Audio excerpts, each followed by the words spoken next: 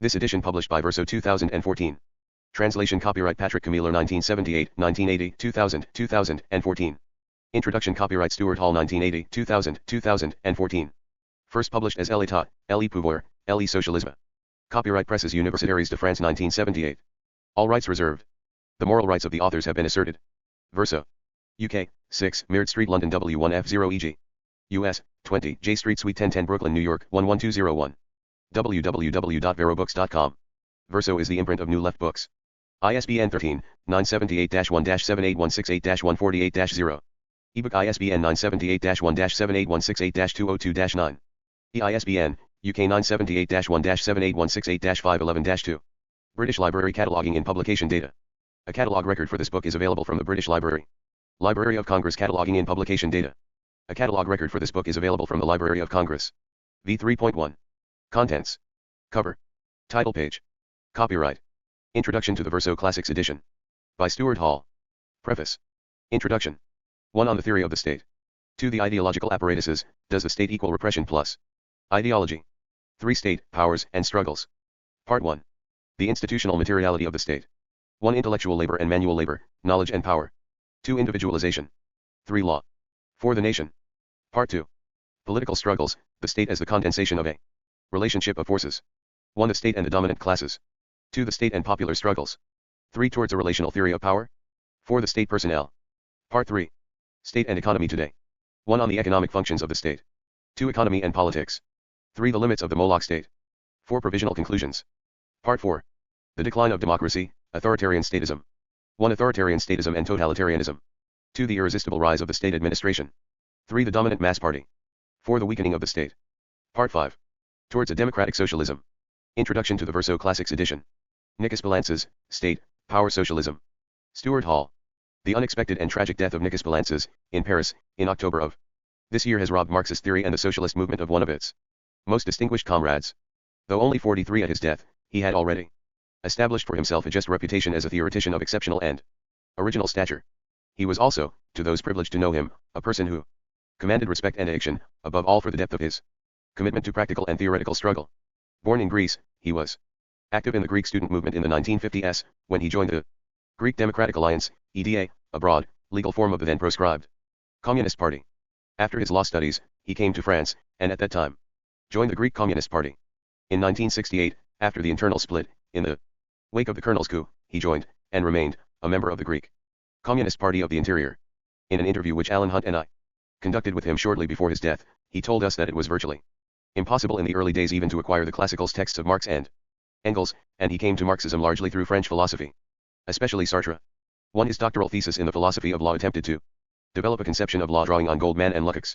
It was published in 1964, but he was already beginning to feel the limitations of this orientation within Marxism. He encountered and read Gramsci seriously.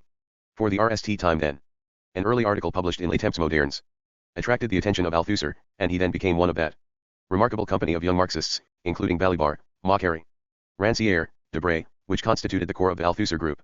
Between 1968 and 1979, in a series of major interventions which established his international reputation as a Marxist scholar, Poulanztas set his distinctive mark on some of the most advanced and intractable debates within Marxist theory, particularly those concerning social classes, the state, and the analysis of the political. Through the range of his treatment of these themes, and the analytic rigor of his thinking, he imposed himself not only on debates within Marxism and between Marxists, but also on the more recalcitrant territory of conventional political science. The Miliband/Poulanztas debate, RST initiated in these pages, has become an obligatory reference point for all subsequent theorizing on the modern capitalist state. Poulanztas made this topic, at once of the utmost political and theoretical resonance, his own. It is appropriate, then, that the most recent of his books to be translated into English is one which returns centrally to this topic, also, that it should be a book as striking for its opening up of new questions as it is for securing and developing well established positions. Deciphering the state. This is not the appropriate time or place for a comprehensive assessment of his work. But it is necessary, to set state, power, socialism in the context of that earlier work, partly to identify its distinctiveness, partly to situate the evolution and turns in his thinking which the new book represents.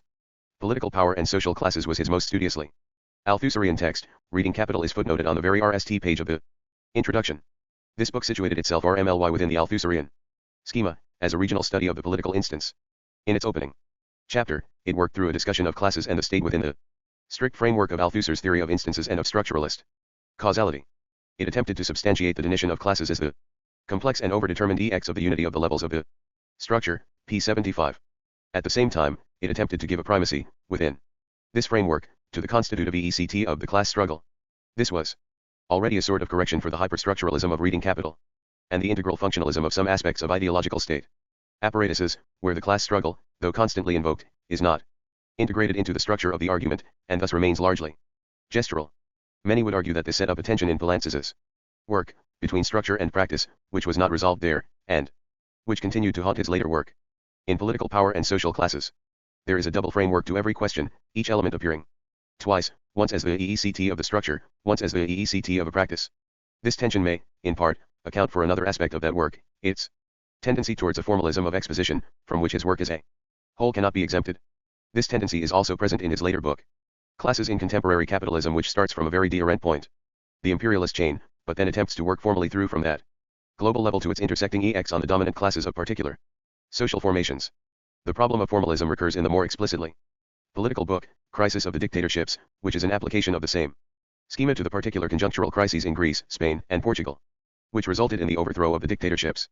Here, too, what is gained in clarity, for example, in explaining the fractioning of the Portuguese bourgeoisie from the level of the global crisis of valorization, is lost when one approaches the more conjectural elements which played a decisive EECT both in the generation of the crisis of the dictatorships and in the limited nature of the settlements which replaced them. Despite these weaknesses, both political power and social classes and classes in contemporary capitalism were, in their different ways, major theoretical interventions. Political power and social classes was especially innovatory. It is interesting that the state does not appear in its title, since it is now, rightly, thought of as making its most significant contribution in this area. The substantive sections on fundamental characteristics and relative autonomy of the state are the chapters most frequently referred to. Already, Poulanztas marked himself from both an instrumentalist and a technico-economic conception of the state. He took his stand on a particular reading of what he called, ambiguously, the Marxist scientific problematic, p. 127. In a series of challenging exegeses, he developed a conception of the capitalist state grounded in Marx, Engels, Lenin and Gramsci. In his arguments concerning the separation of the economic and the political, the role of the state in organizing the power block and disorganizing the dominated classes, and in displacing the class struggle, through the construction of a general interest and the isolation EECT, the constitution of the legal individual citizen, Poulanztas clearly attempted to give Gramsci's concept of hegemony a more theoreticist and systematic formulation, though his manifest debt to Gramsci, handsomely acknowledged elsewhere, always awakens in him an extended ambiguity. Gramsci is nowhere praised without being, also, criticized. This signals a problem concerning Poulanzas' search for consistency and orthodoxy, and his retrospective construction of an impeccable Marxist lineage which reappears, in a different form, in the new book, and on which we comment more extensively below. Exceptional forms of the state then provided the basis for the volume on fascism and dictatorship, with its more detailed historical cases, and its delineation of the distinctions between fascism, Caesarism and Bonapartism. Both political power and social classes and fascism and dictatorship were criticized at the time for their tendency to over-politicize the state. Poulanzas sternly resisted this criticism at the time, though, since then, and again in the book under review, he half acknowledges its force. Whether or not he took the point, it is the case that his other major theoretical work, Classes in Contemporary Capitalism, adopted a more decisively economic framework. It begins with the imperialist chain. Though its middle sections did deal with the state and the bourgeoisie, it was within the framework of the interrelationships he traced between contradictions at the global and the nation-state levels. The book is, perhaps, better known for its contribution to quite another, though related, issue, the vexed question of the delineation of class fractions within Marxist theory. Poulanzas' theses on the new and the old petty bourgeoisie, and on productive and unproductive labor, have since provided a seminal point of reference for a continuing debate, to which Braverman, Carchedi, Gortz, Eric Olin Wright, Hunt and others have also contributed. The complexities of these arguments need not detain us further. What is significant is the way in which these highly theoretical and often abstract debates progressively become politicized. If one looks, for example, at the way Poulanzas returns to the discussion of the new petty bourgeoisie 3 or 4 years later, in his contribution to Class and Class Structure 2, it is clear that the problem of specifying the boundary of the working class is not simply a theoretical question, it involves a political question of the greatest general importance concerning the role of the working class and of alliances in the transition to socialism, p. 113. This theme gives this latter piece a clarity of formulation and a thrust sometimes missing from his earlier work. From this point forwards, he begins to work on the theory/practice nexus in a more direct and pertinent way. In part, this marks his response to conjunctural developments, the breakup of the old dictatorships, the Chilean experience, the emergence of Euro-communist currents in Europe, his closer involvement with the opening and the dilemmas of a common program in France, the contradictory evolution of the Italian Communist Party's historic compromise. Significantly, these also engage, in different ways, others of the original Althusser group. Althusser himself, Balibar, Rancière, Debray. But in Poulanztas's case, perhaps also in others, it must also be regarded as symptomatic of a deeper turn in his work. The crisis of the capitalist state becomes more pressing. Simultaneously, openings to the left appear as real historical alternatives. There is, however, the shadow of Stalinism and the Gulag. Socialism returns to the agenda. Correspondingly, so does the crisis of socialism/crisis of Marxism. The critical interview with Poulantzas by Henry Weber, which deals with the state and democracy in the context of the transition to socialism, indicates a shift of perspective, a new agenda, and strikes a new note of political urgency. 3. There is also a clear dissolution of some of the certainties which underpin the orthodoxy of his previous work. This openness to new themes is sustained in the interview in Marxism Today, referred to above. The capitalist state is denuded, not only in terms of contradictions but of crisis. But some of the XED reference points of his previous discourse, e.g. Leninism, the dictatorship of the proletariat, are put in question. The fulcrum of his theoretical universe shifts. State, power. Socialism is now, alas, the most complete/uncompleted statement from this changing position we are likely to see. This constitutes the importance, the resonance, also, the poignancy, of the book, in the light of his untimely death. Foucault and the materiality of power. Openness and orthodoxy are terms which require a little more elucidation. The RST is a value which, in the context of the sectarian climate which discurs Marxist intellectual culture in Britain, is hard to overrate. But, if one takes theoretical issues seriously, as Poulantzas always did, it is not a self-evident or self-validating good. At a time when anything and everything claims the fashionable mantle of materialism, a touch of orthodoxy remarkably concentrates the mind. These are not minor matters. They bear directly on the formation and deformation of a Marxist culture, and the politics of intellectual work. The different kinds of openness which state, power, socialism evidences are not difficult to specify, at a simple level. He takes on and engages with a whole series of new positions and arguments, of which Foucault's contradictory appearance in the text is only the most significant example. Some of these new concepts begin to elicit his own discourse. He is open to reformulations of his earlier positions. He is open on some of the central issues in the transition to socialism. The ECT of giving way to these profound uncertainties about questions which the older Poulantzas would have regarded as settled, must have been in itself a profoundly unsettling experience, personally and intellectually. In sum, this leads, in state, power, socialism, on the one hand, to the opening up of a rich, new seam of concepts and ideas, not subject to his normal tendency to orthodox closure. On the other hand, it leads to certain fluctuations of tone and address, to a continuous discursive movement of advance and retreat, which gives the marked impression of, tragically, unniched business. The introduction to state, power, socialism OERS, in 3 brief sections, a resume of the major themes to be examined. The RST of these sections advances the argument that there can be no general theory of the state to be found in the Marxist classics, p. 20.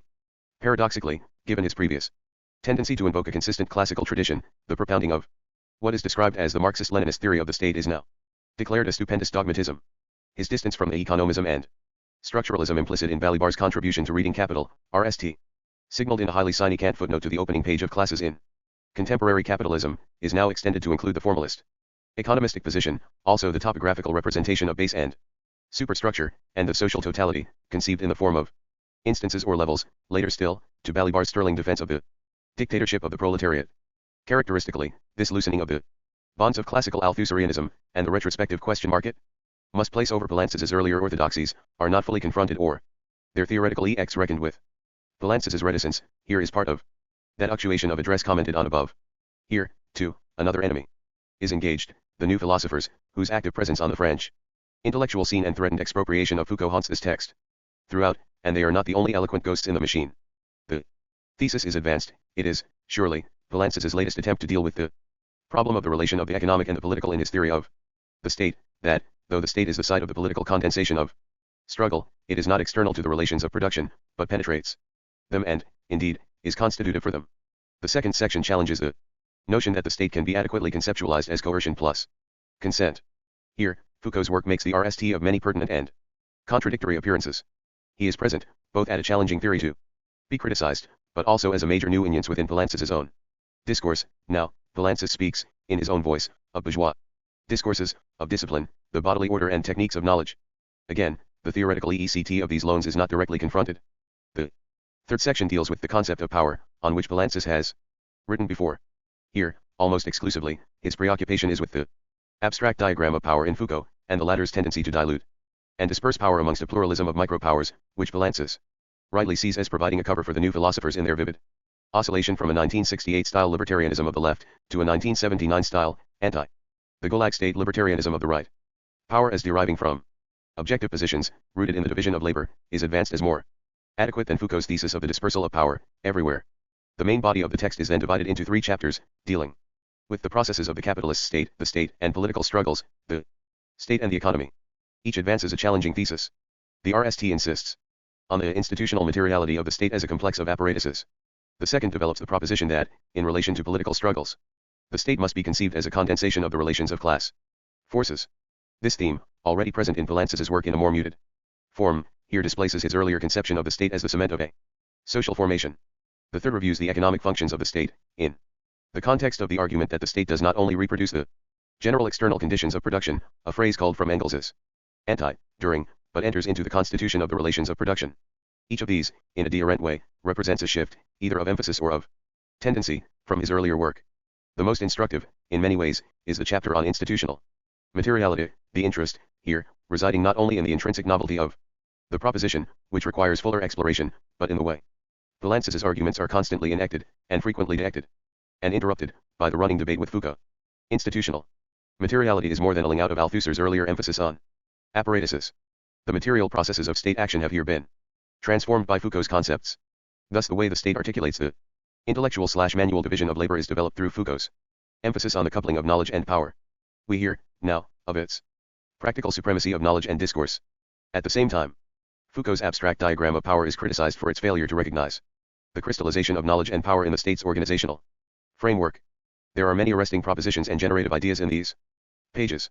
Nevertheless, the way they are handled and developed is not ultimately satisfactory. And here, theoretical fluctuations are most marked. Key terms, concepts, and formulations have been loaned from Foucault. They add new dimensions to Poulanzas's thinking. However, their overall theoretical EECT, in modifying not just the surface discourse but the problematic in which Poulantzas has been working, is nowhere adequately confronted. This is related to the fact that Foucault is not, after all, simply stringing together a set of new ideas.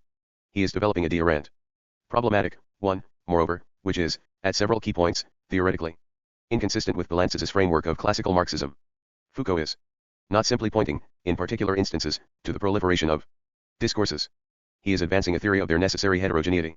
Similarly, Foucault's abstract diagram of power, present everywhere in the positive face of power, and in the microstructures of all types of social relations, is explicitly counterposed to the concept of power radiating from a complex center. The capitalist state is largely missing from this schema. Not by inadvertence but by design.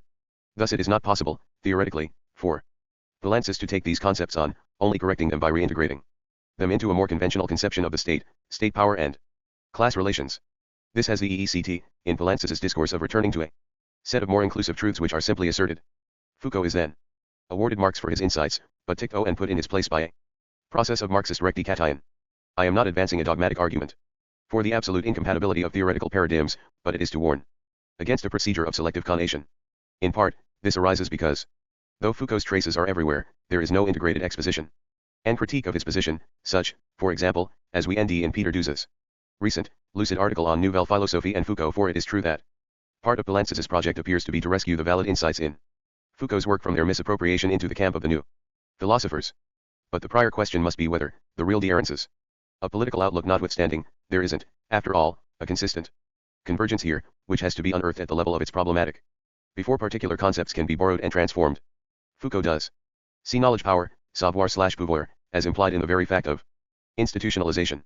Every regulation is an exclusion, and every exclusion is an operation of power. No distinction is drawn, as Duz shows, between a politically enforced silence and a silence of absence which is merely the reverse side of the positivity of a given cultural formation, p. 148. Power, for him, is an abstract machine, whose action is everywhere, and which is assumed prior to its concretization in any particular state, power. Socialism, p. 68. Since power is everywhere, resistance is, ultimately, a concept without a home, there is no theoretical reason why it should appear. No accounting for its appearances, and nothing to check its assignment as just another aspect of the positivity of power, coextensive and contemporary with it. It is acknowledged that, sidestepping the question of the relationship between the shift in the modality of discipline which he traces in discipline and punish and other relations which occur at the same time, often leads Foucault into an abrupt descent into a vulgar economism on the side. But this is no mere forgetfulness. It is because Foucault remains explicitly agnostic about such convergence in order to retain his thesis of the necessary heterogeneity of instances.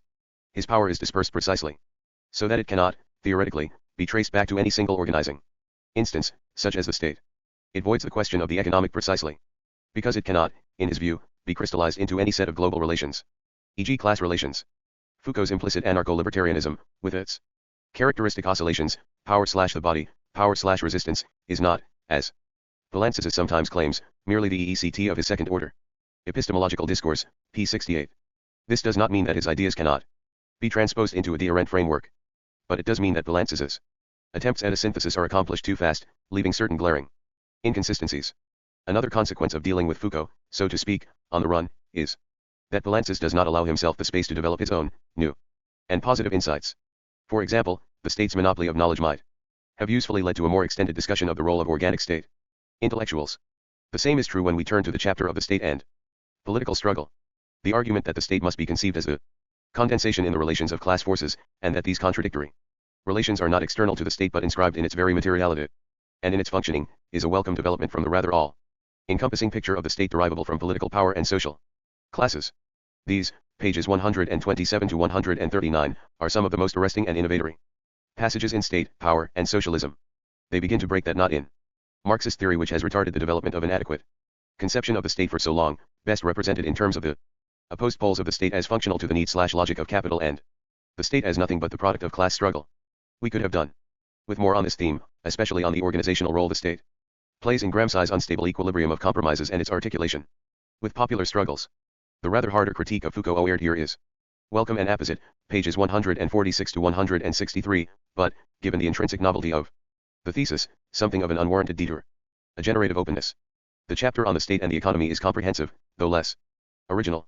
Both chapters are marked by a running engagement with a whole galaxy of enemies and errors, Balibar, the PCF's theses on state monopoly, capitalism, the logic of capital school, the Italians, Korea. The book picks up steam again in its NAL section, the RST part of which deals with the crisis of the capitalist state, the second with the prospect for a democratic socialism. Poulantzas's characterization of the state in crisis as the state of authoritarian statism is an important formulation, which nets certain critical features of Western European capitalist states in a period of crisis, and usefully distinguishes it from fascism. My only reservation is that Poulantzas does not deal sufficiently with how this progress towards authoritarian statism has been secured at the base by a complementary shift in popular consent to authority, the product of a remarkable and intensive ideological struggle, of which Thatcherism is a symptomatic example. This has led me, elsewhere, to argue that the thesis of authoritarian statism needs to be complemented by a theory of authoritarian populism, which has come to characterize the evolution towards a more directly disciplinary form of the state. Poulantzas also omits the specific contribution which the statism of social democracy in power in a period of capitalist crisis has made in providing authoritarian populism with the popular contradictions on which it is able to work. But the debate is well joined. Readers may and even more of interest in the remarkably open discussion of the forms of the state and political organization in the transition to socialism, and the pertinence of democracy as an organizing theme. The critique of some aspects of Leninism, and the abandonment of the dictatorship of the proletariat formula is a mark of the distance which Poulantzas had traveled. The abandonment of dual power in favor of a war opposition is effectively, if too summarily, announced. The affirmations that a real permanence and continuity of the institutions of representative democracy is an essential condition of democratic socialism will set hearts racing, and, no doubt, knives sharpening. The supporting arguments against the fortress conception of the state, for Luxemburg, against the Lenin of what is to be done, and on how his strategy of real breaks is distinguished from reformism, are tantalizingly brief. Promises. Their elaboration is the legacy which, regrettably, state, power, socialism must now leave in other hands. It should be clear, by now, that state, power, socialism is a profoundly unsettled, and therefore unsettling, book. Its incompleteness throws up far more than Poulantzas was ready to secure within the framework of a coherent and integrated argument. The book opens up a series of Pandora's boxes. Often, there is a too swift attempt to secure their lids again, before their untamable genies can escape. This produces a real theoretical unevenness in the book. Yet, this very unevenness also constitutes, by its reverse side, the stimulus of the book, its generative openness. Poulantzas's earlier books gained much of their force precisely from their completeness and consistency, some would say from their straining after a consistency, which contributes to a certain impression of premature closure, of dogmatism and orthodoxy. He leaves us with a book which is, in many ways, clearly coming apart at the seams, where no single consistent theoretical framework is wide enough to embrace its internal diversity. It is strikingly unniched. It offers us a picture of one of the most able and yet of orthodox Marxist structuralist thinkers putting himself and his ideas at risk. This is Poulanztas' adventuring. The example it leaves to us, above all, in its determination, at the end, to address questions of the utmost and immediate political relevance, is, in a very special way, exemplary. The perfectly complete and rigorous text must wait for another moment. Given the way in which the search for correctness has systematically distorted Marxist intellectual work through its Althusserian, post-Althusserian, Lacanian and now its Foucauldian deluges, this in-night delay may be no bad thing. This essay was RST published in New Left Review, number 119, January, February 1980. An edited version of this interview was published in Marxism Today, July 1979. 2 Alan Hunt, ed., Class and Class Structure, London 1977. 3 First published in Critique Communist, number 16, June 1977, English translation in International, Volume 4. Number 1, Autumn 1977. 4 Economy and Society, Volume 9, 1979, Number 2. Preface. The urgency behind this book derives above all from the political situation in Europe, since although the question of democratic socialism is far from being everywhere on the agenda, it is being posed in a number of European countries. The urgency also stems from the emergence of the new phenomenon of state authoritarianism, which affects virtually all the so-called developed countries. Finally, it refers to the discussion on the state and power that is developing in France and elsewhere. Work on this subject is normally presented either in a theoretical form or as a directly political intervention into a precise conjuncture. As we know, that is an old habit. But I have tried to break free from it, since the current problems are sufficiently novel and important to warrant deeper examination. Besides, today less than ever can theory remain contented with an ivory tower. It should be said, however, that the attempt to escape from this comfortable habit encounters certain problems that I have not always been able, or known how, to avoid. These all come down to the tendency, in one respect or the other, to do both too much and not enough. In the theoretical sense, I could not deal with all the problems that arise in these elds, but nor could I exhaust all the ones that I do tackle. The text therefore has no systematic order. While its parts tie together and refer to one another, they are intended above all to illuminate particular aspects of the various questions involved. In the political sense, it was not possible for me to examine a concrete political conjuncture, especially that of France, in all its detail and specificity. In addition, the character of this work accounts for the small place occupied by bibliographical references. Because the literature on these themes is so immense and because I wanted to avoid academic ponderousness, I deliberately set out to keep such references to the bare minimum, essentially those cases where I quote an author directly or where relevant research has been conducted in France. As regards what are termed the classics of Marxism, the reader will envy all the quotations in my previous books. But that is not the only reason why I have not cited them here. For there can be no such thing as orthodox Marxism. No one can presume to behave as the keeper of holy dogmas and texts, and nor have I sought to clothe myself in them. It is not that I claim to speak in the name of some genuine Marxism, but rather the opposite. I assume responsibility for what I write and speak only in my own name. Introduction. 1. On the theory of the state. Who today can escape the question of the state and power? Who indeed does not talk about it? The current political situation, not only in France but in the whole of Europe, is certainly one reason for its topicality. But talk is not enough, we have to understand, know, and explain. And for that, we must not hesitate to go straight to the root of the problems. We also have to grasp means adequate to the end, without giving in to the temptation of using a fashionable language of analogy and metaphor. No doubt my initial observations will seem rather arid. But unlike Alphonse Alias, I do not unfortunately have the time to pass on more quickly to the very exciting later chapters. Whether overtly or not, all 20th century political theory has basically posed the same question: what is the relationship between the state, power, and social classes? I repeat 20th century theory, because such was not always the case, at least not in this form. Marxism RST had to make some headway. But since Max Weber, all political theory has constituted either a dialogue with Marxism or an attack upon it. At any event, who today would dream of denying the relationship between power and the dominant classes? Now, while the countless varieties of such theory pose the same question, the great majority also give the same basic answer: RST there is the state or power, which is explicated in numerous different ways, and then the ruling classes establish with its specific relations of proximity or alliance. These relations are unraveled with varying degrees of sophistication, by reference to pressure groups acting on the state or exhibible strategies spreading through the networks of power and taking shape in its structures. The account always comes down to the following: the state is constituted by an original, impenetrable kernel and by the rest, which the ruling classes, coming onto the scene as if by chance, are able to ect and penetrate. Such a way of conceiving the state essentially rests on a Janus image, or better still, on an updated form of the half-human, half-beast centaur power that already haunted Machiavelli. In some authors it is the human side that is bound up with social classes, in others it is the animal side. There is just one problem with this. How can it explain what everyone who is not blind can observe every day, not as a philosopher but as an ordinary citizen?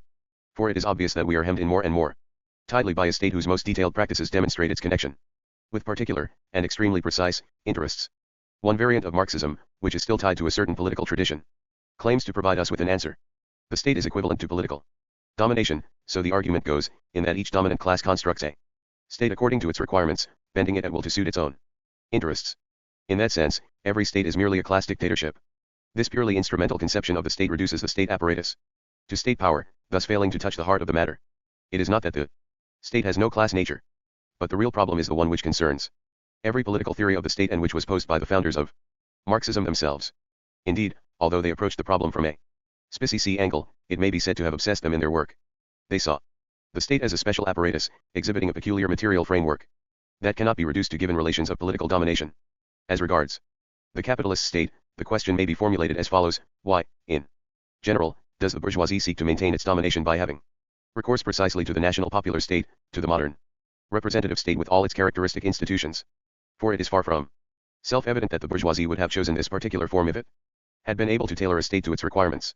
While the bourgeoisie continues to derive many benefits from such a state, it is by no means always contented with it, any more than it was in the past. This is a burning question, since it also concerns the present-day phenomenon of statism, in which, as we know only too well, the state's activity reaches into all spheres of everyday life. Here too, the variant of Marxism to which we have referred supplies a peremptory answer: these activities emanate in their entirety from the will of the dominant class or from that of its hired politicians. It is perfectly clear, however, that a number of state functions, example social security, cannot be reduced to political domination alone. Even if we try to leave behind the image of the state as a mere product or appendage of the dominant class, we encounter essentially the same snare in the traditional answer of political theory. And theorists of another, more modern variant of Marxism, do not always avoid the trap. Invoking the dual nature of the state, they see on the one hand, still the great divide, a kernel of the state that somehow exists side by side with classes and the class struggle. To be sure, the explanation they give of this kernel is not that of the other theories of power and the state. In particular, they make reference to the productive forces, to which they reduce the relations of production. This is the famous economic structure from which classes and class struggle are absent, a structure that is supposed to give rise to a truly special state, and to the purely technical, or, in more dignified language, the purely social measures of the state. Then on the other hand, there is the state's other nature, this time related to classes and the class struggle. So, we have a second state, a superstate or a state within the state, which is grafted on to the back of the RST. This one does have a class nature, operating in our case as the state of the bourgeoisie and of its political domination. The second state comes along to pervert, vitiate, contaminate, or dect the functions of the RST. I spoke just now of a particular variant of Marxism. But the phenomenon is much broader, extending to that left technocratic ideology which is currently wreaking such havoc.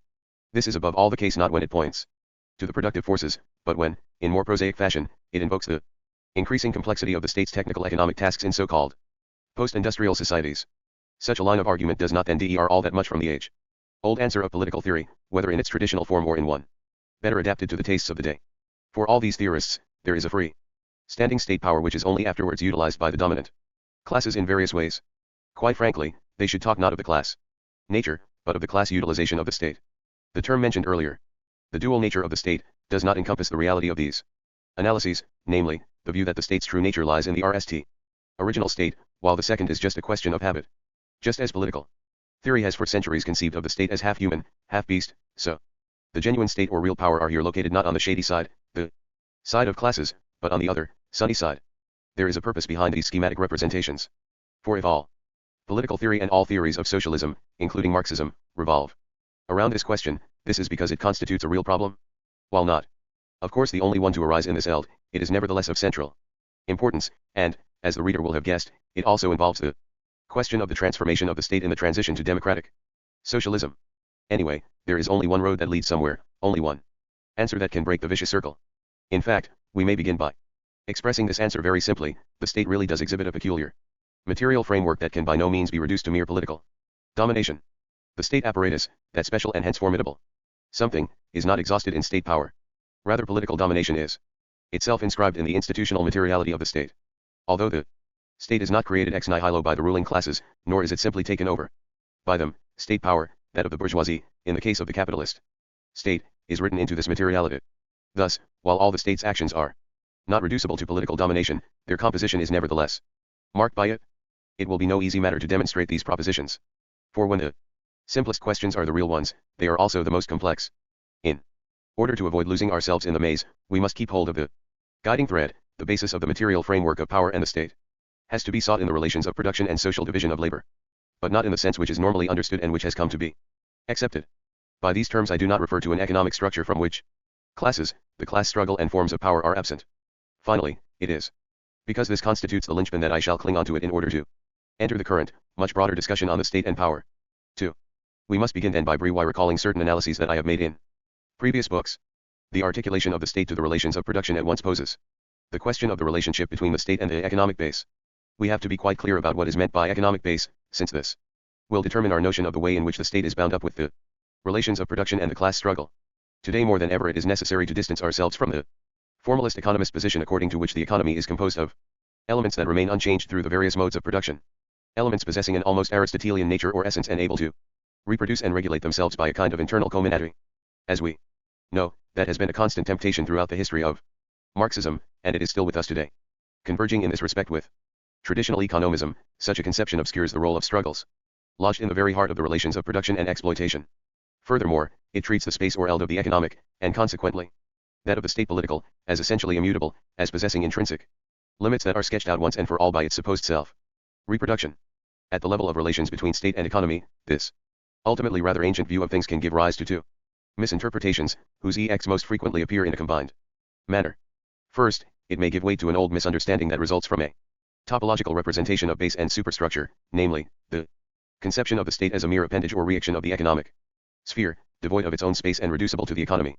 According to this notion, the relation between state and economy is at best a matter of the state's famous rebound action on an economic base considered as essentially self-sufficient.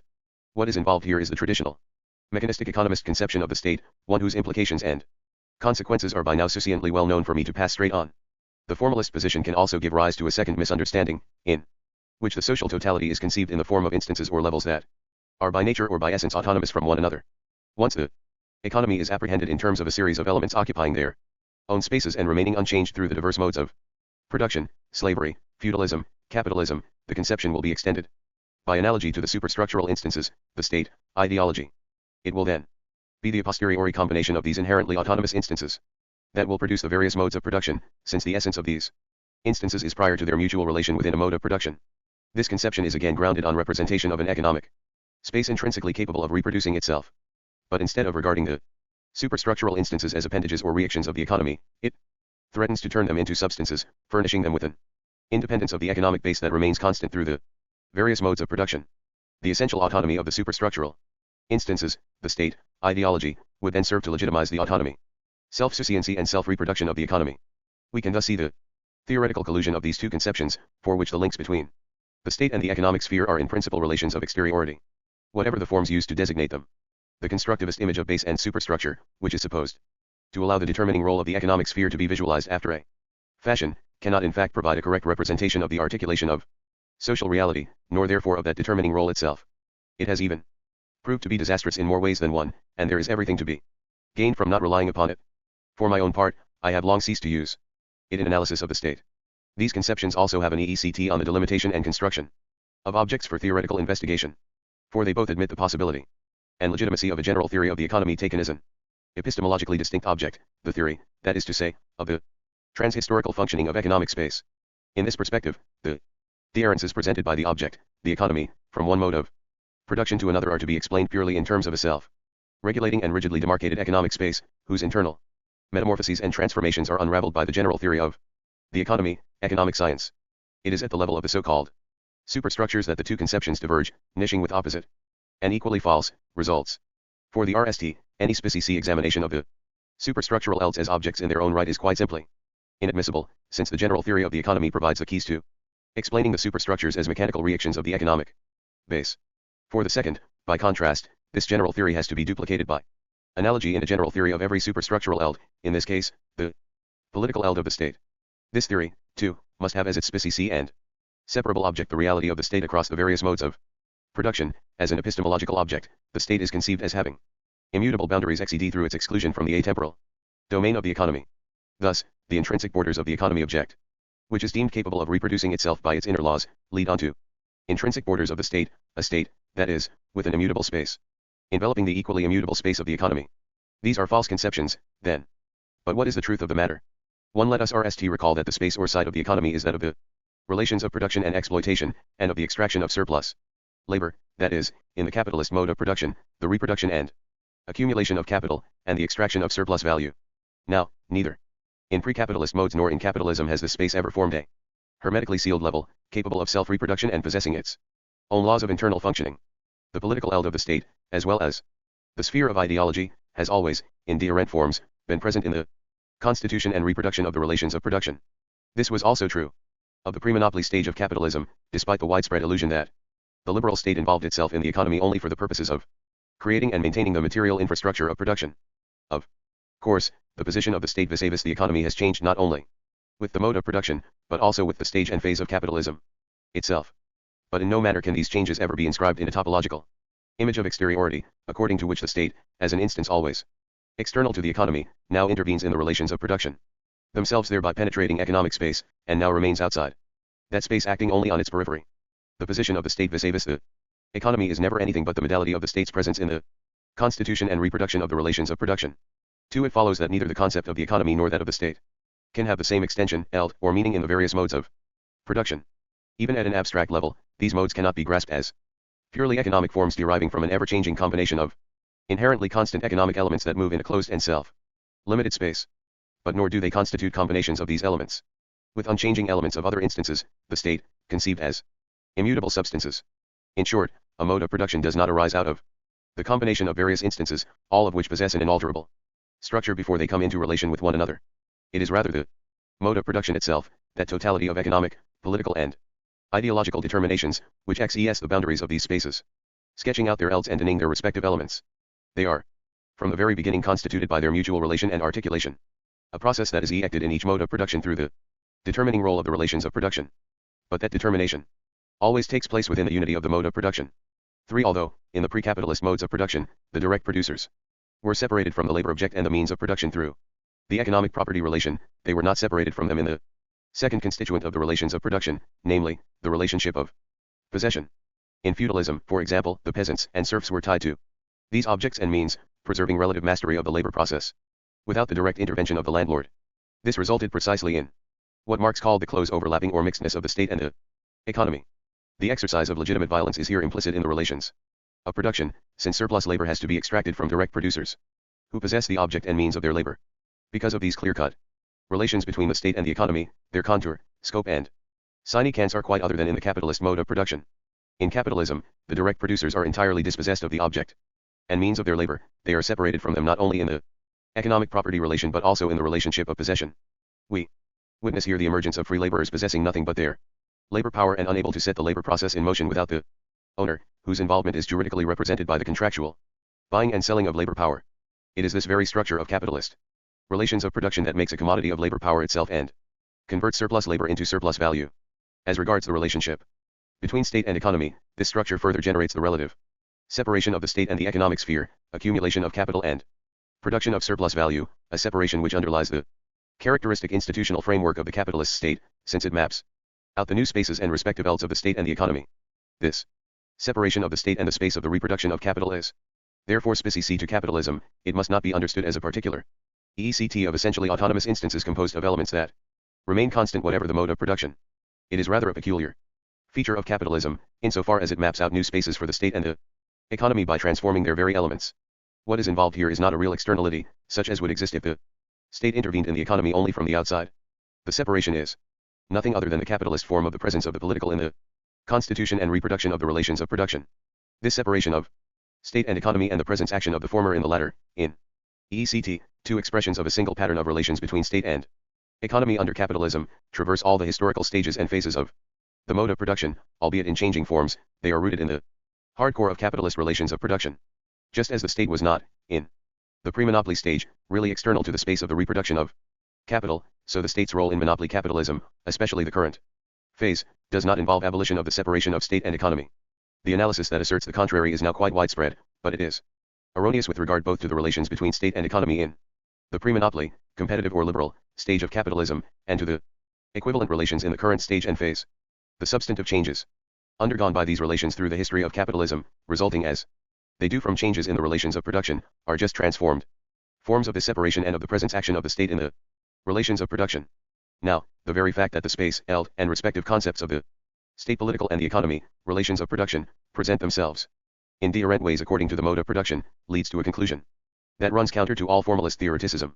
For just as there can be no general theory of the economy, no economic science, having a theoretical object that remains unchanged through the various modes of production, so can there be no general theory of the state political, in the sense of a political science or sociology, having a similarly constant object. Such a theory would be legitimate only if the state constituted an instance that was by nature or essence autonomous and possessing immutable boundaries, and if that instance carried within itself the laws of its own historical reproduction. I am here using the term general theory in the strong sense. That is, to denote a theoretical system both capable of explicating, on the basis of general and necessary propositions and as particular expressions of a single theoretical object, the types of state that arise in the various modes of production, and at the same time capable of unfolding the laws of transformation that characterize the object's metamorphoses, on its own constant ground, from one mode of production to another, that is to say, the passage or transition from one state to another. What is perfectly legitimate, however, is a theory of the capitalist state which forges its specie, object and concept. This is made possible by the separation of the space of the state and that of the economy in the capitalist mode of production. In the same way, a theory of the capitalist economy is possible because of the separation of the state and the relations of production/labor process. We may, of course, put forward general theoretical propositions concerning the state, but these would have the same status as those of Marx relating to production in general, that is, they could have no claim to the status of a general theory of the state. It is important to mention this point, given the stupendous dogmatism with which certain general propositions contained in the classics of Marxism are still being presented as the Marxist-Leninist theory of the state. This was evident among those contributors to the recent PCF debate who wished to retain the notion of the dictatorship of the proletariat. 1. There is certainly no general theory of the state to be found in the Marxist classics, not just because their authors were for one reason or another unable to complete one, but because there can never be any such theory.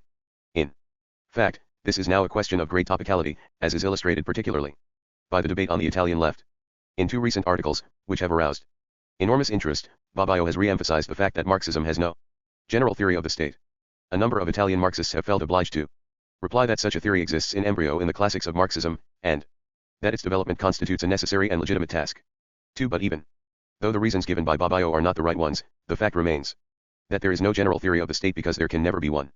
Here we must resist all those criticisms, whether advanced in good or in bad faith, which reproach Marxism for its supposed failings with regard to a general theory of power and the political. For it is precisely one of the merits of Marxism that, in this and other cases, it thrust aside the grand metaphysical oddities of so-called political philosophy, the vague and nebulous theorizations of an extreme generality and abstractness that claim to lay bare the great secrets of history, the political, the state, and power.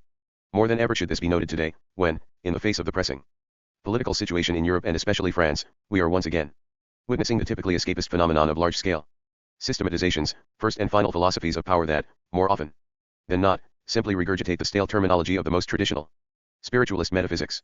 They do this by cheerfully eluding the concept market with the grandiose terroristic and mystifying notions of the despot, the master, and a few more of the same stamp, from Deleuze to the new philosophers. An exhaustive list would be long indeed. 3. The philosophical fraternity may be enjoying itself in France, but in the end none of this is really very funny. For the genuine problems are too serious and complex to be resolved by pompous and ultra-simplistic generalizations that have never succeeded in explaining anything whatsoever. This is not to say that there are no dissentients in the Marxist analysis of power and the state, but they are not where they have been sought. What has been very costly for the popular masses throughout the world is not Marxism's lack of a general theory of power and the state, but precisely that eschatological and prophetic dogmatism which has for so long tried to LL the gap with the Marxist-Leninist theory of the state. The real, and thus important, dissentients of Marxism in this respect concern those very elds where theorization is legitimate in political power and social classes. For and in other works, I have shown that these dissentients bear, for reasons I attempt to explain, on both the general theoretical propositions and the theory of the capitalist state. One result is the still inadequate analysis of the regime and state in the countries of the East. Thus, although I shall seek below to deepen and elaborate the general propositions on the state, I shall do this not before, but step by step with an analysis of the capitalist state itself, which really is a possible and legitimate theoretical object. I am not guided in this by the long-standing and simplistic belief of Hegelian Marxist historicism to the EECT that capitalism constitutes the progressive and linear outwing of buds contained in pre-capitalist modes of production, much as man is supposed to explain the ape. Too many theorists of power are still haunted by the idea that the capitalist state is the perfect materialization of some state, constantly burrowing its way through historical reality, and that it therefore provides the ground on which to present general propositions on the state. Of quite another order is the problem of the historical conditions capitalism, that make possible the formulation of such propositions. The species autonomy of political space under capitalism, a circumstance that legitimizes theorizations of that space, is not the alles realization of the state's supposed autonomy of essence or nature, but the result of a separation from the relations of production that is peculiar to capitalism. The theory of the capitalist state cannot be simply deduced from general propositions on the state. If I present the two at the same time, it is because these propositions may best be illustrated by the object that can give rise to a species theory, namely, the capitalist state. To the extent that there can be no general theory of the state, posing general laws of its transformation through the various modes of production, so too can there be no such theory of the transition from one state to another, especially not of the passage from the capitalist to the socialist state. A theory of the capitalist state provides important elements regarding the state of transition to socialism. But not only do these elements have a different status from that of the theory of the capitalist state, they enjoy a quite unique status even among general theoretical propositions on the state. They can never be anything other than applied theoretical strategic notions, serving, to be sure, as guides to action, but at the very most in the manner of road signs. A model of the state of transition to socialism cannot be drawn up, not as a universal model capable of being concretized in given cases, nor even as an infallible, theoretically guaranteed recipe for one or several countries. Certainly the analyses I myself shall make of the state of transition to socialism in Western Europe can have no such pretensions. We have to make a choice once and for all, and as we now know, one cannot ask any theory, however scientific it may be, to give more than it possesses. Not even Marxism, which remains a genuine theory of action. There is always a structural distance between theory and practice, between theory and the real. In fact, these two distances are but one. Marxism is no more responsible for what is happening in the East than are the Enlightenment philosophers for totalitarian regimes in the West.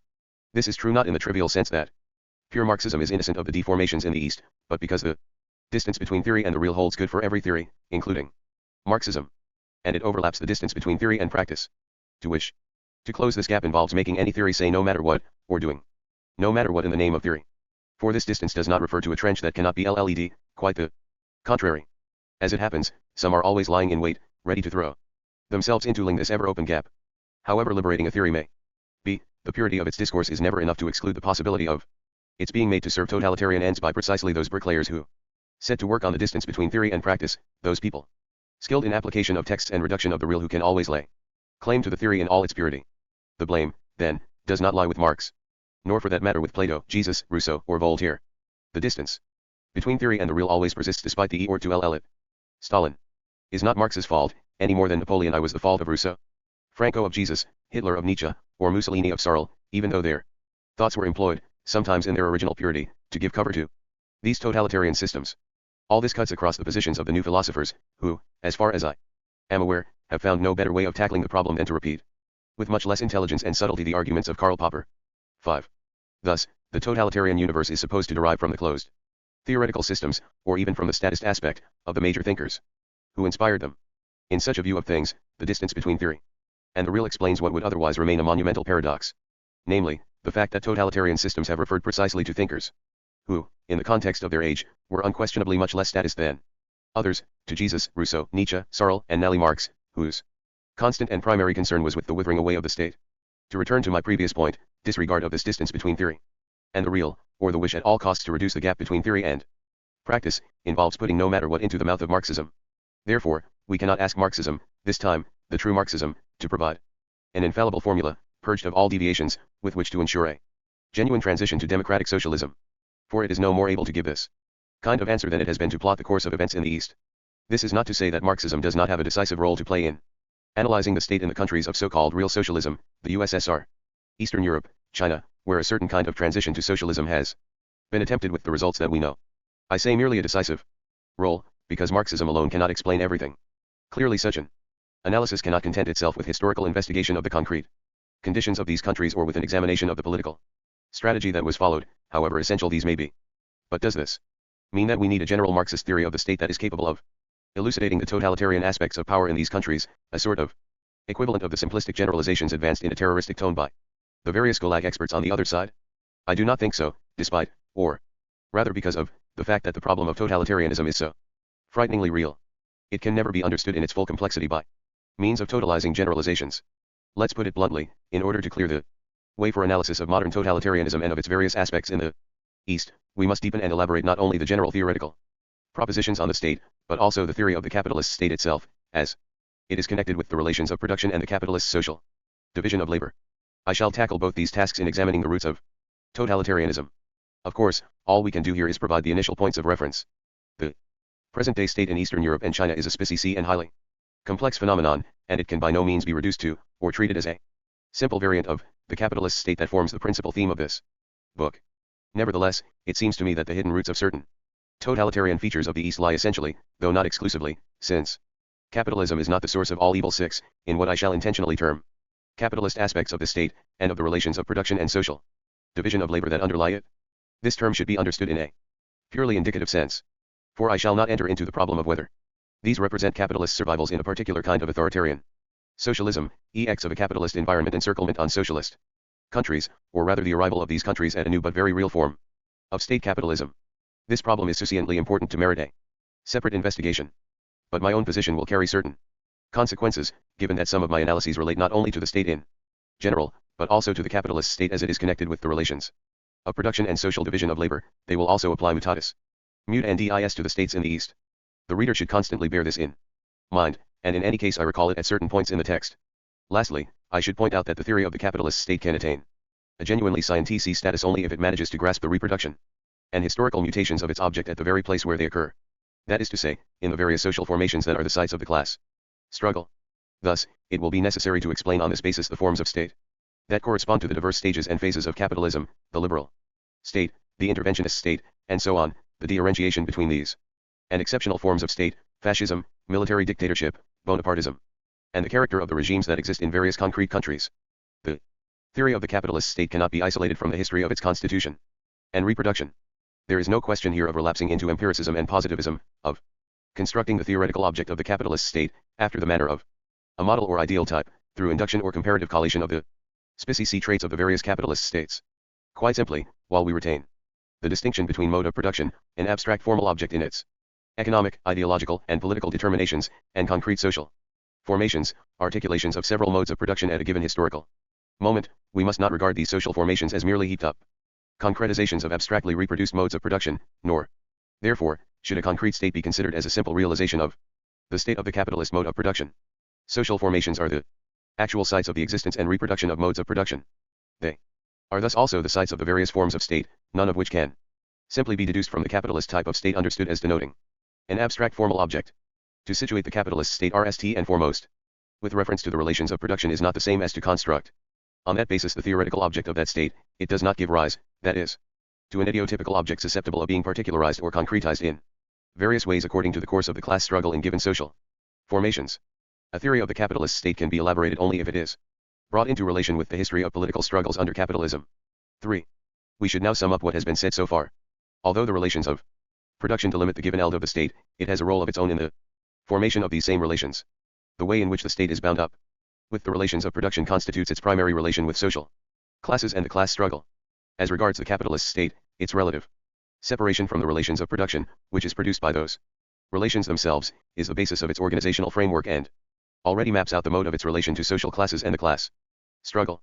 In reality, the production process is grounded on the unity of the labor process and the relations of production, the latter themselves consisting in the dual relationship of economic property and possession.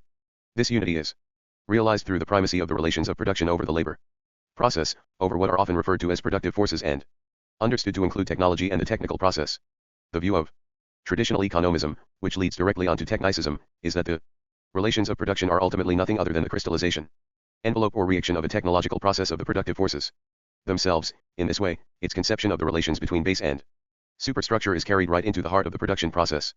For us, however, it is the primacy of the relations of production over the productive forces that gives to their articulation the form of a process of production and reproduction. The productive forces do indeed have a materiality of their own that can by no means be ignored, but they are always organized under given relations of production. Thus, while the two may enter into contradiction with each other and undergo forms of uneven development, they always do so within a process that stems from the primacy of the relations of production. It is not the passage from the windmill to the steam mill that explains the transition from feudalism to capitalism. Marx himself stressed this in all his works, including the later ones, despite certain ambiguities which resulted from the unions of the Enlightenment philosophy of technical progress on his thought. From this primacy out the presence of political and ideological relations within the relations of production, the latter, like their constituent relation of possession and economic property, and the expression in class powers that are organically articulated to the political and ideological relations which concretize and legitimize them. These relations neither represent simple additions to already existing relations of production, nor do they merely react upon them in the mode of absolute exteriority or temporal sequence. They are themselves present in the constitution of the relations of production, in ways that vary with each mode of production. We should therefore rid ourselves of the now widespread idea that political and ideological relations enter only into the reproduction of the relations of production, which for their part retain all the original purity of self-generation. It is precisely because politico-ideological relations are already present in the actual constitution of the relations of production that they play such an essential role in their reproduction. That is also why the process of production and exploitation involves reproduction of the relations of politico-ideological domination and subordination. This elementary datum is at the root of the state's presence in the constitution and reproduction of the relations of production, as the factor which concentrates, condenses, materializes and incarnates politico-ideological relations in a form specific to the given mode of production. It is on the basis of this same datum that the state is inserted in the constitution and reproduction of social classes, in short, in the class struggle. Insofar as they are bound up with the relations of politico-ideological domination and subordination, the relations of production delineate objective positions, social classes, which are themselves only distinctions in the social division of labor as a whole, relations of production, which play the dominant role, political relations, ideological relations.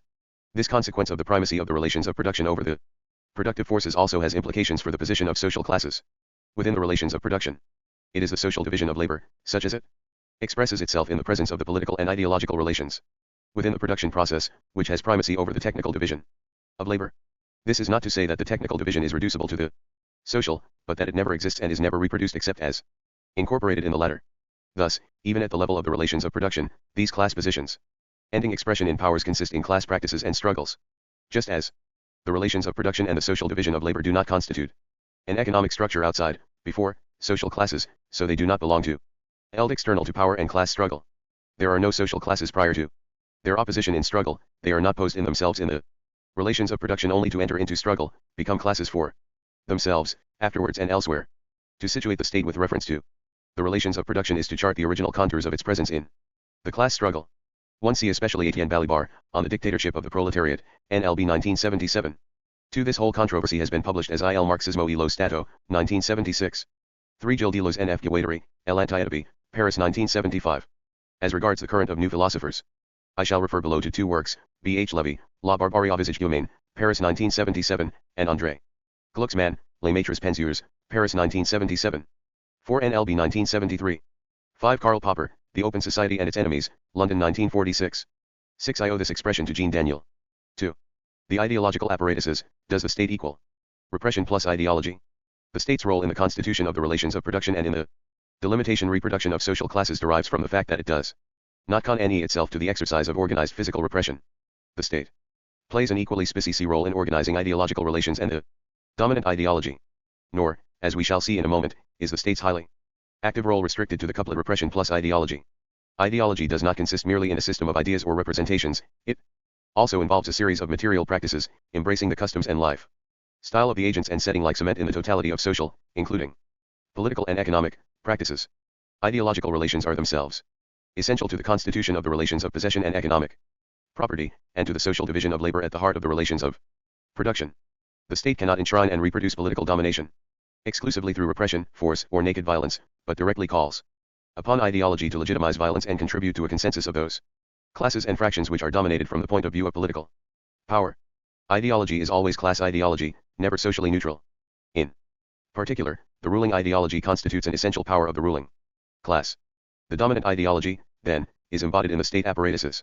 One of their functions is to elaborate, inculcate, and reproduce that ideology, a function of considerable importance in the constitution and reproduction of social classes, class domination, and the social division of labor. This is true par excellence of those which have been termed ideological state apparatuses. Whether they formally belong to the state or whether they retain a private juridical character, example the church or religious apparatus, the educational apparatus, the Ochale information network of radio and television, the cultural apparatus. Of course, the dominant ideology also enters into the organization of other apparatuses, army, police, judicial system, prisons, state administration, whose principal responsibility is the exercise of legitimate physical violence. However, the distinction between repressive and ideological apparatuses has quite clear limits. Before coming to these, I should mention the repressive role of the state, which is so self-evident that it is hardly ever discussed. Only too often does emphasis on the state's role in ideological relations lead to underestimation of its repressive functions. 7. By repression should be understood RST and foremost organized physical Violence in the most material sense of the term, violence to the body. 1. Essential condition of the establishment and maintenance of power is the coercion of bodies and the threat of violence or death.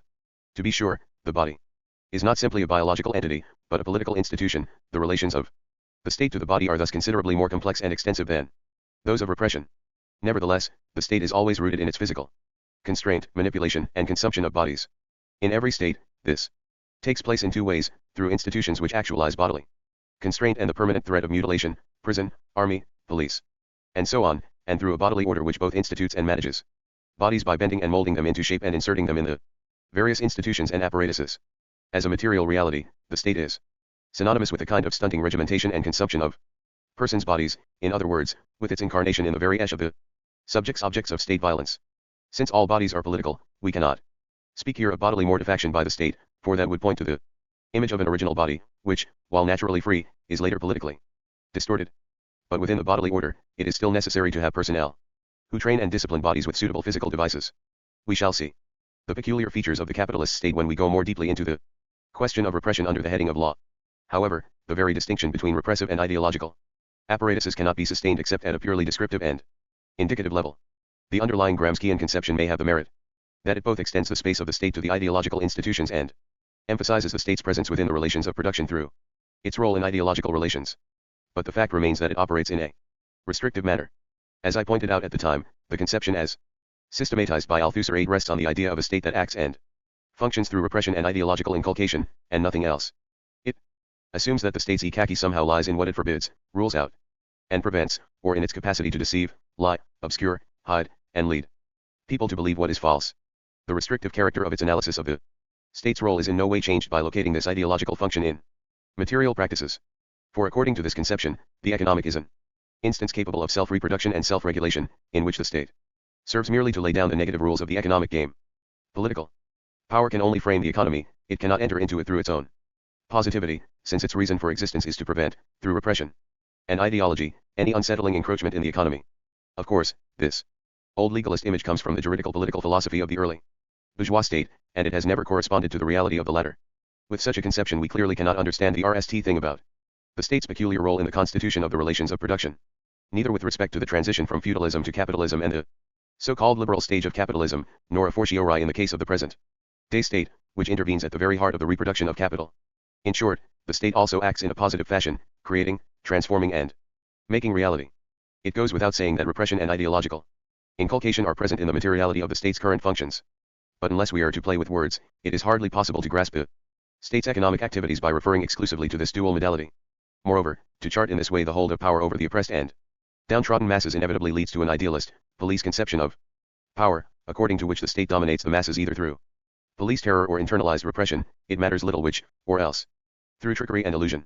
Such a conclusion is here inescapable, because even though care is taken not to identify ideology and false consciousness, the very term ideology can remain meaningful only if ideological procedures/operations are held to comprise a structure of concealment, inversion. But it is quite simply wrong to believe that the state only acts in this manner. The relation of the masses to power and the state, in what is termed among other things a consensus, always possesses a material substratum. I say among other things, since in working for class hegemony, the state acts within an unstable equilibrium of compromises between the dominant classes and the dominated. The state therefore continually adopts material measures which are a positive significance for the popular masses, even though these measures represent so many concessions imposed by the struggle of the subordinate classes. This essential material aspect cannot be explained if the relationship between state and popular masses is reduced to the couplet repression ideology. By the way, such a reduction also underlies, with the stress laid on consent, a whole series of current conceptions of power, especially those expressed in discussing the phenomenon of fascism. 9. Thus, the masses are supposed to have wanted repression or to have been cheated by fascist ideology. However, to analyze the state solely with the categories of repression, prohibition and ideology concealment obviously leads one to subjectivize the reasons for consent, why people say yes to the prohibition, and to locate them either in ideology trickery, fascism deluded the masses, or in the wish for repression and love of the master. In reality, even fascism was obliged to undertake a series of positive measures, such as absorption of unemployment, protection, and sometimes improvement of the real purchasing power of certain sections of the popular masses, and the introduction of so-called social legislation. Of course, this did not exclude increased exploitation through a rise in relative surplus value, quite the contrary. The invariable presence of ideological allurement does not therefore change the fact that the state also acted by producing a material substratum for mass consensus, a substratum which, while not the same as Its ideological presentation in state discourse was not simply reducible to propaganda. These are doubtless not the only examples of genuinely positive action by the state. But for the moment, they should be enough to show that its eld of activity goes far beyond repression and ideology. Representation of the state by means of the couplet repression ideology is dogged by a further misconception, that is to say, reproduction of the dominant ideology is confounded with straightforward concealment or dissimulation of the state's designs and objectives. The state is thus supposed to produce a uniformly mystifying discourse and never to take a step unless it is masked and shrouded in secrecy. Such a description is false in several respects. One of the state's functions that goes beyond the mechanism of concealment and version peculiar to ideology concerns its strictly organizational role vis-a-vis the dominant class, including that of formulating and openly expressing the tactics required to reproduce its power. The state does not produce a uni-ed discourse, but several discourses that are adapted to the various classes and differentially incarnated in its apparatuses according to their class destination. Or, to put it in another way, it produces a discourse that is broken into segments and fragments according to lines intersecting the strategy of power. The discourse or segments of discourse addressed to the dominant class and its various fractions, sometimes also to supporting classes, are quite explicitly discourses of organization. If the state and the tactics it embodies are never entirely concealed, this is not because corridor talk nally becomes known, regardless of the state's will, but because at a certain level tactical elaboration is an integral part of the state's provisions to organize the dominant classes. It appears on the state arena by virtue of its role in representing these classes, as was shown very clearly by de Gaulle's famous and not in the least ideological speech in May 68. There is an apparent contradiction here. Virtually everything that the bourgeoisie and its power have carried out has been publicly stated and listed in one state discourse or another, even if it has not always been understood. Hitler, for example, never concealed his intention to exterminate the Jews. Not only does the state proclaim the truth of its power at a certain real level, it also adopts the necessary means to elaborate and formulate political tactics. It produces knowledge and techniques of knowledge which go far beyond ideology, while naturally remaining imbricated in it. Thus, bourgeois statistics and the state statistical bodies cannot be treated as mere mystication, but constitute elements of state knowledge to be used for the purposes of political strategy. Of course, not anyone can talk the language of the state, and nor can it come from just anywhere. There is indeed a secrecy of power and bureaucracy, a secrecy, however, which is not the same as a one-way role of silence. It rather has the precise function of creating recognized networks within the state that will favor pronouncements from certain of its sites. With regard to the dominant class, bureaucratic silence often serves as the organizer of speech. If the state does not always express its strategy in discourse addressed to the dominant class, this is most frequently not because it is afraid of revealing its aims to the dominated, but because this strategy is only the outcome of the clash between various tactics expressing themselves within the state and the circuits, networks and apparatuses that incarnate them. Since the strategy is therefore often not known in advance within, and by, the state itself, it is not always susceptible to rational formulation. The index measuring the ideological composition of state discourse, as well as of its material practices, will thus fluctuate and change according to the class or class fraction to which the state addresses itself and upon which it acts. The truth of power often escapes the popular masses, but the state does not intentionally conceal it from everyone. Rather, for innately more complex reasons, the masses do not manage to hear the state discourse directed to the dominant classes. Finally, a conception of state activity exclusively based on the couplet repression ideology has the following consequences with regard to the state apparatuses. A. The exercise of power is split between two groups, the repressive and the ideological state apparatuses. This apportionment diminishes the specificity of the economic state apparatus by dissolving it into the various repressive and ideological apparatuses. It thus prevents us from locating the state network in which the power of the hegemonic fraction of the bourgeoisie is essentially concentrated, and it obscures the character of the modalities required to transform this economic apparatus in the transition to socialism, as distinct from those required to transform the repressive and ideological apparatuses. B. Certain apparatuses are distinguished in an almost nominalist or essentialist manner according to whether they are repressive, act mainly through repression, or ideological, act mainly through ideology. But this distinction is itself highly debatable. Depending on the form of state and regime and on the phase of reproduction of capitalism, a number of apparatuses can slide from one sphere to the other and assume new functions either as additions to, or in exchange for, old ones. To take a typical example, the army becomes in certain forms of military dictatorship an ideological organizational apparatus functioning above all as a political party of the bourgeoisie. Moreover, we need hardly mention the persistently ideological role of a whole series of repressive apparatuses, the courts, prison, the police, a role so pronounced that classification based on the extremely vague criterion mainly repressive or mainly ideological, seems to fade away. In summary, then, the space of the state may be divided between repressive and ideological apparatuses only at a purely descriptive level and with several important reservations. Such a demarcation does have the merit of extending the state sphere to include certain apparatuses of hegemony that are often considered private, and of laying stress on the state's ideological activity. It nevertheless entails a conception of the state and of its activity that remains restrictive. 7. Point well made by Perry Anderson in The Antinomies of Antonio Gramsci, New Left Review, No. 100, November 1976 to January 1977. 8. C. Louis Althusser, Ideology and Ideological State Apparatuses, in Lenin and Philosophy, NLB 1971. 9. Such conceptions may be found in some contributions to the collective work, Elements pour un. Analyse du Fascisme, ed. M. A. Maxiocchi, Paris 1976. 3. State, Powers, and Struggles. As we have seen, the state plays a decisive role in the relations of production and the class struggle, entering into their constitution and, hence, their reproduction. Now, one characteristic of Marxism's theoretical history, especially within the Third International, was its neglect of the specificity and altogether essential role of the state's political space, a neglect that was expressed in the view of the superstructure as a mere appendage of the base. Current criticisms of Marxism, however, refer to its supposed statism. As long as Marxism neglected the state, it was guilty of economism, and when it speaks of the state, it can only have fallen into statism. Such criticisms are directed not merely at Stalinist political practice and the socio-political reality of the regimes in the East, but at Marxist theory itself. But although the state plays the essential role I have described, power is not, for Marxism, identifiable with or reducible to the state. Taking into account the primacy, within the production process, of the relations of production over the productive forces, we are led to the conclusion that the relations of production and their components, possession and economic property, and the expression in powers emanating from the sites that those relations delineate. As it turns out, these are class powers which all come down to the fundamental relations of exploitation. Economic property denotes, among other things, the capacity, or power, to allocate the means of production for given ends, and to dispose of the products thereby obtained, while possession refers to the capacity, or power, to bring the means of production into play and master the labor process. These powers are themselves located in a network of relations between exploiters and exploited, involving those clashes between different class practices that make up the class struggle. In short, they are inserted in a system of interclass relations. It is precisely by considering the economic process and the relations of production as a power network that we can grasp the fact that these relations of production are bound up, as constitutive powers, with the political and ideological relations which consecrate and legitimize them and which are present in these economic relations. The following points are clear, then. 1. It is not true, as Foucault or Deleuze would have it, that relations of power are, for Marxism, in a position of exteriority vis-a-vis other types of relation, namely, economic processes. 10. The economic process is class struggle, is therefore relations of power, and not just economic power. It is understood that these powers are specific through being attached to exploitation, a phenomenon rarely mentioned by Foucault and Deleuze.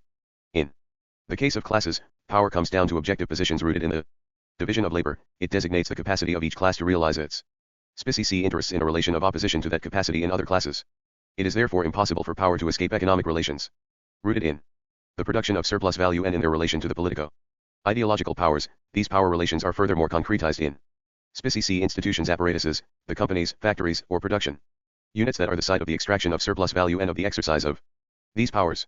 2. Power is not at all reduced to, or identified with, the state, contrary to the assertions of Foucault and Deleuze that, for Marxism, power is state power. It is itself localized in a state apparatus or identified with the state.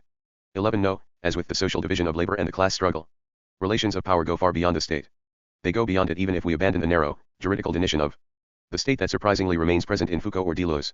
All the apparatuses of hegemony, including those that are legally private, ideological and cultural apparatuses, the church, etc., all these form part of the state, whereas, for Foucault and Deleuze, the state is always limited to the public kernel of army, police, prisons, courts, and so on. This allows them to say that power also exists outside the state as they conceive it. But, in fact, a number of sites of power which they imagine to lie wholly outside the state, the apparatus of asylums and hospitals, the sports apparatus, etc., are all the more sites of power in that they are included in the strategic eld of the state. I said are all the more and not are constituted as, because power goes far beyond the state, even broadly understood. This is true in a number of senses. First of all, powers relating to the social classes and the class struggle are not reducible to the state. This is the case especially of powers in the relations of production, despite their intersection at several points with political power and despite the fact that they do not stand in an external relationship to the state. Now, it is true that the present-day capitalist state, which must at any event be broadly conceived, concentrates the various forms of power to an ever-increasing extent, intervening more and more in every sphere of social reality, dissolving thereby the traditionally private texture. The state spreads out into the tiniest vein and, what here concerns us most, tends to circumscribe power sectors and every class power. We can observe this in a phenomenon stemming from the current form of the separation of intellectual and manual labor, namely, the close relationship between the state and a form of knowledge that has been directly established as state discourse and hence become a technique of politics. We can see it too in the state penetration of the spheres of so-called collective consumption, transport, housing, health, national assistance, leisure, areas in which the ideological symbolic powers materialized in such constructions as municipal ATS or cultural centers directly expand state relations.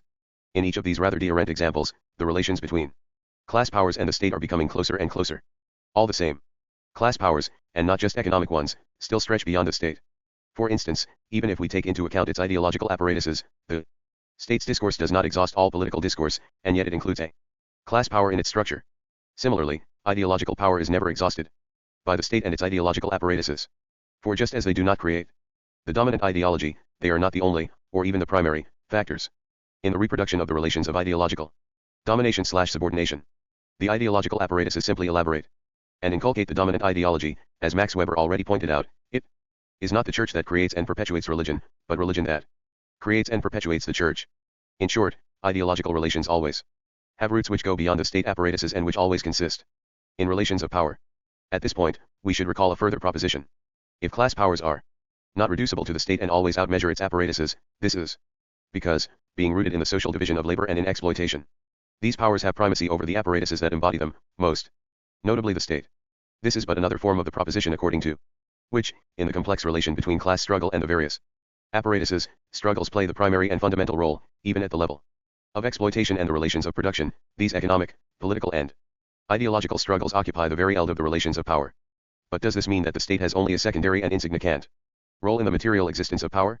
Must we, in order to escape the imagery of a totalizing state, fall back into the illusion that the state is a mere appendage of the social? By no means. The state plays a constitutive role in the existence and reproduction of class powers, and more generally, in the class struggle itself, a fact which refers us back to its presence in the relations of production.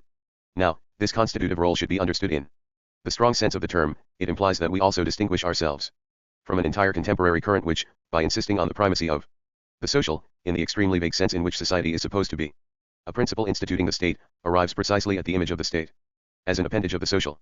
In its most recent form, this current is known above all in France through the analyses made over the last 20 years by the authors of the Fils Revue Socialisme ou Barbarie, Leffert, Castoriadis, et al.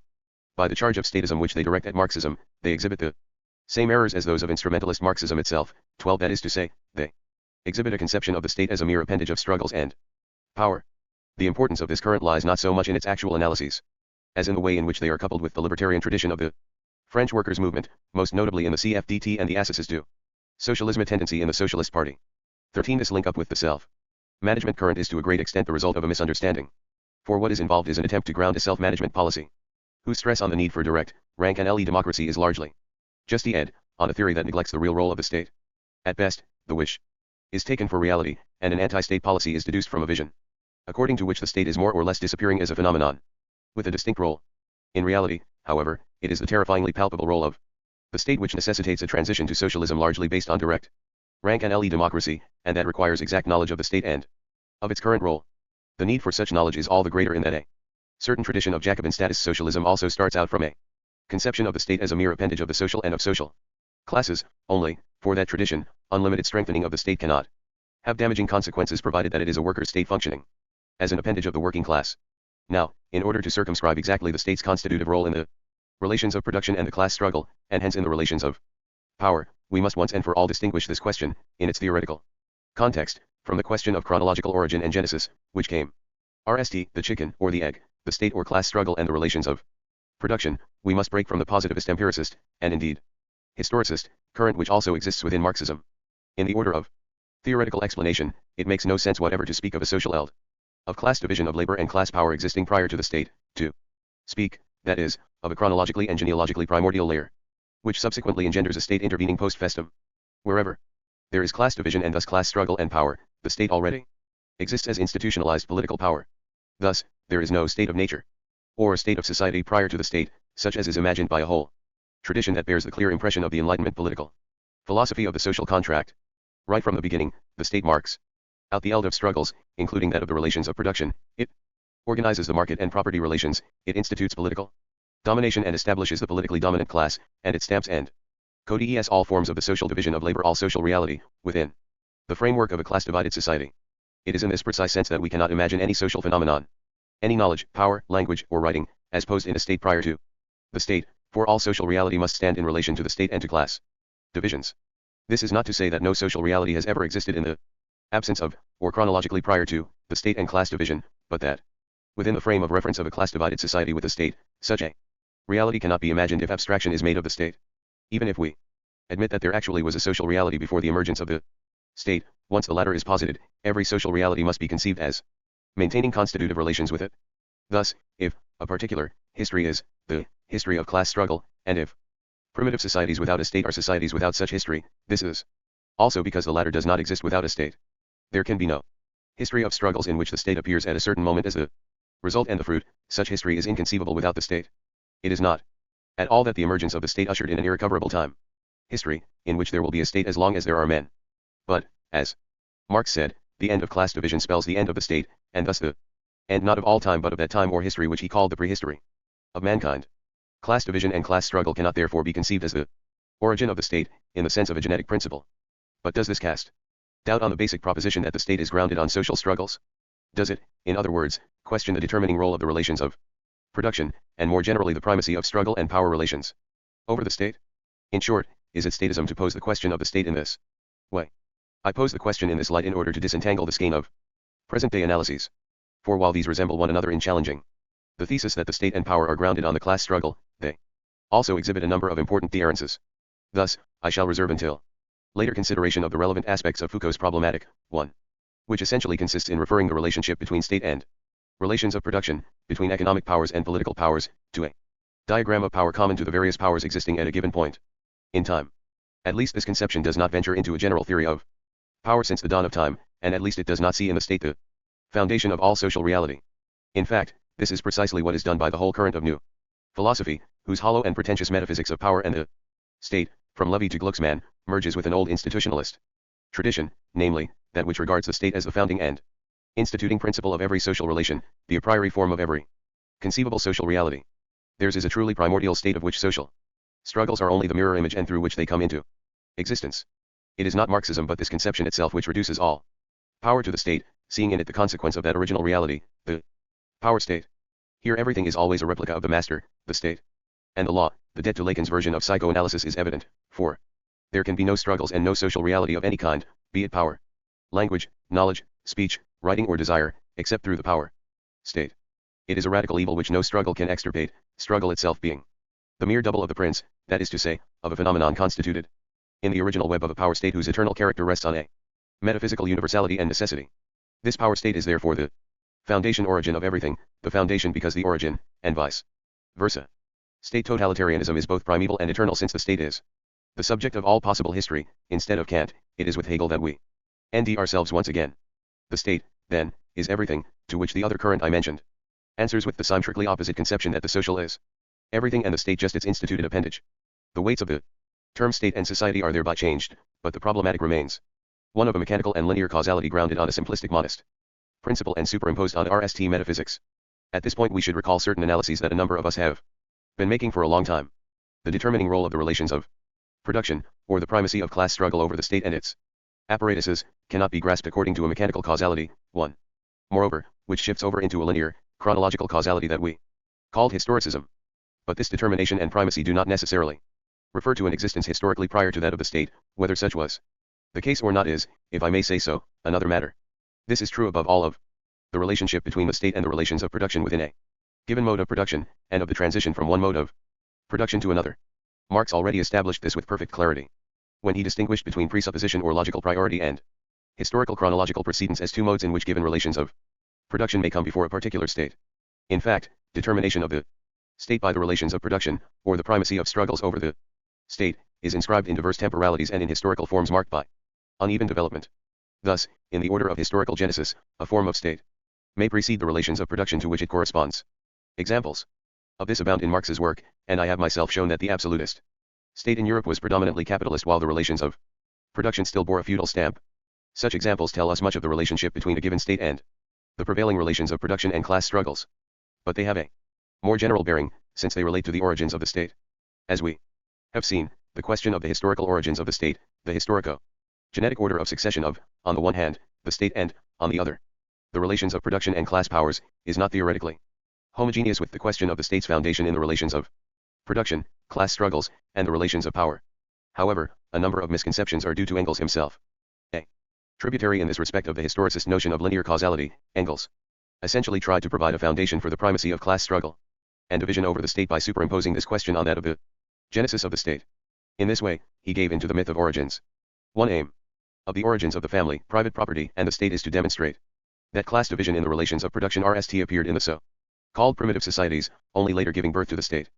But even granting the correctness of Engels' historical investigation, this does not, as he imagined, constitute a proof that the state is determined by, and grounded on, the relations of production, or rather, it would be a proof only if Marxism were a fully integrated historicism. Now, it is equally clear that a reverse historical sequence would furnish no proof of the opposite thesis, again unless we ourselves share the historicist problematic.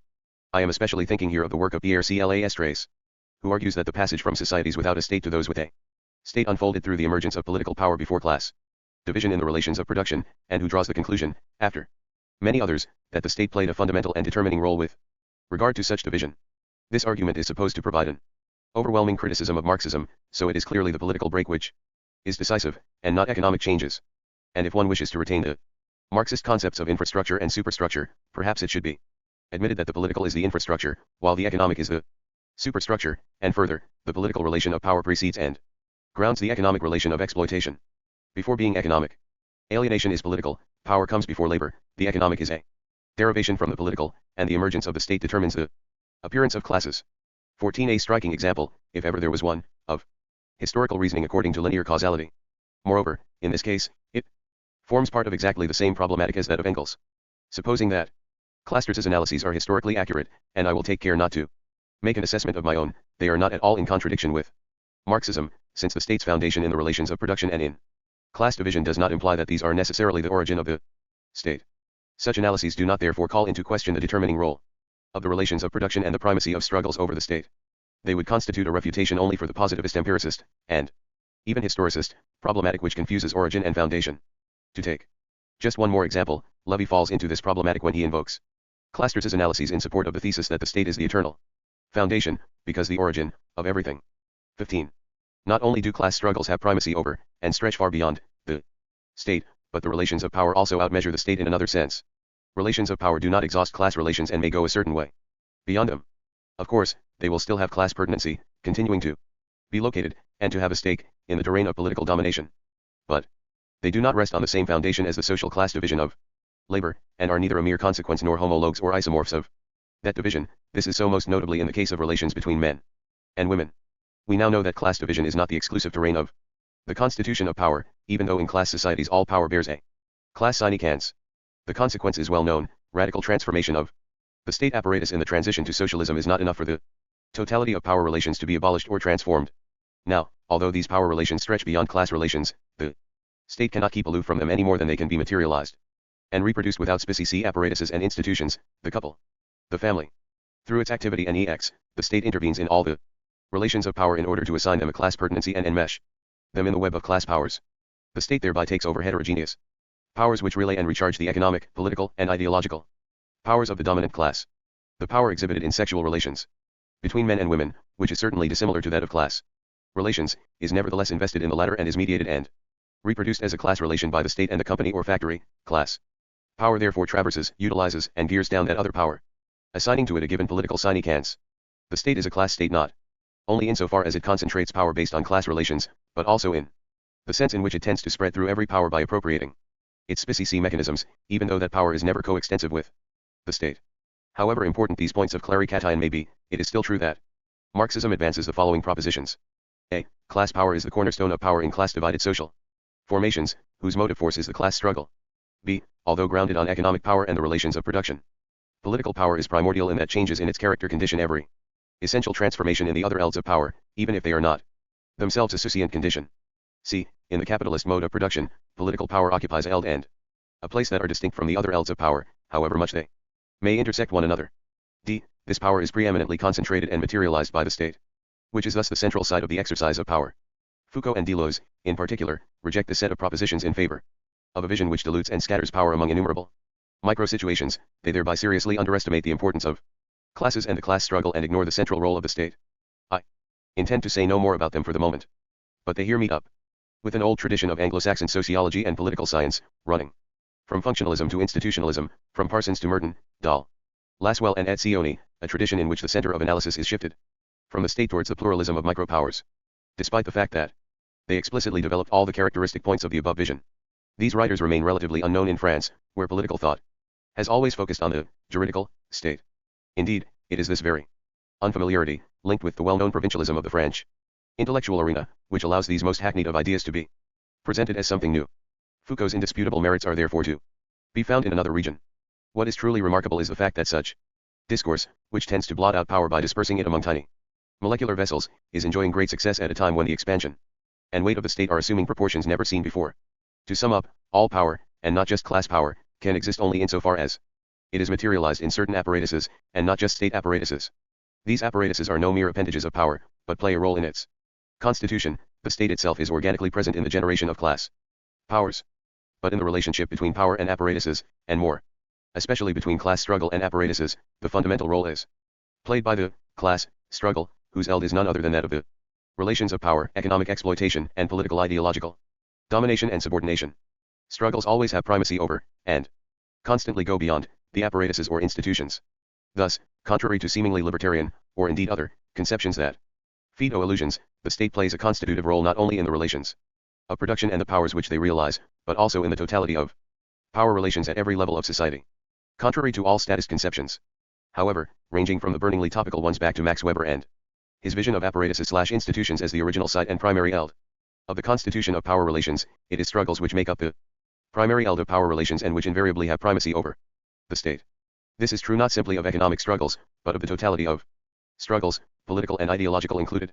To be sure, the relations of production still play the determining role, but the primacy of struggles over the state goes beyond the sphere of the relations of production, since there can here be no question of an economic structure that found struggles in its turn. Quite simply, these relations of production are already relations of struggle and power. Now, this determining role is the essential and most general factor in the very existence of struggles and in the primacy of the totality of struggles over the state. To reject this as the foundation of struggle is to reject not only the determining role of the economic but the primacy of any kind of struggle over the state. Although it may seem that the tyranny of the economic would thereby be discarded, one is inevitably left with the devouring omnipotence of the power state. Thus, of the false objections made against Marx's thought, surely none is more ignorant and blind than the charge of statism, even when it springs from anti-statist political intentions of a perfect legitimacy, and even if it is based on the undeniably totalitarian aspects of the state in the countries of so-called real socialism. Nowhere else is this criticism of Marx presented with such bad faith as among the new philosophers, most notably Glucksmann. Rather than deal with them myself, I shall hand over to Rancière, a writer who is, in other respects, far from gentle with Marx's thought. Glucksmann's arguments are more radical when he has to prove, against all evidence, that Marx lays stress on the state as the opposite of private society. In fact, it is the impossibility of providing the slightest proof that provides him with the ultimate proof. Although a chapter on the state had been envisaged, writes Glucksmann, it is, as if by chance, missing from capital. Well-known Stalinist logic, the best proof of people's guilt is the lack of all proof. For if there is no proof, it must be because they have hidden it, and if they have hidden it, then they must be guilty. 16. 10 Deleuze in his article on Foucault, Écrivain non, un nouveau cartographe, critique, Paris, December 1975. See also Michel Foucault, La Volonté de Savoir, Paris 1977. 11 Foucault, Ibid, 1977, p. 123. 12 See Claude Leffert, Maintenant, in Libre, No. 1, 1977, see Castoriadis, L'Institution Imaginaire de la Société, Paris 1975. This current comes very close to the anti-institutionalist tendency of G. La Posada and R. Lauro. 13 I am referring especially to the journal Faire. 14 PCLAS Trace, Les Sociétés contre l'État, Paris 1974, pages 169, 172. 15 Ibid, pages 74. 16 See the article by Jacques Rancière in Le Nouvel Observateur, 25-31 July 1977. Part 1.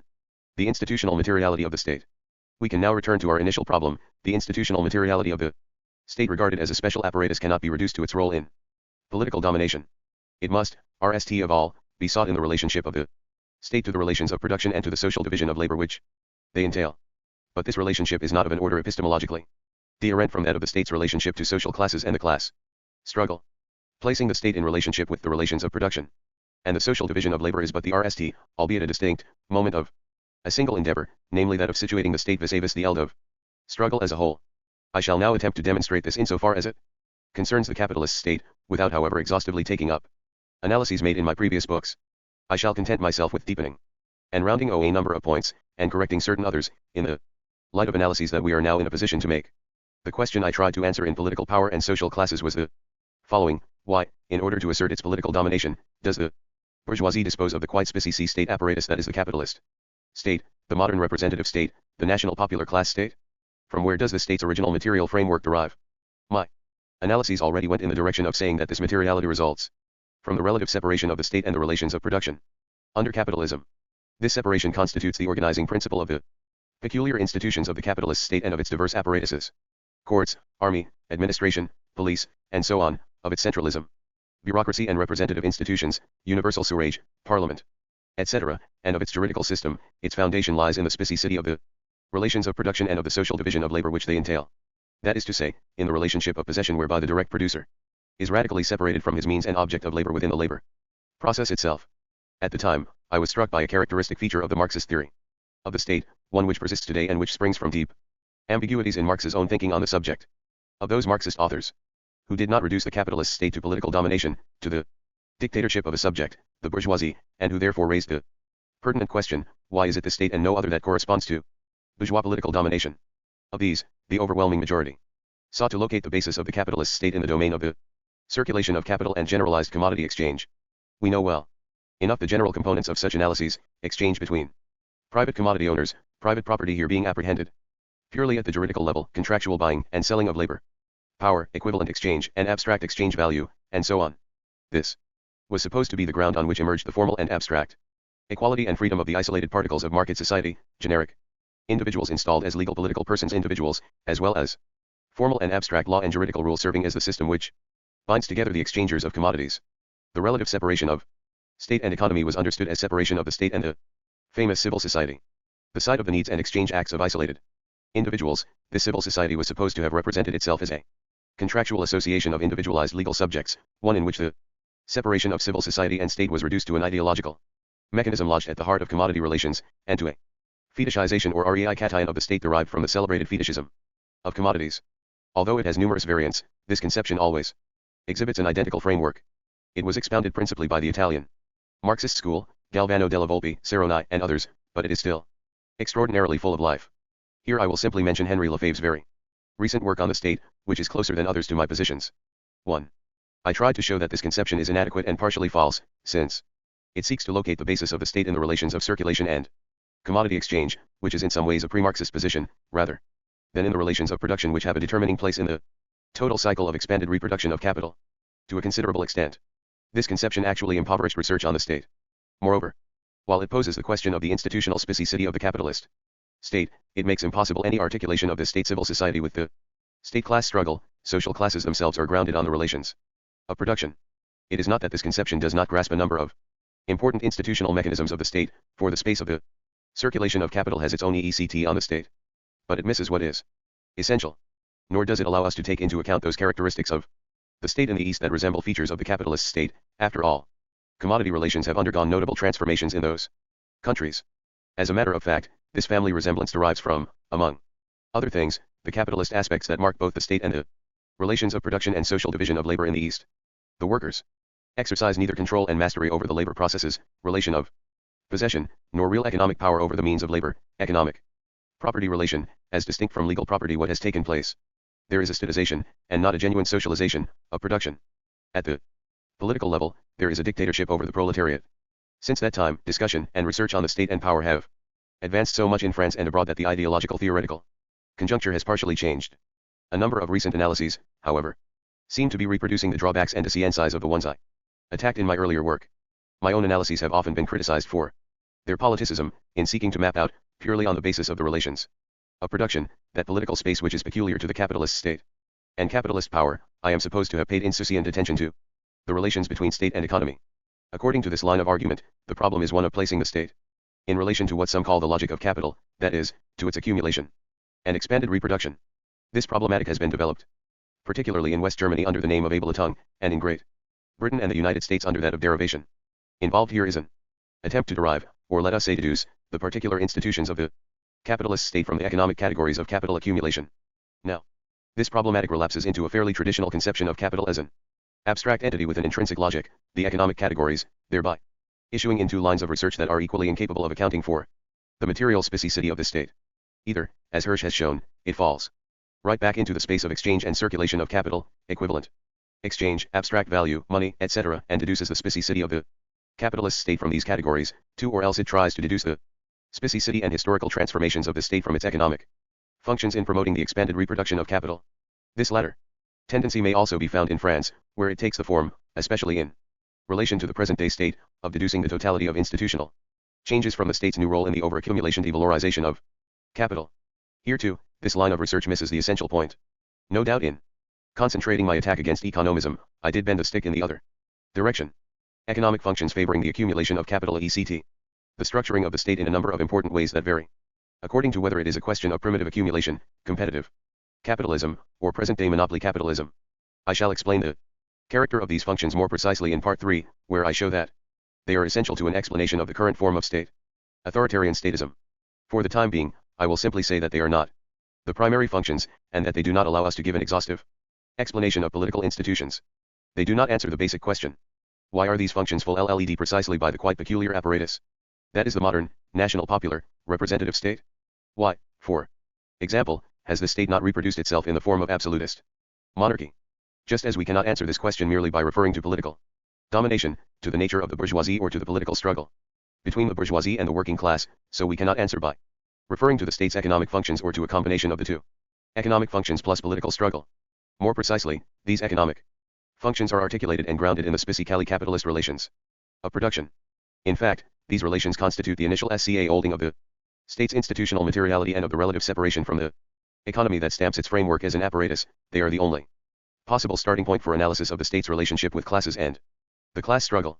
Changes in the state themselves refer above all to the struggles of social classes. These constitute the framework of modifications in the role and economic activities of the state, each of which has particular effects upon the state. I was already following this line of research in political power and social classes, but I must now point out the limitations of that text, which I wrote before May 1968. It was actually published during the May events. While it stressed the role of the social, capitalist, division of labor insofar as it started from the relations of production, it did not grasp the full extent of that division. It was May itself and the resulting peculiarities of the workers' movement that blew away a whole series of obstacles in social classes in contemporary capitalism. 3. I drew the lessons concerning the importance of the social division of labor in the constitution of classes. Here I shall try to do the same for the state, bringing in certain typical cases as examples.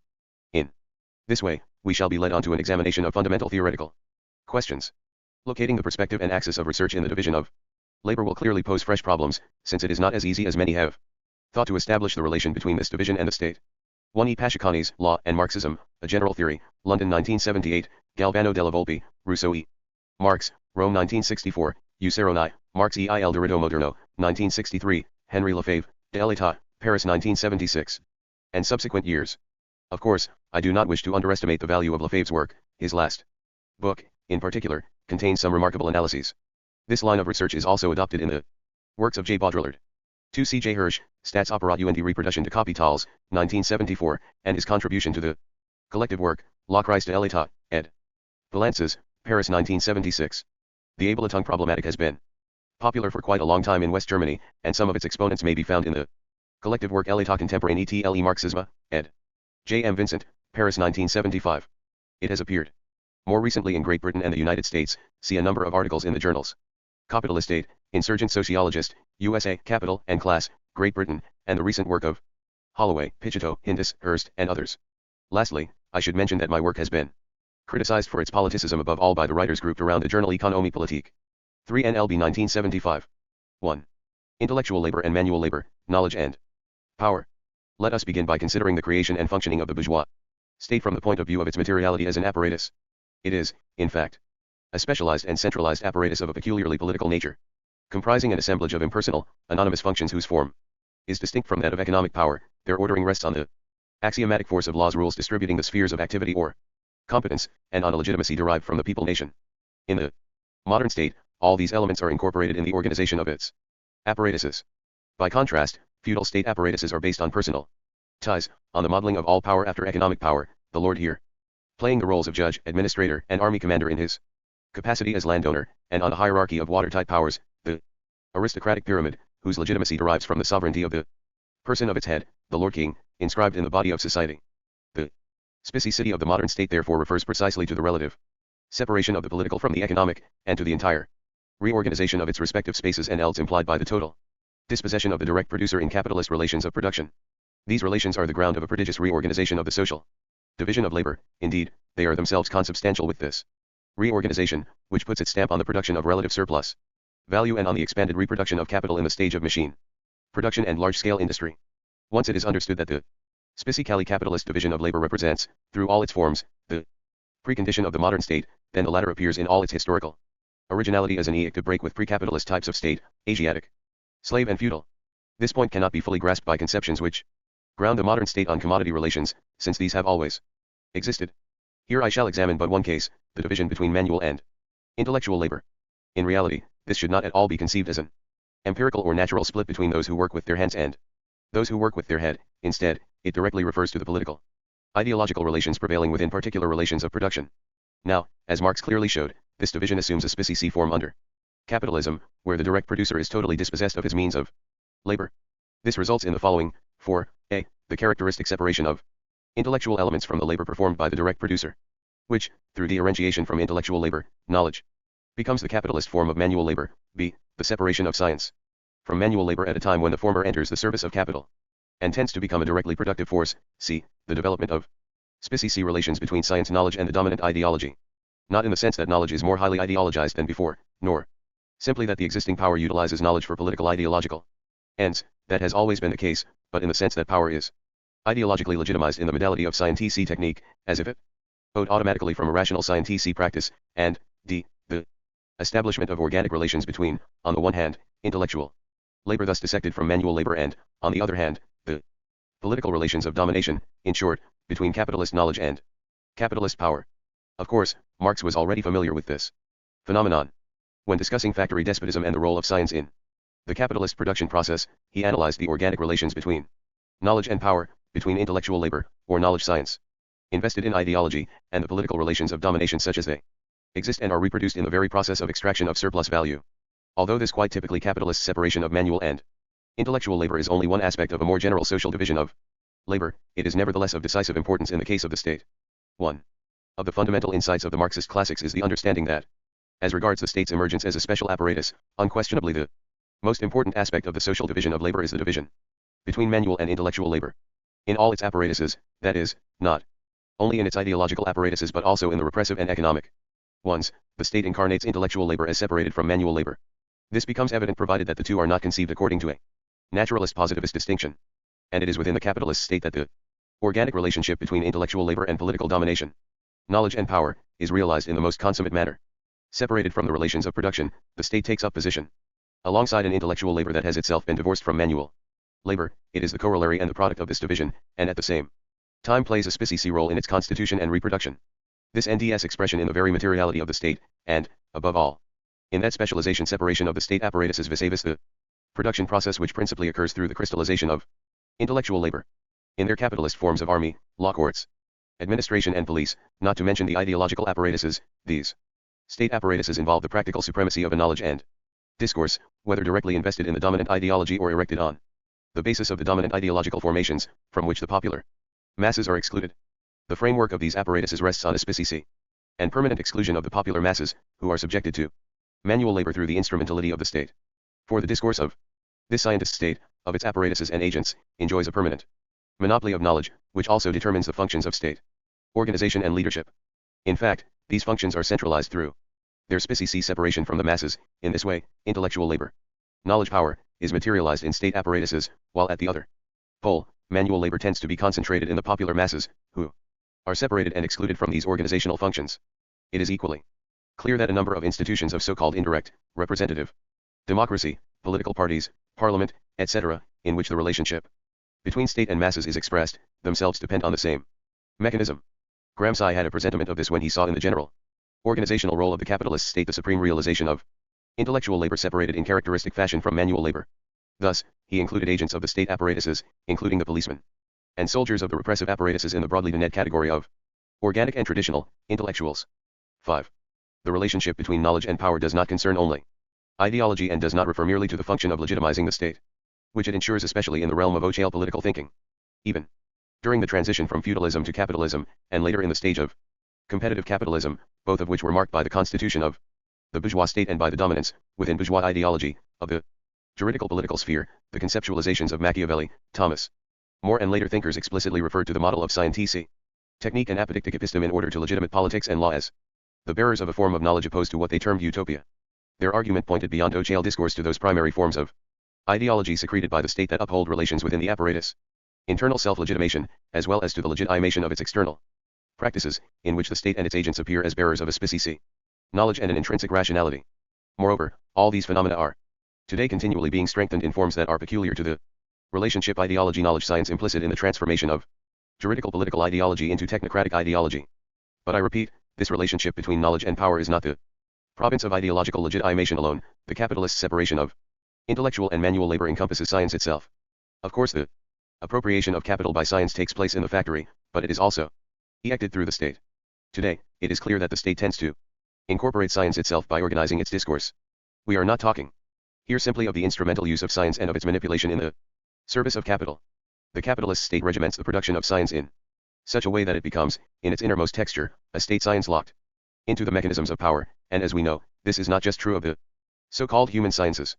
More generally, the state structures intellectual labor through a whole series of circuits and networks thanks to which it has taken the place of the church. It subordinates and marks down for itself the intellectual scientific corps, which had no XED shape in the Middle Ages. Intellectuals have been constituted as a specialized professional corps through their reduction to functionaries or mercenaries of the modern state. In the universities, institutes, academies and societies of learning, these bearers of knowledge science have become state functionaries through the same mechanisms that made intellectuals of the state's functionaries. If the relationship between knowledge and power is not the province of legitimation alone, this is also because it is crystallized by the quite specific discourse of the capitalist state itself. The pre-capitalist states knew a discourse of revelation which was founded on the real or supposed utterances of the prince and which expressed anew the inscription of the sovereign person in the body of society. It was a mythical discourse in the strict sense of the term, one which tended to through narration the gap between the beginnings of sovereign power and the origins of the world. By contrast, the capitalist state does not base its legitimacy on its origins. It permits of repeated legitimations on the basis of the sovereignty of the people nation. It thus plays a quite specific organizational role vis-a-vis the dominant classes and a regulative role vis-a-vis the social formation as a whole. Its discourse is one of action, a discourse of strategy and tactics, which is, to be sure, locked into the dominant ideology, but which also feeds a state monopolized science knowledge, economic, political and historical knowledge. Although this discourse is the supreme realization of the junction between knowledge and power, it has no inherent unity of its own. It is segmented and fragmented according to the strategic goals of the existing power and to the classes it seeks to address. I have pointed out elsewhere that even in the supremely totalitarian language of fascist discourse, one and the same formulation, the term corporatism, for example, undergoes twists and turns of meaning according to the goal and class for which it is designed. The discourse must always be heard and understood, even if not in a uniform manner. It is not enough that it be uttered as an incantation. This presupposes that, in the various codes of thinking, the state itself is overcoded, that it serves as the frame of reference within which the various segments of reasoning and their supporting apparatuses and homogeneous ground for their differential functioning. Through a process of measured distillation, this overcoding is inculcated in the totality of subjects. Thus, the capitalist state installs a uniform national language and eliminates all other languages. This national language is necessary not only for the creation of a national economy and market, but still more for the exercise of the state's political role. It is therefore the mission of the national state to organize the processes of thought by forging the materiality of the people nation, and to create a language which, while doubtless situated within ideological formations, is by no means reducible to an ideological operation. This relationship between knowledge and power, grounded as it is on intellectual labor which the state crystallizes by separating it from manual labor, is lodged in the organizational framework of the state. The state redraws and reproduces the social division of labor within its own being. It is thus the carbon copy of the relations between power and knowledge such as they are reproduced within intellectual labor itself. This process takes place in a range stretching from hierarchical, centralized and disciplinary relations to those concentrated in the various layers and nodal points of decision-making and execution, from the echelons within which authority is delegated through the obscuring forms of the allocation of knowledge, bureaucratic secrecy, to the modes of training and recruiting state agents. Down to the last detail, the framework of the capitalist state incarnates the capitalist division between intellectual and manual labor as it is reproduced and internalized within intellectual labor itself.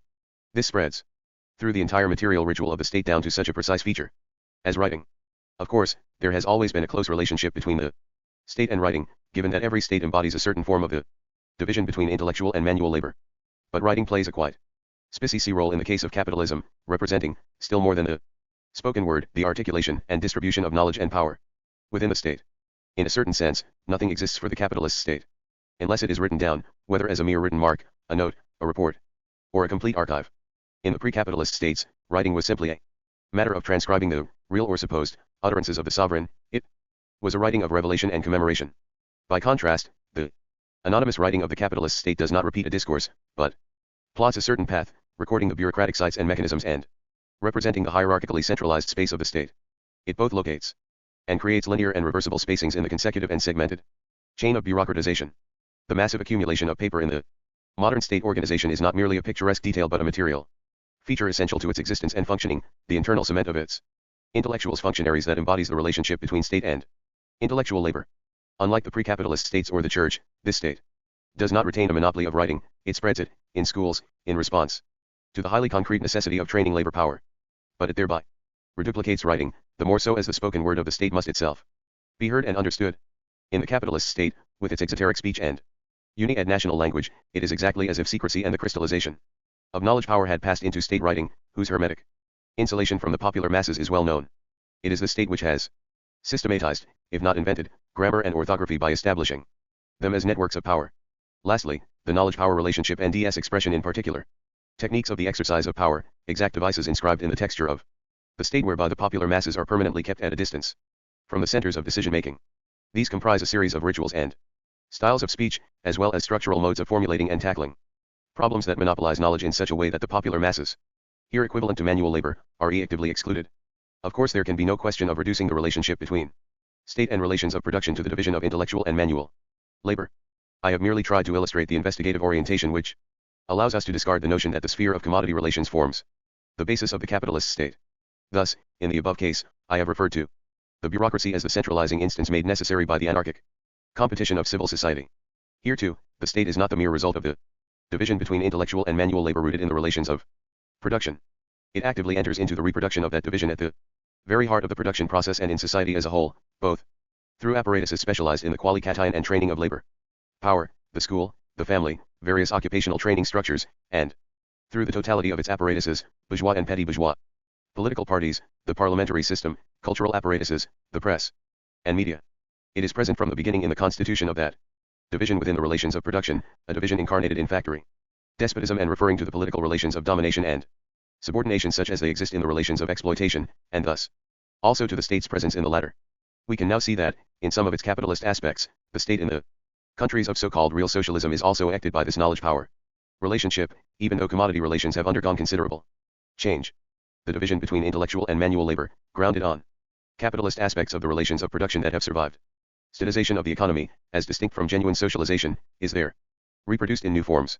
However, I shall do no more than point this out, since for a number of reasons, among which are the particularities of social classes and the class struggle in those countries, the forms assumed by the problem are markedly different in the West. This relationship between the state and the intellectual/manual division of labor implicit in capitalist relations of production is therefore only one stage in the process whereby the state is brought into relation with classes and the class struggle under capitalism. The character of the state, which represents the power of the bourgeoisie, derives from the peculiarities of the bourgeoisie's constitution as the dominant class, being rooted in a terrain that implies a characteristic specialization of functions and of intellectual labor. This class is the RST1 in history to need a core of organic intellectuals in order to establish itself as the dominant class. These state enrolled intellectuals are formally distinct from the bourgeoisie, but play a role in organizing its hegemony, unlike the purely instrumental role of the priests in the case of the feudal system. It is no accident that the original form of the bourgeois revolution was, above all, that of ideological revolution. Here we need only think of the role played in organizing the bourgeoisie by Enlightenment philosophy and the ideological cultural apparatus of publishing and the press. Furthermore, although the material texture is the same in every capitalist state and country, it varies according to the specificities of the class struggle, and of the organization of the bourgeoisie and intellectual corps. Nothing demonstrates this more clearly than the French experience. For in its path from the absolutist state through the forms of the 1789 revolution, the French bourgeoisie, more than any other, achieved its original hegemony and forged the unity of the nation by establishing close links with a core of licensed intellectuals. It made sure of their support by tightly integrating them in the institutional web of the Jacobin state and by knowing how to pay them in numerous ways for their services. This has left its mark not only in the cultural institutions and ideological apparatuses of the French state, but also in the striking peculiarities of the intelligentsia attached to the Republican state institutions in whose networks the bourgeoisie delegates its power. The intelligentsia was, and still is, both opposed to fascist ideology and state forms and massively isolated from Radical popular struggles, which threaten to challenge its own power. Indeed, it is continually torn between radical Republican anti-fascism and the Versailles syndrome. Nowhere else are the phantasms of the intelligentsia incarnated to such a degree in the state apparatuses, whether its dream of being the advisor of princes or, perhaps even at the same time, the popular elitist temptation of influencing the masses from above, over the heads of their organizations and by means of the state apparatuses, press, cultural institutions, media. Corresponding to this thirst for power, which is sustained by the place allotted to intellectuals in the state, is the well-known, and, one is tempted to say, just, anti-intellectualism of the French workers' movement and its organizations. In its turn, then, this anti-intellectualism also leaves its mark on the state and on the popular masses. Characteristic distrust of its ideological apparatuses. For I repeat what I said in the preface, I shall make no precise references to the classics of Marxism, except where I quote them explicitly. Such references may be found in my Social Classes and Contemporary Capitalism, OPCIT. 5. Above all in Gli Intellettuali e l'Organizzazione della Cultura, 1966. The title essay is included in Selections from the Prison Notebooks, London 1971. 2. Individualization. I. The framework of the state and of the techniques of power. The specialization and centralization of the capitalist state, its hierarchical, bureaucratic functioning and its elective institutions all involve the atomization of the body politic into what are called individuals, that is, juridical political persons who are the subjects of certain freedoms. The state here presupposes a species organization of the political space upon which the exercise of power comes to bear. The centralized, bureaucratized state installs this atomization and, as a representative state laying claim to national sovereignty and the popular will, it represents the unity of a body, people nation, that is split into formally equivalent monads. In certain of its aspects, moreover, the materiality of the state and its apparatuses is here constituted as having to exercise a hold over a divided social body, one which is homogeneous in its division, uniform in the isolation of its elements, and continuous in its atomization. We could draw up a long list, stretching from the modern army to the administration, the judicial system, prisons, schools, the media, and so on. Here too, these divisions do not arise out of relations among commodity owners, they do not spring from a civil society whose primal peers are individual subjects of contractual relations. Although the mechanism of individualization is certainly present in generalized commodity exchange, its basis lies elsewhere. At this point, we must take care to avoid another, equally false conception, which, while leading to opposite results, shares the presuppositions of the one just mentioned. This second conception also locates the process of individualization exclusively in commodity relations, and not in the relations of production or class relations. However, it prides itself on grounding the state on these class relations. Thus, since individualization is held to be simply a mystifying appearance belonging to the realm of commodity fetishism, it can be of no relevance whatsoever in the organization of the capitalist state. It is clear that individualization is a terribly real phenomenon. However, both the establishment of social monads as individual subjects within the realm of commodity circulation and the state's primal relation with these fractured entities are rooted in the relations of production and the social division of labor which they establish. Through being totally dispossessed of the means of labor, the direct producer emerges as the free and naked worker, cut off from the network of personal, statutory, and territorial bonds that actually constituted him in medieval society. Such dispossession therefore imprints a determinate structure on his labor. Only the products of mutually independent acts of labor, performed in isolation, can confront each other as commodities. 6. Strictly speaking, what is involved is a mode of articulation of labor processes which places structural limits on the real interdependence of the producers introduced by the socialization of labor. Within a framework imposed by the relations of production, their labors are performed independently of one another as private labors, that is to say, without the producers having to organize their cooperation in advance. It is in this situation that the law of value holds sway. Of course, this structure of the relations of production and the labor process does not directly institute the precise forms of individualization assumed by the divided social body. It rather induces a material frame of reference, spatial and temporal matrices which are the presuppositions of the capitalist social division of labor, above all within the production process, and at the stage designated by Marx as that of machinery and large-scale industry. This primal material framework is the mold of social atomization and splintering, and it is embodied in the practices of the labor process itself. At one and the same time presupposition of the relations of production and embodiment of the labor process, this framework consists in the organization of a continuous, homogeneous, cracked and fragmented space-time such as lies at the basis of Taylorism, a cross-ruled, segmented, and cellular space in which each fragment, individual, has its place, and in which each emplacement, while corresponding to a fragment, individual, must present itself as homogeneous and uniform, and a linear, serial, repetitive and cumulative time, in which the various moments are integrated with one another, and which is itself oriented towards a niched product, namely, the space-time materialized par excellence in the production line. In short, the individual, who is much more than a product of the juridical political ideology engendered by commodity relations, appears here as the focal point, identical with the human body itself, at which a number of practices within the social division of labor are materially crystallized. The quite distinct social organizations of the Middle Ages and of capitalism. Individualization, correspond to equally distinct corporalities. Under capitalism, the expropriation of the workers' means of production, which creates labor power as the basis of surplus value, unleashes an entire process whereby, as Marx already showed, the body becomes a mere appendage of the machine decomposed into the few grand fundamental forms of motion which, despite all the diversity of the instruments used, apply necessarily to every productive action of the human body. 7. It is in this individualization that the institutional materiality of the capitalist state takes root. The state inscribes in its skeletal structure the representation of the unity, national representative state, and organization, regulation, hierarchical and bureaucratic centralism, of the constitutive fracturings of the people-nation.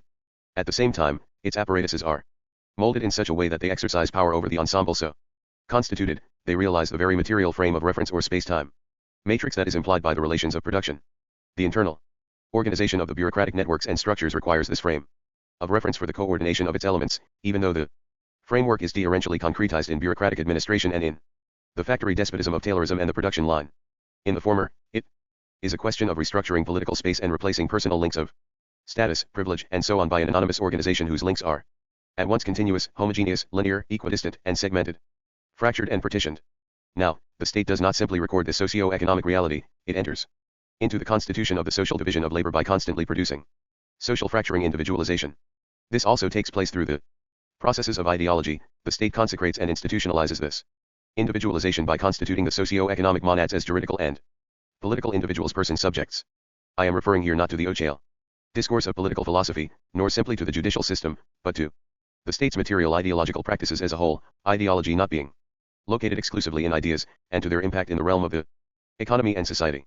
This ideology of individualization not only serves to mask and obscure class relations, the capitalist state never presents itself as a class state, but also plays an active part in the divisions and isolation, individualization, of the popular masses. It is therefore not so much a question of the ideology constituted, systematized, and formulated by the organic intellectuals of the bourgeoisie, which is always a second-order ideology, as it is of the primary and spontaneous forms of ideology that are secreted by the social division of labor and directly embodied in the state apparatuses and the practices of power. However, the state does more than just inculcate the dominant ideology.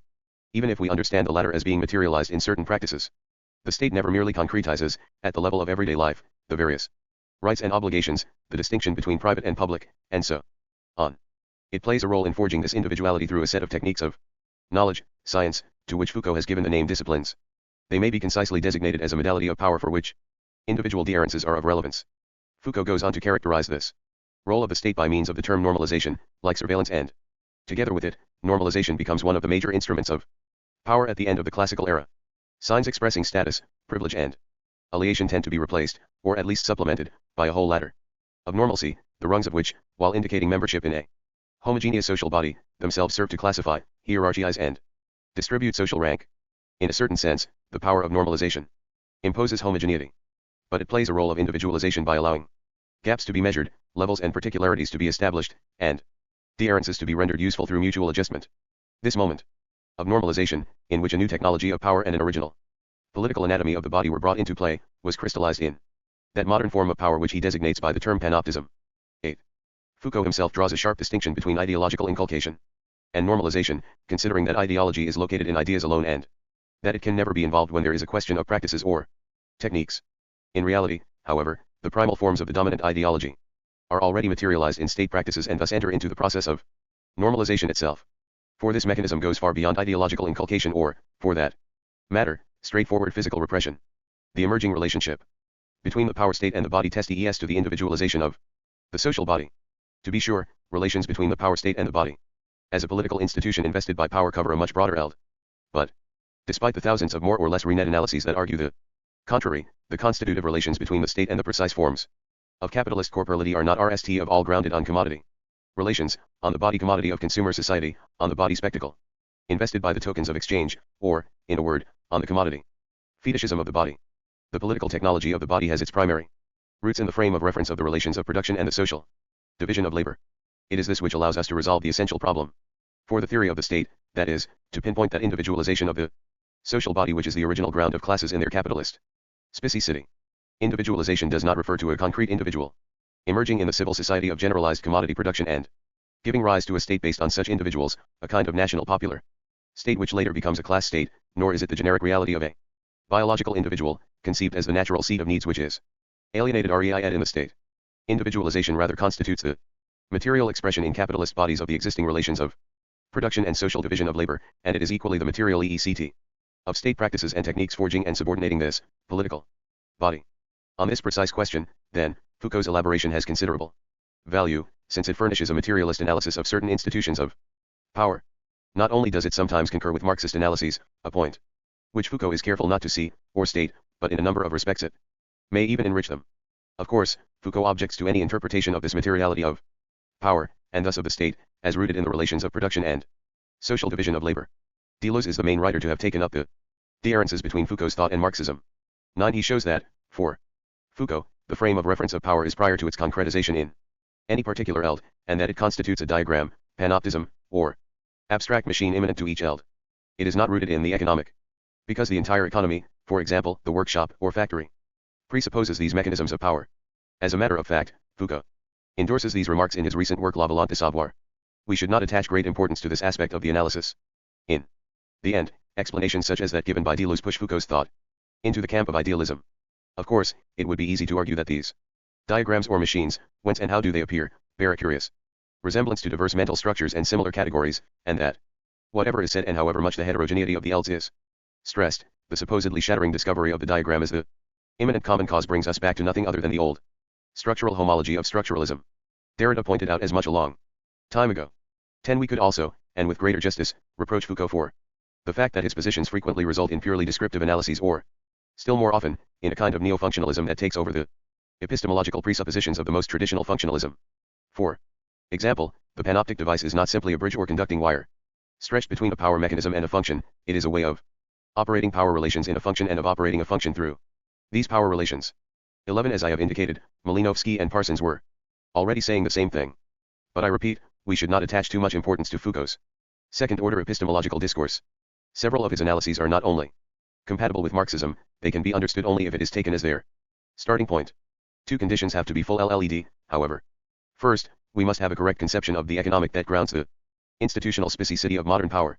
We must therefore discard Foucault's own conception, which he occasionally uses to relate this specificity to the economy, but which most frequently leads him to reject Marxism and the material foundation of institutions in the economy. In neither case, however, is he concerned with the relations of production and with the social division of labor that they entail. When he refers to the economy in connection with the grounding of institutions, it is essentially to discuss such phenomena as population pressure in the 18th century or the utilitarian necessity of pro-T maximization in modern production. And it is interesting that, when he brings in the economy in order to refute Marxism, he refers to commodity-producing societies based on relations of exchange and circulation. It is often said that the model of a society in which the constitutive elements are individuals is borrowed from the abstract juridical forms of contract and exchange. Commodity-producing society is supposed to have been represented as a contractual association of isolated legal subjects. Maybe. But we should not forget that, in the same era, there existed a technique for really constituting individuals as correlative elements of a given power and knowledge. 12. Now, it is clearly impossible to bring the materiality of the state apparatus into relation with the economic if the latter is understood as referring simply to demography or the industrial revolution, that is to say, to productive technique. Nor can this be done, and here Foucault is perfectly correct, if the economic is held to designate exclusively or principally the sphere of circulation and commodity exchange, a designation that a certain kind of Marxism has long attempted to convey. Second, the relationship between the state and the relations of production and social division of labor must be grasped in all its complexity by means of the spatial and temporal matrices. In the section below on the nation, I shall analyze more fully these primary matrices, which are present in the material organization and practical techniques of power. They will be explained there in terms quite different from Foucault's mysterious and almost metaphysical diagram, and above all different from the Deleuze Guattari version, which, in the purest spiritualist tradition, posits an original machine, state, or ideal abstract despot state haunting the history of various states and powers in search of a perfect incarnation. 2. The roots of totalitarianism. At any event, the individualization of the social body over which the power of the modern state asserts itself refers us to the capitalist relations of production and social division of labor.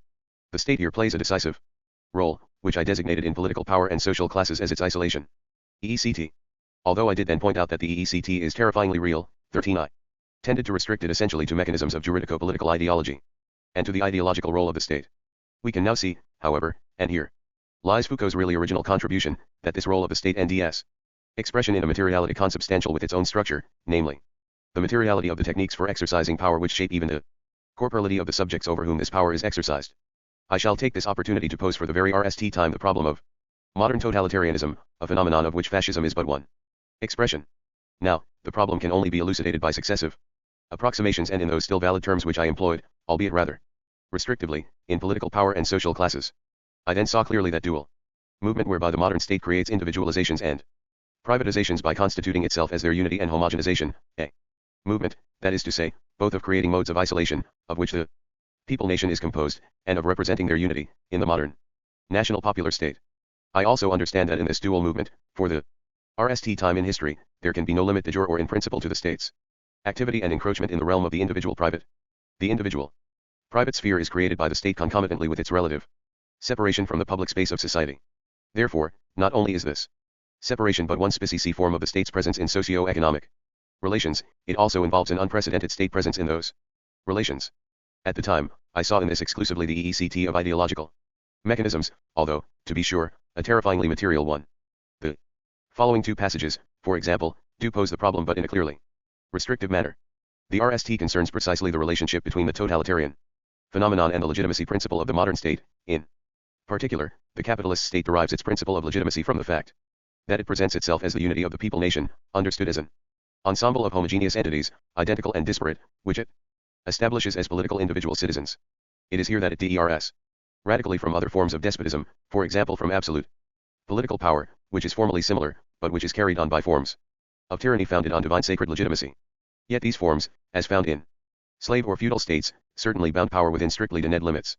In other words, it is exactly that type of legitimacy of the capitalist state, representing the unity of people nation, which allows the specie functioning of the state encapsulated by the term totalitarianism. 14. The second concerns the relationship between the totalitarian phenomenon and bourgeois political ideology. Bourgeois political ideologies' particular function of isolation and cohesion leads to a totally remarkable internal contradiction, sometimes thematized in the theories of the social contract by the distinction and relation between the pact of civil association and the pact of political domination. This ideology sets agents up as individual/subjects, free and equal, and presents them as it were in a pre-social state, and so denies the specie isolation of social relations. This aspect, which has been described as bourgeois individualism, is well known. But it is important to point out the other, perhaps right, side of the coin. These individuals/persons, who are individualized in this way, do not seem able in one and the same theoretical movement to be united and attain their social existence except by means of gaining political existence in the state. The result is that the private individual's freedom suddenly appears to vanish before the authority of the state which embodies the general will. Indeed, for bourgeois political ideology there can be no limit based on law or principle to the activity and encroachment of the state in the so-called sphere of the individual/private. In the last analysis, this sphere appears to have no other function but that of providing a reference point, which is also a vanishing point, for the omnipresence and omniscience of the political instance. In this sense Hobbes appears to be the true anticipation of the theories of social contract and Hegel of their culmination. This is a complex case, but so are all theoretical cases. Rousseau's characteristic position should be noted: man must be as independent as possible from other men, and as dependent as possible on the state. It is even clearer in the classic example of the physiocrats, ers partisans of laissez-faire in the economic, and equally ers partisans of political authoritarianism. They called for the absolute monarch to embody the general will and interest.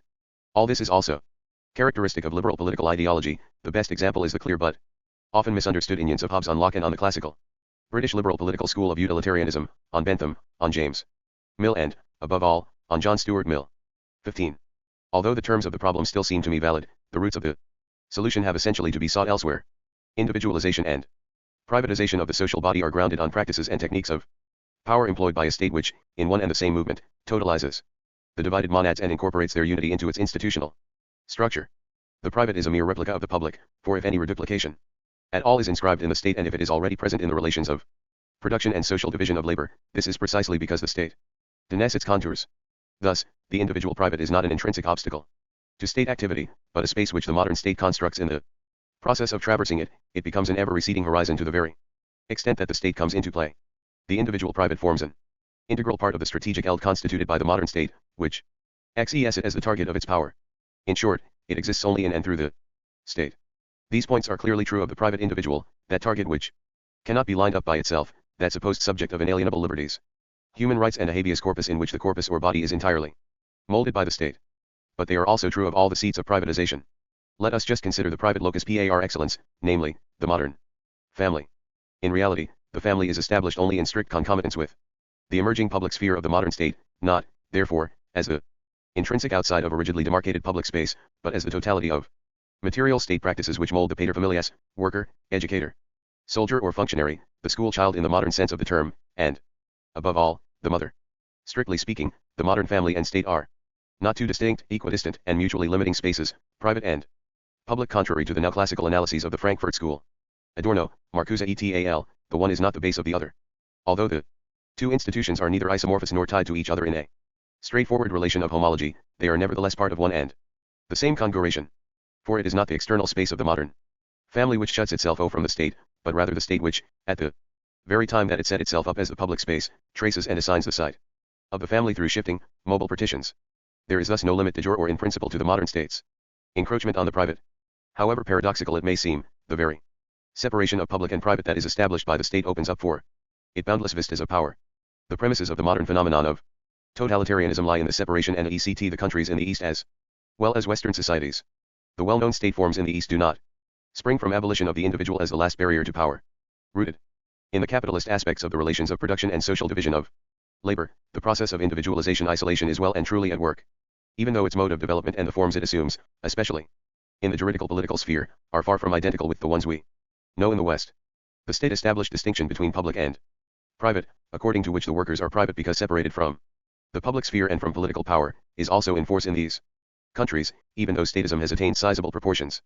But no more than in the West does this involve state invasion of a private sphere. With XED boundaries, the state rather travels a further distance along the road of the modern state with its own materiality. Of course these are merely preliminary remarks. For when we say that the individual private is not a limitation on, but the very conduit of the power of the modern state, we do not mean that that power has no limits at all. It is just that these derive not from some natural condition of the individual private, but from popular struggle and the class relationship of forces. The state, too, is a species material condensation of a given relationship of forces, which is itself a class relation. Thus, the individual private appears as a resultant of this relationship of forces and of its condensation in the state. Although the individual private has no intrinsic essence opposing absolute external barriers to the state's power, it limits that power through being one of the privileged modern representations of the class relationship within the state. The nature of this limit is well known, it is called representative democracy. However truncated by the dominant classes and by the materiality of the state, it still constitutes a mode whereby popular struggle and resistance are inscribed in that materiality, and while not the only limit to the power of the state, it is nevertheless decisive. It is probably not of absolute significance in that it is born on the terrain of capitalism. But it remains a barrier to power and will doubtless continue to be of consequence as long as a state and social classes exist. The same goes for human and civil rights, which were conquered not by the individual facing the state but by oppressed classes. Indeed, the extension or contraction of the individual private expresses the advance or retreat of their struggles insofar as they take the above political form. This is so not because popular struggle and resistance thereby carve out a domain external to the state, the individual private, but because they are located on the strategic terrain of the state itself, which, in its modern form, appears as a public-private space. Both in the West and the East, these rights may serve as a barrier to the existing power, whose totalitarian roots extend to the very process of individualization and to the separation between public and private, instituted by the modern state. There are two further consequences. A. Modern totalitarianism, in both fascist and other forms, is not a phenomenon that can be put down to a given conjuncture of the class struggle. Such conjunctures are able to give birth to modern totalitarian states precisely because the roots of the evil are lodged in the very heart of the relations of production, the social division of labor, and the material framework of the state. B. However, contrary to all ideologies of totalitarianism both old and new, the actual emergence of totalitarian forms of state can by no means be explained as a simple blossoming of these buds. It depends on the class struggle in all its complexity. For my part, I have tried to show in Fascism and Dictatorship and the Crisis of the Dictatorship 16 that these totalitarian forms of fascism, military dictatorship, and Bonapartism constitute, in Western societies, exceptional forms of state quite distinct from parliamentary democratic ones. These remarks apply mutatis mutandis to the totalitarian aspects of power in the East. For they too cannot be explained simply by reference to the roots of totalitarianism, which quite clearly do exist, and to the capitalist aspects of the various states. Only exact historical analysis can unravel the considerable peculiarities of this form of state, which is moreover not an exception but the rule. Such work is beginning to appear in France itself, in the different perspectives of Jean Alienstein and Charles Bettelheim, not to speak of the traditional analyses of the Trotskyist current, from which we have learned a great deal even though they do not seem to be satisfactory. If I mention these together, it is evidently because they all refer to the method of Marxism. No doubt Marxism alone cannot explain everything. But what of those primitive anti-Marxists who currently argue that Marxism is more or less incapable of explaining events in the East? I would really like to hear of just one work of theirs that has so much as attempted this indispensable task of historical analysis. With regard to the roots of totalitarianism, then, the analysis which grounds state materiality on the relations of production and social division of labor is again neither heterogeneous nor complementary to analysis of that materiality in terms of social classes and the class struggle. There can be no question of RST deducing the state organizational framework from individualization of the social body over which power is exercised, and afterwards bringing it into relation with the class struggle and political domination. For in its relation to the capitalist process and division of labor, this process of individualization is nothing other than the outlining of the terrain on which classes and the class struggle are constituted in their capitalist specificity. Unlike caste classes or slave and medieval estates, closed classes to which agents belonged once and for all by their very nature, classes under capitalism are open, they are grounded on the distribution and circulation of individualized agents among the bourgeoisie, the working class, the petty bourgeoisie, and classes based in the countryside. These open classes give rise to a previously unheard of state role, that of apportioning distributing individualized agents among the classes. The state is thus called upon to shape and condition, train, and subordinate these agents in such a way that they are able to occupy class positions to which they are not tied by nature or by birth. This role falls especially to the schools, but it is also full led by the army, prisons, and the state administration. Through the mechanisms of individualization, the capitalist specificity of classes is already traced in the materiality of the state, the techniques of exercising power in the school or army, that is, the disciplines of normalization individualization, are consubstantial with the role of these institutions in training apportioning distributing agents individuals among the classes. Finally, being inscribed in capitalist corporality, this individualization possesses a meaning and modalities which vary according to the social class. There is a bourgeois and a working class individualization, a bourgeois and a working class body, just as there is a bourgeois family and a working class family. In other words, there are different modalities of capitalist individualization and corporality, just as there are different modalities of the capitalist family that is grounded on the process of individualization. 6 Karl Marx, Capital, Volume 1, Penguin/NLR, p. 132. 7 Ibid, p. 617. See the remarkable works by J. M. Brome, Cours et Politique, Paris 1975 and Sociologie Politique du Sport, Paris 1976. 8 Michel Foucault, Surveiller et Punir, Paris 1975, pages 194-5 and pass him. 9 See article in Critique, p. 1210. Reference in Note 10. 10 In his critique of Foucault's madness and civilization and l'écriture et la d'errance. 11 Surveiller et Punir, OPCIT, p. 208. 12 Ibid, p. 195. 13 Political Power and Social Classes, OPCIT, p. 130. 14 Ibid, p. 291. 15 Ibid, p. 219. 16 Fascism and Dictatorship, NLB 1974, The Crisis of the Dictatorships, NLB 1976. 3. Law. Law and Terror. The third example on which I shall dwell concerns the role of law. This interests us for several reasons. Above all, it allows us to pose with precision the problem of repression in the exercise of power. For in this respect, too, the capitalist state represents a veritable break with pre-capitalist forms. In fact, it was only at a very late historical stage, when the capitalist state was already being constituted, that law RST appeared as a limitation upon state arbitrariness, and as a barrier to a certain form of violence. This state, based on law, conceived as the contrary of unlimited power, gave birth to the illusory opposition law/terror. I say illusory, because law and certain rules have always been present in the constitution of power. The Asiatic or despotic state was, for example, based on Babylonian or Assyrian law, the slave state on Greek or Roman law, and the feudal state on the juridical forms of the Middle Ages. Even the most bloody state form has set itself up as a juridical organization, giving itself an expression in law and functioning in accordance with the juridical form, as we know only too well. This was the case with Stalin and the 1936 Constitution, reputedly the most democratic in the world. Nothing could be more mistaken than to counterpose the rule of law to arbitrariness, abuse of power, and the prince's act of will. Such a vision corresponds to the juridical legalist conception of the state, to that political philosophy of the established bourgeois state which was opposed by both Marx and Max Weber, and which never made any impression on the theorists of bloody state management, Machiavelli, and Hobbes. The split between law and violence is false even, or above all, with regard to the modern state. For unlike its pre-capitalist counterparts, this supremely juridical state holds a monopoly of violence and ultimate terror, a monopoly of war. Thus, in every state, law is an integral part of the repressive order and of the organization of violence. By issuing rules and passing laws, the state establishes an initial eld of injunctions, prohibitions, and censorship, and thus institutes the practical terrain and object of violence. Furthermore, law organizes the conditions for physical repression, designating its modalities, and structuring the devices by means of which it is exercised. In this sense, law is the code of organized public violence. Those who neglect the role of law in organizing power are always the ones who neglect the role of physical repression in the functioning of the state. A clear example of this is provided by Foucault. Watt's latest work La Volonté de Savoir is a logical sequel to the Aberrations of his earlier surveiller et punir.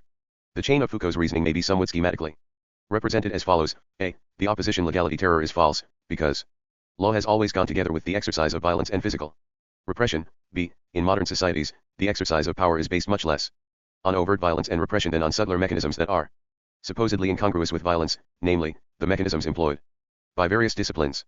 And although the juridical could serve to represent, in a no doubt incomplete manner, a power that was essentially based on bloodletting and death, it is utterly incongruous with the new methods of power, which rest not on right but on technique, not on law but on normalization, not on punishment but on control, and which are exercised at species levels and in particular forms that go beyond the state and its apparatuses.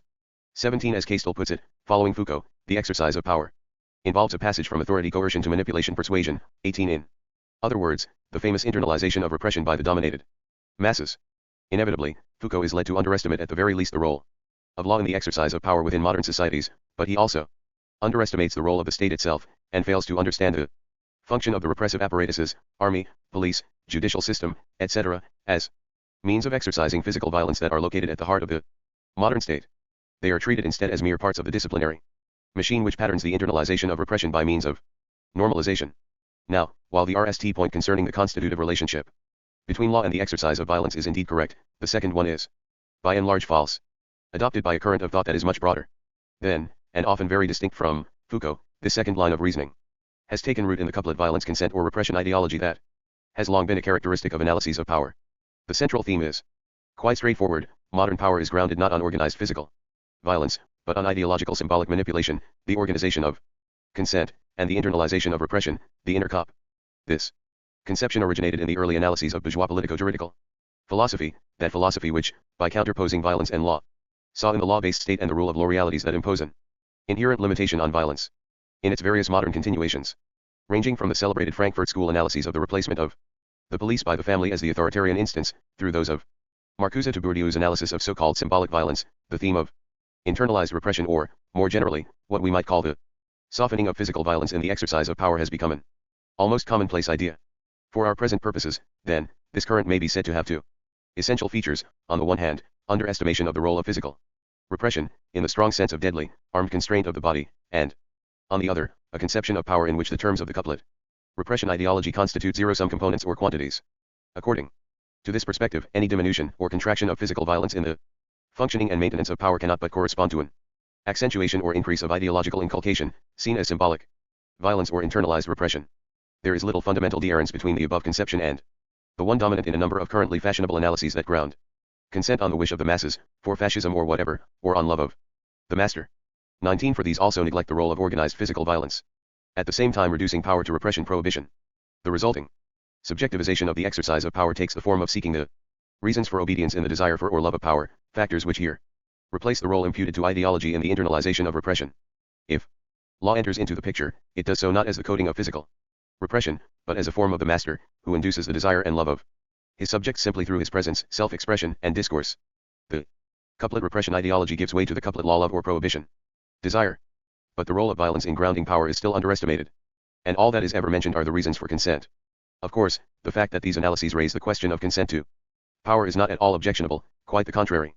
What is disturbing is both their neglect of the role of organized physical violence in exercising repression, and their reduction of power to prohibition and symbolic or internalized repression. By grounding consent on love desire of repression, they become unable to grasp the positive material reasons for this phenomenon, reasons such as the concessions made to the masses by the existing power, which play a decisive role over and above that of the dominant ideology. At the same time, insistence on the positivity of power should not be allowed to obscure either the question of repression or the role of ideology itself in relation to consent. Yet this is precisely what happens in Foucault's writings. Unlike the above currents, he does have the merit of bringing out one aspect of the power techniques that materially organize the submission of dominated layers, namely, the aspect of the normalization disciplines. But his analyses, too, constantly play down the role of overt physical violence. A mere symptom of this is his underestimation of the role of law in giving coded form to such violence. In the omnifunctional position assigned to them by Foucault, the techniques of power absorb not only the question of physical violence but also that of consent. The latter thereby becomes a non-problem which is either given no theoretical elucidation at all or else is collapsed into the internalized repression type of analysis.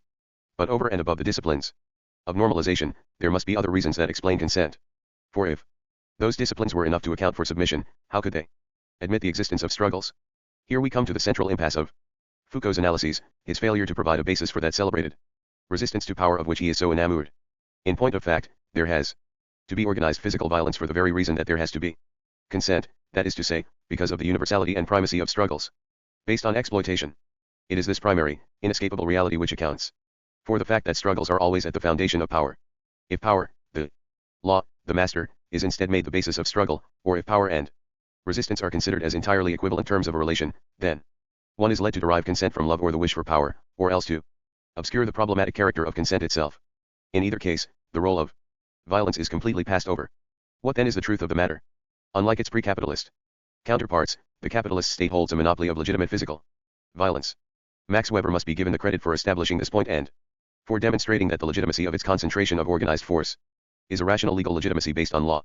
Indeed, the capitalist state's prodigious accumulation of the means of bodily constraint goes hand in hand with the development of its character as a state based on law. Now, this circumstance gives rise to some quite remarkable effects. The degree of overt physical violence exercised in the various contexts of private, extra state power, from the factory to the famous micro-power situations, declines as an exact function of the state's monopoly of legitimate physical force. The European capitalist states, in particular, were constituted through pacey cation of territories torn by feudal wars. And once political power was institutionalized, these states had less recourse to such violence in normal contexts of domination, even though they now enjoyed a monopoly of its legitimate use, than did the various pre-capitalist states.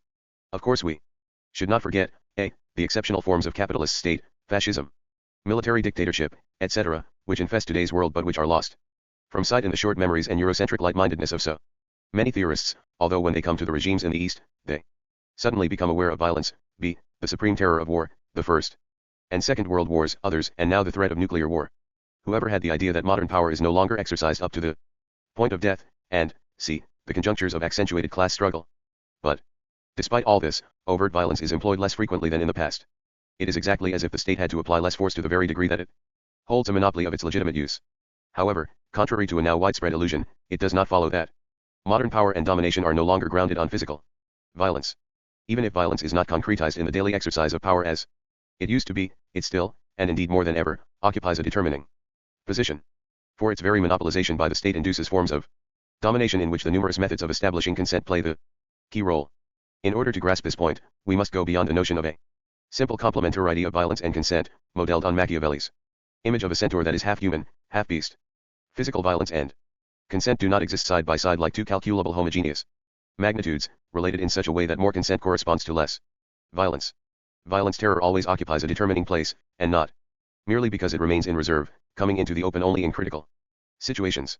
State-monopolized physical violence permanently underlies the techniques of power and mechanisms of consent. It is inscribed in the web of disciplinary and ideological devices, and even when not directly exercised, it shapes the materiality of the social body upon which domination is brought to bear.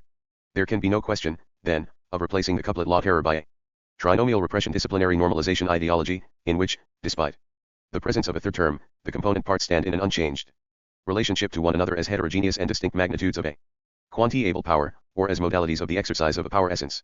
We need rather to grasp the material organization of labor as a class relation, whose condition of existence and guarantee of reproduction is organized physical violence. The establishment of techniques of capitalist power, the constitution of disciplinary devices, the great enclosure, the emergence of ideological cultural institutions from parliament through universal suffrage to the school, all these presuppose state monopolization of violence, concealed by the displacement of legitimacy towards legality and by the rule of law. They presuppose this not only in the sense of historical genealogy, but in their very existence and reproduction. To take just one example, the national army is consubstantial with parliament and the capitalist school. But this consubstantiality does not rest only on a common institutional materiality stemming from the social division of labor embodied by these apparatuses, it also rests on the fact that the national army, as an explicit part of the state monopoly of legitimate physical violence, gives rise to the forms of existence and operation of institutions, parliament, school, in which violence does not have to be materialized as such. The regular existence and even the constitution of a law-enacting parliament is unthinkable without the modern national army. Finally, I should like to say something more about death itself. For how is it possible not to see that the changing modes of prosaically dying in one's bed, the veritable taboo on death in modern societies, and the loss of control by private citizens over their own death 20 actually converge with the state monopoly of legitimate public terror? Does the state no longer have any function with regard to death? Even when it does not execute people, kill them or threaten to do so, and even when it prevents them from dying, the modern state manages death in a number of deterrent ways, and medical power is inscribed in present-day law. State monopolization of legitimate violence therefore remains the determining element of power even when such violence is not exercised in a direct and open manner. This monopoly is not the origin of the new forms of struggle under capitalism, and so true is it that power and struggle summon and condition each other that the role of the mechanisms of organization and consent now correspond to these forms. State concentration of armed force and the disarming demilitarization of private sectors, which is a precondition of established capitalist exploitation, contribute to shifting the class struggle away from permanent civil war, periodic and regular armed contexts, towards those new forms of political and trade union organization of the popular masses against which overt physical violence is, as we know, only conditionally active. Confronted with a public power, a private people no longer lives political domination as a natural and sacrosanct fatality. It considers the state monopoly of violence to be legitimate only to the extent that legality and judicial regulation give it the hope, and in principle even the formal possibility, of gaining access to power. In short, at the very time that violence is concentrated in specialized state bodies, it becomes less than ever capable of ensuring the reproduction of domination. As I said earlier, the state concentration of force established peace instead of the private armed contexts and constantly updated holy wars that used to constitute the catharsis of the fatality of power. Under the impact of the same state monopoly, these have given way to permanent disputing of political power, and the rule of capitalist law has installed in the very outposts of power the various mechanisms of organizing consent, including, insofar as it masks the state monopolization of physical force, the mechanisms of ideological inculcation.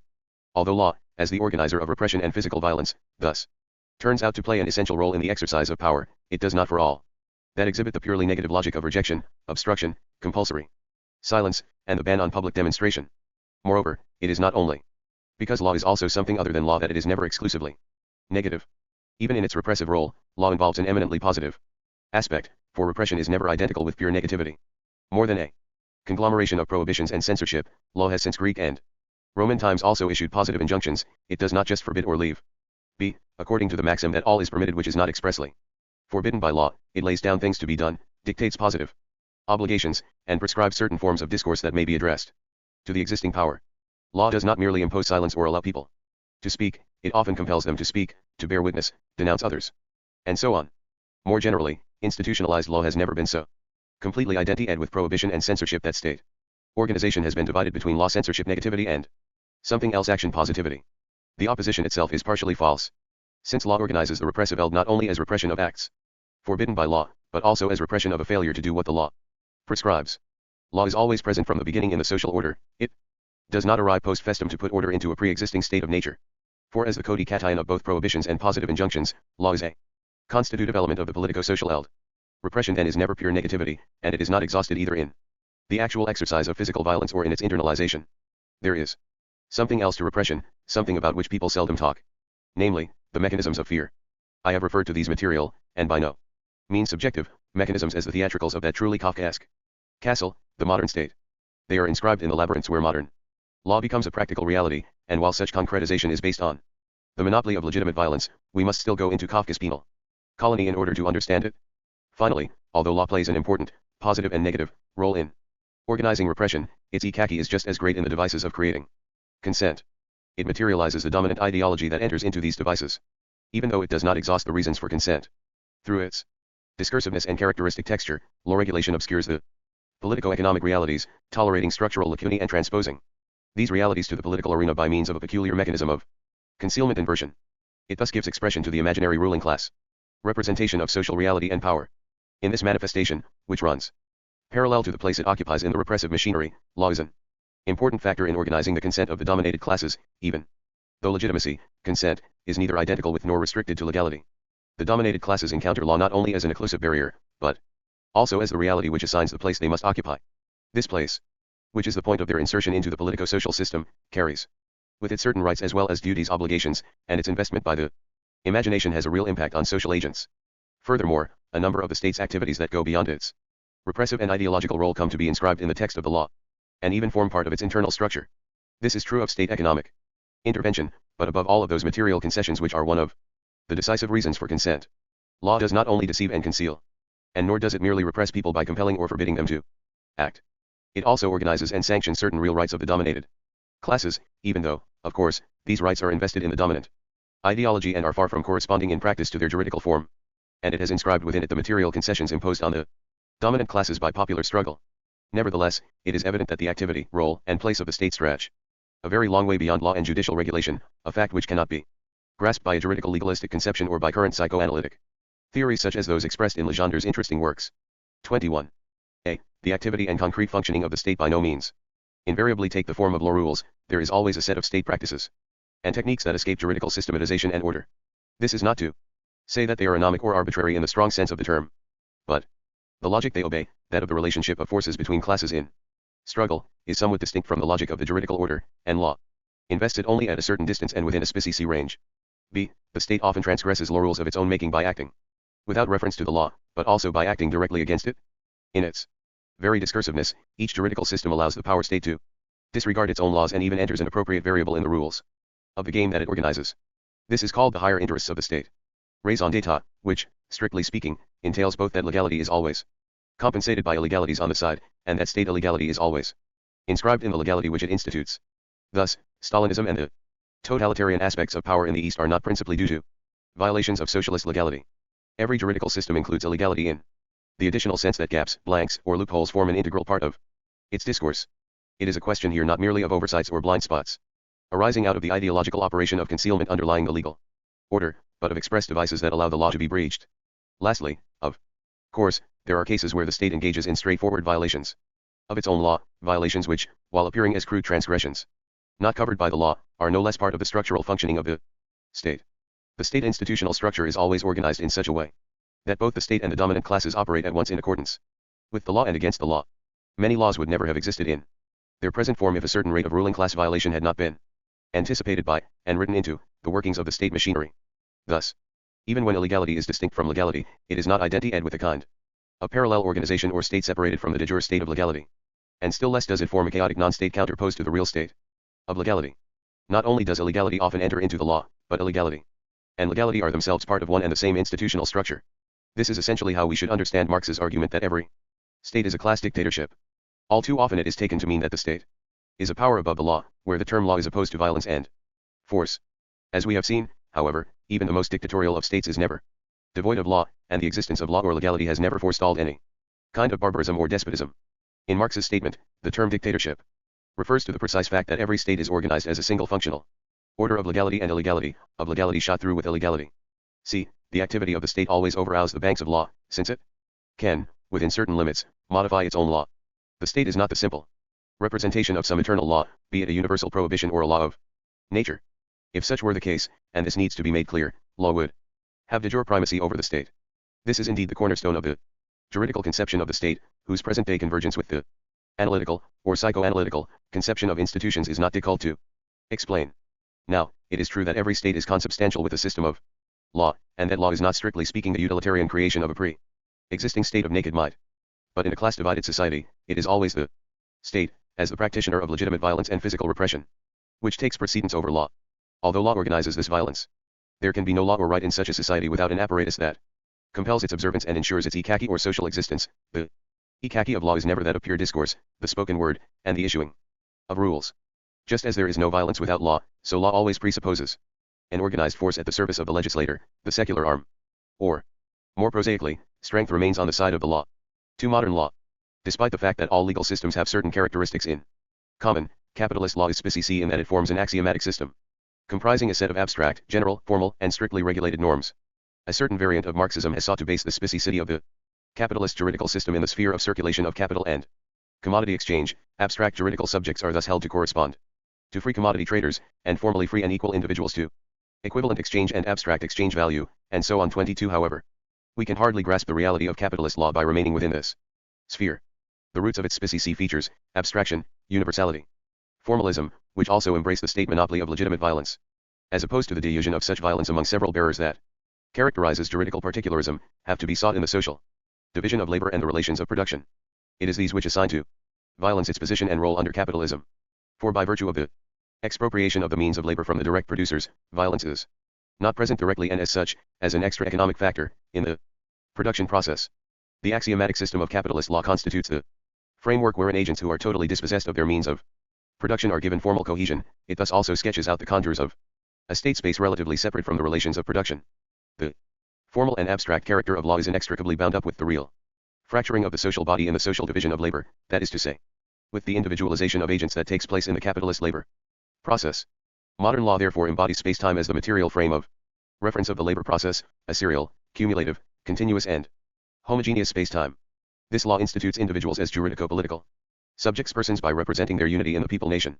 It consecrates, and thus helps to establish, the differential fragmentation of agents, individualization, by elaborating the code in which these differentiations are inscribed and on the basis of which they exist without calling into question the political unity of the social formation.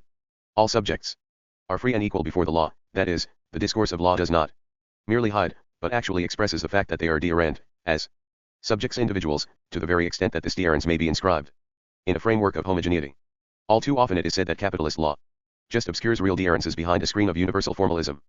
But in fact, it also helps to establish and consecrate individual and class differences within its very structure, while at the same time setting itself up as a cohesive and organizing system of their unity homogenization. Therein lies the source of the universal, formal, and abstract character of the juridical axiomatic.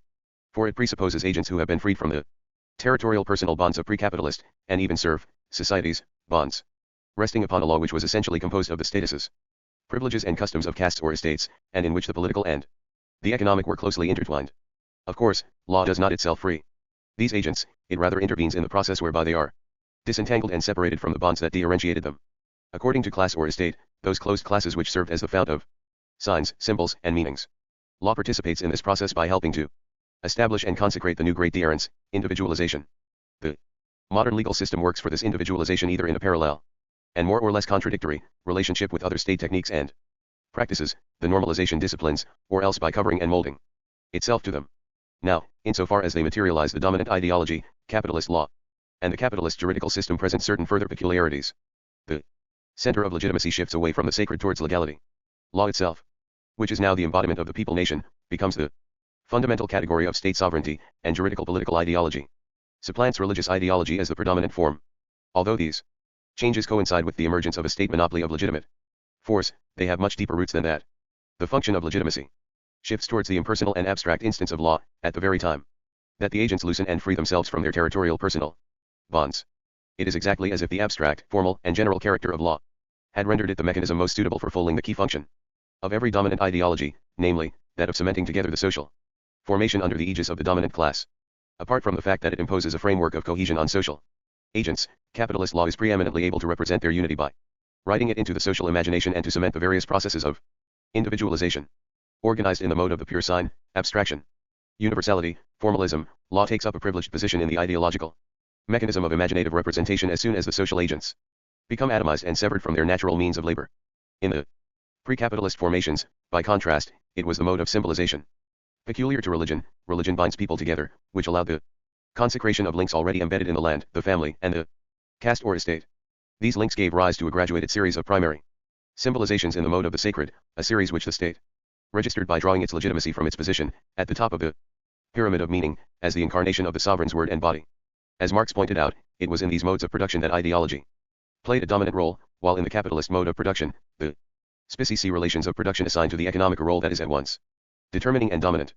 Juridical ideology written into law becomes the dominant area of ideology in a mode of production in which ideology no longer plays the dominant role. We must understand by this that the capitalist form of law comes to constitute the fundamental ideological mechanism from the moment that the extraction of surplus labor, surplus value, is activated by the very cycle of reproduction of capital, and not by extra economic factors, from the moment that the sub-symbolizations cementing the various territorial personal links among social agents are uprooted and destroyed. The rule of capitalist law is grounded on the absence of other sine ers around it. This specificity of law and the juridical system is inscribed in the peculiar institutional structure of the capitalist state. Indeed, its centralizing bureaucratic hierarchic framework is itself possible only through being molded in a system of general, abstract, formal, and axiomatic norms that organize and regulate the impersonal echelons and apparatuses of the exercise of power.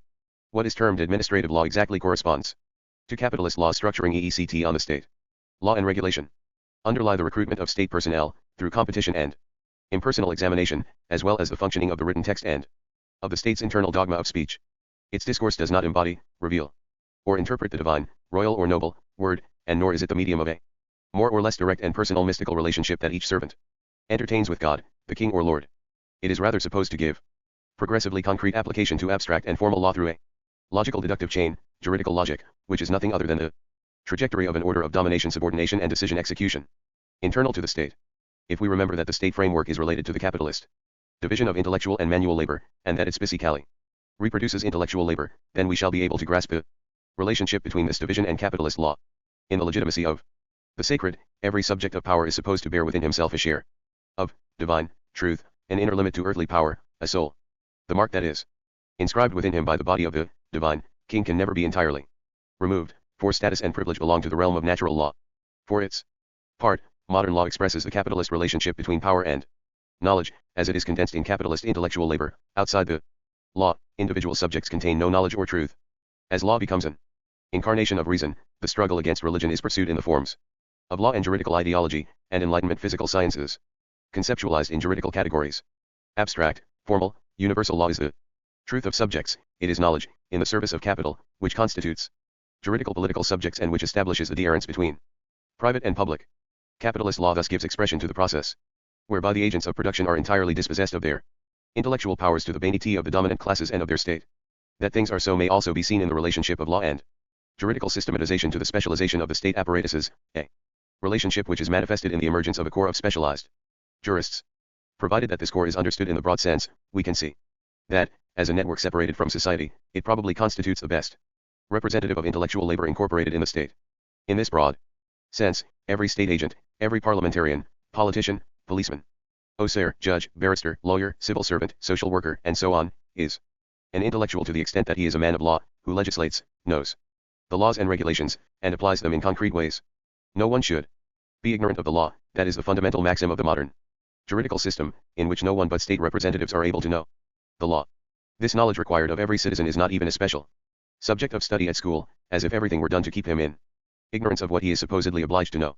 The maxim therefore expresses a relationship whereby the popular masses, whose ignorance of the law's secrets is built into this law and juridical language itself, remain dependent upon, and subordinated to, state functionaries as the makers, protectors and appliers of the law. Modern law is a state secret which grounds a form of knowledge monopolized for reasons of state. This specificity of capitalist law and the capitalist juridical system is therefore based on the existing relations of production and social division of labor, and so it refers us to social classes and the class struggle such as they exist under capitalism. 23. The fact that these are open classes rather than closed castes is of the highest importance with regard to the reproduction, both of their positions, extension, contraction, disappearance, and of their agents, specificity training subjection of agents so that they may occupy certain class positions. Evidently, the abstract, formal and general character of the capitalist juridical system allows it to regulate the relationship between the positions of social classes, capital, wage labor, and those of agents who are not formally tied to them. It is the system which can regulate both the permanent allocation of agents of the dominated classes among the relevant class positions, peasantry, working class, petty bourgeoisie, which is nothing other than the role of law in expanding the real submission of labor to capital, and the greater or lesser partitioning of these positions and agents in the relationship between the dominant and dominated classes. For in that bourgeois juridical axiom, which expresses a real national popular class law, everyone is free and equal before the law on condition that he is or becomes a bourgeois. And that, of course, the law at once allows and forbids. However, this juridical system also corresponds to the peculiar coordinates of political struggle under capitalism.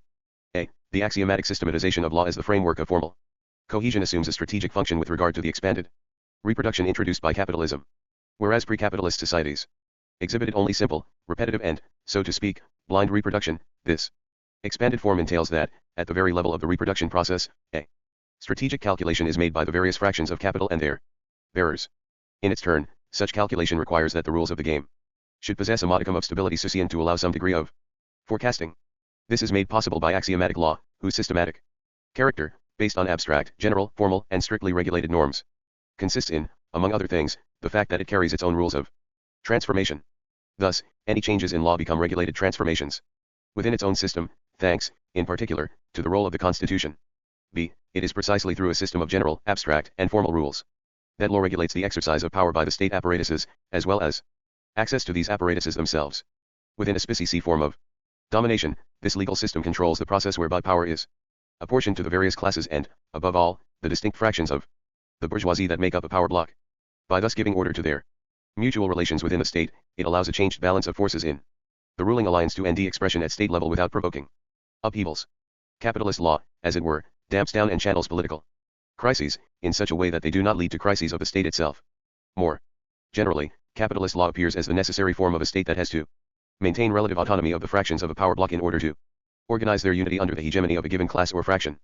This compulsion is further bound up with the state's relative separation from the Relations of production, that is to say, with the fact that agents of the economically dominant class, the bourgeoisie, do not directly coincide with the occupiers and agents of the state. This is moreover the way in which modern law was historically constituted. Its roots go back to the absolutist state and the 17th century European monarchies. The predominantly capitalist state of absolutism, which was truly a state of transition to capitalism, already had to confront specific problems of organization concerning relations between the landed nobility and the bourgeoisie. The state's monopolization of war here corresponds to the passive cation of social forces, private wars, which it had been accomplishing since the 16th century, and which prepared it for success in that RST Great War which bore it to the baptismal font, the bloody process of primitive accumulation of capital in favor of the bourgeoisie. However, the capitalist legal system also takes the dominated classes into account in regulating the exercise of power. Faced with working class struggle on the political plane, law organizes the structure of the compromise equilibrium permanently imposed on the dominant classes by the dominated. It also regulates the forms in which physical repression is exercised. Indeed, we need to stress the fact that this juridical system, these formal and abstract liberties are also conquests of the popular masses.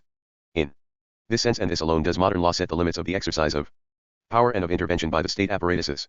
It is very clear from its abolition in the exceptional forms of capitalist state, fascism, military dictatorship, that this role of law depends on the class relationship of forces, and provides the outline of the barrier to ruling class power imposed by the dominated classes.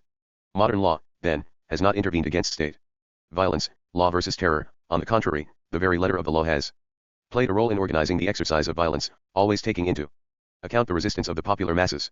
The juridical axiomatic, as I have already indicated, allows political forecasting on the part of the dominant classes. While it expresses a class relationship of forces, it also serves as a prop for strategic calculation by including among the variables of its system the resistance and struggle of the dominated classes. Finally, with regard to the dominant classes and fractions, the role of law in setting limits expresses the relationship of forces within the power block. It becomes concrete above all by delimiting the elts of competence and intervention of the various apparatuses, in which the errant classes and fractions of this block have dominance. 17 La Volonté Savoir, OPCIT, pages 117 to 18. 18 Arcastel, Le Psychanalysme, Paris 1976, pages 288. 19 There is a long list of such works, from Father Lyotard, L'Économie libidinale, through Arscurer to P. Legendre, L'amour du censeur. 20 Ph. Aries, Histoire de la mort en Occident, and the works of L.V. Thomas. 21 Joueur du pouvoir, Paris 1976. 22 In my rest and long since out of print work Nature des choses et droit, 1966, I also took this position. However, the reader can rest assured that I have no intention of republishing this text. 23 See also the works by M. Camillere Gendreau, E. Picier Kochner, M. Yale, Father Demichel, J.P. Collin, G. Labica et al. 4. The Nation. The last case to which I shall refer is that of the nation, a complex case if ever there was one.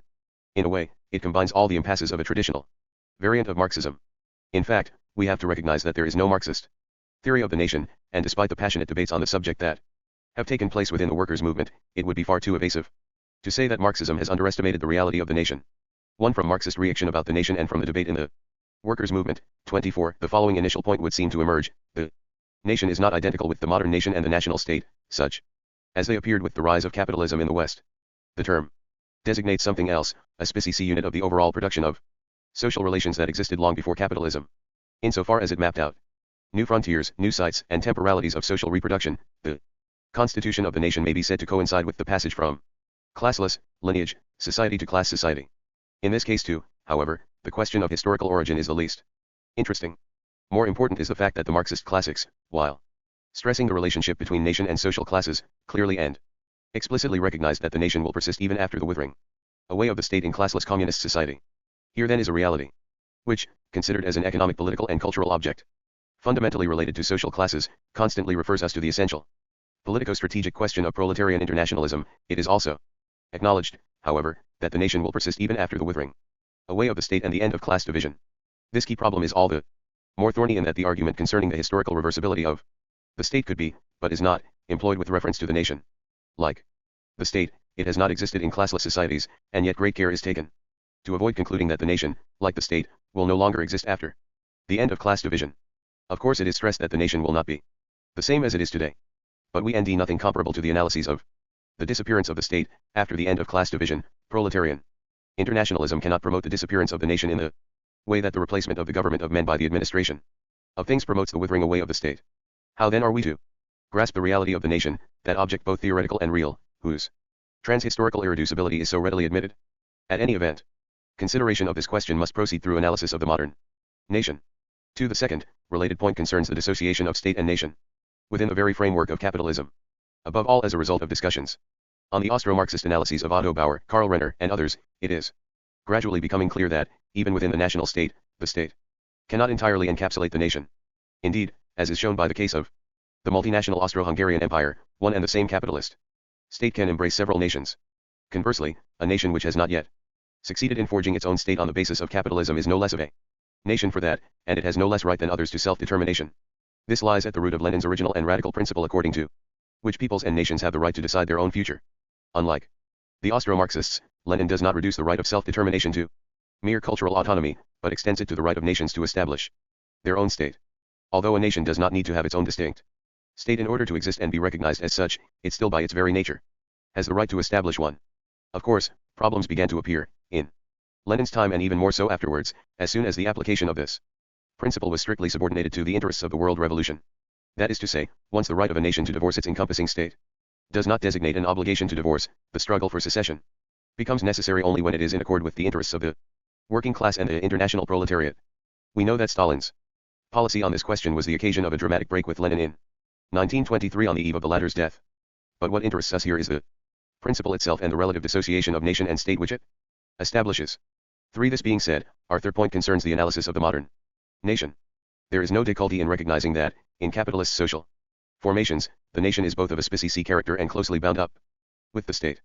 Even if the nation does not exactly coincide with the capitalist state, the latter has the peculiarity of being a national state. For the RST time, the national modality becomes relevant to the state's materiality.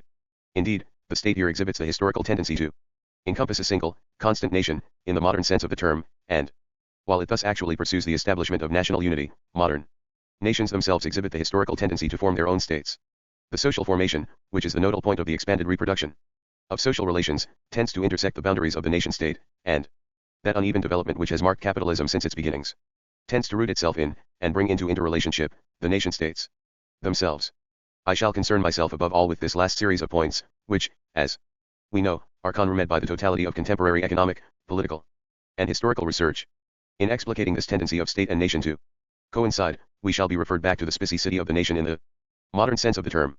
For it is precisely here that the failings of previous Marxist investigation are most evident. First of all, we must consider arguments that seek to base these historical realities on certain economic foundations, of which the most frequently invoked is again the famous realm of the circulation of capital and commodity exchange.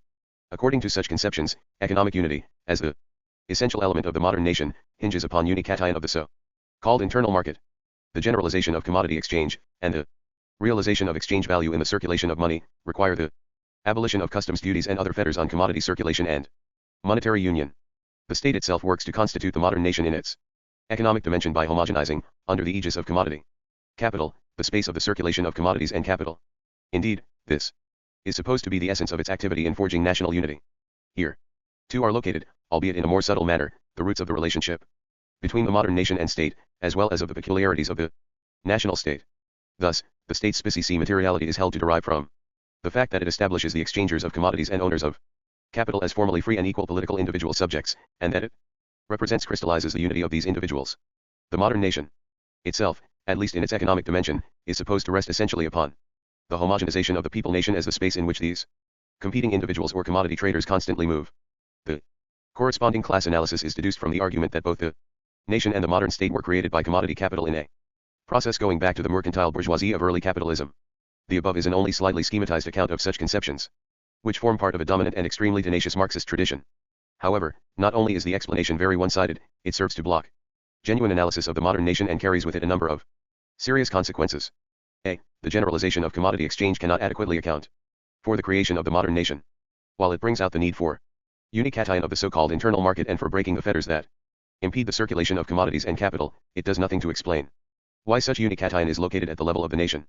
By all means let us talk in terms of unication of the internal market. But what denies this notion of internal? What makes possible the emergence of a specie space whose contours designate an inside and an outside? Why do these limits frontiers follow this precise demarcation? Indeed, why and how are such limits assigned to a particular eld, which becomes the site of the problem of unication? All these questions have to be faced, for homogenization of the internal market presupposes the prior enclosure of precisely that space, which has still to be uni-ed. B. More generally, this evasive reference to the coordinates of Commodity exchange expresses a profoundly empiricist and positivist conception of all the elements that are supposed to constitute the nation. Common territory, common language, common historical and cultural tradition. I shall not enter here into the dispute, which has truly shaken the workers' movement, over the exact nature of the elements which should be identified as constituting the nation. I am concerned above all to clarify the underlying conception on the basis of which a certain set of elements are usually put forward. In a certain sense, these elements of territory, language, and tradition are often understood as transhistorical essences possessing an immutable nature.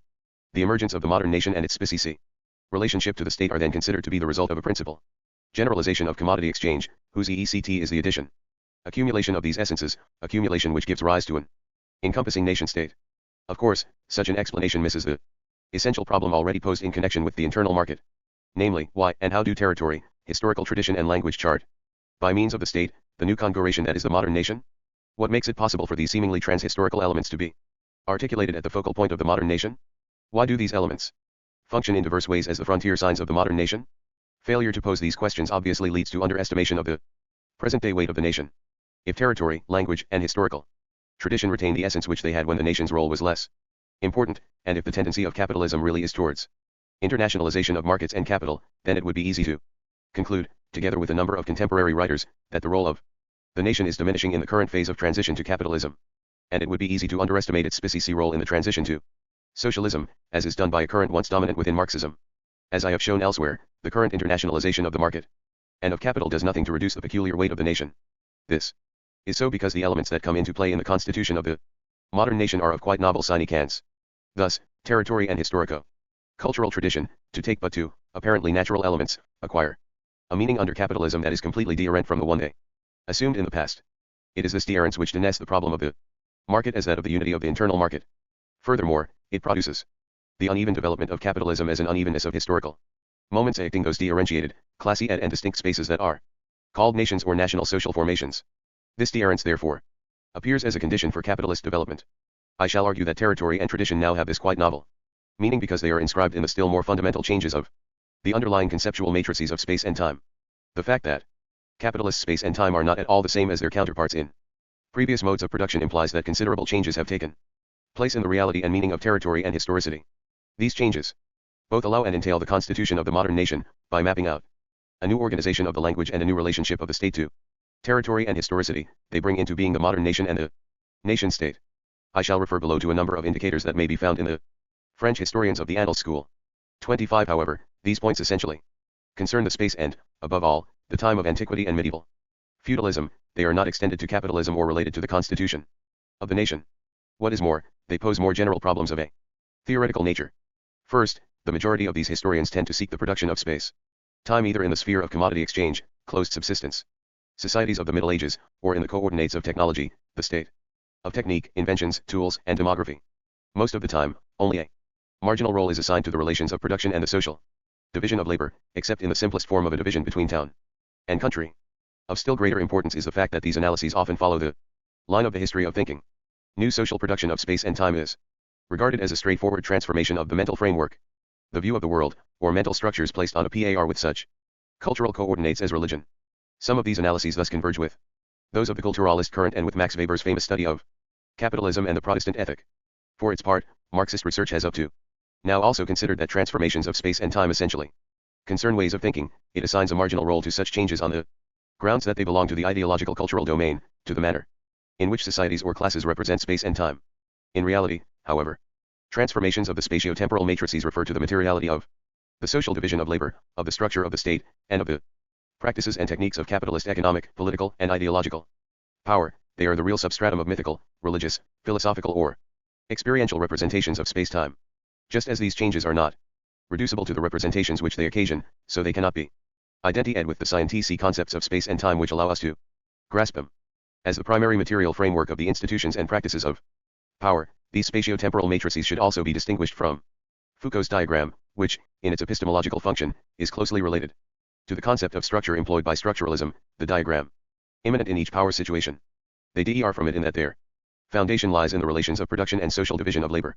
Of course, I am not speaking of some mechanical causality according to which pre-existing relations of production give rise at a subsequent stage to spatial and temporal matrices, themselves implied by the relations of production and social division of labor. These matrices appear at the same Time as their presupposition, in the sense that Marx gave to the term logical priority, Voraussetzung, as opposed to historical preconditions, historisk Bedingungen. Transformations of these matrices thus punctuate changes in the mode of production, and for this very reason, they are present in the material framework of the given state, structuring the modalities in which its power is exercised. The presence of the spatio-temporal matrices in the state does not then refer to a mere relationship of structural homology between state and relations of production. Indeed, the capitalist state has the peculiarity of reserving social space and time for itself. It intervenes in the erection of these matrices by tending to monopolize those procedures of space-time organization which are established through it as networks of domination and power. The modern nation appears as a product of the state, since its constitutive elements, economic unity, territory, tradition, are modified through the state's direct activity in the material organization of space and time.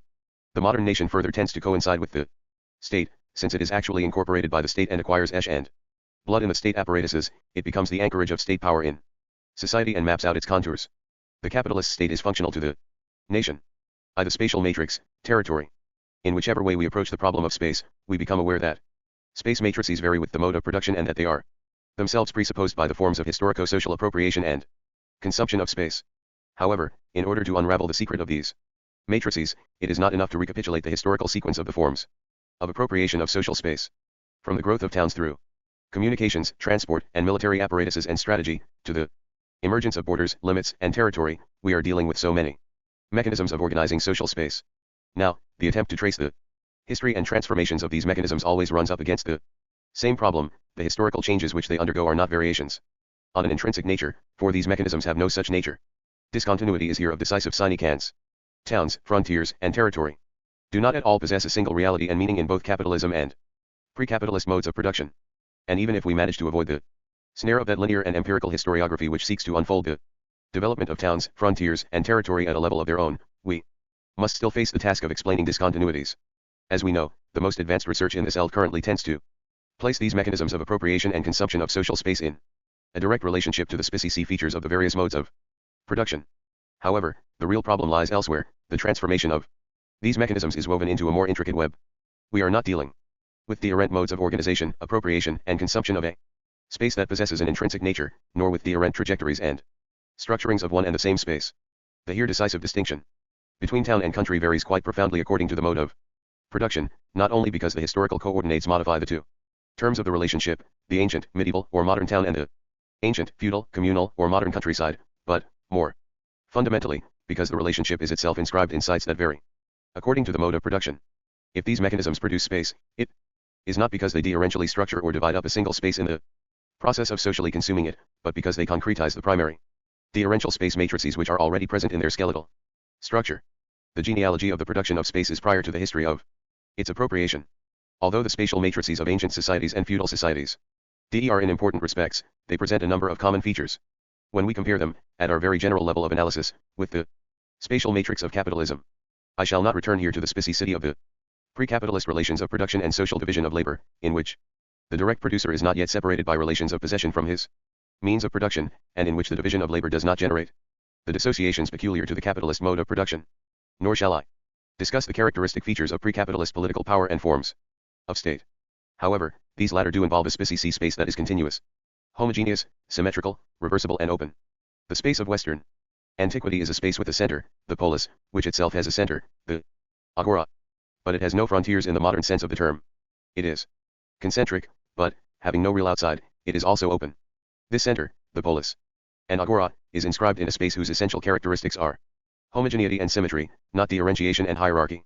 Moreover, this geometric orientation is reproduced in the political organization of the city and the isonomy relationship among its citizens. These spatially diffuse points, the cities, are separated from one another. Not because they are closed to the outside, but because they are turned in on their own center, not as links in a chain, but as dispersions in a single place. 26 men, writes Journet, order the center at their will. The mathematical disposition of what could be any territory at all, the center is arbitrary or even purely theoretical. In this space, which is the one represented by Euclid and the Pythagoreans, people do not change their position, they simply move around. They always go to the same place, because each point in space is an exact repetition of the previous point. When they found colonies, it is only to form replicas of Athens or Rome. Since every trajectory is merely a return to the initial center, no distance can ever be covered, and since the towns are open to the countryside, there can be no question of a territory with limits that extend beyond, or fall short of, other segments. The Greeks and Romans do not extend outwards by drawing in their frontiers to include new pieces or portions of space, for what is at stake is not the assimilation of heterogeneous fragments. They simply spread out in a homogeneous eld, which, while exhibiting certain delimitations, knows no enclosure in the modern sense of the term. Through every twist and turn, this topographical ordering coincides with the sites of exploitation and the forms of political command. Space is homogeneous and undifferentiated because the space of the slave is the same as that of the master, and the points at which power is exercised are replicas of the sovereign's body. In fact, it is this body which unites space and installs public man within private man. It is a body with no place and no frontiers. All roads lead to Rome in the sense that Rome is at every point of the sovereigns moving around, in the towns, in the countryside, in the EET, and in the armies. To be sure, although this homogeneous side has no outside, it has connes which are its absolute reverse, namely, the barbarians. But these barbarians are precisely a non-site. Not only are they not a segment, however distinct, of a single space, they are the denitive end of all possible space. They are not a division of space but a without space, not a no man's land but a no land. Let us now pass on to the feudal system and the Middle Ages. As we said earlier, although the spatial matrices of antiquity and feudalism exhibit noteworthy differences, they also have certain points in common. These become readily visible on condition that we avoid the simplistic couplet territorialization which is now the height of fashion in the Delusgewateri school. 27 For these authors, feudal personal bonds and the peasant's link with the soil give rise to the territorialization of space and of social relations, while the freeing of the direct producer from these bonds results in the deterritorialization of space under capitalism. In reality, however, these terms cannot keep the same reference through the transformations of the mode of production, since their meaning varies with the spatial matrix. Such is the case of the land, which no more possesses an intrinsic nature than do the other means and objects of production. Of course, the personalized economic political ties of the feudal countryside and the rights and freedoms peculiar to the towns turn each of these sites in on itself. The walls of medieval towns, which were closed towns, according to Brodel, also marked the limits of freedoms, while feudal links in the countryside tied the producer to the soil. But these were contours inscribed in a spatial matrix which changed relatively little, in keeping with the relations of production and simple division of labor of the feudal system. Here too, we are talking of a homogeneous, continuous, reversible and open space. In point of fact, people have never moved about as much as they did in the Middle Ages. Peasant migration, both individual and collective, was a major demographic phenomenon in medieval society. On the road were to be found knights, peasants traveling during the rotation period of crops and elds, merchants, clerics either undertaking a regular trip or running away from their monasteries, students, pilgrims of all kinds, crusaders. It was the great age of the wanderer. Both the towns and feudal demesenias or EFS were open and turned out, through a number of epic entrees, towards that umbilical center, Jerusalem. As Marx pointed out, the relations of production were such that religion played the dominant role. In feudal social formations, it was directly present in the forms of the exercise of power, and it patterned space by setting the seal of Christianity upon it. But from the very beginning, this was the matrix of a continuous and homogeneous space. As in antiquity, people do not change their position between the EFS, large villages and towns, on the one hand, and Jerusalem and its diverse earthly incarnations on the other. Between the fall and salvation, there is no break, sewer, or distance. Frontiers and such intermediary points of demarcation as walls, forests, and deserts refer not to a distance that has to be crossed in order to pass from one segment to another, one town to another, but to crossroads of a single route. The pilgrim or crusader, which is what every traveler is after a fashion, does not actually go to the holy places and Jerusalem, because these are already inscribed in his body. This is also the case with Islam. The body politic of each sovereign incarnates the unity of the space as the body of Christ the King, and space is marked out by the paths of the Lord. Delimitations are constantly intersecting and overlapping in a series of twists and turns, and subjects, while remaining on the spot, move about in accordance with the changes of the lords and sovereigns to whom they are personally tied. The pyramid of medieval political power has a shifting base like the beam of a movable beacon. All its movement occurs on a surface whose directions are reversible. This explains why the cartography of the Middle Ages is not fundamentally different from that of antiquity. Here too, what takes the place of territory is a non-place, even though it is unlike that of antiquity in that it is composed of unbelievers or indels. The contrast with capitalism is quite evident. But we cannot here recapitulate the historical constitution of capitalist social space. The problem still concerns relations between the strictly capitalist social matrix and the strictly capitalist relations of production and social division of labor. It is a problem of the role of territory in the constitution of the modern nation. The direct producer, the worker, is now totally separated from the means of labor, a situation which is at the root of the social division of labor in machine production and large-scale industry. The latter involves as its precondition an entirely different spatial matrix, the serial, fractured, parcelled, cellular and irreversible space which is peculiar to the Taylorist division of labor on the factory assembly line. Although this space also becomes homogeneous in the end, it does so only through a second degree and problematic homogenization, which arises on the basis of its essential segmentations and gaps. Already at this level, the matrix space has a twofold dimension. It is composed of gaps, breaks, successive fracturings, closures and frontiers, but it has no end. The capitalist labor process tends towards worldwide application, expanded cooperation. It may be said that the separation of the direct producer from his means of labor and his liberation from personal bonds involve a process of deterritorialization. But the naturalist image peddled by this term is no more exact in this context than it is elsewhere. The whole process is inscribed in a fresh space, which precisely involves closures and successive segmentations. In this modern space, people change position ad infinitum by traversing separations in which each place is denuded by its distance from others. They spread out in this space by assimilating and homogenizing new segments in the act of shifting their frontiers. Now, it is not the shifting of frontiers that is important, but the appearance of frontiers in the modern sense of the term, that is to say, limits, capable of being shifted along a serial and discontinuous loom which everywhere XES insides and outsides within this very space are inscribed. The movements and expanded reproduction of capital, the generalization of exchange, and monetary fluctuations. While these constantly stretch towards the outside, they have to cross frontiers of a serial and discontinuous space, rooted in the social division of the labor processes, implicit in the capitalist relations of production, economic ownership and possession of the means of production by capital. This space appears as the splitting of the labor process into capitalist units of production and reproduction. The uneven development of capitalism is, in its spatialized dimension, actually consubstantial with this discontinuous morphology, the expansion of capital consubstantial with this irreversibly oriented topology, and modern imperialism consubstantial with those spatial frontiers. The RST fruits of territory, considered as a constitutive element of the modern nation, are written into this capitalist spatial matrix. It must be made clear, however, that this national territory has nothing to do with the natural features of the land. It is rather of an essentially political character, in that the state tends to monopolize the procedures of the organization of space.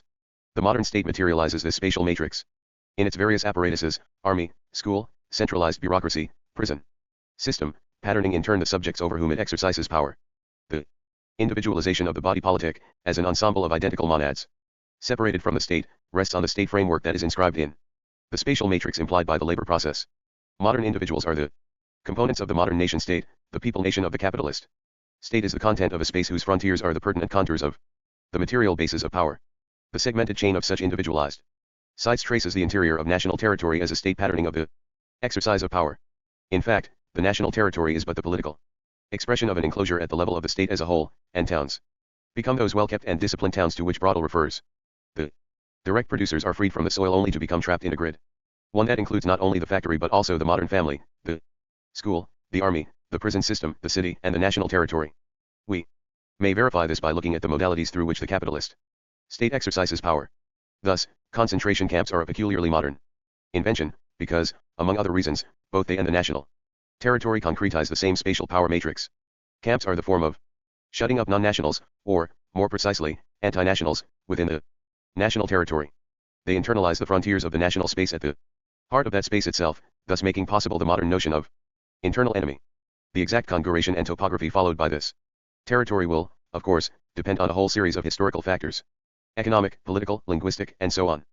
But what matters here is the appearance of territory and frontiers in the modern sense of the terms. The territory becomes national and, by means of the state, constitutes an element of the modern nation. In order to grasp this second proposition, we must take account of the fact that territory is only one element of the modern nation and of the capitalist state's relationship to historical tradition and language.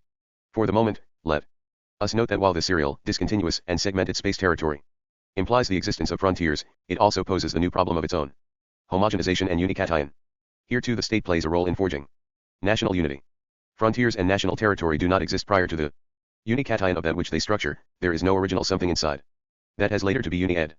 The capitalist state does not con-ne itself to perfecting national unity, but sets itself up in constructing this unity, that is, in forging the modern nation. The state marks out the frontiers of this serial space in the very process of unifying and homogenizing what these frontiers enclose. It is in this way that the territory becomes national, tending to merge with the nation-state. It is in this way too that the nation tends to encapsulate the state. It either embraces the existing state or sets itself up as the autonomous state of a modern nation by creating a state of its own. Jacobinism and separatism are thus two aspects of the same phenomenon, the peculiar relationship between the modern nation and the state. The national state realizes the unity of the individuals of the people nation in the very movement by which it forges their individualization. It secures the political public, nation-state, homogenization of the private dissociations in the very movement by which it contributes to their establishment. Law thus becomes the expression of national law and sovereignty. The state does not have to unify a pre-existing internal market, but installs a uni-ed national market by marking out the frontiers of what thereby becomes the inside of an outside. We can follow this process in the totality of state apparatuses, economic, military, educational, and so on, and thus end an initial, and no doubt partial, answer to a problem that would otherwise be insoluble. Pierre Vilar has given the best formulation of this problem: why are national social formations the principal roots and focal points of the uneven development of capitalism? 28. Now, through that very movement by which it both marks out frontiers and uni-es national space, the state also turns beyond those frontiers towards an irreversible, clearly demarcated space which yet has no end or NAL horizon.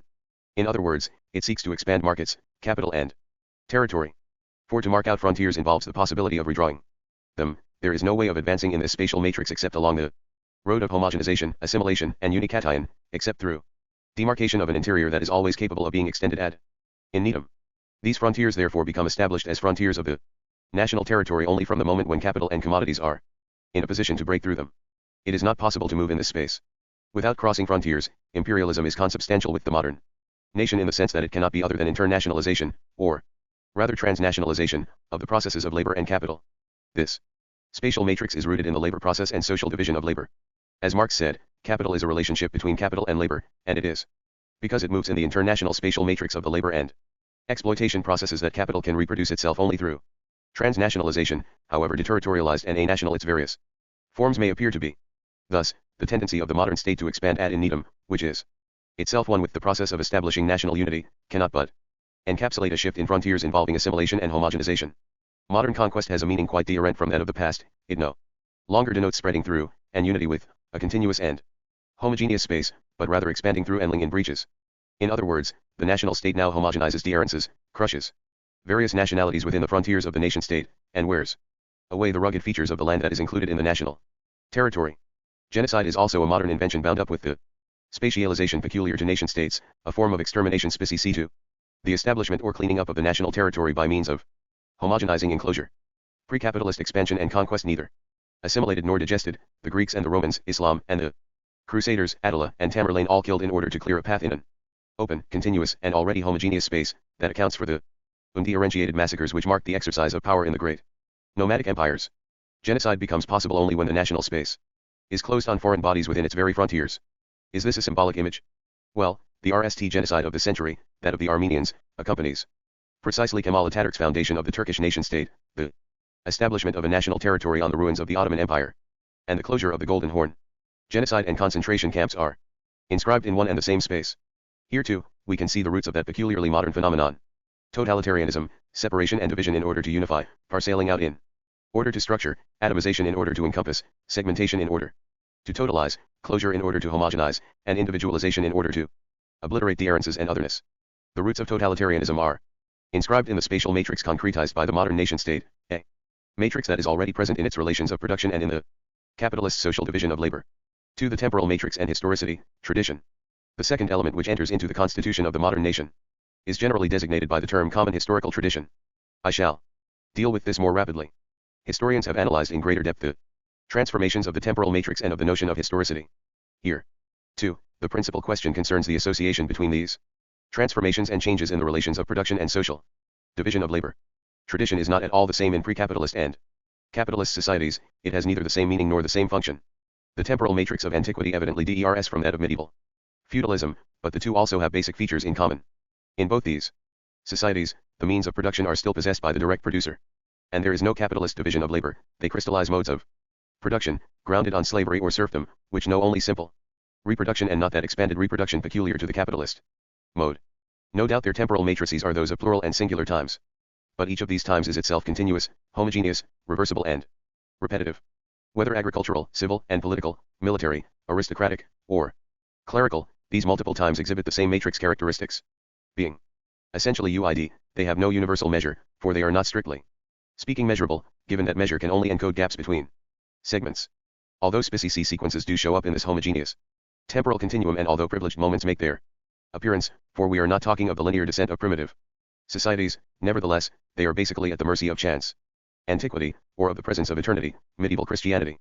There is no succession or series, indeed there are no events. These are times of the present, which itself gives to the before and the after their respective meanings. In the societies of antiquity, time is largely the circular time of Eternal recurrence, the past is always reproduced in the present, which is nothing but its echo, and the journey back through time does not lead us away from the present, since the past is an integral part of the cosmos. To remember through anamnesis is to nd again other regions of being, the essence that is manifested by the here and now. In this homogeneous, reversible and continuous time, the present is included in the origins chronology, remaining a repetition of the genesis, if not actually a genealogical transfer. Rediscovering the origins is not the same as to recapitulate the history of an accumulation of experiences, knowledge, events, or of a progression towards the present. It rather involves the attainment of original omniscience. It is not that a future dimension is absent.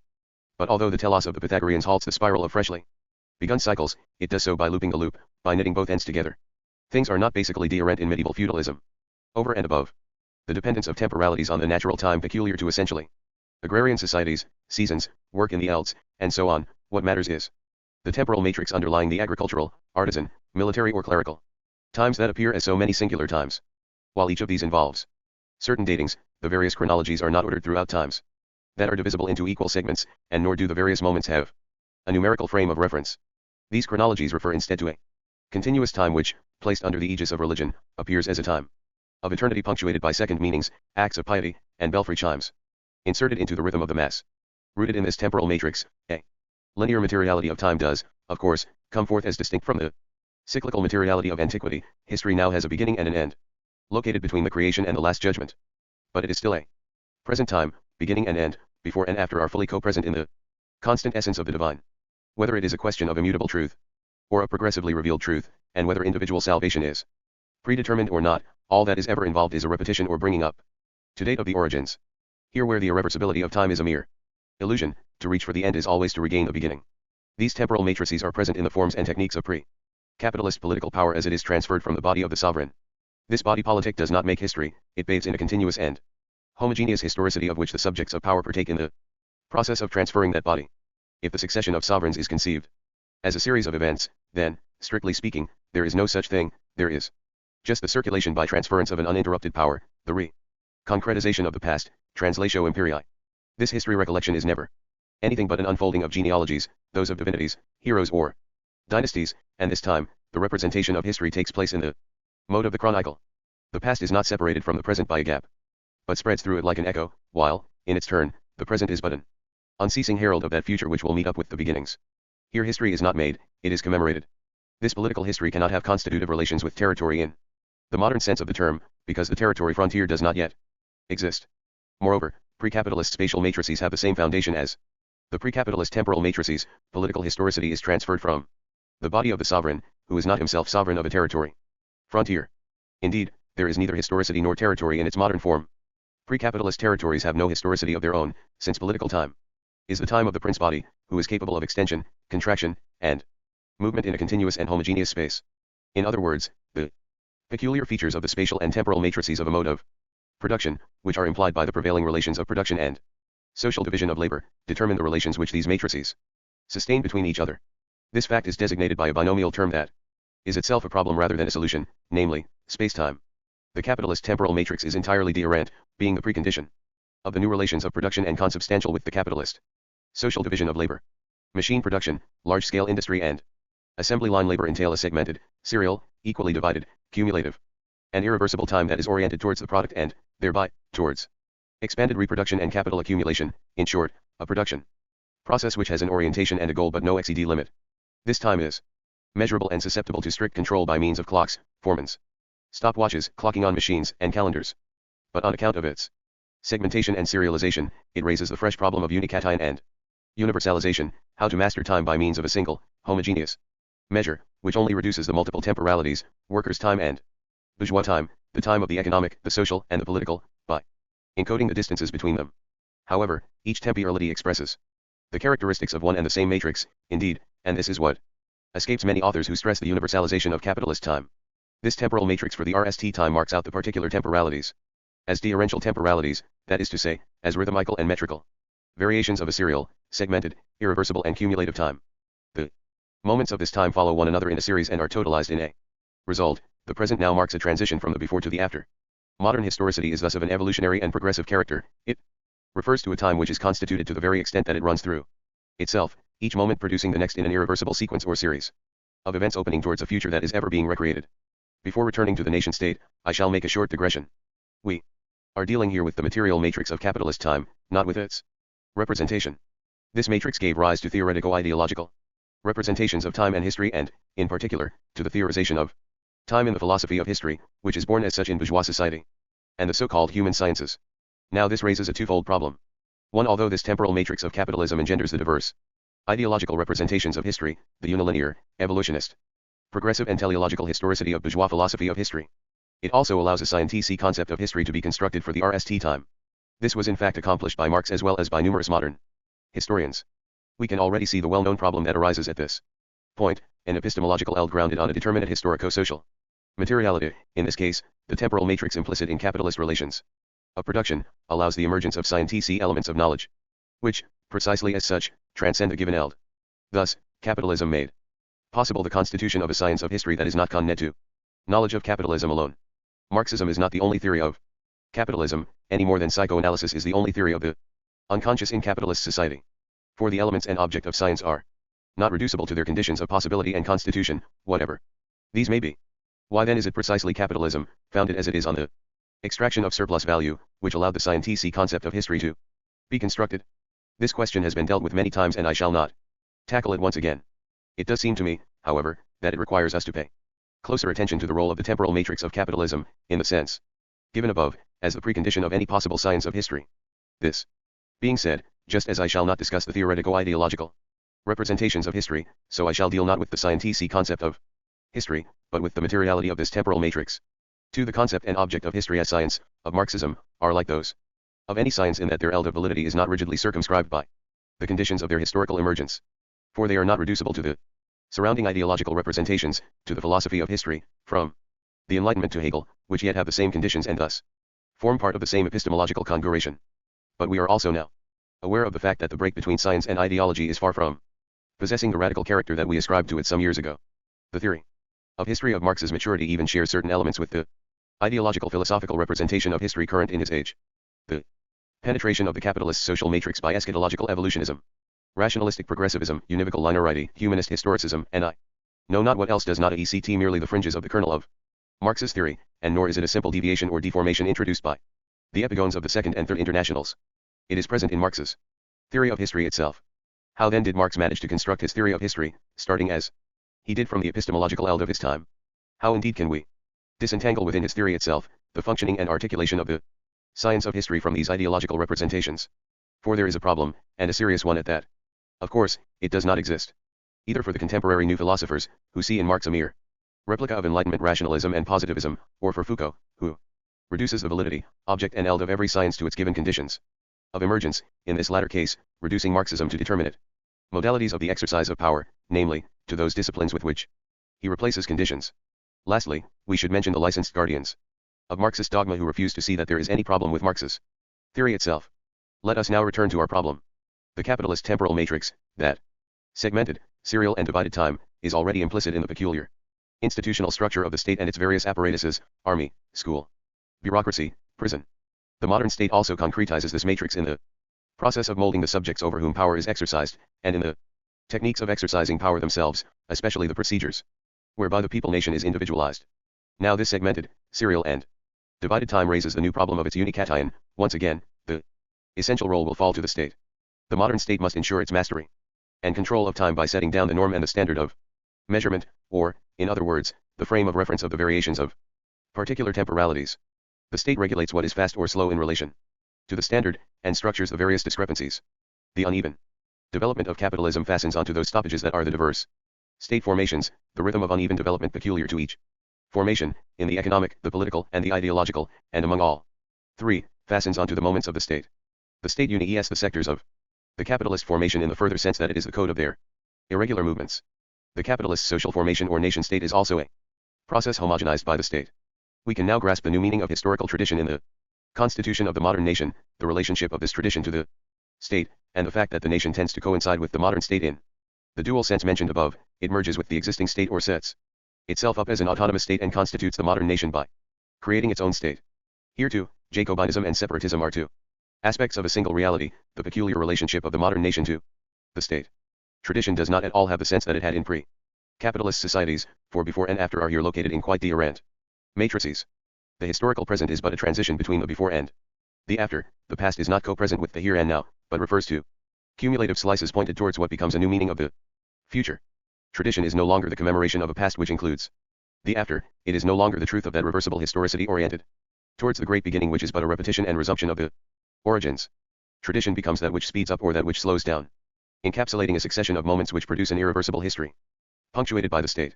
The modern state concentrates the unity of these historical moments and the direction of their sequence. It itself has no original legitimacy in the body of a sovereign, but is successively grounded on the people nation, whose destiny it represents. This state realizes a movement of individualization and unication, constitutes the people nation in the further sense of representing its historical orientation, and assigns a goal to it, marking out what becomes a path. In this oriented historicity without a XED limit, the state represents an eternity that it produces by self-generation. It organizes the forward course of the nation and thus tends to monopolize the national tradition by making it the moment of a becoming designated by itself, and by storing up the memory of the people nation. In the capitalist era, a nation without a state of its own is in the course of losing its tradition and history, for the modern nation state also involves eradication of the traditions, histories and memories of dominated nations involved in its process. This is how we should understand Engels' undoubtedly ambiguous remarks, according to which nations without a state of their own become, in the capitalist era, peoples without a history. 29 The state establishes the modern nation by eliminating other national pasts and turning them into variations of its own history. Modern imperialism, 2, involves homogenization of temporal sequences and assimilation of histories by the nation-state. The modern demands for national autonomy and a national state are equivalent, within capitalist historicity, to demands for a national history. To be sure, the state is not the subject of real history, for this is a process without a subject, the process of the class struggle.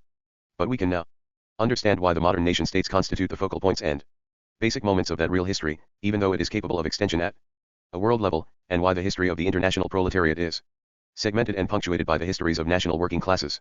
This situation depends not on ideological mechanisms but on the role of these nation-states in the material organization of capitalist historicity.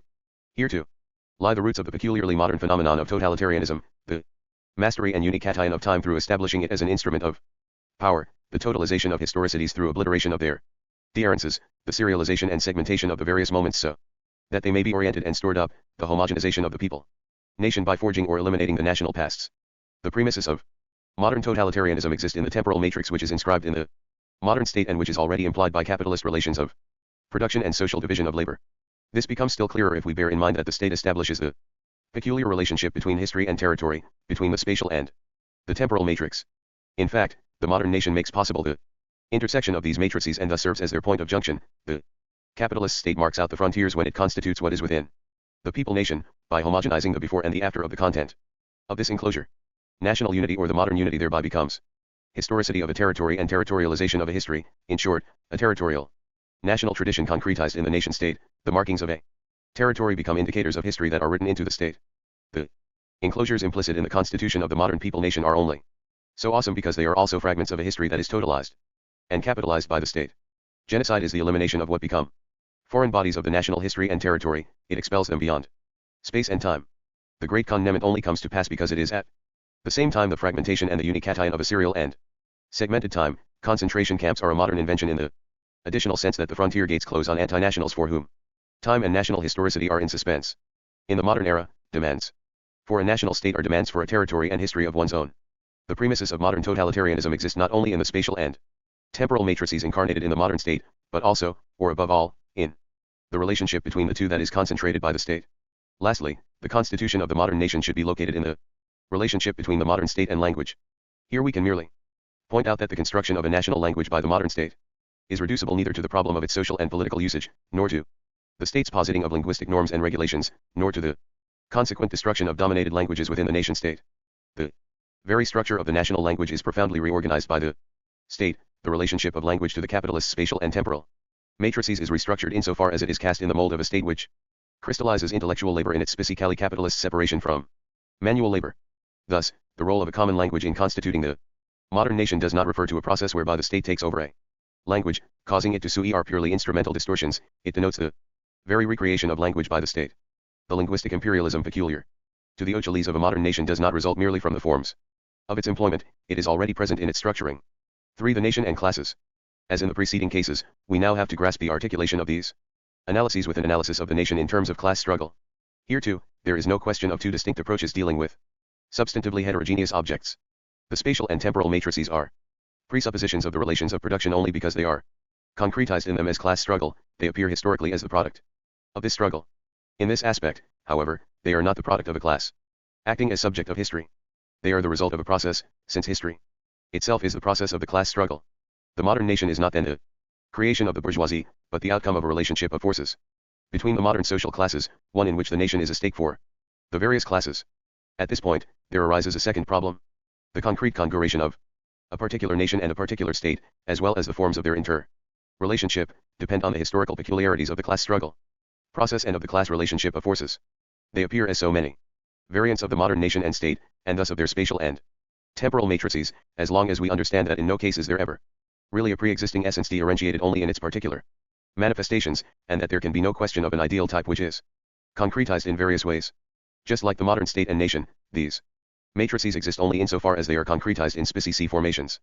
If these formations and class struggle processes have something in common, the same spatio-temporal matrix, it is because, until the point of rupture, they are situated on the terrain of a single mode of production, whose modications are so many moments of its own expanded reproduction.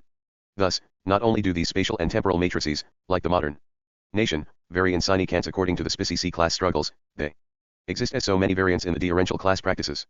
There is a bourgeois spatiality and historicity, and there is a working class spatiality and historicity.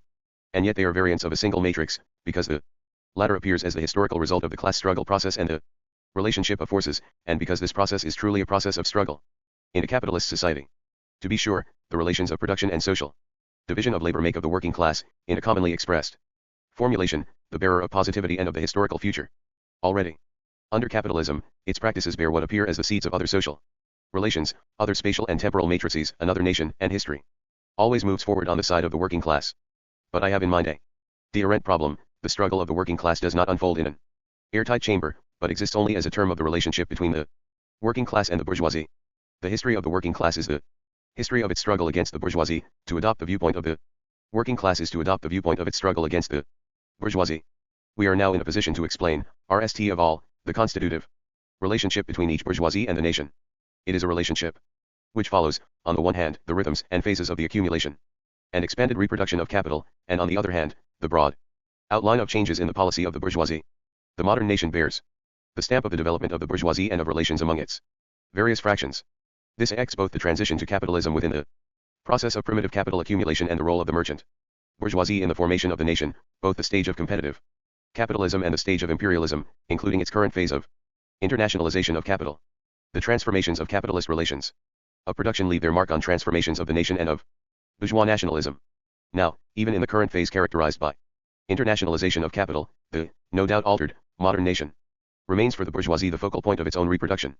Reproduction which takes the precise form of internationalization or transnationalization of capital. This hardcore of the modern nation is to be found in the unchanging kernel of the capitalist relations of production. The bourgeoisie's relationship to the nation varies according to the fraction concerned: national bourgeoisie, internationalized bourgeoisie, domestic bourgeoisie. It is itself established by the mediation of the state. Now, this state is not just any state, it has a class nature and, qua bourgeois, it constitutes the bourgeoisie as the dominant class. But here again, there are not two states, a RST, pre-class state, organizing the modern nation prior to the nation's relationship with the bourgeoisie, and a second, bourgeois class state, superimposed on the RST and committed to recovering the nation for the pro-T of the bourgeoisie. By grounding the state and the modern nation on the relations of production and social division of labor, we show that the state possesses a materiality of its own and, thus, a species class nature. It is precisely a national state that is a bourgeois state, and not simply because the bourgeoisie makes use of it to turn the nation to its own advantage, but because the modern nation, the national state and the bourgeoisie are all constituted on, and have their mutual relations determined by, one and the same terrain. There can be no doubt that bourgeois policy vis-a-vis the nation is subject to the hazards of its particular interests. Indeed, the history of the bourgeoisie is one of continual oscillation between identication with and betrayal of the nation. For the nation does not have the same meaning for the bourgeoisie as it does for the working class and popular masses. Nevertheless, the modern nation is not something that the bourgeoisie can and will allow its state to cast aside or re-establish. The modern nation is written into the state, and it is this national state which organizes the bourgeoisie as the dominant class. The real problem, of course, concerns the relationship between the working class and the modern nation. This profound relationship has to a large extent been underestimated by Marxism, which has continually tended to examine it either by exclusively referring to the ideological domination of the bourgeoisie, as was the case above all of the Third International, or by referring to the participation of each working class in the national culture. Austro-Marxism. Now, the ideological impact of bourgeois nationalism on the working class is not itself in any doubt, but it is by no means the only aspect of the problem. Although the existence and diverse practices of the working class already presage the historical supersession of the modern nation, they cannot under capitalism take shape except as workers' variants of that nation. The spatiality and historicity of each working class are a variant of its own nation, both because they are caught in the spatial and temporal matrices, and because they form an integral part of that nation understood as a result of the relationship of forces between working class and bourgeoisie. Only insofar as there are national working classes can there be internationalization of the working class and, hence, working class internationalism. We are now beginning to grasp this proposition, which should be understood in a quite radical sense. Internationalism and internationalization of the working class do not refer to an original supra-national or a-national essence, subsequently assuming national forms or being simply concretized in national specificities. The capitalist labor process, which entails expanded cooperation, internationalization of the working class, presupposes national materiality and denies the objective basis of such cooperation as working class internationalism. The present tendency of the labor process and social division of labor to extend throughout the world, as well as that of capital to be articulated in this movement, are never anything other than processes of internationalization or transnationalization. Only a national transition to socialism is possible, not in the sense of a universal model simply adapted to national particularities, but in the sense of a multiplicity of original roads to socialism, whose general principles, drawn from the theory and experience of the workers' movement, cannot be more than signs on the road. We are now touching on fundamental, and therefore formidable, political problems. These concern long-standing organizational forms of the workers' movement, namely, the working class internationals which, founded on a major underestimation of national reality, all led in practice to the reproduction of national oppression and domination at the very heart of the workers' movement. But they also concern the political position of the third international and orthodox Marxism concerning the national question. In the best of cases, Lenin, the right to national self-determination is still recognized, but as a right that should be supported only when it conforms to the interests of the international proletariat. This is a profoundly instrumental conception of the nation, which, by neglecting national materiality, has contributed to all the abuses with which we are familiar. It supposes the prior existence of a substantialized international proletariat, and therefore raises the question, who will deny its interests, who will best exhibit its essence and be able to speak in its name? The common answer is, its vanguard section which has given reality to its essence, revolution. But the question cannot but lead to abuses, above all because the terms in which it is posed are false. Furthermore, the state that plays a decisive role in organizing the modern nation is not itself in essence, neither the subject of history nor a mere instrument object of the dominant class. It is, from the point of view of its class nature, the condensation of a class relationship of forces. The territory and history crystallized by the state ratify the dominance of the bourgeois variant of the spatio-temporal matrix over its working class variant, the dominance of bourgeois over working class historicity. But without being reabsorbed into the state, working class history sets its seal on precisely the national aspect of the state. In its institutional structure, the state is also the result of the national process of class struggle, that is to say, both the struggle of the bourgeoisie against the working class, and the struggle of the working class against the bourgeoisie. Just like the national culture, history, or language, the state is a strategic eld plowed from one end to the other by working class and popular struggle and resistance. These are inscribed in the state, albeit in a deformed manner, and they always break into it through the wall of silence with which the state hems in the workers' memory. To set the national state as the prize and objective of workers' struggles involves the reappropriation by the working class of its own history. To be sure, this cannot be achieved without a transformation of the state, but it also points to a certain permanency of the state, in its national aspect, during the transition to socialism, permanency not just in the sense of a regrettable survival, but also in that of a positive necessity for the transition to socialism. These remarks are far from exhausting the problem.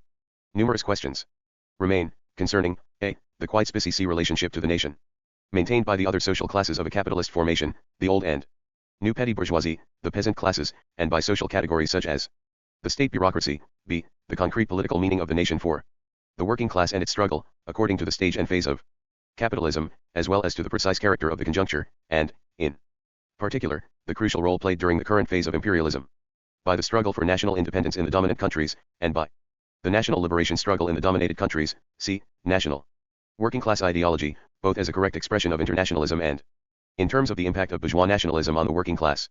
Bourgeois nationalism could not have had such an enormous impact on the working class, leading it into the bloodbaths of national imperialist wars, unless it rested on the materiality of the constitution and struggles of the working class, and unless it was linked to the genuinely working class aspect of national ideology.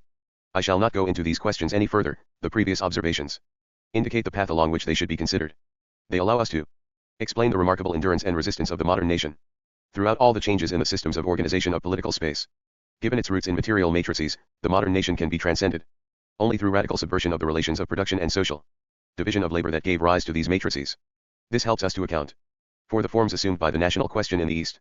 It is not that the nation can, or should, be abolished under socialism, but the prodigious forms of national oppression that mark both relations among these countries, the USSR and the people's democracies, and each of these countries separately, oppression of national minorities, cannot but refer us back, in a partial yet fundamental sense, to the capitalist aspects of their relations of production, of their social division of labor, and of their states themselves. 24. See among others the works by Georges Haupt, Michael Lowy, M. Ribrius, Maxime Rodinson and Pierre Villard. 25. Lefebvre, La Terre et l'Evolution Humaine, 1922, P. Levesque and P. Vidal-Naquet, Clisthène et l'Athénine. 1964, P. Levesque, L'Aventure Grecque, 1964, J.P. Vernant, Mythe et Pensée chez les Grecs, 1974, J.L.E. Go, La Civilisation de l'Occident Médiéval, 1972, Armandro, Introduction à la France Moderne. 1961, F. Brodel, Capitalism and Material Life, London 1975, the work of the Revue Herodote, and the book by François Châtelet, La Naissance de l'Histoire, Paris 1975. 26. M. Serres, Discours et Parcours, in Critique April 1975. 27. L'Antiétavie, OPCIT, pages 239. 28. In his contribution to the collective work, Faire l'Histoire, Volume 1, ed. J. L. Ego and P. Nora, 1974. 29. Die Polen Debat in Frankfurt, in Neuereinisch Zeitung, September 3, 1848. Aus dem Literarischen Nachlass von K. Marx, Father Engels und F. Lassalle, ed. Franz Mehring, 1902, Volume 3, p. 238. Part 2. Political Struggles, the State as the Condensation of a Relationship of Forces. In Part 1, we saw the necessity of relating the state institutional structure to the capitalist relations of production and social division of labor. In this way, the state has already been initially brought into relation with social classes and the class struggle. I shall now develop this latter point by making an analysis of the state in terms of political domination and political struggle. A theory of the capitalist state cannot construct its object if reference is made only to the relations of production, and if class struggle in the social formations intervenes merely as a factor of variation whereby an idiotypical state takes shape in a given concrete state. Although such a theory cannot just draw or retrace the genealogy of the capitalist state, it nevertheless becomes possible only if it accounts for the historical reproduction of that state, the forms corresponding to the various stages or phases of capitalism, liberal state, interventionist state, present-day authoritarian statism, the exceptional forms of state, fascism, military dictatorship, Bonapartism, as well as the forms assumed by the diverse regimes. A theory of the capitalist state must be able to elucidate the metamorphoses of its object. This brings us RST of all to changes in the relations of production.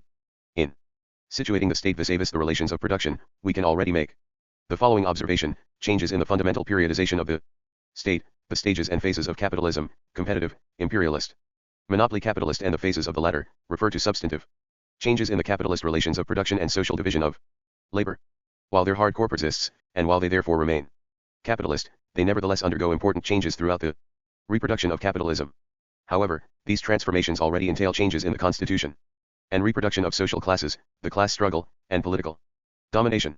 The terrain of political domination undergoes important modifications according to the stage and phase of capitalism that makes up the basic periodization of the state, and it also varies with the precise form and regime assumed by the state within each stage or phase, be it a particular form of parliamentarianism, or a presidential rule, fascism, or military dictatorship. Class relations are therefore simultaneously present in transformations of the state corresponding to the stages and phases of capitalism, and in changes of the relations of production and social division of labor implied therein, and in the differential forms assumed by the state in a stage or phase marked by those relations of production.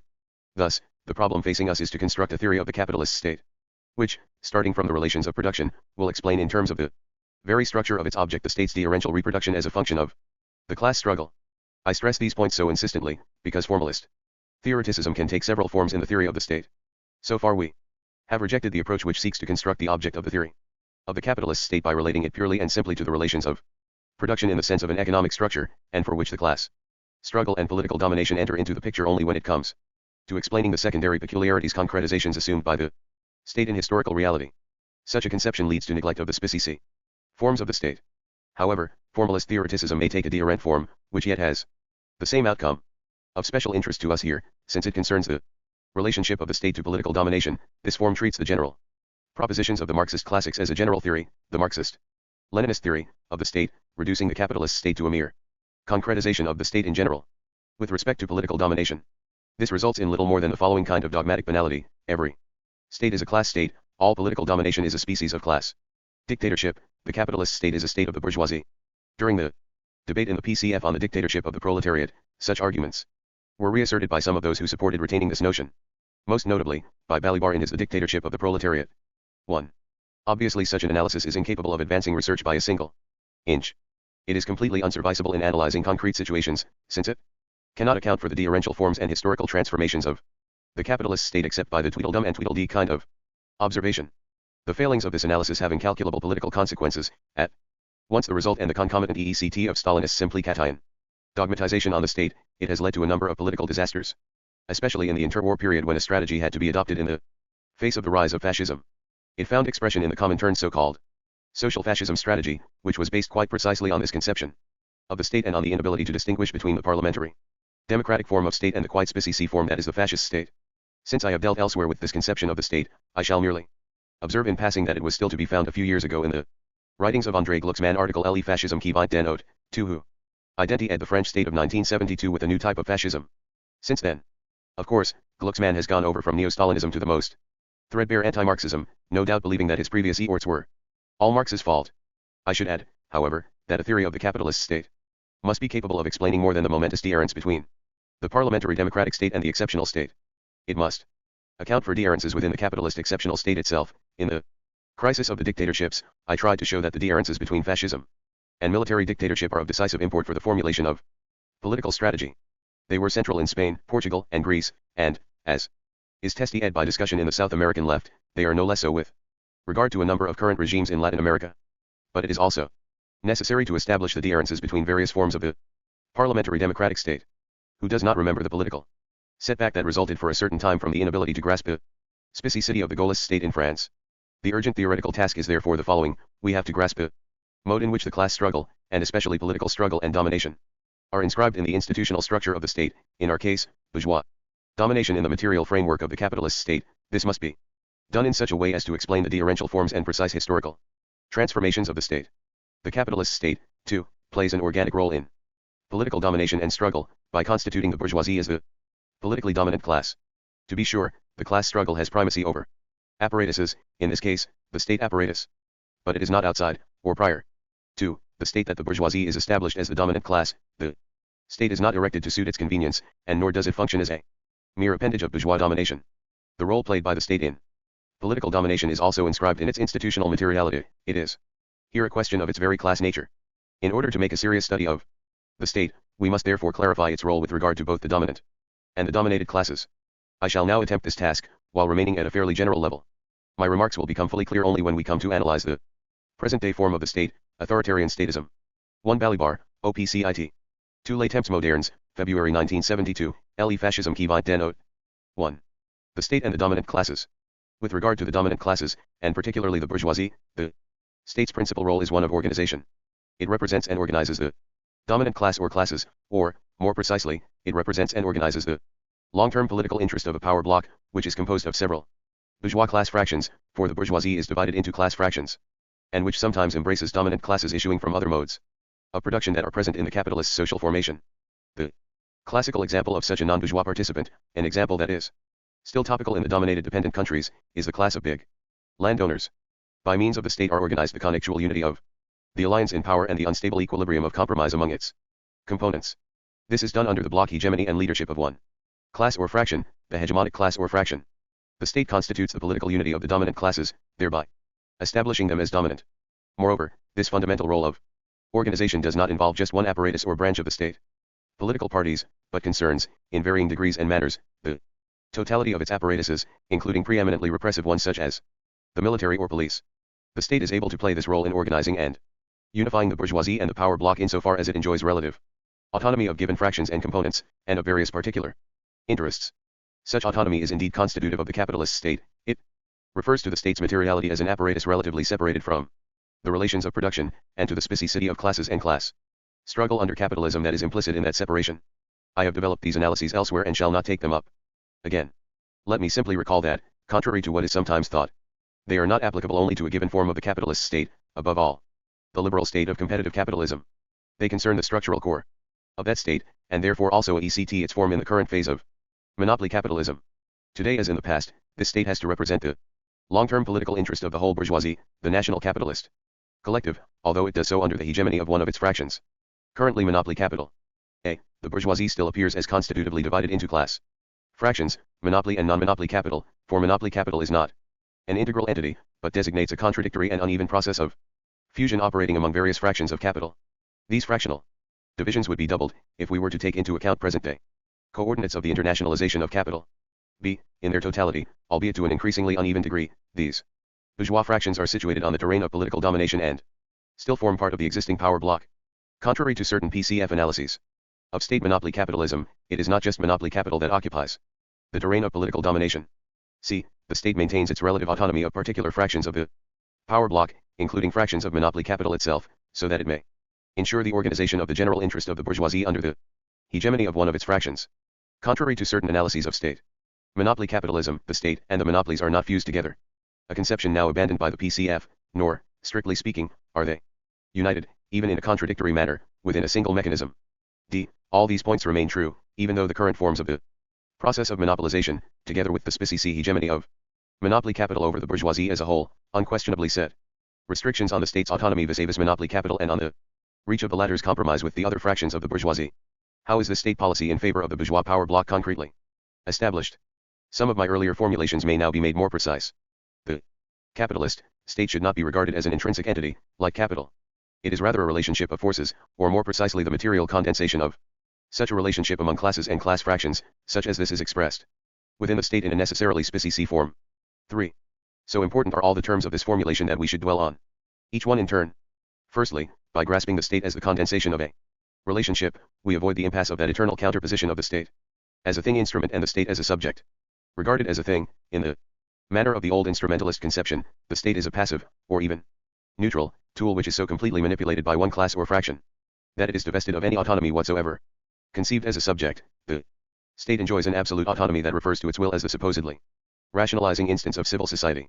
This conception originated with Hegel, only to be taken up by Max Weber and the dominant current of political sociology, the functionalist institutionalist current.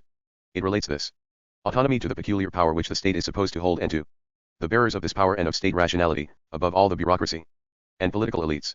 However, the state is not purely and simply a relationship, or the condensation of a relationship, it is the specie material condensation of a relationship of forces among classes and class fractions.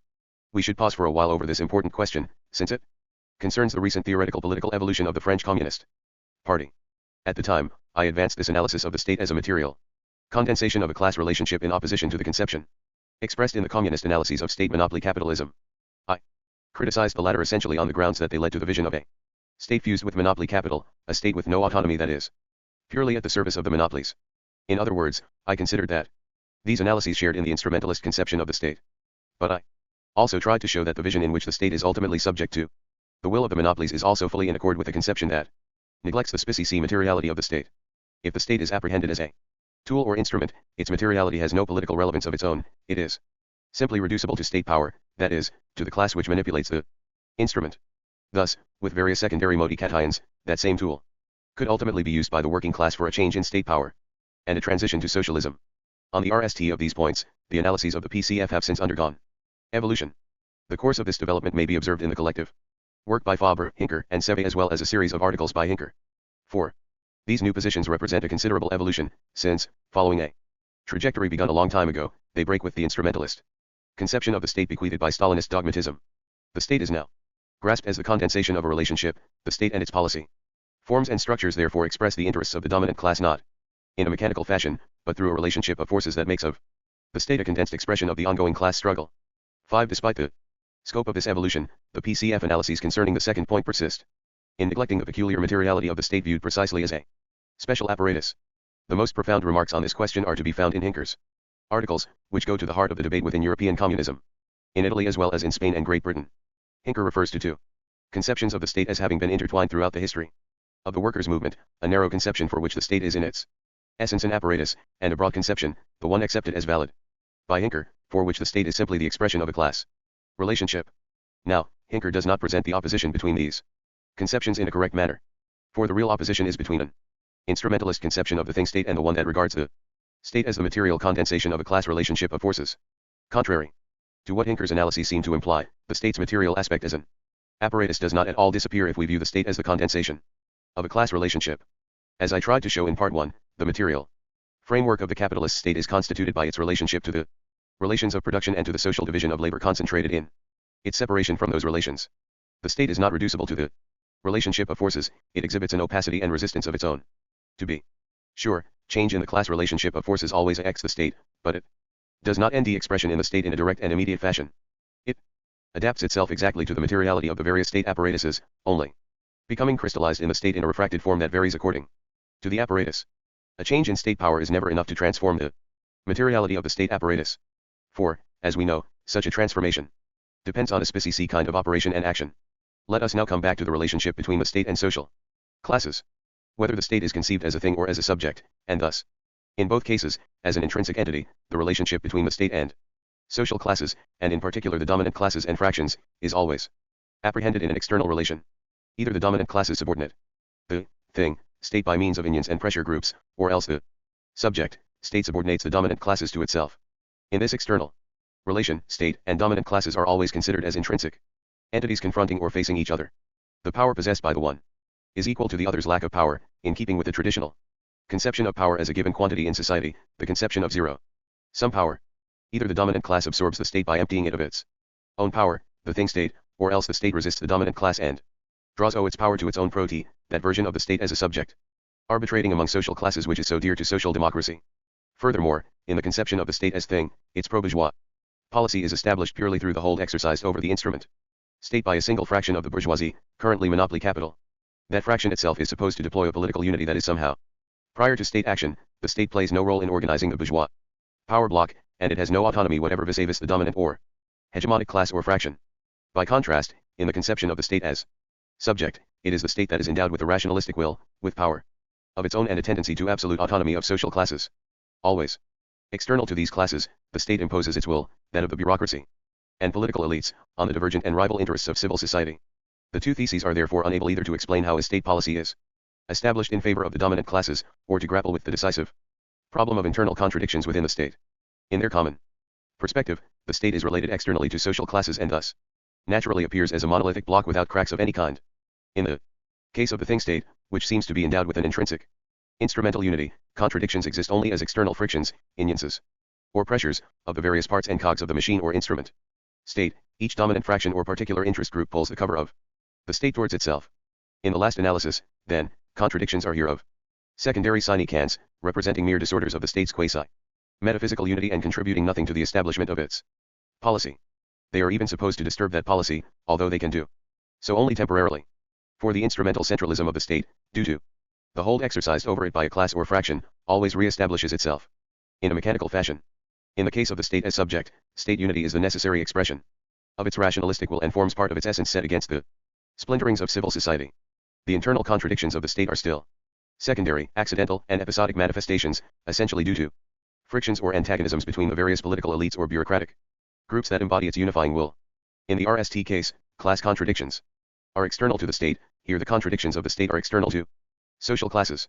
Now, these internal cracks, divisions and contradictions of the state cannot represent mere dysfunctional accidents, since they are organically linked to the establishment of state policy favoring the bloc in power, to the concrete functioning of its relative autonomy and to its organizational role. The establishment of the state's policy must be seen as the result of the class contradictions inscribed in the very structure of the state as a relationship. The state is the condensation of a relationship of forces between classes and class fractions, such as these express themselves, in a necessarily specific form, within the state itself. In other words, the state is through and through constituted divided by class contradictions. Thus, an institution destined to reproduce class divisions is not, and can never be, a monolithic block without cracks, whose policy is established, as it were, in spite of its own contradictions. Contrary to conceptions that treat it as a thing or a subject, the state is itself divided. It is not enough simply to say that contradictions and struggles traverse the state, as if it were a matter of penetrating an already constituted substance or of passing through an empty site that is already there. Class contradictions are the very stew of the state. They are present in its material framework and pattern its organization, while the state's policy is the result of their functioning within the state. For the moment let us just consider contradictions between fractions within the power block. Within the state these take the form of internal contradictions between, and at the heart of, its various branches and apparatuses, following both horizontal and vertical directions. For the diverse classes and fractions of the power block share in political domination only to the extent that they are present in the state. Each state branch or apparatus and each of their respective sections and levels, for, beneath their centralized unity, the two often duplicate and remain blind to each other, frequently constitutes the power base and favored representative of a particular fraction of the block, or of a connectual alliance of several fractions, opposed to certain others. In short, it is the species concentration, crystallization of a given interest or alliance of particular interests. The executive and parliament, the army, the judiciary, various ministries, regional, municipal, and central apparatuses, the ideological apparatuses. All of these, which are themselves divided into distinct circuits, networks and vantage points, are often the preeminent representatives of the diverging interests of one or several fractions of the power block. According to the concrete social formation, the fractions concerned will include the big landowners, as in many dominated and dependent countries, non-monopoly capital, or its commercial, industrial or banking fraction. Monopoly capital, whether predominantly banking or industrial, the internationalized bourgeoisie or the domestic bourgeoisie. Contradictions among the dominant classes and fractions, or in other words, the relationship of forces within the power block, are precisely what makes it necessary for the unity of the block to be organized by the state. They therefore exist as contradictory relations enmeshed within the state. As the material condensation of a contradictory relationship, the state does not at all organize the unity of the power block from the outside, by resolving class contradictions at a distance. On the contrary, however paradoxical it may seem, the play of these contradictions within the state's materiality alone makes possible the state's organizational role. We must therefore discard once and for all the view of the state as a completely united mechanism, founded on a homogeneous and hierarchical distribution of the centers of power moving from top to bottom of a uniform ladder or pyramid. According to this conception, the homogeneity and uniformity of the exercise of power is ensured by juridical regulation within the state, by a constitutional and administrative law that demarcates the fields of competence and activity of the various apparatuses. This is a radically false image, however. Of course, the present-day state does possess a hierarchical and bureaucratic structure, and it does indeed exhibit the characteristics of centralism. But these features do not resemble their juridical representation in any way whatsoever, not in France, the land of centralizing Jacobinism in the tradition of absolutist monarchy, and not in any other country.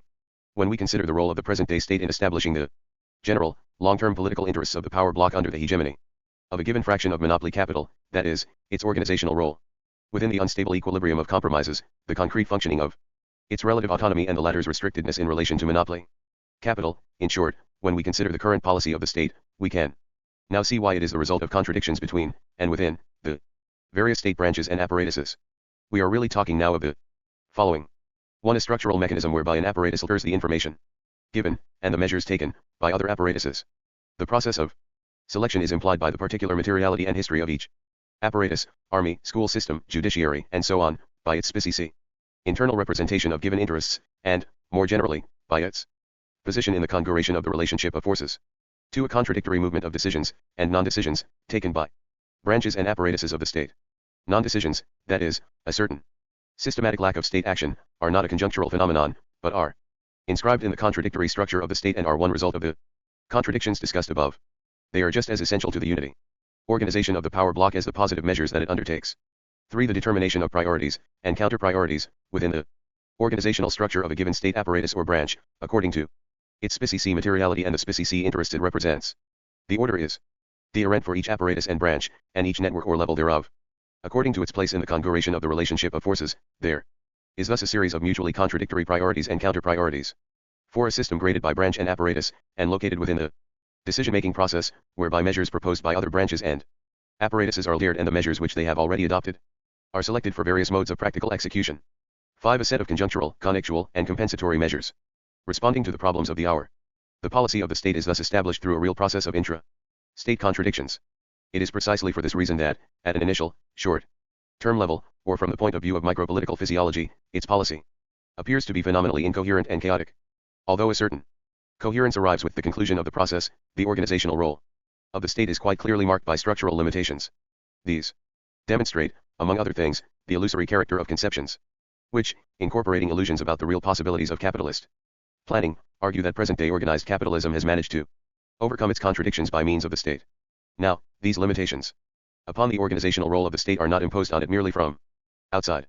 They concern not only the contradictions inherent in the process of reproduction and accumulation of capital, but also the structure and material framework that make of the state the organizational locus of the power block and allow it a relative autonomy vis-a-vis given fractions of that block.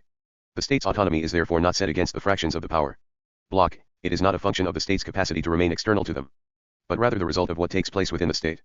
Its autonomy is concretely manifested in the diverse, contradictory measures that each of These classes and fractions, through its specie presence in the state and the resulting play of contradictions, manages to have integrated into state policy. This is true even of negative measures, that is to say, opposition and resistance to the adoption or implementation of measures favoring other fractions of the power block, for example, the present resistance of non-monopoly capital in the face of monopoly capital. The state's autonomy of any given fraction of the power block therefore takes the concrete form of the relative autonomy commanded by a given state branch, apparatus or network vis-a-vis others of its kind. Of course, this does not mean that no coherent political projects are formulated by the representatives and political personnel of the dominant classes, nor that the state bureaucracy does not play a role of its own in orienting state policy. But contradictions within the power block traverse the bureaucracy and state personnel according to complex lines of division and in a manner that varies with the given branch or apparatus of the state. Army, administration, judiciary, political parties, church, and so on.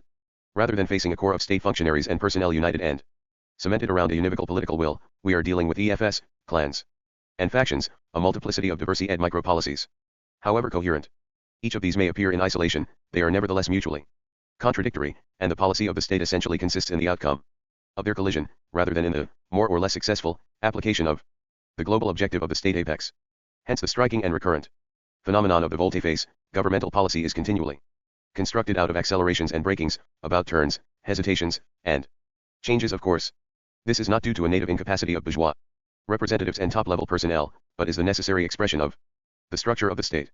In locating the state as the material condensation of a relationship of forces, we must also grasp it as a strategic eld and process of intersecting power networks, which both articulate and exhibit mutual contradictions and displacements. Their result-shifting and contradictory tactics, whose general objective or institutional crystallization takes shape in the state apparatuses. This strategic eld is traversed by tactics which are often highly explicit at the restricted level of their inscription in the state. They intersect and con-ICT with one another, ending their targets in some apparatuses or being short-circuited by others, and eventually map out that general line of force, the state's policy, which traverses confrontations within the state. At this level, to be sure, the policy is still decipherable not only as a strategic calculation, but even more as the result of a connectual coordination of explicit and divergent micro-policies and tactics, and as the national formulation of a coherent global project. However, the state does not constitute a mere assembly of detachable parts, it exhibits an apparatus unity which is normally designated by the term centralization or centralism, and which is related to the Cyperus unity of state power. This NDS expression in the fact that its global policy is massively oriented in favor of the hegemonic class or fraction, today, in favor of monopoly capital. But the unity of state power is not established through the cohesive will of the bearers of monopoly capital or through their physical hold over the state. Unity centralization is written into the capitalist state's hierarchic bureaucratized framework as the EECT of the reproduction of the social division of labor within the state, including the division between manual and intellectual labor, and of its specie separation from the relations of production. It also arises from the state's structure as the condensation of a relationship of forces, and from the predominance over other classes or fractions of the power block that is commanded within the state by the hegemonic class or fraction.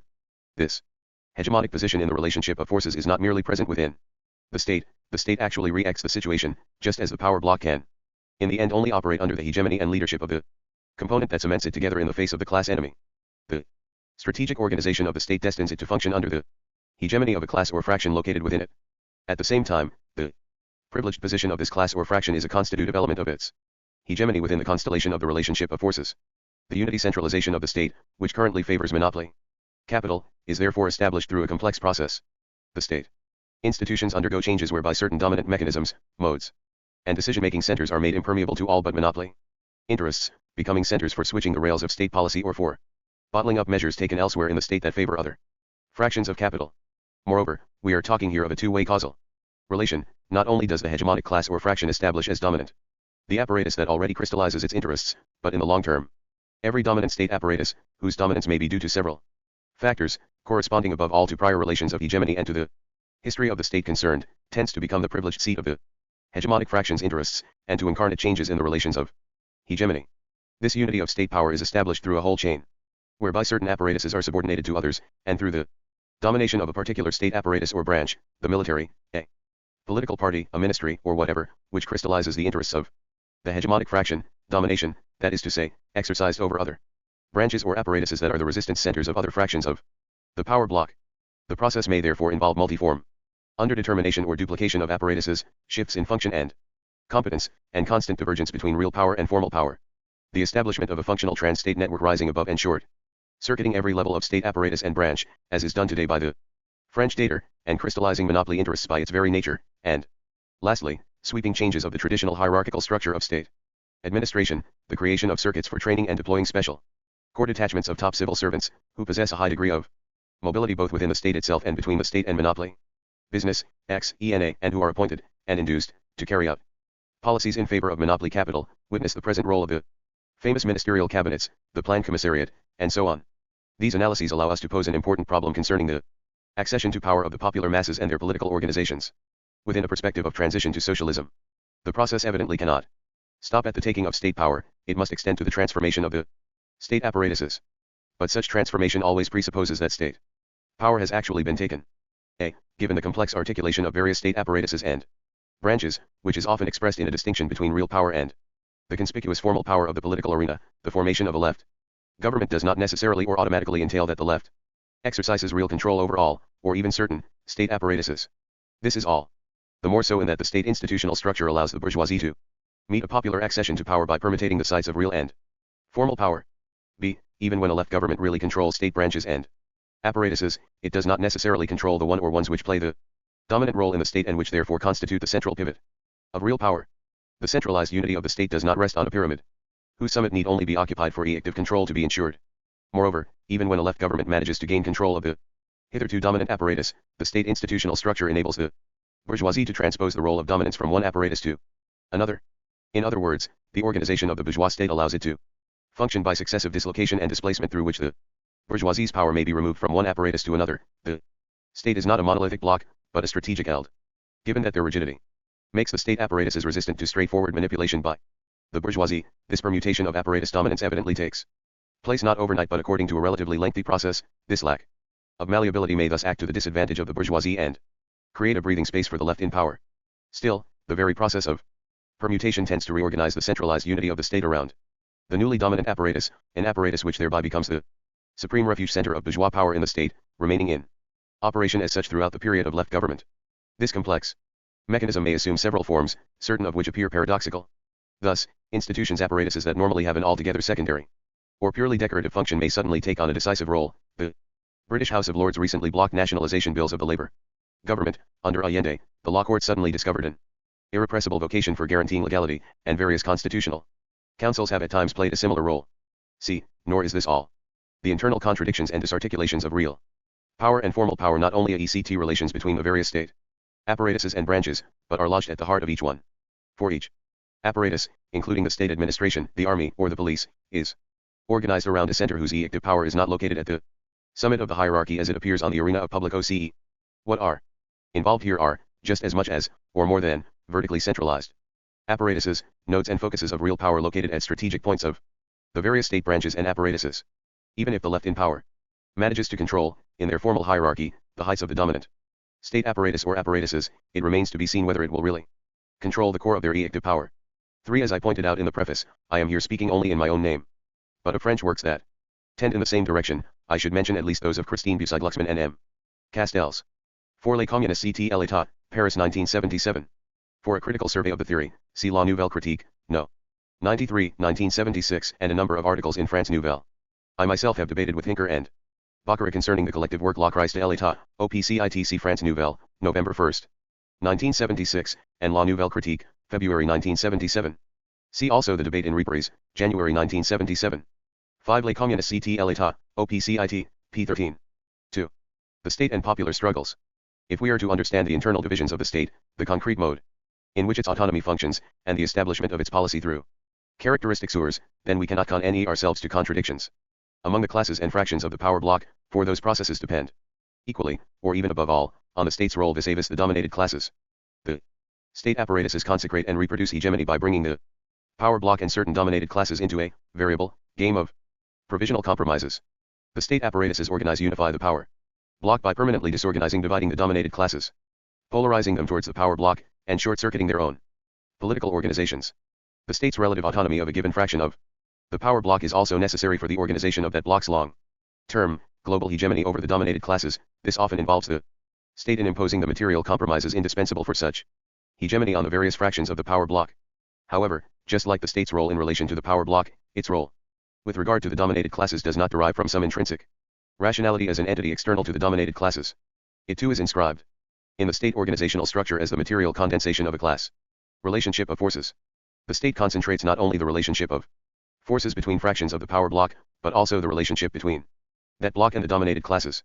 While probably accepting the above analyses of the relationship between the state and the dominated classes, the overwhelming majority of writers tend to consider the state as a monolithic block imposed on those classes from without, and as an impenetrable and distinct fortress upon which they can react only by external assault and encirclement. According to this view of things, contradictions between the dominant and dominated classes remain. Contradictions between the state and the popular masses situated outside the state. The internal contradictions of the state would then be due solely to contradictions among dominant classes and fractions. The struggle of the dominated classes could not be present within the state, and would consist in mere pressures exerted upon it. In reality, however, popular struggles traverse the state from top to bottom and in a mode quite other than penetration of an intrinsic entity from the outside. If political struggles bearing on the state traverse its apparatuses, this is because they are already inscribed in that state framework whose strategic configuration they map out. Of course, popular struggles, and power in general, stretch far beyond the state, but insofar as they are genuinely political, they are not really external to the state. Strictly speaking, popular struggles are inscribed in the state not because they are exhaustively included in a totalizing Moloch state, but because the state itself bathes in struggles that constantly submerge it. All the same, it should be made clear that even struggles that go beyond the state, and not only class struggles do this, are not thereby extraneous to power. They are always inscribed in power apparatuses, which concretize them and which also condense a relationship of forces. Factories or companies, to some extent the family, and so on. Given the state's complex articulation with the totality of power mechanisms, these very struggles always have long-range EX within the state. Thus, the dominated classes and their particular struggles have a specific presence within the structure of the state, a presence that is expressed by the state's material framework bound up with the relations of production, by its hierarchical bureaucratic organization, and by the reproduction of the social division of labor within the state. The purpose of these is not simply to confront the dominated classes head-on, but to maintain and reproduce the domination-subordination relationship at the heart of the state. The class enemy is always present within the state. The precise configuration of the state apparatuses as a whole, and the organization of any one apparatus or branch of a given state, army, judiciary, administration, school system, the church, and so on, are dependent on the relationship of forces not only within the power block, but also between that block and the popular masses, and thus on the role these apparatuses have to fulfill with regard to the dominated classes.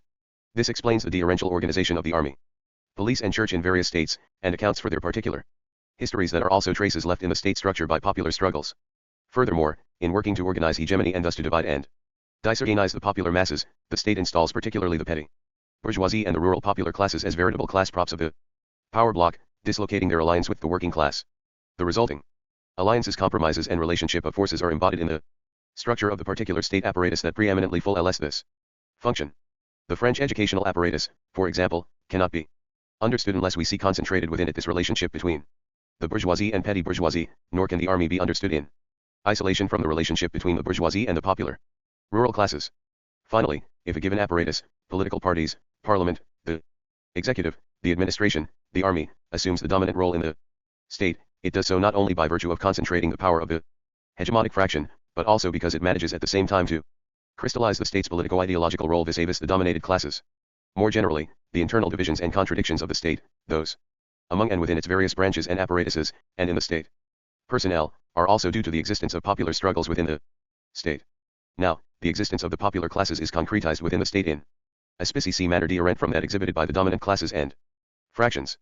The dominant classes and fractions exist in the state by means of apparatuses or branches which, although subject to the unity of the state power of the hegemonic fraction, nevertheless crystallize a power that is peculiar to these classes and fractions. By contrast, the dominated classes exist in the state not by means of apparatuses concentrating a power of their own, but essentially in the form of centers of opposition to the power of the dominant classes. It would be an error fraught with serious political consequences to conclude from the presence of the popular classes in the state that they can everlastingly hold power without a radical transformation of the state. Contrary to the views of certain Italian communists, 6. The internal contradictions of the state do not express a contradictory nature, such that a real situation of dual power already exists at the heart of the state. On the one hand, the dominant power of the bourgeoisie and, on the other, the power of the popular masses. The popular classes cannot hold such power within the state because of the unity of the state power of the dominant classes, who shift the center of real power from one apparatus to another as soon as the relationship of forces within any given one seems to be swinging to the side of the popular masses. But such power is also impossible because of the very material structure of the state, comprising as it does internal mechanisms of reproduction of the domination subordination relationship. This structure does indeed retain the dominated classes within itself, but it retains them precisely as dominated classes. Even if there is a shift in the relationship of forces and a modi-cation of state power in favor of the popular classes, the state tends sooner or later to re-establish the relationship of forces in favor of the bourgeoisie, sometimes in a new form. It is often said that the answer is simply for the popular masses to lay siege to the state apparatuses, as if they were to penetrate something hitherto really external to themselves and change it merely by virtue of their sudden presence inside the fortress. But the popular classes have always been present in the state, without that ever having changed anything of its hardcore. The action of the popular masses within the state is a necessary condition of its transformation, but is not itself a sufficient condition. Although popular struggles are constitutively present in divisions of the state in the more or less direct forms of the contradiction between dominant and dominated classes, they are also present in a mediated form through the impact of popular struggle on contradictions among the dominant classes and fractions themselves. Contradictions between the power bloc and the dominated classes directly enter into contradictions within the power bloc. To take but one example, the tendency of the rate of pro-T to decline, which is a prime element of division within the capitalist class, since, among other reasons, a counter-tendency to this decline involves devalorization of certain fractions of capital, is in the last analysis only an expression of the struggle of the dominated classes against exploitation. Thus, the various fractions of capital, monopoly or non-monopoly capital, industrial, banking or commercial capital, do not always stand in a uniformly contradictory relationship to the popular classes, or a given one of them, nor are their political attitudes to these classes always identical. In a particular conjuncture or over a longer period, differences of tactics or even of political strategy are among the prime factors of division within the power bloc itself. This is borne out by the whole history of capitalism. One has only to look at the diverse policies followed by different states when facing the same problems. While it is true that the dominant classes and fractions are in basic agreement over the maintenance and reproduction of class domination and exploitation, it would be wrong to imagine that at every moment there is agreement on the policy to be followed with regard to the popular masses. Equally false is the idea that shifts in bourgeois policy are simply a question of historical periodization, as if the entire bourgeoisie lined up behind a given political solution according to the period and conjuncture in which it NDS itself. Contradictions are always present within the power bloc and concern relatively minor problems as well as the broad political options. Among the latter is the choice of the very state forms to be established against the popular masses, the choice between exceptional forms of state, fascism, military dictatorship, or Bonapartism, which are forms of open war against the popular masses, and regimes of parliamentary democracy, or the choice between various forms of the latter. For instance, classical right-wing regimes or social democratic ones. Here, too, the bourgeoisie does not rally en bloc and with a single voice to one or other of these alternative solutions. This disunity is all the more marked in that, according to the nature of their contradictions with the popular masses, the various fractions of the power bloc often seek to enlist their support against the other fractions of the bloc. In other words, they seek to utilize the popular masses in their relationship of forces with the other fractions of the bloc, in order either to impose solutions more to their advantage, or to put up more active resistance to solutions which favor other fractions over and above themselves. Examples involving such variegated policies are the compromise reached between monopoly capital and certain parts of the working class, or the new petty bourgeoisie, salaried middle layers, and directed against non-monopoly capital, and the compromise reached between non-monopoly capital and the working class or traditional petty bourgeoisie, small traders, artisans, against monopoly capital. All those realities are condensed in divisions and contradictions within the state, among its various branches, networks and apparatuses, and at the heart of each one of these. To sum up, popular struggles are inscribed in the institutional materiality of the state. Even though they are not concluded in it, it is a materiality that carries the traces of these muted and multiform struggles. Just like any struggle involving the apparatuses of power, political struggles that bear upon the state are not in a position of exteriority with regard to it, but are bound up with its strategic congruations. As is the case with every power mechanism, the state is the material condensation of a relationship. 6. I shall mention here only the article by L. Gruppy, Sir L. E. Rapport Démocratie Socialisme, in Dialectics, No. 17, February 1977. There is a considerable difference on this question between the positions within the PCI, from P. Ingrao and G. Vaca to U. Seroni, A. Reichlen and G. Amendola. See the interviews with certain PCI leaders made by H. Weber and published in Parti Communiste. Italian, Auxiliary Sources de Comunismo, Paris 1977. See also the special number of Dialectics. L'Italie et News, NOS 18-19, 1977. 3. Towards a relational theory of power? In the more general context of the problematic of power, we can now see the dual relation of convergence and opposition between the above analyses, and those which issue from different horizons, especially those of Michel Foucault. When Foucault sets forth his own conception of power, he directs his either against his peculiar caricature of Marxism or against the Marxism of the Third International and the Stalinist conception that a number of us have been criticizing for a long time now.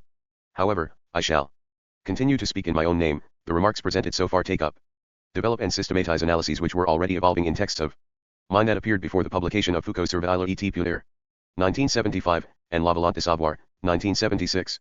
Some of us did not wait for Foucault Before proposing analyses of power with which its own investigations now concur in certain respects, although we cannot but rejoice at this development, I have already expressed my opinion on a number of points, and will here examine only Foucault's analyses of power. Their broad outline is fairly well known. They advance a conception of power as a strategic location of the relationship of forces within a given society. Power is not something that is required, seized, or shared out, nor is it something that one keeps or lets slip. It is undoubtedly necessary to adopt a nominalist position. Power is neither an institution, nor a structure, nor a certain might, with which some are endowed. It is the name given to a complex strategic location within a given society. Wherever there is power, there is resistance, and yet, or rather for that very reason, resistance is never in a position of exteriority with regard to power. 7. These positions seem to me partially correct. 1. The analyses I have made so far show that power itself is not a quantity or object of possession, nor a quality linked to a class essence or a class subject, the dominant class. In fact, I already stressed these points in Political Power and Social Classes, especially in the chapter concerning the concept of power. To be sure, I only examined power to the extent that it covers the eld of class struggle, since that was my principal object of investigation, but the important thing is what was said of power in that eld.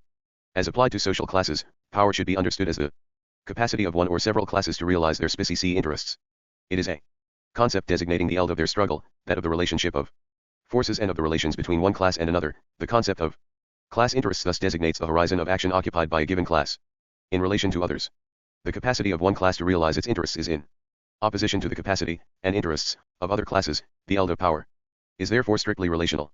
The power of a particular class, the dominant class, for instance, does not refer to a substance which it holds in its hand. Contrary to the old zero-sum conception, power is not a measurable quantity that the various classes share or exchange among one another. The power of a class refers above all to its objective place in economic, political and ideological relations, a place which overleaps the practices of struggling classes, that is, the unequal relations of domination-subordination among classes rooted in the social division of labor, and which already consists in power relationships. The place of each class, and hence its power, is delimited, i.e. at once designated and limited, by the place of the other classes. Power is not then a quality attached to a class in itself, understood as a collection of agents, but depends on, and springs from, a relational system of material places occupied by particular agents. Power, and above all the political power that is preeminently ascribed to the state, also refers to the power organization of a class and to class position in a given conjuncture, amongst other things, party organization. It refers to the relations of classes constituted as social forces, and thus to a strategic eld properly so called. The political power of a class, its capacity to realize its political interests, depends not only on its class place and determination, with regard to other classes, but also on the position and strategy it displays in relation to them, on what I have called opponent strategy. 2. Contrary to the view that Foucault and Deleuze impute to Marxism, I also stress the fact that the state is not a thing or entity endowed with an intrinsic instrumental essence and a measurable power quantum. It refers instead to the relations of social classes and forces. By state power can only be understood the power of certain dominant classes, that is to say, the place of these classes in a power relation to other dominated ones, and insofar as political power is involved here, the strategic relationship of forces among these classes and their respective positions. The state is neither the instrumental depository, object, of a power essence held by the dominant class, nor a subject possessing a quantity of power equal to the quantity it takes from the classes which face it. The state is rather the strategic site of organization of the dominant class in its relationship to the dominated classes. It is a site and a center of the exercise of power, but it possesses no power of its own. I stressed in my earlier work that political struggles, which concern the state and bear upon it, for popular struggles, are never exhausted in the latter, are never external to the state but are inscribed in its framework. From this I drew a number of political conclusions.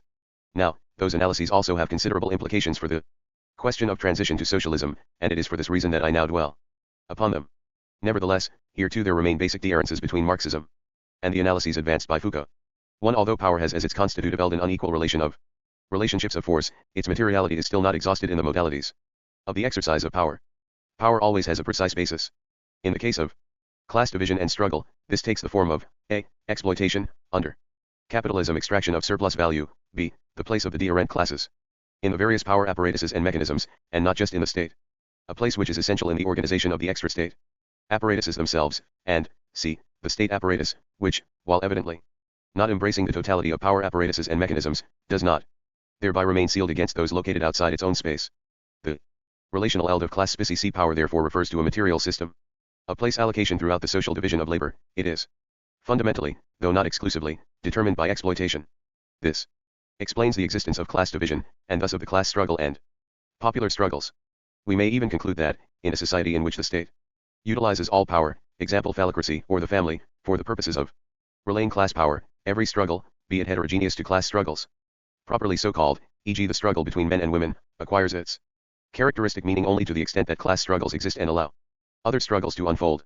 I am leaving untouched the question of whether these other struggles may be actively articulated to class struggles, and of whether such articulation is desirable. Now, for Foucault, the power relation never has any other basis than itself. It becomes a pure situation in which power is always imminent, and the question what power and power to do what appears as a mere obstacle. This leads Foucault into a particular logical impasse from which there is no possible escape. His famous resistances, which are a necessary element of every power situation, remain a strictly gratuitous assertion in the sense that they are given no foundation, they are a pure affirmation of principle.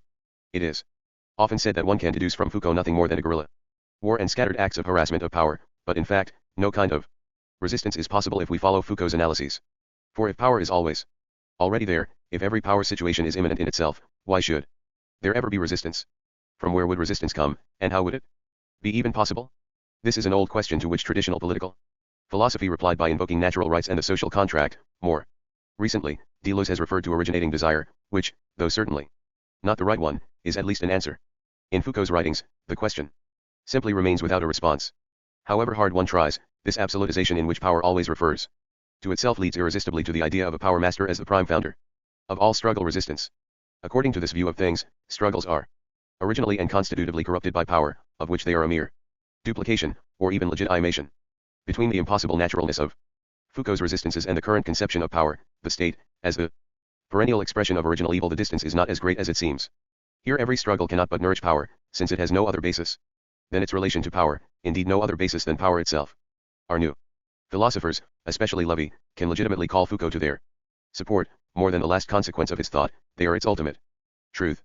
2. In their material basis, struggles always have primacy over the institutions apparatuses of power, especially the state, even though they are invariably inscribed within their eld. The other danger we must take care to avoid is the essentialist conception of power, including the state, according to which struggles, the social, can only subvert power to the extent that they are external to it. Quite recently, I should point out, Leffert and the authors of the Libre Review were still arguing such positions. 8. Their critique of Foucault and of Marxism is based on such worn-out notions as that of a social instance establishing power in a relationship of radical exteriority. Now, struggles can subvert power without really being external to it. If such subversion is impossible in Foucault's conception, this is not because he holds, together with and following Marxism, although for different reasons, that power is by nature relational and that struggles resistances are never absolutely external to power. Power and resistance appear in Foucault's writings as two strictly equivalent poles of a relation. Resistances have no basis. It is in this way that the power pole ends up as the primary one, a development which gives rise, in Foucault's peculiarly suggestive and thus approximative and analogical language, to the constant sliding of the term power. It designates at one moment a relation, the power relation, at another, and often simultaneously, one pole of the power resistances relation. In the absence of a foundation for resistances, power is in the end essentialized and absolutized, becoming the opposite pole of resistances, a substance which contaminates them by spreading, a pole that is primary and determining in relation to resistances.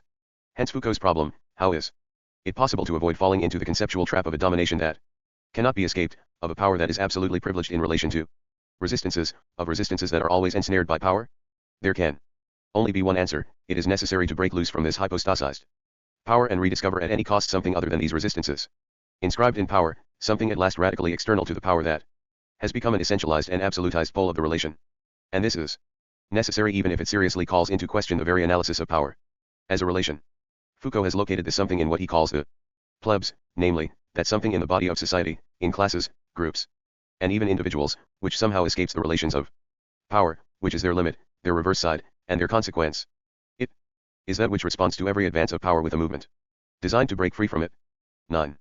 Of course, this affirmation of the plebs is just as groundless as that of resistances. But if Foucault's plebs can limit power only to the extent that it escapes or breaks from it, to the extent that it is outside the power relation, this is because power itself has now passed from a relation into one essentialized pole of the relation. It is an ensnaring substance that can be limited only by escaping from it, a voracious, self-reproducing machine that can be halted only from outside its eld of operation.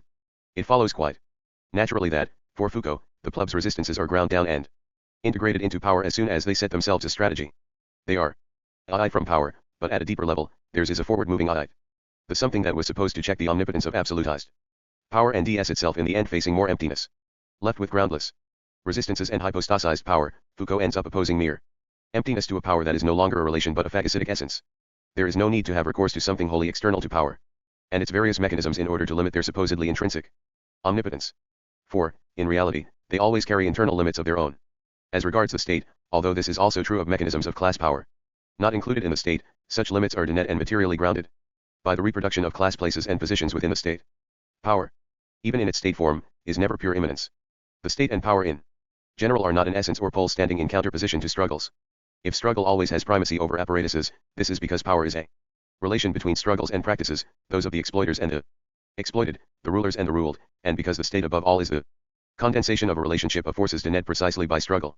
No more than the other power mechanisms does the state encounter limits in an original outside. It is not that the state is an omnipotent entity beyond which lies emptiness, but already inscribed in its materiality are internal limits imposed by the struggles of the dominated.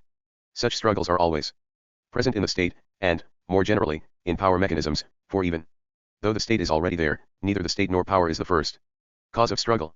Struggles are inscribed in the strategic eld of the mechanisms and apparatuses of power, that is to say, political struggles, which bear upon the state in its peculiar strategic eld without necessarily being integrated into the power of the dominant classes. This holds good not only for the state but for the entire edice of power, which goes far beyond the state even conceived in its broadest sense. Because they may be located on this or the other side of the terrain of the state, struggles do not thereby take up a position absolutely external to power. They are always an integral part of the power edice and make their own mark on the state by reason of its complex articulation with the totality of power mechanisms. However, just as in the case of the state, struggles are not necessarily integrated into the other power mechanisms in which they are inscribed. At any event, non-inscription in the state, for example, non-involvement in politics, that old refrain which is currently reappearing, does not by itself prevent integration into the existing power. For it is impossible to remain external to power and escape its characteristic relations. One cannot avoid being trapped by power simply by remaining outside the state. The problem is indeed of a more general character, being posed with respect to every power mechanism and struggle wherever it may be located. While not yet drawing out the political consequences, I shall conclude this section with two remarks of closer pertinence to the state. 1. The inscription of popular struggles in the state does not exhaust the problem of the species modalities whereby the popular masses are actively present in the physical space of given apparatuses.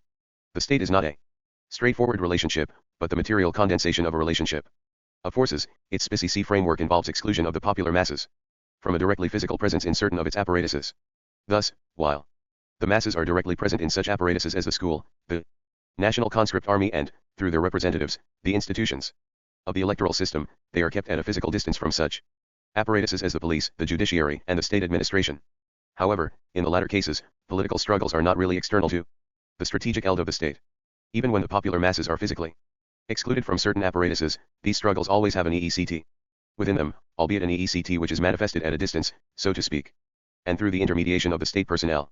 Here too, the contours of physical exclusion from the state should not be understood as protective trenches or walls of a fortress state besieged only from the outside. They are not dams that actively seal the state from popular struggles, as may be suggested by dubious topographical metaphors. What is involved is rather a series of screens that prove to be really screens of popular struggles within the state. Today, we can see this more clearly than ever in such apparatuses as the police, the judiciary, and the state administration, which are divided and traversed at a distance by popular struggles. It is still clearer in certain forms of state that exhibit a paradoxical phenomenon impossible to explain, unless we take account of the fact that, at any event, popular struggles are always inscribed within the state. Such struggles are manifested in the state with particular intensity precisely in those state forms which accumulate screens for keeping the masses at a distance from their physical space. In such cases, these screens turn out to be veritable sounding boards or ampli-ers of popular struggles.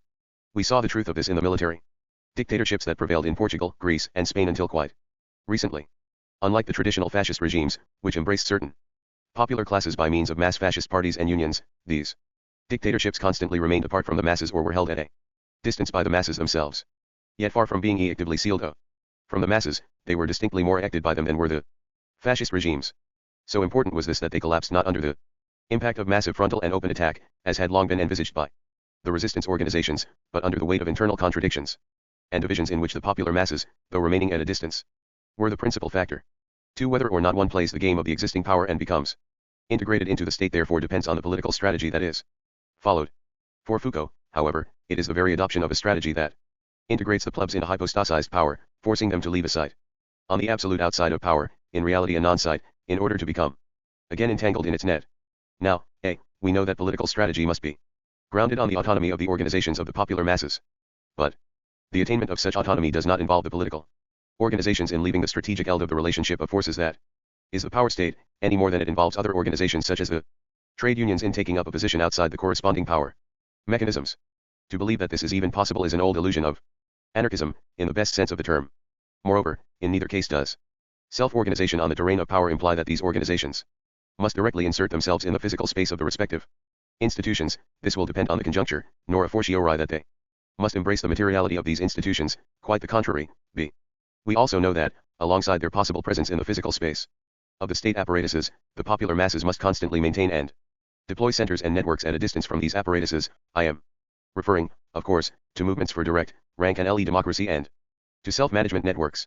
But although these take up political objectives, they are not located outside the state or, in any case, outside power, contrary to the simplistic illusions of anti-institutional purity.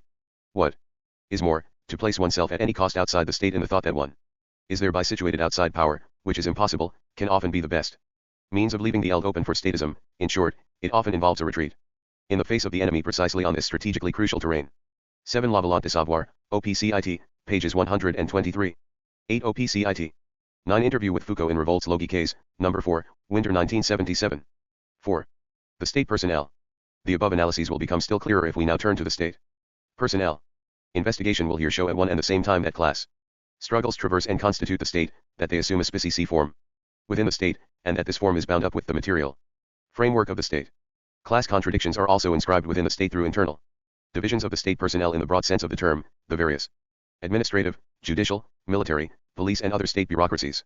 This personnel constitutes a social category with a characteristic unity that results from the organization and relative autonomy of the state. Nevertheless, it is not a social group existing alongside or above classes, it has a class place, and is therefore internally divided.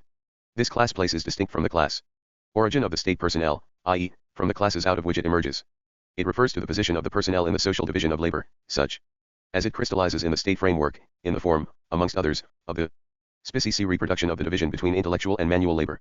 At the very heart of the intellectual labor concentrated in the state, it is a question of bourgeois class alienation or place for the upper reaches of this personnel, and of petty bourgeois alienation for the intermediate and subaltern echelons of the state apparatuses. The contradictions and divisions within the power block are therefore reacted in the upper reaches of the state personnel. Moreover, the petty bourgeois class alienation of large sections of the personnel entails that it is necessarily acted by popular struggles. Contradictions between the dominant and dominated classes reverberate as gaps between these sections of the state personnel and the strictly bourgeois summit, thus manifesting themselves in the shape of cracks, splits, and divisions within the personnel and apparatuses of the state. To be sure, such divisions depend not only on the general relationship of forces, but also on the characteristic demands of the personnel within the interstate division of labor. And, to be sure, contradictions between the dominant and dominated classes are reacted in a complex manner within the state personnel, given its specificity as a distinct social category. But this in no way prevents class contradictions from existing within it. The struggles of the popular masses do not traverse the state personnel only in those cases where the masses are physically present in the state apparatuses. Such would indeed be true if it were merely a question of utilizing pressures and contacts to win over groups and ensembles standing above or alongside the social classes. But the class struggle is present in the state apparatuses even when it is expressed in them from a distance. By virtue of its class alienation, the state personnel is from the beginning present in the class struggle. Now, the struggle of the various popular classes traverses the state in a differential fashion, given the petty bourgeois class alienation of the intermediate and subaltern echelons of the state apparatuses. The latter are directly acted by the contradictions and diverse positions of the petty bourgeoisie in its relations with the dominant classes. The struggles of the working class generally reverberate in these apparatuses through its relations of connict or alliance with the petty bourgeoisie. Thus, the struggles of the popular masses constantly call into question the unity of the state personnel as a category in the service of the existing power and hegemonic fraction of the dominant classes. Their struggles assume quite specie forms, being molded in the material framework of the state and following the texture of its relative autonomy. They do not correspond univocally or point for point to the divisions of the class struggle. Often they take the form of quarrels among members of the various state apparatuses and branches, resulting from cracks and reorganizations of the state in the general context of class contradictions, or they may appear as frictions among various cliques, fractions, or organs of the state within each of its branches and apparatuses. Even when class positions reverberate within the state personnel through direct and more conspicuous politicization, this always follows characteristic paths, both because of the peculiar manner in which the social division of labor is reproduced within a given state apparatus. For example, the process assumes different forms in the army, the educational system, the police and the church, and because of the character of the ideological mechanisms located within each apparatus. The dominant ideology, which is reproduced and inculcated by the state, also serves as the internal cement of the state apparatuses and their personnel. In this ideology, a neutral state appears as the representative of the general will and interest, and the arbiter among struggling classes. The state administration or judicial system stands above classes. The army is the pillar of the nation, the police the guarantor of republican order and civil liberties, and the state administration is the motive force of efficiency and general well-being. Although the dominant ideology takes this form within the state apparatuses, it does not hold undivided sway. For the ideological sub-ensembles of the dominated classes are also crystallized in these apparatuses, albeit under the dominance of the ruling ideology. The themes of the latter are often interpreted by whole sections of the state personnel as denying their duty to establish social justice and equality of opportunity among citizens, to restore an equilibrium in favor of the weak, and so on. Popular struggles naturally lift the veil on the real nature of the state for those of its agents who are already disposed to see more clearly by their class affiliation. Such struggles therefore considerably accentuate divisions, contradictions and splits within the state personnel, the more so as they are very often articulated to the specific demands of the personnel. All this remains true despite the limits to the politicization of the state personnel that derive from the manner in which the class struggle is reacted within it. Agents of the state personnel who go over to the side of the popular masses often live their revolt in the terms of the dominant ideology, such as it is inscribed in the framework of the state. What frequently brings them into conflict with the dominant classes and the upper reaches of the state is the hold of big economic interests over the state, which they see as threatening its role as guarantor of socio-economic order and decency, and as destroying state authority and the function of the traditional state hierarchies. For example, they may interpret the theme of democratization of the state not in terms of popular intervention in public affairs, but as the restoration of their own role as arbiters standing above social classes. If they call for decolonization of the state with regard to big economic interests, they may have in mind a return to a supposedly virgin state that will allow them to assume their role of political leadership. Thus, even sections of the state personnel which go over to the popular masses do not challenge the reproduction of the social division of labor within the state apparatus, i.e., the process of bureaucratic hierarchization. Nor a fortiori do they normally challenge the political division between rulers and ruled that is embodied in the state. In other words, they do not radically call into question their own place and role in relation to the popular masses. Indeed, nothing is clearer than the profound distrust which mass initiatives for self-management or direct democracy awaken in sections of the personnel otherwise favorable to democratization of the state. These limits to the politicization of the state personnel are nothing other than the effects produced upon it by the material framework of the state. They are thus consubstantial with its own role in the social division of labor. The inherent limits to the practices of the state personnel can be driven back then only insofar as this institutional framework is radically transformed. Contrary to a whole series of illusions, the mere leftward shift of a section of the state personnel is far from enough to transform the relationship between the state and the popular masses. Nor does the solution lie in mere replacement of the state personnel, whether through occupation of the key posts by militants devoted to the cause of the popular masses, or, more prosaically, through democratization of personnel, recruitment in favor of agents of popular class origin. Such measures are not unimportant, but they are secondary to the basic problem of transforming the relation of the state to the popular masses. In the absence of such transformation, we can be sure that the new personnel will end up, or even begin, by rising to the heights of its functions and reproducing the practices that out from the structure of the state. There are abundant historical examples of this process. If the state must be transformed to make possible a change in the practices of its personnel, to what extent can the personnel who swing over to the side of the popular masses be relied upon in the process of transforming the state apparatus? Of course, we should stress here the resistances of this section of the personnel, not to speak of those who remain loyal to their role as guard dogs of the power block. In most cases, because of its place in the social division of labor embodied by the state, the personnel only goes over to the side of the popular masses if it is possible to maintain a certain state continuity, at least in the initial period. Indeed, it often swings over precisely in order to maintain that continuity which seems to it to be challenged by the hold of big economic interests or fiefdoms over the state, and by the splits and revolts that this provokes in the social or national body. This attitude, which gives constant proof of its reality, is not bound up only with the defense of evident corporatist privileges. It is true that the state bureaucracy also seeks to defend interests peculiar to its own position, so that we can speak of an interest instability characterizing the entire personnel. 10. But that is not the essential point. In a parallel process to the significant contemporary expansion of state personnel, the very material framework of the state appears invariably to impose limits on the process. All these phenomena have political consequences for the transition to democratic socialism. In particular, we have to ask how it is possible to base oneself on the presently decisive factor of leftward politicization of large sections of the state personnel, to base oneself on this process while taking account of its limits and dealing gently with the personnel always liable to swing over to the right, but without for a moment losing sight of the necessary transformations of the state. This leads us on to the problem of the forms, means, and rhythm of the transformation of this apparatus. To conclude, only this theoretical conception of the capitalist state can explain its differential forms and transformations. It alone is able to articulate EX on the state produced, on the one hand, by changes in the relations of production and social division of labor and, on the other hand, by changes in class struggles, especially political struggles. It is only by conceiving the inscription of political domination in the material framework of the state as the condensation of a relationship of forces that we can break with dogmatic formalism of the kind, every state is a state of the bourgeoisie, and grasp the complex role of political struggle in the historical reproduction of the state. I shall content myself with recalling the else that application of the preceding analyses can help to clarify. 1. First of all, we should consider the specificity of the state and its various branches and apparatuses in any given country, a specificity which manifests itself throughout the historical reproduction and transformations of the state. Although the French state, for example, realizes the general determinations of the capitalist state with regard to the character and transformations of the relations of production, it nevertheless presents certain particularities that mark it throughout these transformations. In turn, these particularities can only be grasped if we consider the institutional framework of the state, and of its various apparatuses, as the condensation of the political relations that have marked the French social formation.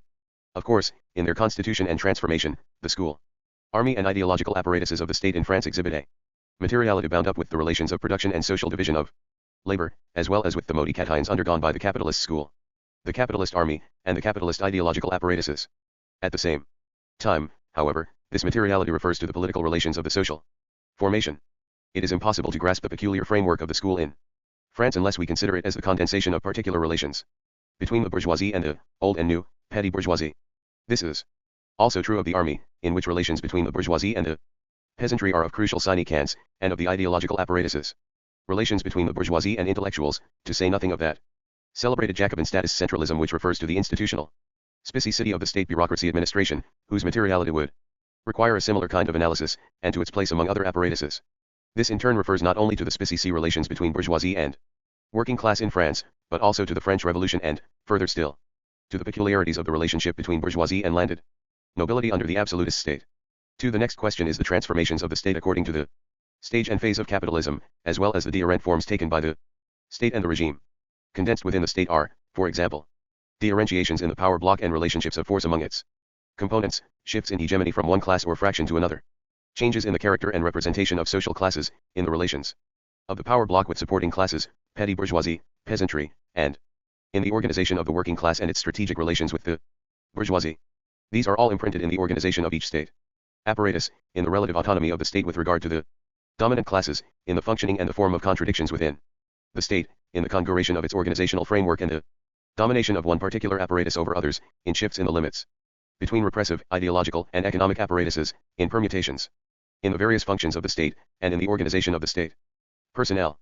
This condensation of political struggle in the state therefore marks differences a. between state forms in the various stages and phases of capitalism. The liberal state of competitive capitalism, the interventionist state of imperialist monopoly capitalism, and the state of the present phase of monopoly capitalism. B. Between the parliamentary democratic state and the exceptional state.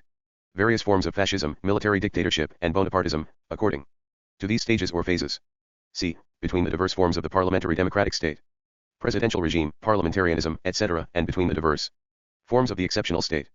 3. Only this line of research, then, allows us to analyze the current form of the state in the developed capitalist countries, namely, authoritarian statism. This will be the subject of the next NNAL section. 10. Clause OE, Strukturprobleme de kapitalistisken staats, 1973, see also Jürgen Habermas. Legitimationsprobleme in Spatkapitalismus, 1973. Part 3. State and economy today. People see, feel, and continually refer to the economic role of the present day state. But certain theorists of power still do not concern themselves with such coarse subjects, even if this does not prevent them from holding forth on princes, despots, and masters. They occasionally deplore, in passing, the phenomena of ination, unemployment, and economic crisis, but these are hardly relevant in the higher spheres of power, state, and the political in which they move. Let us leave them in their clouds, for the economic role of the state is terrifyingly real. Analysis of the capitalist state and capitalist power, in their constitutive relations with the economy, cannot stop at the level of their articulation with the relations of production and the social division of labor as general realities of capitalist society. The reproduction of the latter is expressed in state economic functions, according to the precise stage and phase of capitalism, whether it is a question of repressive violence, ideological inculcation, disciplinary normalization, the organization of space and time, or the creation of consent. The activity of the state is related as a whole to these economic functions properly so called. This holds good more than ever for the prodigious phenomenon of statism which we are witnessing today. If we are to avoid mere banalities, we cannot understand statism without examining the economic functions of the present-day state. This is what I shall now begin to do, following the method of successive approximation that seems to be rigorously necessary in order not to confuse issues. I shall therefore concentrate on the state's role in the overaccumulation, devalorization of capital and in the management reproduction of labor power. Yet statism is an essentially political reality. We shall comprehend its precise scope only in the following sections, where I treat it more specifically by going into particular aspects connected with the transformation of classes and of their mutual relations with political struggles and the recent economic crisis as expressed in a crisis of politics and the state, and with the strictly political effects of state economic interventions. We shall be able to any the full relevance and many-sided object of the state's economic role by grasping these and other characteristics. Why, if political aspects are so important, do I propose to make a distinct analysis of this economic role? Well, this role does after all exhibit a certain specificity. It involves particular aspects and therefore raises problems of special concern to the left, regarding both its general political framework and, it goes without saying, the situation that would arise if it came to power in France or elsewhere. But while this kind of state activity is quite specific, it is not thereby lacking in political content. We shall demonstrate this precisely by dealing with such activity in its original materiality. It is not by eyeing into politicism that we shall combat the left technocratism, which is currently assuming such sizable proportions. Finally, although I shall con myself in this section to state economic functions, I shall not examine them in an exhaustive manner. On this question, Marxist research already disposes of rigorous analyses that I shall not repeat. Given the current ideological conjuncture, it is necessary to stress this clearly and without hesitation. Our knowledge of a number of points concerning monopoly capitalism and the present economic involvement of the state, points that have become virtually self-evident, is exclusively attributable to Marxist theory and to the long struggle it continues to wage against OCL economic science, including the neo-liberal variant of the latter. I would even say that, despite the criticisms we can make, and which I have made, of the Third International's theorization of the state, it had the undeniable and important merit of clarifying some essential aspects of the economic role of the state. In this L2, people have for ages been proclaiming that Marxism is surpassed by the present economic reality of capitalism. Based on post-war capitalist growth, such assertions have in essence a single leitmotif: Marxism, which as a matter of fact did lay stress on the economic role of the state, is supposed to have underestimated that role, and the state itself is supposed to have achieved harmonious reproduction under an organized or planned capitalism now exempt from major crises. This line of argument has been popularized in France by Raymond Aron, but it may also be found in Castoriadis, who, though somewhat closer to ourselves, had the temerity as recently as 1974 to make the following ridiculous statement: now, the experience of the last 20 years suggests that periodical crises of overproduction are not at all inevitable under modern capitalism, except in the extremely attenuated form of minor, passing recessions. Marx's economic theory overlooks the effects of the gradual organization of the capitalist class, the purpose of which is precisely to master the spontaneous tendencies of the economy. We have seen since then what is the truth of the matter. L'Institution imaginaire de la société, OPCIT, p. 22. 1. On the economic functions of the state. It is now quite commonplace then, and not only in the context of Marxist discussions, to lay stress on state provisions for further accumulation and reproduction of capital. But such activity did not begin with the state of monopoly capitalism. The so-called liberal state of competitive capitalism also played an important economic role. As regards the present-day state, its economic role is not merely the outcome of unilinear accumulation of economic functions, added to one another throughout the history of capitalism. By virtue of a number of breaks, the present-day state is qualitatively different both from the liberal state and from the state of the previous phases of monopoly capitalism. In order to locate this difference, we have to grasp exactly the mode in which the space of the political, the state, is currently articulated with that of the economy and the reproduction of capital. We must also grasp the effects of such articulation on the very delimitation of the respective spaces of the state and the economy. It is not at all a question of two mutually limiting sites or spaces which have remained essentially the same throughout the history of capitalism, and which are only in that one, the state, has more and more intervened in the other, the economy. In other words, the difference does not refer to gradual and increasing interpenetration of two spaces, each with virtually unchanging contours. The space, the object, and hence the content of the political and the economy change as a function of the mode of production. They also vary according to the precise stage and phase of capitalism, insofar as the latter is a mode of production characterized by expanded reproduction. The current mode cation of the respective spaces of the economic and the political constitutes the transformed form of their separation under capitalism. It is a relative separation and is therefore not currently being abolished by the state's decisive intervention in the economy. If, on the other hand, present transformations were seen merely as the growing interpenetration of two intrinsically limited elves, then it would be tempting to argue that the phenomenon is indeed being abolished. The separation of the economy and the state is reproduced in new forms to the extent that the congruation of these two domains undergoes mode cation. We should therefore be wary of any topographical and gurative representation of the relations between state and economy. In point of fact, Engels was among those responsible for introducing such an image, since he described the ekaki of the state of his time by reference to its role in maintaining and reproducing the general external conditions of production. 2. This designation suggests that, at least during a certain period of capitalism, the relations between state and economy were external ones. Whereas, in reality, the capitalist separation of state and economy was never anything other than the specifically capitalist form of the state's presence in the relations of production. It is only with this explicit reservation that we can go on using the normal term state intervention in the economy, otherwise it would threaten to connote precisely the image of externality. Were we to take literally the above expression of Engels, there would always be a danger lest we locate the difference between the liberal state and the contemporary state in the fact that the former merely intervened on the periphery of the economy, while the latter now aims directly at its center. According to this conception, the state's targets in the economy undergo change, but economic space itself remains immutable. Now, the state's present role with regard to the accumulation and reproduction of capital is inscribed in the very modi cation of the respective spaces of state and economy. By virtue of changes in the relations of production, the division of labor, the reproduction of labor power, and the extraction of surplus value, a number of previously marginal elds, training of labor power, town planning, transport, health, the environment, etc., are directly integrated, in an expanded and modi-ed form, into the very space process of the reproduction and valorization of capital. Precisely to the extent that such integration takes place, the state's role in these elds assumes a fresh meaning. It is this transformation of the economic space process which shifts the targets of state activity and brings the state increasingly to bear on the heart of the reproduction of capital. In a parallel movement, the space of the state expands and changes to the extent that whole areas of the valorization of capital and reproduction of labor power, the areas of public and nationalized capital, amongst others, are directly inserted in the state. One reason why the state now plays the role in the economy that it does is that we are no longer dealing with the same state as before. Insofar as these economic activities of the state are correlated with an alteration in its own space, they can by no means be considered in isolation. Such activities are not merely grafted from outside onto an immutable state reality, they must be grasped in their specific place within the overall reorganization of the state. But the reverse is also true. Be they repressive, ideological or of another kind, the functions of the state cannot be considered in isolation from its newly denied economic role. Furthermore, in the stage of competitive capitalism, and even in the early phases of monopoly capitalism, the state's strictly economic functions were subordinated, though not reduced, especially to its repressive and ideological functions. The state was mainly involved in materially organizing the socio-political space of capital accumulation. Its more specifically economic interventions could easily be modulated to the exigencies of accumulation.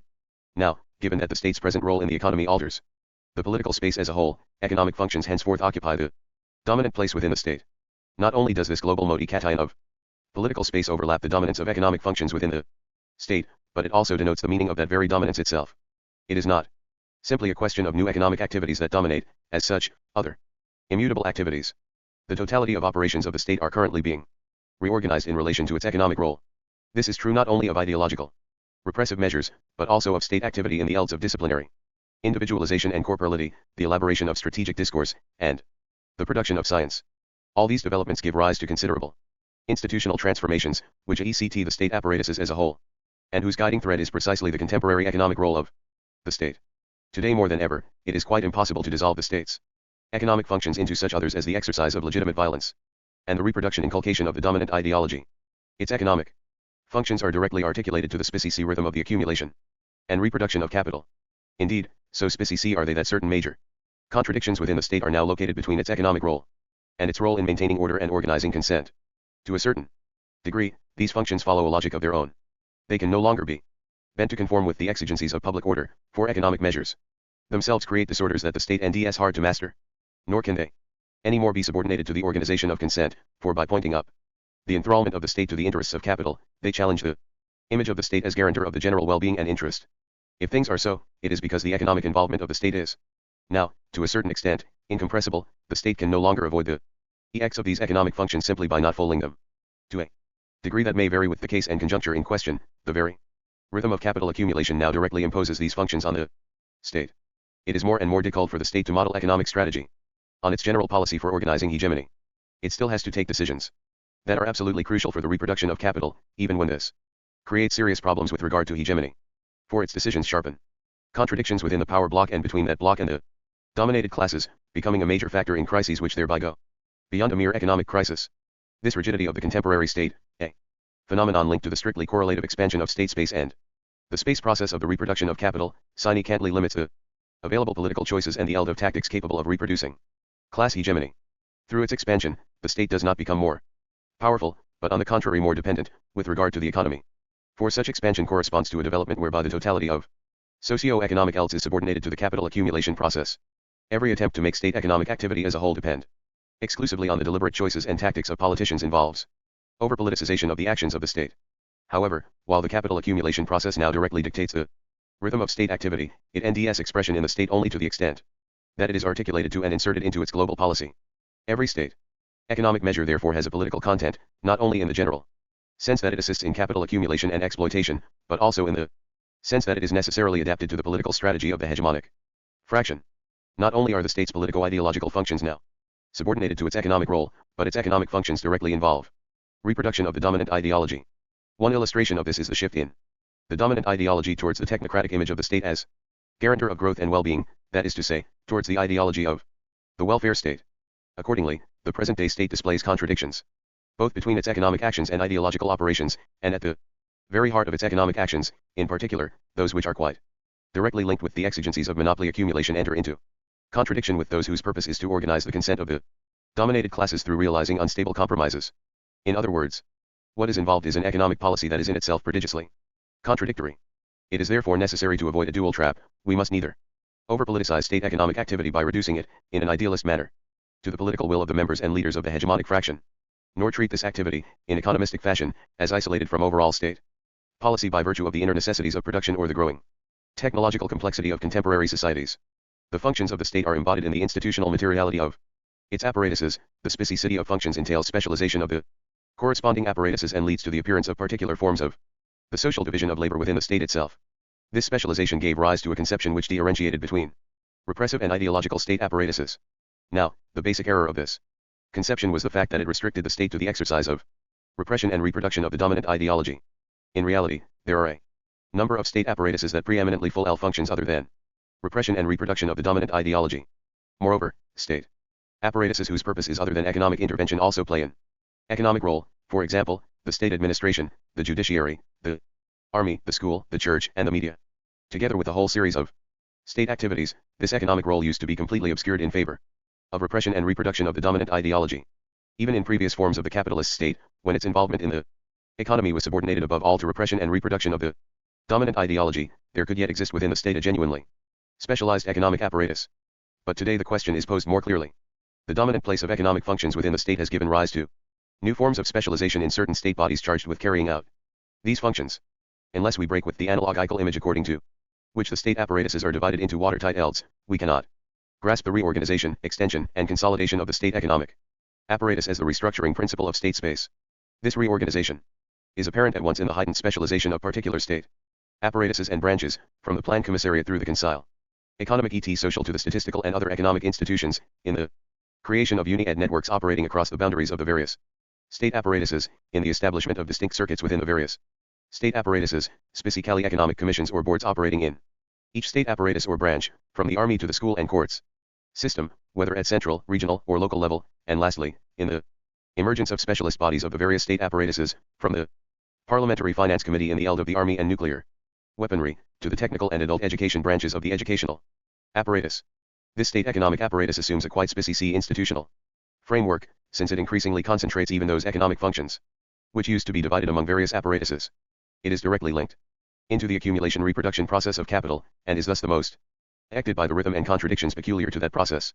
Swearing the most from the rigidity imposed on the state by the contemporary process of production and reproduction of capital, this apparatus also displays the limits and restrictions of the political options and tactics available for organizing class hegemony. Since it is the least subject to the conjunctural hazards of government policy, it often follows a specific logic in partial contradiction with general state policy. This is tested by experiences in the United States and the major European countries during the last 2 decades. It is this apparatus which most clearly demonstrates the continuity of the state, even though it is the most directly embroiled both in the internal contradictions of the power block and in contradictions between the block and the dominated classes. Of course, the state economic apparatus is currently one of the privileged centers of the monopoly fraction that exercises hegemony within the power block, and this is not due to chance. But the impact of this apparatus does not derive only from its place in the configuration of state power. It plays an organic role in reproducing the overall cycle of capital in all its aspects and in every domain covered by that cycle. Thus, the other fractions of capital are also represented within this apparatus. If monopoly capital occupies a privileged position, it does so partially insofar as this apparatus fulfills the general economic functions of the state in the present phase of capitalism. For the moment I will simply point out that, contrary to a whole series of illusions, modi cations in state power, especially the renewed challenge to The hegemony of monopoly capital cannot end the expression automatically or mechanically in changes to the species materiality of this or any other apparatus. Now, just as we cannot conceive of pure state economic action somehow separated from its other missions, so we cannot conceive of the state economic apparatus as being separated from its other apparatuses and mechanisms. Of whatever kind these latter may be, they also carry out economic functions and, within the reorganization of political space, undergo restructuring in relation to the formation and functioning of the economic apparatus. Institutional materiality is imparted to the situation, whereby functions concentrated in the state economic apparatus enjoy dominance over the other functions of the state. The current role of this apparatus accounts in part for the precipitate and accelerated decline of Parliament and the institutions of representative democracy in favor of the executive, as well as for the diminishing role of political parties in comparison with the bureaucracy and state administrations, and other such phenomena. It would be possible to relate the whole history of changes in the army, school system, administration, or judiciary to the formation and consolidation of the state economic apparatus. Hence, this apparatus, too, fully participates in the global political mechanism of the state. It constitutes a political device both insofar as it fosters capital accumulation and insofar as it gives species expression to the political compromises and tactics conducted within the state. To a doubtless uneven extent, this political character impregnates the reality and functions of the state economic apparatus as a whole. It would be quite false to regard the apparatus and its functions as split into two distinct parts, a techno-administrative sub-apparatus which is politically more or less neutral and which discharges techno-economic functions crucial to each and every production process, and a politico-economic super-apparatus exclusively concentrating state provisions in favor of the hegemonic fraction of monopoly capital. We should dwell a little longer on this extremely tenacious illusion of the dual nature of the state, such as it is expressed in analysis of the state economic apparatus. Let us recall that the illusion is rooted in a techno-economistic conception of the production process itself. The productive forces are grasped at a level so to speak autonomous and distinct from the relations of production, while the class struggle in the economy is connected to the relations of production. According to this view, the basic social contradiction is that between the development, or, in a celebrated term, the socialization, of the productive forces, and the private relations of production, this split between productive forces and relations of production is then situated in a so to speak duplex state, which in turn divides the economic apparatus into two. On the one hand, there is an expanded economic apparatus corresponding to the development of the productive forces, and following not only the functions which every state supposedly discharges vis-a-vis the productive forces, but even socialist functions suited to the socialization of those forces. This, then, is essentially a techno-administrative apparatus to be developed, and not transformed, in the transition to socialism. On the other hand, there is a politico-economic apparatus corresponding to the relations of production and the class struggle, a monopoly superstate which does have to be transformed. The main contradiction within the economic apparatus is supposed to be that which opposes these two parts. These analyses are not in fact correct. Although the productive forces possess a materiality of their own which cannot be ignored, they never exist except in unity with, and under the primacy of, determinate relations of production. The class struggle is from the beginning lodged in the very heart of the labor process, and the basic contradiction of capitalism is the class contradiction between the exploiters and the exploited. There are no economic functions relating to production in general which every state has to fulfill. Economic functions are always invested in the class struggle and therefore have a political character and content. The whole texture of the state economic apparatus has a political character. Its basic contradiction is located between tactics essentially polarized towards the interests of capital and its hegemonic monopoly fraction and tactics imposed by the struggle of the exploited classes. It is a contradiction which, in varying degrees, traverses the networks and branches of the state economic apparatus in their entirety. It now remains for us to elucidate the diverse and seemingly quite heterogeneous economic functions of the state in their organic articulation, rather than in the form of descriptive addition or accumulation. Our investigation must take as its guiding thread the tendency of the falling rate of pro-T. State intervention in the economy should be essentially understood as the introduction of counter-tendencies to this tendency, in relation to the new coordinates whereby the average rate of pro-T is established in the present phase of monopoly capitalism. In the last analysis, all state economic intervention is articulated around this basic pole. However, left-wing students of the question do not always agree that this tendency of the falling rate of pro-T is still at work in capitalist formations. I do not intend here to enter into the debate. Let me simply point out that a number of objections to Marx's theory generally miss their target, since they focus on the concrete, empirical, and measurable expression of this fall, whereas what is really involved is a tendency. Even when it does not take concrete form, it still remains active and explains the introduction of counter-tendencies which thwart this tendency by preventing it from concretely manifesting itself.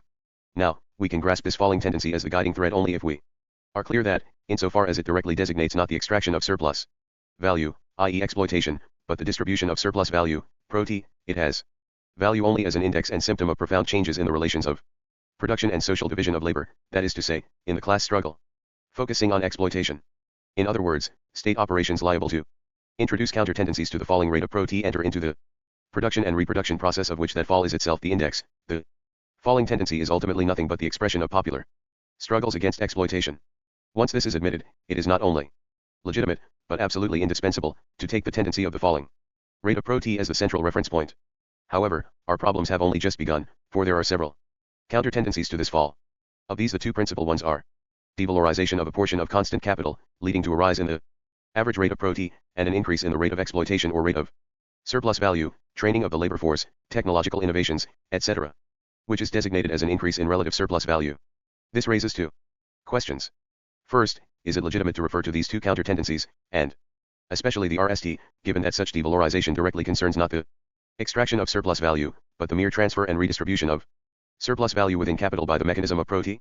Second, if we do have to refer to both counter tendencies, can we treat them at the same level, and if not, which plays the main role? As I have often argued, I think that the second problem is the more important. Now, the state's role in the devalorization of certain fractions of constant capital has been emphasized by a number of theorists grouped around the review Économie et Politique.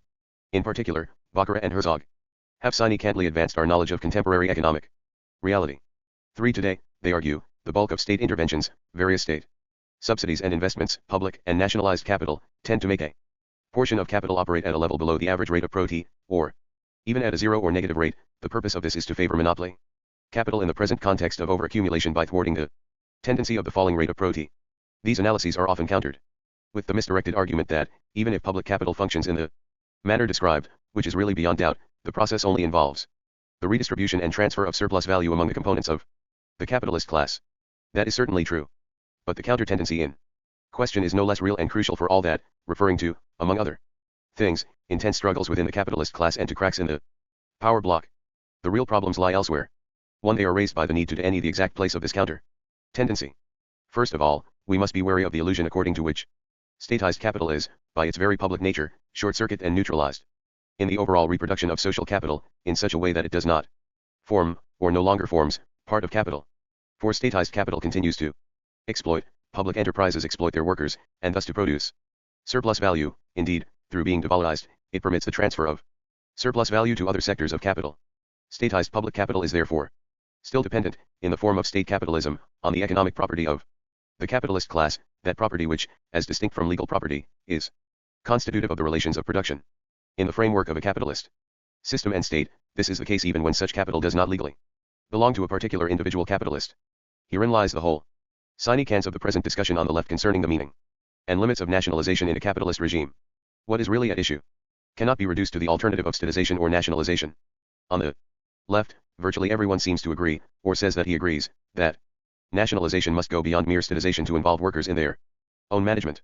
Now, however much one differentiates between statization and nationalization, the nobility of the second term should not make us forget that, in a capitalist regime, all nationalization is distinct from active socialization, and that this constitutes the really fundamental distinction. By transferring the means of production from the possession and economic ownership of capital to the real control of the workers, socialization entails not only a change in state power, but also substantial modifications in the relations of production and the state apparatus. In the long run, only socialization can be a genuine alternative to statization. The example of Eastern Europe should be enough to remind us of this. We should also make clear that state involvement in the devalorization of capital, for the purpose of increasing the average rate of Pro-T, does not serve exclusively to augment the super Pro-Ts of monopoly capital, even though the monopoly fraction does reserve the lion's share for itself. State activity cannot entirely circumvent the tendency of the equalization of the rate of Pro-T among monopoly and non-monopoly fractions taken as a whole. Some fractions of non-monopoly capital also benefit from the increase in the average rate of Pro-T following devalorization, even if the state strives to block the tendency of equalization by maintaining the overall inequality of the Pro-Ts of monopoly and non-monopoly capital. As we know, non-monopoly capital continues to form part of the capitalist power block. 2. However, precisely insofar as the statization devalorization of capital concerns, in essence, only redistribution and transfer of total surplus value among sections of capital, the principal and dominant long-term counter tendency to the falling rate of Pro-T is the state-inspired rise in the rate of surplus value and exploitation. To be sure, the relative weight of the two counter tendencies also depends on the conjuncture in the class struggle of each social formation, especially on the resistance of the working class. Nevertheless, the second counter tendency tends to dominate, because we are currently witnessing, above all in the developed capitalist countries, a clear shift away from extensive exploitation of labor and absolute surplus value, based on wage levels and the length of the working day, towards intensive exploitation of labor and relative surplus value, correlated with the Internationalization of the labor processes, whereby extensive exploitation of labor is concentrated in the dominated countries, with increased submission of labor power to capitalist relations, and with the growing primacy of dead labor over living labor. This shift involves an increase in labor productivity and technological innovation. It assigns to the state an essential role in the expanded reproduction of labor power, reproduction, whose space extends well beyond the training process. Of crucial importance today are a whole series of state activities in relation to scientific research and technological innovation, restructuring of industry, education and occupational training, as well as in such areas as housing, health, transport, social welfare, urban development, and collective consumption.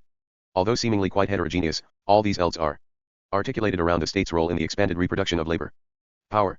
Such reproduction is no longer simply the condition of exploitation. It is located at the very heart of surplus value production, by virtue of the trend away from extensive exploitation and absolute surplus value towards intensive exploitation and relative surplus value, productivity of labor. Still more than devalorization of certain fractions of capital, it is an increase in exploitation through expanded reproduction regulation of labor power that is intended by these measures. This fact has important consequences, allowing us to locate the directly political aspects of these interventions and to mark out the ideological political questions at stake. We can thus rst of all clarify the domain in which state activity is essentially involved. The reproduction of labor power takes place within the limits imposed by the relations of production. What is at issue is never merely technical training, but expanded reproduction referring to the social division of labor.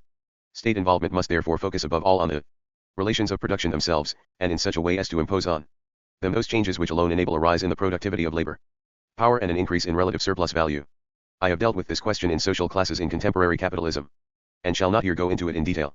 I shall simply recall that a whole series of state interventions, whether concerned with the restructuring of industry, direct or many-sided aid to certain fractions of capital, or with land development, have a more basic goal than the evident one of distributing and redistributing surplus value. That is to say, they seek to bring about that change in the relations of production which is the necessary condition for the reproduction of labor power as a function of a rise in the rate of exploitation.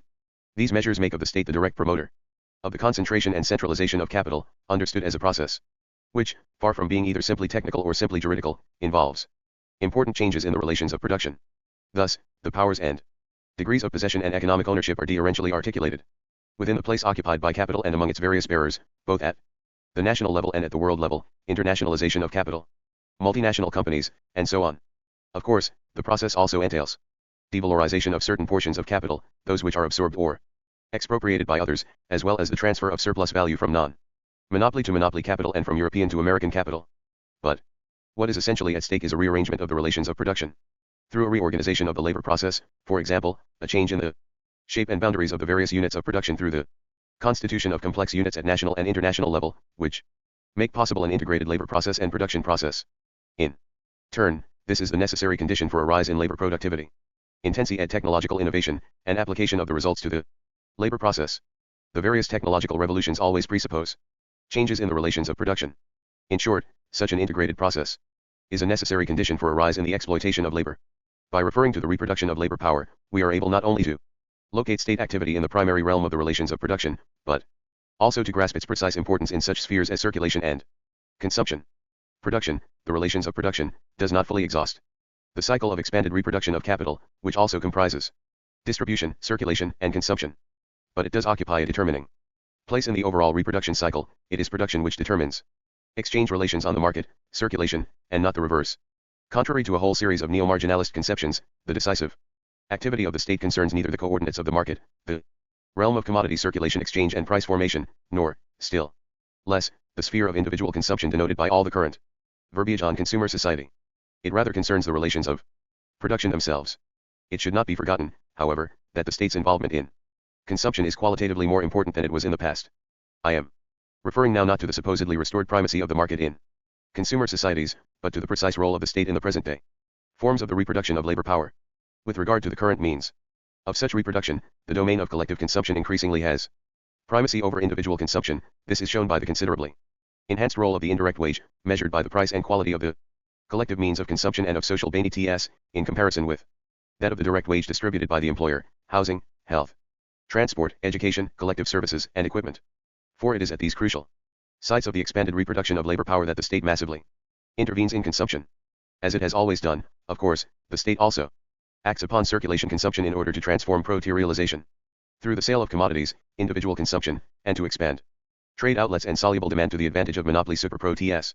Intervention in the ELD of prices and incomes, taxation, credit, trade, outlets, and so on. But while state involvement is growing to be decisive in this domain, it becomes so through publicly financed collective consumption, the purpose of which is to increase relative surplus value by raising the productivity of labor. We can now show that the state, through being massively involved in circulation consumption for the purposes of reproducing labor power, is drawn more and more to intervene in the articulation of the production cycle, relations of production/labor power, with the cycle of circulation consumption. It does this by means of its current role in monetary management. We can now also understand why intervention in the field of collective consumption is not a merely techno-economic operation, but involves a crucial political content of much greater scope than is often thought. Here too, state measures do not refer to intrinsically neutral productive forces, occupying a level of their own and simply diverted a posteriori to the vanity of monopoly super pro ts by virtue of state power alone, i.e. by virtue of the monopoly's place in the power block. No doubt, the hegemony of monopoly capital does impose a precise sine qua non state strategy. But insofar as these interventions concern the overall reproduction of labor power and refer to structural reorganization of the labor processes, they touch on a deeply rooted reproduction of the capitalist social division of labor. In its political content, this active management regulation of labor power, up to and including the new forms of disciplinary normalization and subjection to capitalist politico-ideological relations, does seem to cut across mere hegemony of the monopolies and to become consubstantial with the hardcore of capitalist relations of production. This raises the following question: in the absence of a radical subversion of capitalist relations of production, to what extent can a challenge to the hegemony of monopoly capital succeed by itself in modifying the new forms of reproduction training of labor power? In modifying, that is to say, a quite crucial aspect of the state, we are now at last in a position to any the range of the present tendency towards statism. While we are not talking of a uniform and linear tendency, nor are we referring to a conjunctural phenomenon arising out of market vagaries and capable of being reversed simply through a challenge to monopoly hegemony. To a large extent, the growing weight of the state in every field of socio-economic life also seems to cut across the rhythm of the devalorization of capital and to become consubstantial with the new forms of overall reproduction of labor power. We can now illustrate all these points by examining more closely the political content of the economic functions of the state. 2 Engels' exact term is Die allgemeine Ausarbeitung. See Anti-During, Marx Engels Werke, Volume 20, p. 260. 3 As far as France is concerned, I shall merely mention the works of P. Baccarat and P. H. Herzog, as well as those of J. P.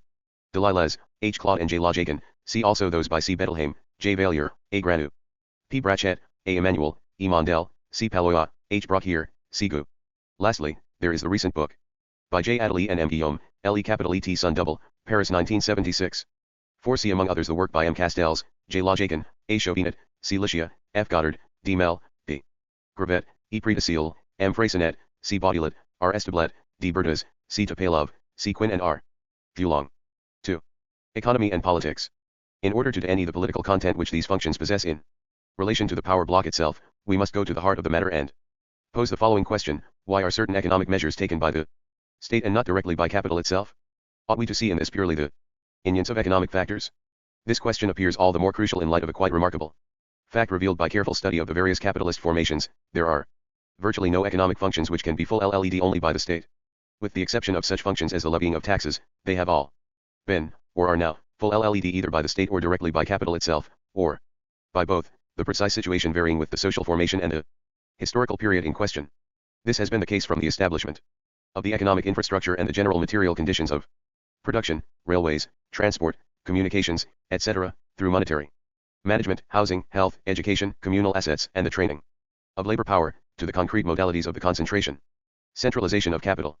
The history of state interventionism is neither a homogeneous history covering all the social formations, nor a linear history, in which the state progressively accumulates and appropriates certain intrinsically economic activities, or else, it is rather a history of uneven development, unfolding in accordance with the given formations and marked by both steps forward and steps backward. 5 This cannot be explained entirely in terms of economic factors. It is often argued that these functions are full led by the state because they concern elds which are, generally speaking, unprofitable for capital itself, that is to say, elds in which the rate of pro-T on invested capital is lower than the average. But it should be made clear that what is involved is a historical fact. These elds appear as unprofitable for capital only in certain social formations, and at certain historical periods, to the extent that state intervention has not yet brought about the conditions in which capital can secure a pro-T. The phenomenon therefore varies with the social formation and the particular conjuncture, and to a certain degree this variation allows us to account for the uneven development of state intervention. I repeat, it allows this to a certain degree. For this economic factor, which is often used to explain state interventionism as a whole, can in reality only have a limited eld of validity. Let us refer here just to the context of the internationalization of capital, a process which marks the current phase of imperialism and the coordinates within which the average rate of pro-T is established at an international level, at least within the zone of the dominant countries. The above economic factor is not enough to explain the considerable variations of interventionism in the dominant capitalist countries. It is impossible to show that the development of motorways or telecommunications is currently pro-table in Italy and the United States, where it is taken in hand by private capital, and at the same time unpro-table in France, where the state has assumed the overall responsibility. Indeed, the state is involved in domains that are highly pro-table for capital, both through nationalization, which is not con net to unpro-table sectors of capital or RMS on the verge of bankruptcy, and through a wide range of other interventions relating to research, energy, and so on. Thus, even when the state acts upon sectors that are unpro-table for capital, its interventions are always situated in a political context and their modalities or scope are marked by the policy of the state. However, we must now ask ourselves why the state also takes over sectors that are clearly pro-table for capital. First of all, we can be sure that such intervention is often bound up with the general coordinates of the reproduction of capital and that it is essential for the reproduction of social capital as a whole. In Engels' formulation, according to which the state intervenes to establish and maintain the general conditions of production, the term conditions may now be said to be inapplicable, given that the state goes to the very heart of the reproduction process. But the term general preserves its full relevance, since the object to which it refers, from research to energy, communications, and expanded reproduction of labor power, is indispensable for the bourgeoisie as a whole.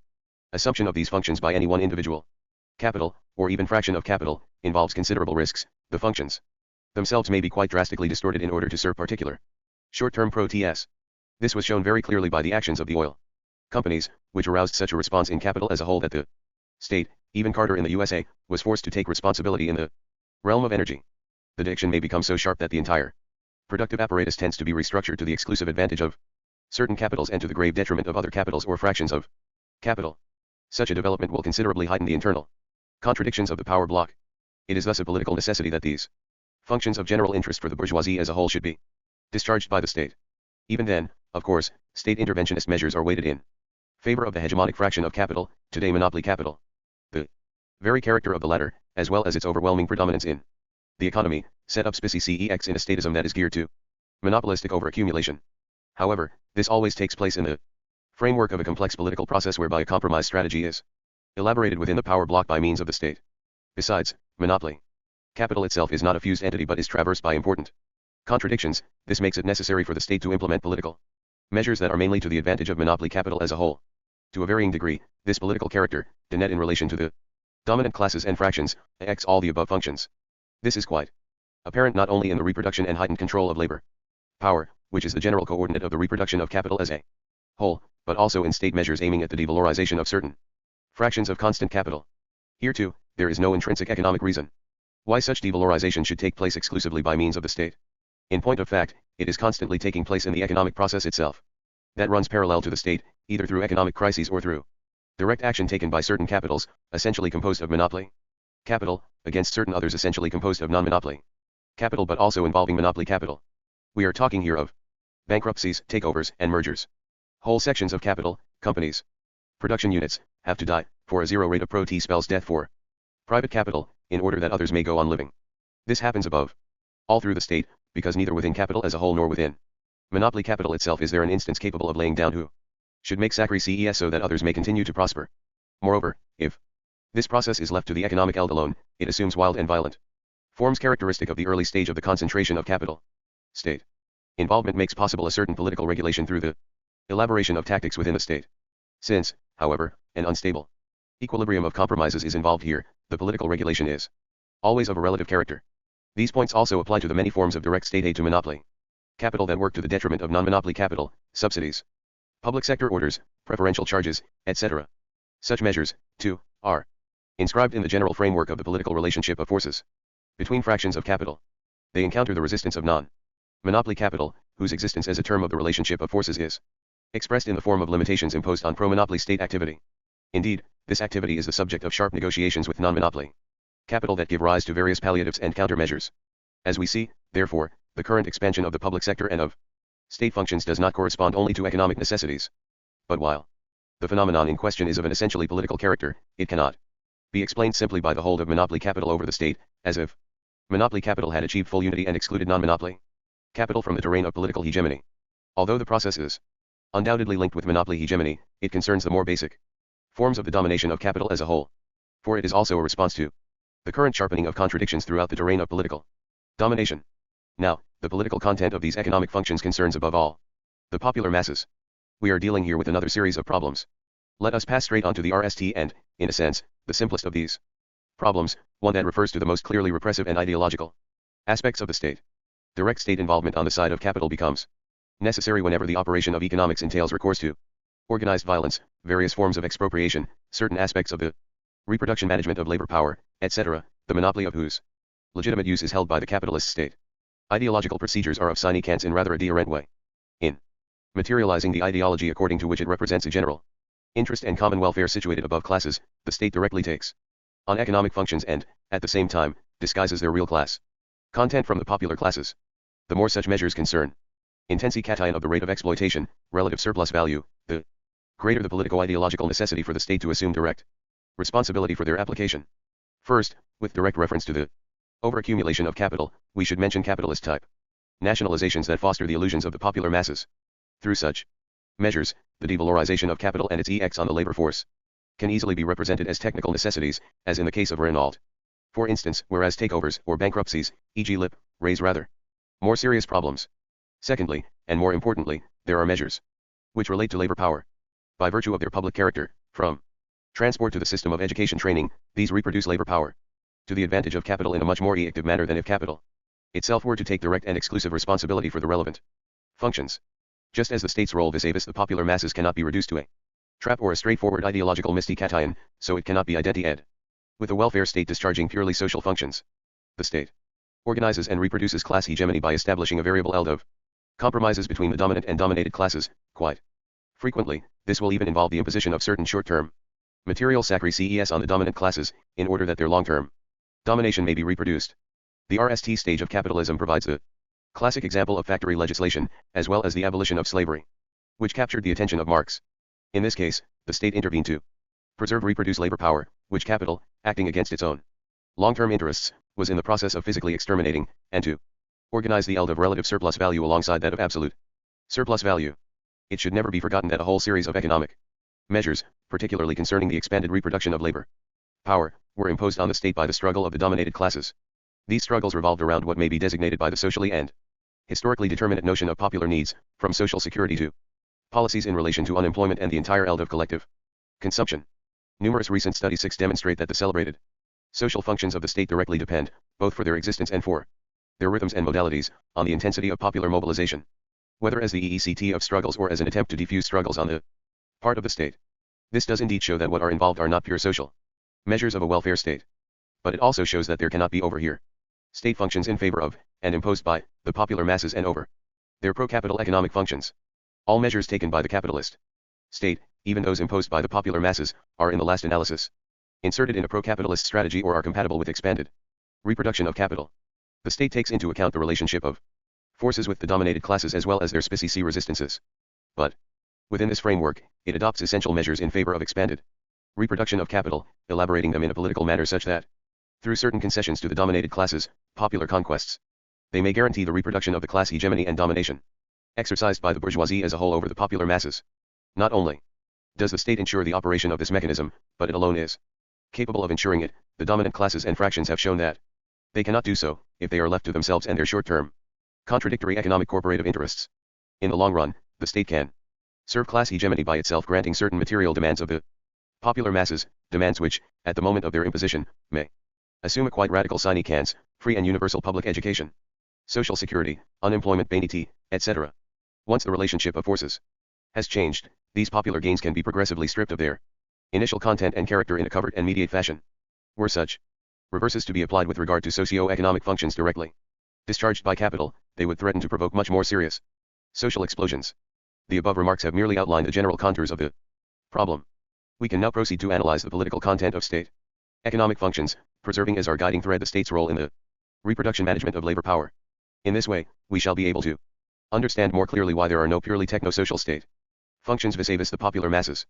Conversely, we shall be able to locate the economic pertinence of the state's functions as a whole, including those which appear quite distant from the economy, and to verify the present-day subordination of the state's overall activity to its economic role. So the reproduction of labor power is a political strategy, since it always involves reproduction of the social division of labor, politico-ideological elements always enter into the constitution of this reproduction.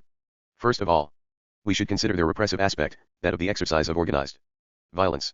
It is impossible to overemphasize the fact that the various social measures taken by the welfare state with respect to the reproduction of labor power and the eld of collective consumption are at the same time geared to police political management and control of labor power.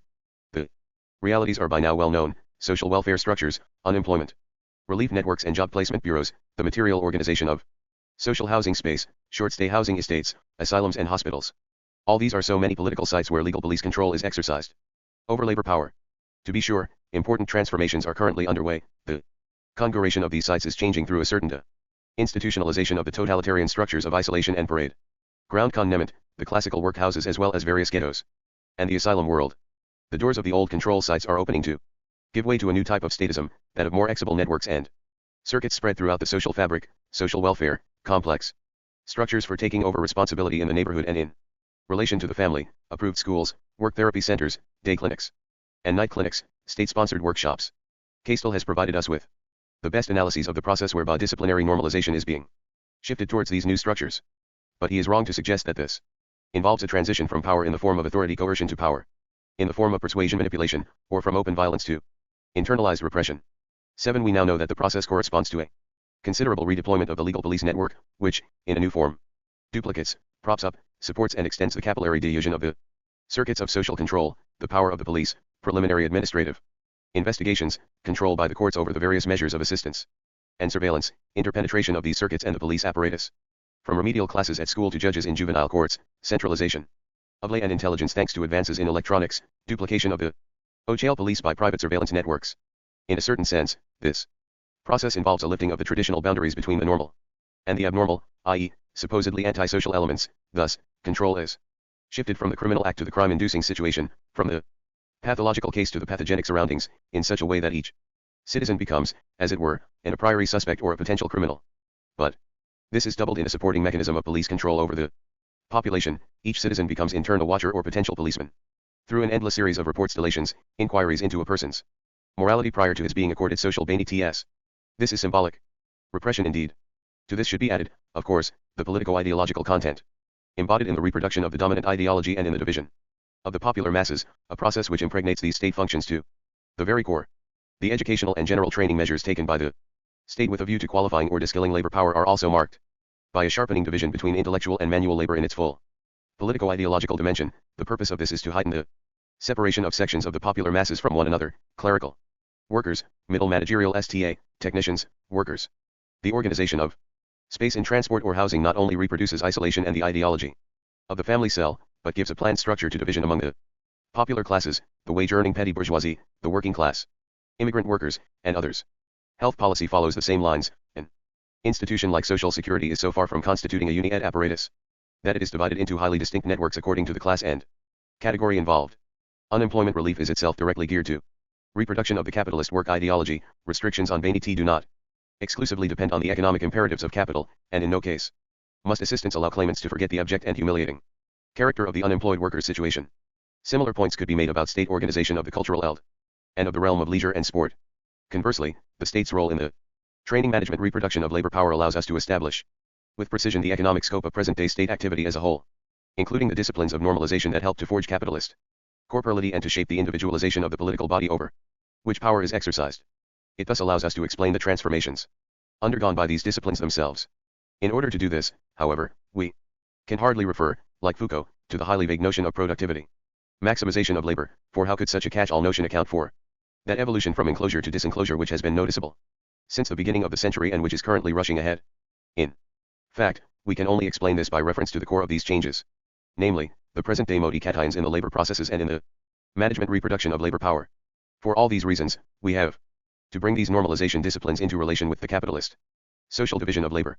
This is recognized, I was tempted to say, admitted by Kastel. I am quite unable to say anything at all precise on the causes of such a movement from enclosure to disenclosure, and especially on the elements in the social division of labor which, at the level of the distribution and reproduction of labor power, appear to drive it forward. 8. In recognizing the core of these changes, we have already pointed to the direction in which greater precision should be sought. Generalized enclosure does seem to constitute the privileged form of conditioning normalization, and even training of labor power at that point when extensive exploitation of labor and absolute surplus value are predominant. These imply that Labor productivity and skills are at a relatively low level, that working class labor power occupies a minority and rather isolated position in the population as a whole, and that exploitation is essentially grounded on rapid physical erosion of easily replenished labor power. By contrast, the shift towards intensive exploitation of labor and relative surplus value entails increased submission of labor power to capital, expansion of the working class, a rise in the productivity of labor, and strengthening of the quali-cation pole in the permanent process of quali-cation descaling of labor power, expanded reproduction, in a new form, of the division between intellectual and manual labor, and restructuring of the labor processes in certain industrial branches, through, among other things, the present form of technological innovation. As numerous analysts have demonstrated, these changes essentially correspond to the new and more general social functions of the welfare state in their aspect of training, management, reproduction of labor power. Without here going further into the matter, it would appear that we are referred to these same changes by the new forms of conditioning and normalization, by the exhibible and capillary spread of disciplinary mechanisms in a population massively subordinated to capital, expansion of the real submission of labor to capital, changes in the methods of educational training, opening up of the family as the permeable side of a new quali-cation of labor, decomposition of the boundaries between the normal and the abnormal in a population threatened with permanent structural unemployment and thus potentially antisocial to an intense degree, reproduction of the sewers between authority and decision execution within an expanded intellectual labor force, new petty bourgeoisie, and in a form other than the rigid despotism of traditional closed organizations which coincided with sewers between manual labor and narrowly net intellectual labor, expansion and diffusion of immigrant labor throughout all branches and sectors of industry in which descaled labor is concentrated, together with the establishment of suitable networks of control and surveillance. To be sure, these are far from being the only causes of the current transition from enclosure to disenclosure. Here too, changes refer us to modifications in class relations and to new popular struggles. But the subordinate place they occupy in relation to the state's economic role already demonstrates their essential political content. I said earlier that the political content of the various state functions is not bound up exclusively with the present hegemony of monopoly capital. We can now add that it does not depend only on state power, even if this power is extended to cover the whole of the capitalist class. For the political content of these functions is inscribed in the institutional materiality and organizational framework of the state apparatus, a reality which is confirmed even by the celebrated techno-social measures of the state. The institutional structures of health, social security, medical practice, hospitals, asylums, social welfare, town planning, community services, and leisure are all stamped with the bourgeois seal. Measures taken in these elds serve the capitalist reproduction of labor power and the division of labor, even if they are partially due to popular struggles and even if they represent an acquisition. Hence, we are still faced with the problem, neither a challenge to monopoly hegemony nor even a more profound challenge to state power can by itself radically alter the policy of these apparatuses as they are presently constituted. This is true even when we are dealing with the so-called social mechanisms of general interest of the state, which are supposed to correspond par excellence to the socialization of the productive forces. 5. See the research work of J. Bouvier, F. Morin, M. Baud et al. 6. See especially F. Foxbevan and R. Cloward, Regulating the Poor, 1971. 7. Le Psychanalysm, p. 288. 8. Ibid, p. 287. 3. The limits of the Moloch state. The present role of the state ought not to obscure the fact that there are still structural limits to the intervention of the capitalist state in the economy. While these limits vary with the phase of capitalism, the character of class relations, and the form of the state, parliamentary democracy, fascism, etc., they nevertheless appear, beyond a certain point, as strictly impassable in capitalism such as it exists and is reproduced in Western societies. Here too, we must be wary of the customary image of an omnipotent state gradually and ineluctably moving towards what Henry Lefebvre has already termed the state mode of production. 9. We must take care not to apply this image to relations between state and economy above all when, as is often the case, although certainly not in Lefebvre, it is coupled with a left technocratic belief in the intrinsic capabilities of a rationalizing managerial state to carry through the transition to socialism. Under the luminous guidance of left experts, the existence of such limits has been confirmed during the last 4 decades and again in recent years. This has spelled an end to the Keynesian illusions repeated by Sean Eld and Galbraith to the EECT that a rationalized, organized, and planned capitalism has succeeded, by means of potentially unlimited state involvement in the economy, in suppressing or managing its own crises. The limits to state intervention in the economy are consubstantial with the relative separation under capitalism of the political state space and that of the economy, a separation which is currently being reproduced in a new form. These limits are therefore linked above all with the very nature of the process of production, reproduction, and accumulation of capital. The process is a contradictory one which partially obeys a logic of its own and which limits the state's activity in such a way that it is unable to really master the EX of its own actions in the economy. Today, nothing is clearer than the fact that such intervention itself becomes a factor directly productive of crises. For the moment, let us simply note that these functions present an initial limit beyond which they are absolutely incompressible. This is expressed in the rigidity of the state and in its restricted range of strategic choices. However, these economic functions are above all marked by a second limit, beyond which the state is incapable of passing. In a certain sense, the contemporary state is caught in its own trap. The metaphor is not too strong. From now on, the state can go neither backwards nor forwards, can neither stand outside nor control the heart of the economy. At one and the same time, it is driven to do both too much, crisis-inducing intervention, and too little, being unable to accept the deep causes of crises. The state is constantly oscillating between the two terms of the alternative: withdraw and slash or get further involved. It is not an all-powerful state with which we are dealing, but rather a state with its back to the wall and its front poised before a ditch. The limits which to any the horizon of state action in the economy refer us back to the capitalist relations of production. Of course, the state works to reorganize the relations of production that structure the place of capital and thus to redistribute the powers owing from the relations of possession and economic property among the various fractions of capital, most notably to the advantage of monopoly capital. Nevertheless, the state exists if and only if the hardcore of capitalist relations of production is guaranteed, thereby ensuring exploitation of the working class and the popular masses, that is, their exclusion from real power over the means of production. State intervention with regard to the relations of production itself aims only at their reproduction as capitalist relations. We may express this by saying that the capitalist state is constituted by a negative general limit to its intervention. That is to say, by specie non-intervention in the hardcore of capitalist relations of production. This limit of principle creates a whole series of second-degree limits, the basic non-intervention xes the structural limits of state supremacy in domains and else whose contradictions are the result of the relations of production themselves, whether it be in the realm of circulation, distribution, consumption, or management of the monetary to a great extent, but of course within a global strategy of hegemony, state activity is constituted as ad hoc tinkering with conditions already laid down by the process of valorization of capital. That process itself is thus not susceptible to mastery by the state. Reproduction cannot be controlled without intervention in the hardcore of the relations of production, since it is impossible to master the EX without reaching the causes. Measures taken by the state are thus essentially a posteriori interventions which tackle, as it were, the consequences and symptoms of the economic process, striving to regularize economic contradictions by means of re-ex actions. A priori intervention, which is very often blind, can hardly go beyond certain elementary measures indispensable to the process of valorization of capital in general and to the realization of monopoly super pro ts.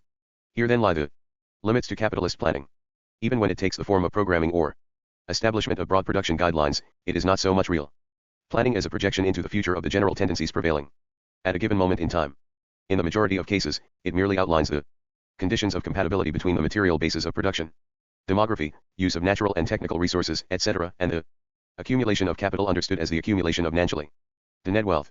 At best, therefore, it assumes the role of an immense market research undertaking. The various planning experts are themselves beginning to realize this and to lower their tone by comparison with the illusions of the 50s, which found an echo inside the left itself. Furthermore, this relationship of the state to the relations of production accounts for the fact that the material resources at its disposal are structurally limited.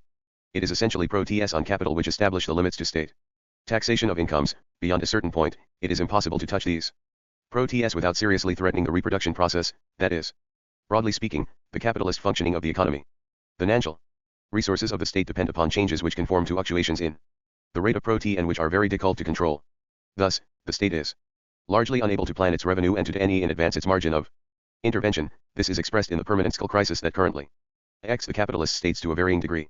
These limits to state intervention are therefore bound up with the direct impact of the class struggle, with the struggles against pro-capital state measures waged by the popular masses or specie classes thereof, the working class, the petty bourgeoisie, the rural popular classes, and with struggles at the heart of the bourgeoisie and the power bloc directed against measures that principally favor a given fraction of the bourgeoisie or a given component of the bloc. These limits to state action are not purely external barriers, insofar as such struggles constitute the state as the material condensation of a class relationship of forces. They represent limits that stem from the very structure of the state and from the formation of its policy on the basis of internal divisions expressive of class contradictions. Even where the capitalist state successfully represses and blocks frontal class struggles directed against itself, it does not thereby manage to lift the obstacles to its intervention. The ongoing class struggle traverses the state in a specie manner. Nothing is clearer than the limits which mark the interwar fascist states and which continue to characterize certain military dictatorships. These structural limits therefore concern not only the struggle and resistance of the dominated classes, but also those of the fractions of the bourgeoisie. It is especially here that we should look for the limits of nationalization and public capital. In the framework of the capitalist state, nationalizations, as distinct from socializations, do not intrinsically deprive the bourgeoisie of economic ownership of public capital, even if it is so extensive that virtually the whole of capital is juridically nationalized.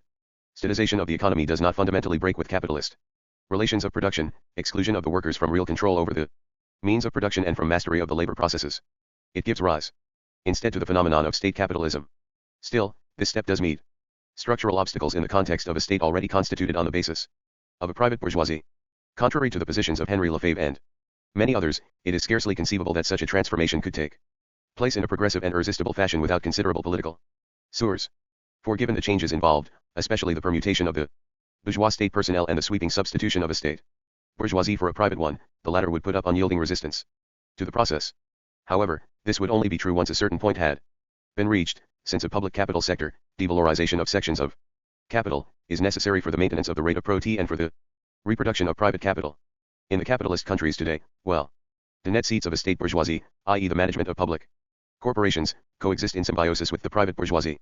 For all these reasons, huge-scale state capitalism is generally to be found in countries marked by the absence of a native private bourgeoisie, in which a state bourgeoisie directly serves as a relay team for the foreign, imperialist bourgeoisie. Witness the decolonization process in numerous African countries, or else in countries that have undergone upheavals in a failed or aborted process of transition to socialism.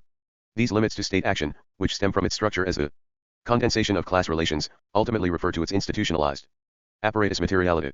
This is the celebrated phenomenon of bureaucratic ponderousness or administrative inertia, the mode of dysfunctionality, according to which the dominant classes or political personnel grasp certain aspects of the state intrinsic to its materiality. The limits to state intervention are written into the structure of its apparatuses, networks, and mechanisms. The selectivity of information and action derives from a process of non-decision making, which applies not only to the hardcore of the relations of production, but also to spheres that go far beyond it. The fundamental determinations of social development cannot be formulated as political issues, nor, at the outside, can they even be known and apprehended. To take just one example, we know that the very categories of the statistical apparatus, in France, rest on an implicit threshold of non-knowledge that is grafted onto the limits denying the non-decisions and non-interventions of the state. I am, of course, leaving aside the question of straightforward governmental manipulation. The same could be said of regulatory organization in the school apparatus or the banking system, even where it is nationalized. Non-apprehension of such well-known spheres as the Frenchman's patrimony or company pro-TS is not simply due to the state's maintenance of secret areas in which it decides not to set foot, as if it would be enough to unlock these secrets for things to become clear. No, such non-apprehension is rooted in material structures and apparatus practices. Thus, Raymond Barre is in part speaking the truth in stating that the French taxation system is exceedingly delicate and complicated, and that it would have to be turned upside down in order to implement a wealth tax. However, through the reproduction of the social division of labor within the state, its structure as the condensation of class relations is concretized, together with its internal contradictions, in an intricate decision-making structure of relatively autonomous bureaucracies, each of which has its specie of competence, its own clientele and perception of problems. In most cases, the resulting political elaboration excludes discourse on the basic social relations, and even on the precise class character of the various tactics of the administration. It takes the form of multi-level bargaining among administrative pressure groups and representatives of diverse interests, a process characterized by ad hoc bureaucratic muddling through in the mode of negative coordination with the status quo. It is also manifested in the shape of an apparatus rigidity in relation to the bourgeoisie itself. 9 de l'État, OPCIT, Volume 3, Le Mode de Production Étatique, 1977. 4. Provisional conclusions. The above analyses have political consequences for the more general problem of the transformation of the state in the transition to socialism. For the time being, I shall refer only to those which concern the state economic apparatus. In the eventuality of the left coming to power, what limits are there likely to be to state intervention in the economy? These limits are not entirely dependent on the state power.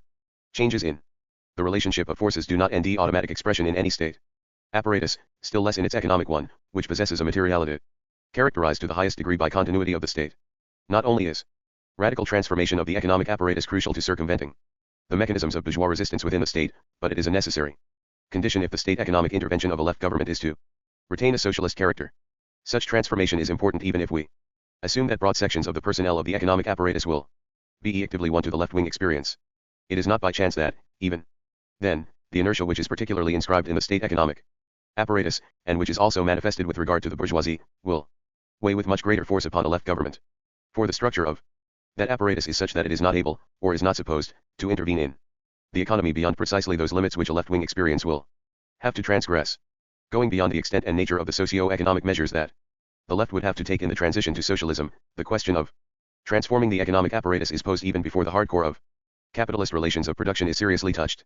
Is it possible to move to real planning if the existing structures are left intact and if the only changes intended are at the level of political orientation and the composition of the state personnel?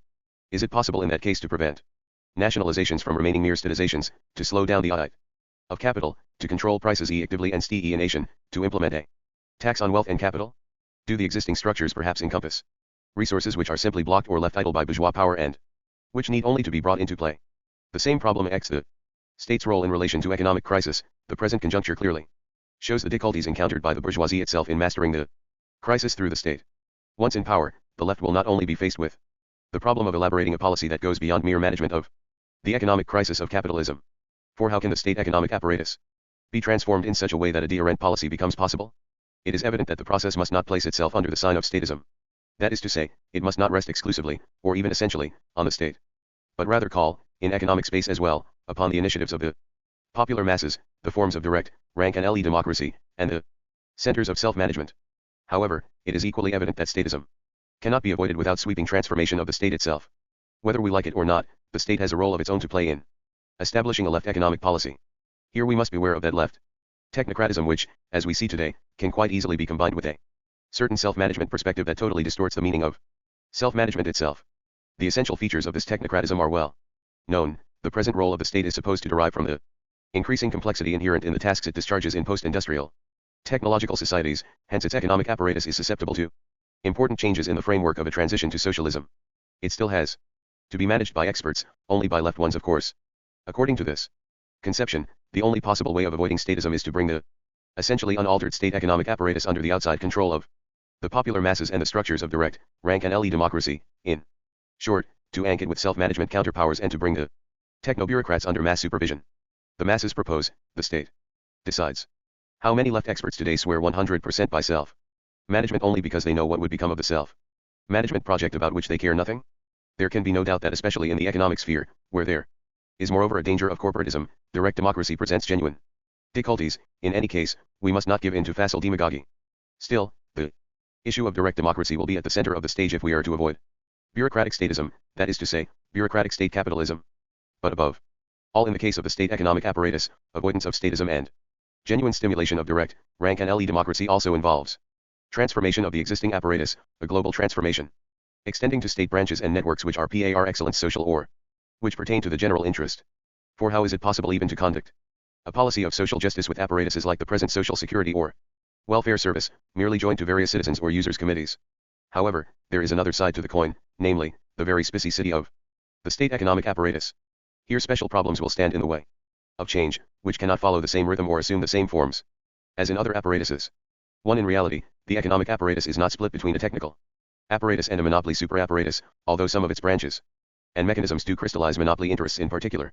It remains, in its unity, an essential factor for the reproduction of capital. While it follows that changes must ect this apparatus as a whole, something else also follows. Precisely to the extent that the economic apparatus discharges functions crucial to the reproduction of capitalist relations of production and capitalist accumulation as a whole, functions that are incompressible so long as the relations of production are not themselves radically undermined. The changes undergone by this apparatus cannot but closely follow the rhythm of change in the relations of production. Now, the democratic road to socialism refers to a long process, the RST phase of which involves a challenge to the hegemony of monopoly capital, but not headlong subversion of the core of the relations of production. A challenge to monopoly hegemony already presupposes sine quant modi cation of the economic apparatus as a whole. But during this phase, change cannot go beyond certain limits without running the risk of economic collapse. Over and above the breaks involved in the anti-monopoly phase, the state will still have to ensure the working of the economy, an economy which will remain to a certain degree capitalist for a long time to come. We must know how to make a choice and then draw clearly the consequences of the strategy adopted. It is from this stubborn fact that has given rise to the ambiguity of some current analyses made by the left. For they suggest that the anti-monopoly phase consists in smashing the monopoly superstate in which the political character of the state is concentrated, whereas the supposedly neutral, technical state must remain as it is throughout the transition to socialism. In other words, these analyses run with the hare and hunt with the hounds. However, there can be no question of radically destroying part of the economic apparatus in the anti-monopoly phase, while the other part of the apparatus leads a life everlasting. For in the framework of a global transformation that is itself indispensable for the transition to socialism, certain structures of the entire economic apparatus will indeed have to remain during this phase. In short, it is a question of transforming by stages the state economic apparatus as a whole. To be sure, this transformation will assume differential forms and uneven rhythms according to the branch, network, and circuit of the economic apparatus, RST, according to the fraction of capital whose interests, especially interests, it crystallizes, the bastions of monopoly capital will have to be dismantled RST of all, a point that my criticism of the conception of a monopoly superstate was not intended to deny. Secondly, according to its degree of adaptation to the needs of the popular masses, of course, while the social security system would also have to be transformed, the process would not be the same as in the case of the Ministry of the Interior, and lastly, according to the role of the given branch or network vis-a-vis the economic process, and to its exact political character. Just as evidently, while the NC has a political content, it also has a comparatively technical role such that it could not be transformed in the same way as, for example, data. 2. Finally, the democratic road to socialism guarantees certain liberties. The other side of the coin is that the bourgeoisie thereby enjoys greater possibilities of economic sabotage of the experience of the left in power. Although transformation of the state economic apparatus seems necessary in order to prevent and counter such sabotage, it should be apparent that one is walking on a tightrope. At no point should changes lead to actual dismantling of the economic apparatus. Such a development would paralyze it and accordingly increase the chances of boycott on the part of the bourgeoisie. In the present context of changes in the state economic apparatus, we again meet the former dilemma, not to do enough, Chile, or to do too much.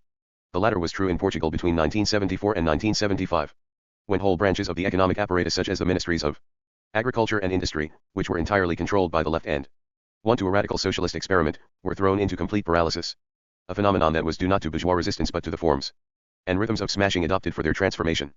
This paralysis and dismantling made it impossible for the experiences of agricultural communes and factory self-management to ND the slightest support or aid in apparatuses that were overwhelmingly on their side. In these circumstances, the boycott launched by the bourgeoisie could be exercised to the full. Part 4. 1. The decline of democracy, authoritarian statism. Authoritarian statism and totalitarianism. Some of our latter-day power theorists have just discovered the existence of Gulag.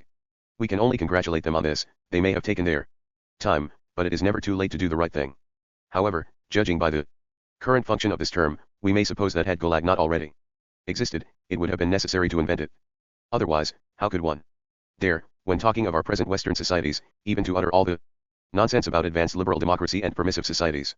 Societies, by the way, whose virtues have simultaneously and very conveniently been discovered by our new philosophers. Comparison does not provide a reason. The totalitarian aspects of power in the East are quite real and should not be assimilated, in the scientific, rather than the normative sense, to the functioning of our own societies. But, nor should they, as often happens today, make us forget Western totalitarian systems, Pinochet or Videla, or even the more prosaic situation of states with a democratic regime. In Western capitalist societies, the state is undergoing considerable modification. A new form of state is currently being imposed. We would have to be blind not to notice, and passion always blinds, even if it springs from the noblest motives. For want of a better term, I shall refer to the state form as authoritarian statism. This will perhaps indicate the general direction of change, namely, intensi et state. Control over every sphere of socio-economic life combined with radical decline of the institutions of political democracy and with draconian and multiform curtailment of so-called formal liberties, whose reality is being discovered now that they are going overboard. Although some of these changes have been operating for a long time, the present-day state marks a veritable turn in relation to previous state forms. I shall deal here only with the dominant, or, in more dignified language, the developed, capitalist countries, above all Europe and the United States. Of course, these changes affect every capitalist country insofar as they have their origin in the current phase of international reproduction of capitalism. But given the deepening division between dominant and dominated countries of the imperialist chain, a result of the internationalization of capitalist relations, we cannot engage in general theorization about the contemporary state covering transformations in these countries as a whole. Thus, in the zone of dominated countries, for example in Latin America, we are witnessing the emergence of a new form of dependent state which, itself, manifested in diverse regimes, involves significant points of dissimilarity with the new form of state in the dominant countries. More fundamentally, therefore, authoritarian statism is bound up with the periodization of capitalism into distinct stages and phases. It seems to correspond to the current phase of imperialism and monopoly capitalism in the dominant countries, in the way that the liberal state referred to the competitive stage of capitalism and the various forms of interventionist state to the previous phases of monopoly capitalism. Authoritarian statism is thus dependent upon those structural modifications in the relations of production and the processes and social division of labor which characterize the present phase at both the world and national levels. While the economic role of the state, which is inseparable from its political content, has to constitute the guiding thread of an analysis of authoritarian statism, it is very far from providing a succinct explanation, for we are talking now of an institutional reality that can only be examined in its own right. Authoritarian statism hinges upon those transformations in social classes, political struggles and the relationship of forces which mark the present phase at both the world and national levels. It is certainly important that authoritarian statism exists in the form of regimes that vary according to the original conjuncture of the country concerned. But by stressing its relationship to the current phase of capitalism, we have already indicated that it is hardly a mere surface phenomenon.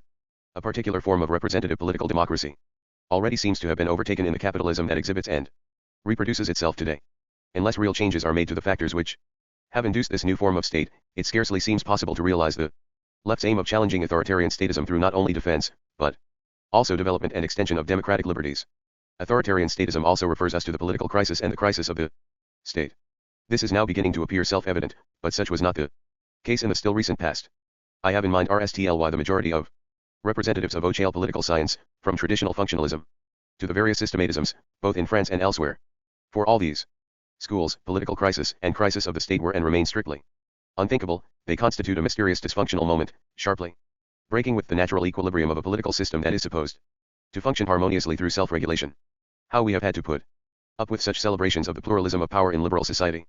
Indeed, since it has supposedly overcome its contradictions, including even the class struggle, this very liberal society is thought to give the lie to a now already outdated Marxism. However, I am thinking above all of a second current, which is quite distinct from the RST and considerably more interesting. The thinkers of Conti Station, from the Frankfurt School to American radicals, used to paint the terrifying image of a totalitarian, all-powerful Moloch state based on manipulatory capitalism, a state which had apparently succeeded in integrating the popular masses, alas, contrary to the predictions of Marx and others, and which was irresistibly advancing to swallow up its subjects. If this image is false, it is not only because of the structural limits that mark all capitalist states. Authoritarian statism is articulated to the political crisis and the crisis of the state. It is also a response to the elements of crisis, including those of its own crisis. Thus, such statism does not designate univocal strengthening of the state but constitutes the EECT of a tendency to strengthening weakening of the state, the poles of which develop in an uneven manner. The authoritarian statism of the contemporary state is terrifyingly real. But in spite of this, or rather because of it, the state remains a clay-footed colossus, eeing ahead on treacherous ground. It should indeed be remembered that wild animals are most dangerous when they are wounded. Now, although this process is most apparent on the political plane, it is no easy matter to any the relationship between the state and political crisis. Some of us have recently hazarded the task in a collective work La Crise de l'État, one, and so I shall only indicate the character of the problem.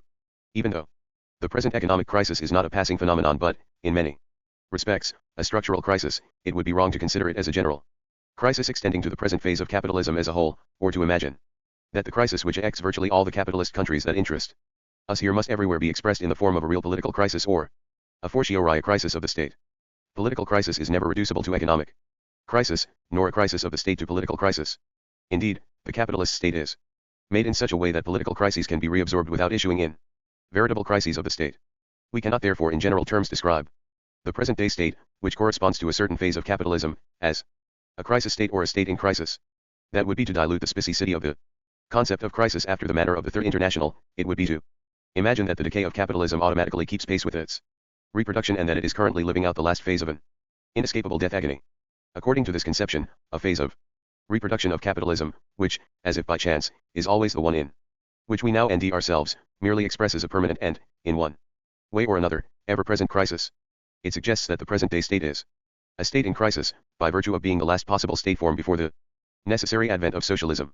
Quite clearly, however, we should assign to the concepts of political crisis and state crisis the eld of a particular conjuncture in which contradictions are condensed, one which NDS expression in the peculiar features of the existing state institutions.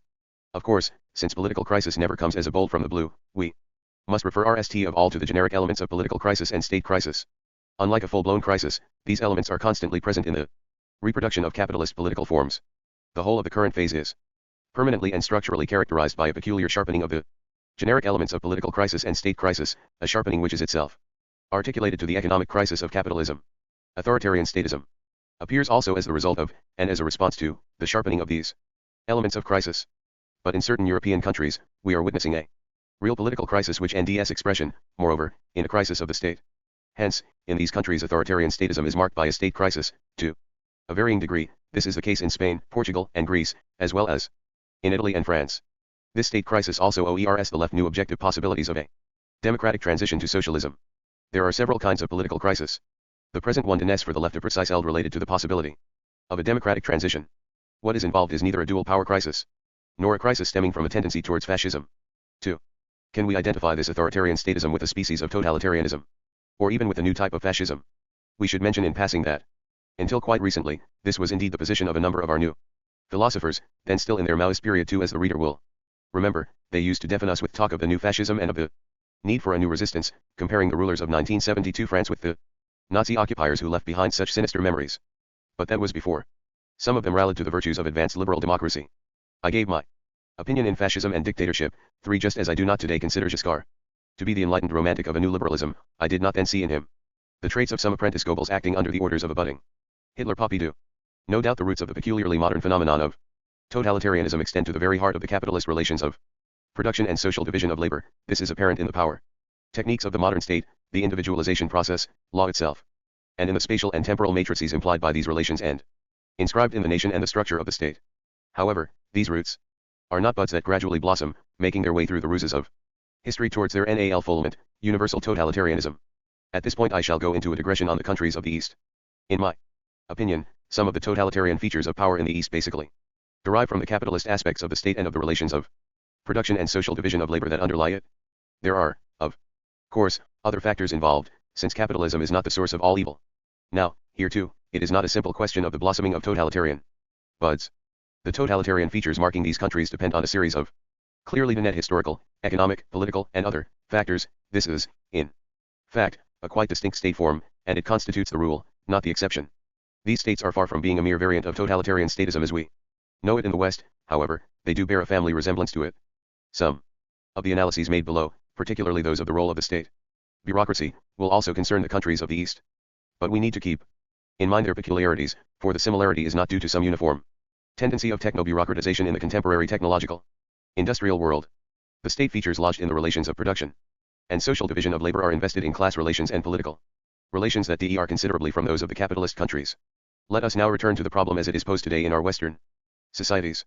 Even if totalitarianism depends on a number of factors for which there is as yet no exhaustive explanation, and which Marxism alone cannot explain, that is no reason for sinking into a threadbare irrationalism propelled by terrorist notions. Authoritarian statism does not constitute the fulfillment of the totalitarian buds inherent in every capitalist state. Whether it is a question of fascism, military dictatorship, or Bonapartism, totalitarianism assumes a species form in the dominant Western countries that interest us here, constituting a peculiar political phenomenon which I have with reason designated as the exceptional form of state. It corresponds to a precise conjuncture in the highly complex development of class relations, and to species institutional features of the state which break with the regular forms of the reproduction of bourgeois political domination. That is, broadly speaking, with those of the democratic republic. Fascism in particular, both in its established form and as the process of its growth, is bound up with a quite distinct political crisis. It cannot characterize the state of an entire phase of capitalism such as exists and is reproduced in our societies, even if the exceptional state qua capitalist has certain features in common with the democratic form of state prevalent in the phase of fascist growth. In the historical epoch of fascism, the Rooseveltian state or the French Republic did present certain characteristics of the interventionist state, example a heightened economic role or strengthening of the executive, which also marked German and Italian fascism. But this did not entail that the exceptional state, fascism, had become the necessary form for that particular phase. Contrary to the positions long held by the Third International, the changes peculiar to the states of that time were very far from involving them all in a move towards fascism. Thus, the emergence of authoritarian statism cannot be identified either with a new fascist order or with a tendency towards fascism.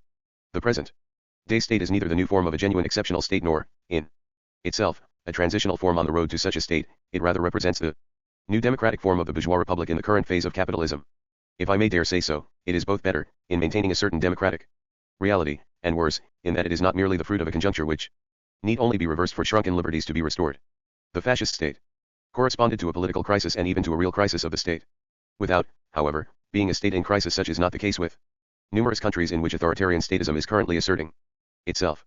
Lastly, even in countries where the state form is combined with a crisis of the state, there is no question at the moment of a process or crisis tending towards fascism. A fascist state is never established in cold blood. Precisely insofar as it constitutes an exceptional state, it involves a real break in the state. Moreover, it presupposes an historical defeat of the working class and popular movement. It is this defeat that opens the way to fascism, which is never a direct and immediate reaction to a rise of the popular movement. In no case today where there is a genuine crisis of the state has such a defeat been registered, quite the contrary. I am by no means arguing that the possibility of an exceptional state is henceforth excluded in Europe, whether in the shape of fascism or in that of military dictatorship or a strong-arm neo-Bonapartism. Given the present political situation, especially in France, that is a more or less long-term eventuality with which we must certainly reckon. This leads me on to the second aspect of the question, an aspect which concerns not merely the limits to representative democracy and basic liberties involved in the democratic regularity of the contemporary state, but those very elements tending towards fascism that are present in every capitalist state. In opposition to those who celebrate a supposedly essential difference between the various democratic forms, the liberal state, and the totalitarian systems, we have to point out this time that certain features are common to both precisely because of their shared capitalist aspect. Leaving aside the fact that the two state forms may exist in a single phase of capitalism, strengthening of the executive under Roosevelt's New Deal and the fascist states of the 30s, their common features are bound up with the roots of totalitarianism. Every democratic form of capitalist state itself carries totalitarian tendencies. The present-day state exhibits a certain peculiarity which we should now note. In a phase when the generic elements of crisis undergo structural intensification, even corresponding in some countries to a real political or state crisis, fascistic elements or tendencies appear in the democratic form of state to a much more marked degree than previously.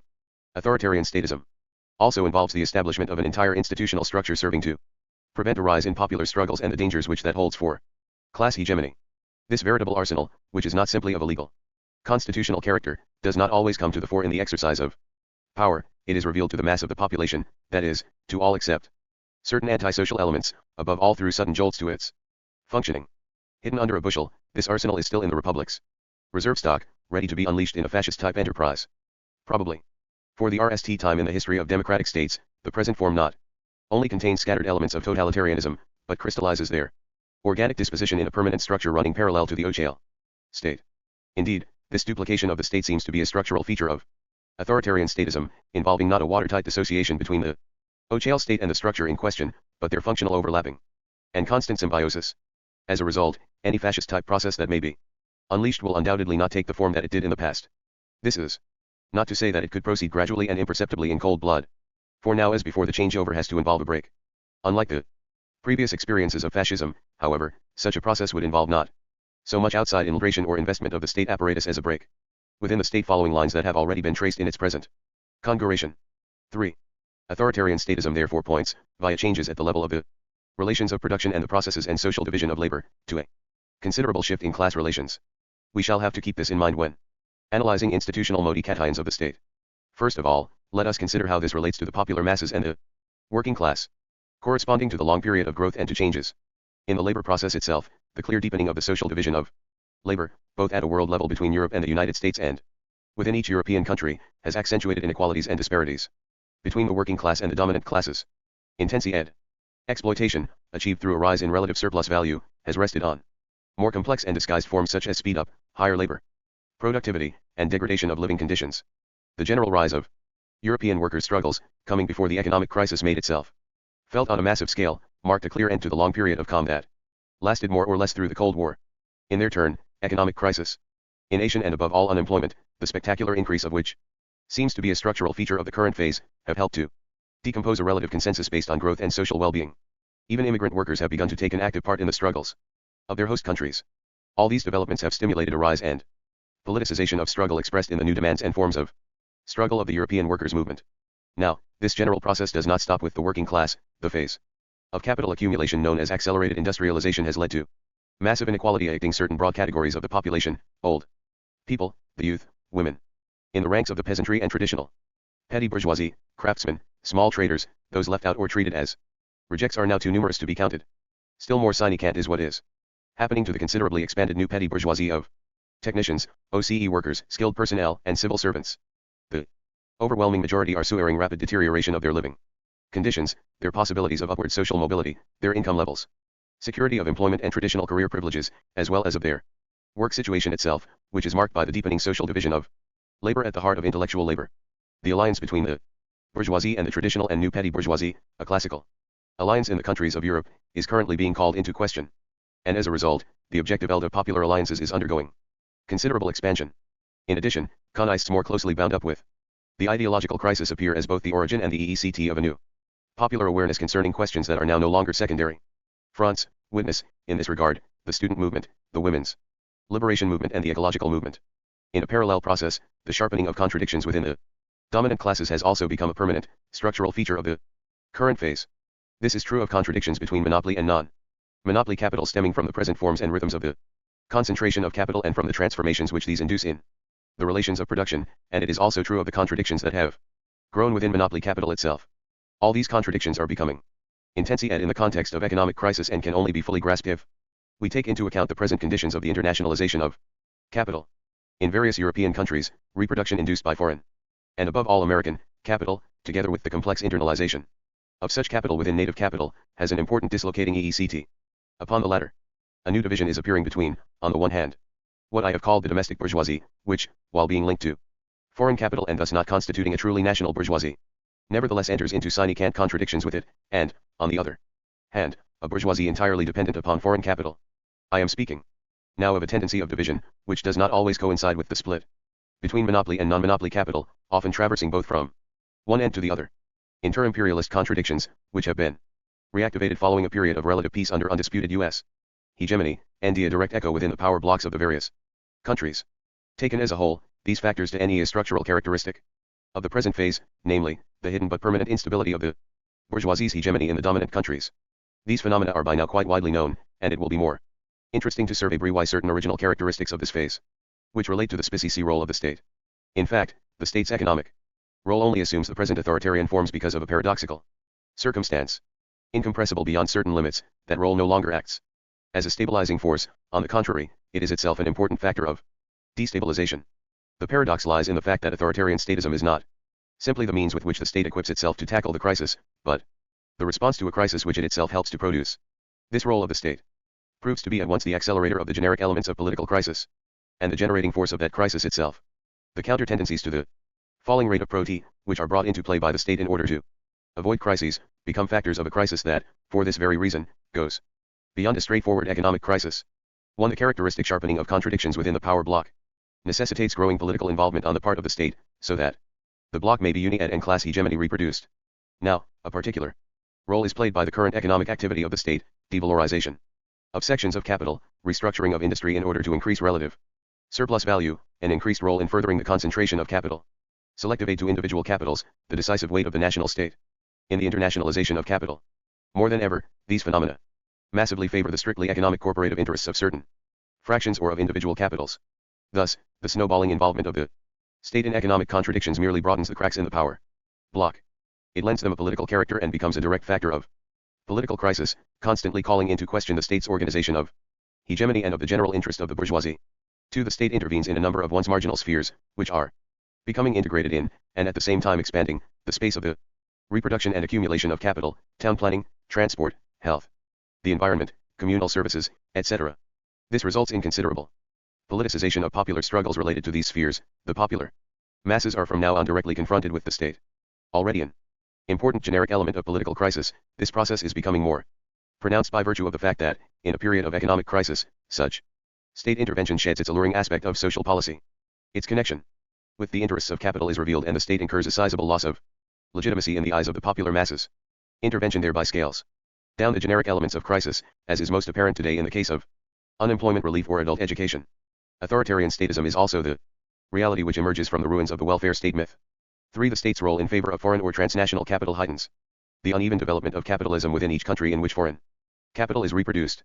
It does this most notably by designating particular regions as development areas to the detriment of certain others, a process which, articulated to the multiple forms of ideological crisis, produces sewers in the national unity underpinning the bourgeois state.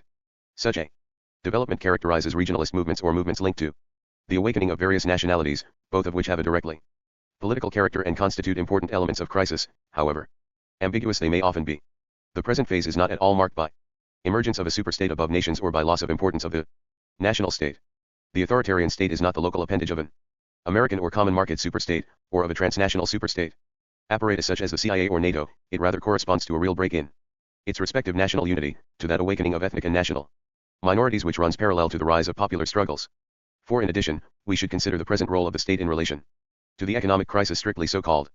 The new problem is as follows: to the extent that the state massively intervenes in the reproduction of capital, and to the extent that economic crises are, from a certain point of view, necessary, organic factors of such reproduction, the state has probably succeeded in curbing the kind of extreme economic crisis that manifested itself in 1930, for example.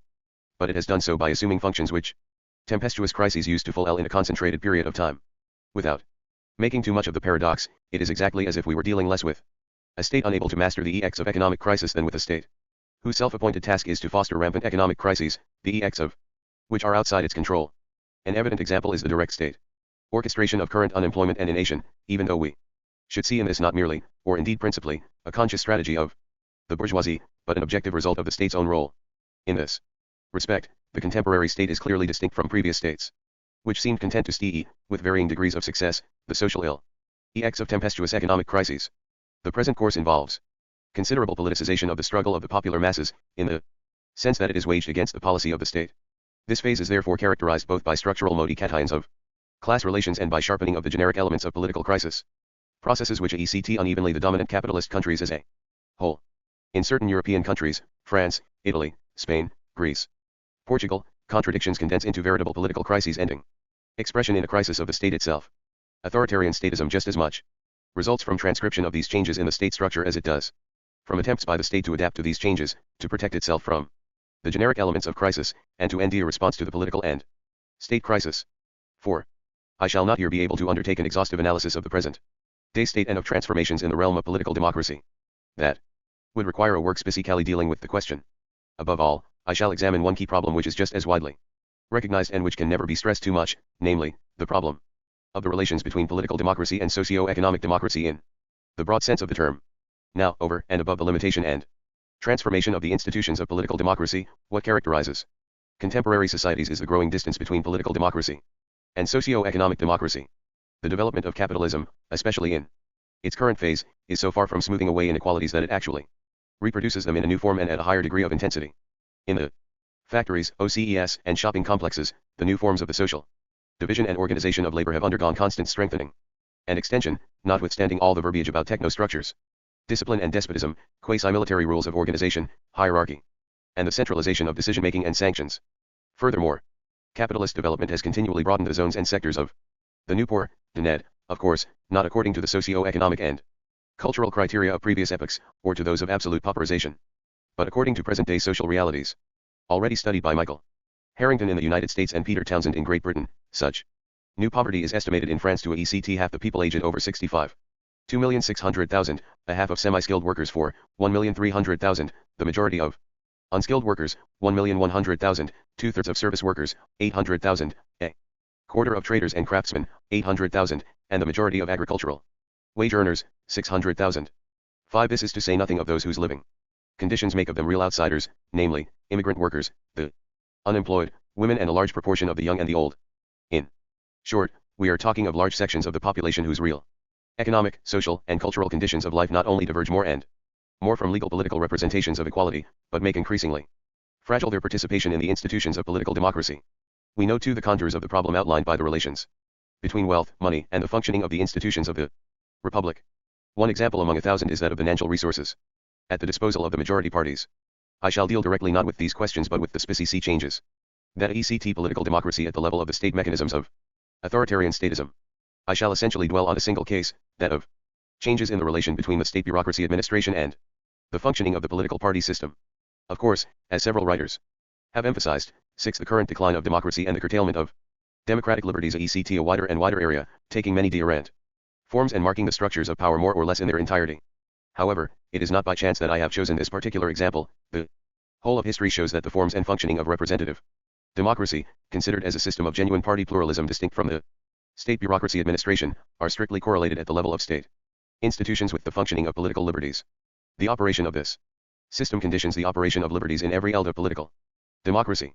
The democratic road to socialism, and democratic socialism itself, rules out not only a single party system, but also confusion of parties with the state administration. We must understand this proposition in the strong sense, not as one element among others of the democratic road, but as its absolutely necessary, although not of course sufficient, condition. Unless this condition is full LLED, no direct, rank and LE democracy can ever prevent totalitarianism, nor can any brake be applied to the advance of statism. 1. La crise de l'État, ed. Nicos Poulanztas, Paris 1976. See also the collective works published in West Germany, Sozialstruktur und Politisk System, ed. Urs Jaegi, 1976, and Politisk System Krisen, ed. M. Janik, 1973. 2. Les Temps Modernes, February 1972, Nouveau Fascisme, Nouvelle Démocratie. See also Kerr's book No. 31, May 1973. 3. Fascism and Dictatorship, NLB 1974. 4. Ouvriers Specialists of grades O1, O2, and O3 on the scale of collective bargaining. 5. Figures compiled by L. Stolaru, quoted in M. Machino, Sauve qui peut, Démocratie à la Française. Paris 1977. 6. There is a large literature on this subject too, relating to the restriction of freedoms in all areas of public life. Among recent French works are those by R. M. Duverger, J.P. Cott, Claude Julien, J.D. Bredin, P. Joquin, G. Berdi, J.P. Chauvinement, L. Hamann, M. Machino, Pierre Vincent, Ponte, and the Syndicate de la Magistrature. 2. The irresistible rise of the state administration. The decline of parliament, the strengthening of the executive, the political role currently assumed by the state administration, these now constitute the leitmotif of political studies. But while they are the most evident features of change in the state, they are also the most difficult to grasp in their real dimensions. Now, these changes have marked the state since the end of competitive capitalism and the beginnings of monopoly capitalism. Of course, just as the state's economic role under the latter should not make us think that the liberal state of competitive capitalism did not intervene in the economy, so the strengthening of the executive does not imply that the liberal state rested on an all-powerful parliament and the virtual absence of an executive. Varying from country to country, the state bureaucracy administration has always occupied an important place in the organization and functioning of the bourgeois state. The fact remains, however, that the strengthening of executive power has been underway since the emergence of monopoly capitalism, thereby marking the passage from the liberal to the interventionist state. Moreover, the phenomenon has now assumed quite novel forms, which to an uneven degree affect the developed capitalist countries as a whole. It is thus quite wrong to argue that the process is peculiar to France, as is done by a well-established current of French political thought. In his recent book Les Malfrançais, Alain Père TTE repeats this traditional theme, and it has long been a favorite with Michel Crozier, who attempted the tour de force of explaining May 68 in terms of the specificity of France, and at the same time cheerfully discovered the virtues of the United States, Great Britain and West Germany. 7. In fact, one only has to consult writers from these countries to observe that they are equally obsessed with the phenomenon as it affects their own national realities. It goes without saying that France exhibits certain, rather well-known, particularities. But France itself is undergoing major changes that cannot be simply dismissed by reference to a stability of tradition, however much support may be enlisted from the historians. As we know, the Gaullists bear a large measure of responsibility for these changes. I repeat, a measure of responsibility, precisely because the phenomenon is much more general. The decline of parliament and the strengthening of the executive are intimately related to the growing economic role of the state. But it is a large measure, since the authoritarian statism induced by that economic role is always inserted in a clearly defined political situation. Let us take the case of law, such as it is concretized in the structure of legislative power and in the relative distinction between the latter and the power of the executive. The example is a characteristic one, seeing that it is given pride of place by those who speak of the technical nature of current changes. The preponderance of parliament as the sanctuary of law and legislative power was based on enactment of general norms, whose universal and formal character constitutes the essential feature of modern law. Incarnating the general will and universality of the people nation in opposition to royal arbitrariness, parliament corresponded to the institutionalization of law as the embodiment of universal reason. As the de jure state exercising control over the government and administration, it seemed consubstantial with the idea of a faultless general system of norms, legitimate by public opinion. In a manner that has now become quite spectacular, state economic intervention challenges this aspect of the juridical system in increasingly significant areas. It can no longer be condemned to the mold of general, formal and universal norms that is essentially adapted to state involvement in maintaining and reproducing the general conditions of production. The economic role of the state is modeled on specific acts of regulation, corresponding to clearly defined conjunctures, situations, and interests. The multiplicity of socio-economic problems tackled by the state also requires more and more elaborate concretization of these general norms. Thus, the relative distinction between legislative and executive power is becoming less sharp. Through a process correlated with changes in the nature of such regulation, the power to ex norms and enact rules is shifting towards the executive and the state administration. That legitimacy, embodied by parliament which had as its frame of reference a universal rationality, is gradually passing over into a legitimacy characterized by the instrumental rationality of efficiency and embodied by the executive administration. Indeed, the general and universal laws still enacted by parliament, which are, at bottom, merely framework laws, are applied only after the executive has passed them through a process of concretization and particularization. This is the stage of decrees, judicial interpretation and civil service adjustment, without which the norms enacted by parliament do not enter into the practice of the law. It is by now quite widely known that this allows parliamentary decisions to be not only obstructed but actually distorted. What is more, the initiative in proposing laws has almost entirely shifted from parliament to the executive, new bills being directly elaborated by the civil service. Such laws are no longer inscribed in the formal logic of the juridical system, a logic based on norm universality and on the rationality of the general will represented by the enactor, but are entered in the quite different account book of concrete, day-to-day economic policy, embodied by the administrative apparatus. In any case, the decline of parliament and the preponderant role of the executive administration corresponds to the decline of law. Its monopoly position in the normative system is eroded by changes affecting the nature and the form of social regulation. Now, the retreat of law is not due to state economic intervention as such. It is articulated by several mechanisms to those hegemonic interests in favor of which the generality and universality of law is giving way to particularist regulation.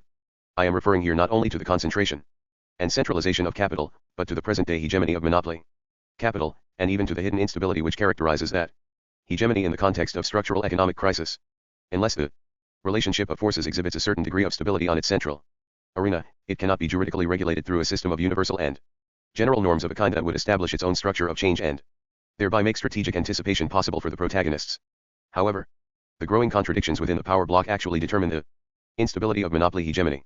Moreover, the newly emerging forms of politicization of popular struggle, together with the ideological crisis affecting the various apparatuses, institutions, the educational system, prisons, the judicial system, the army, and police, etc., lead to new forms of political domination and new procedures of exercising power that are bound up with changes in the management reproduction of labor power. The traditional form of social control, which is organized by general and universal norms denying guilt and distinguishing loyal subjects from those outside the law, is now combined with individualized regulation that starts out from the mentality, the presumed intention, of each member of society considered as a potentially guilty suspect.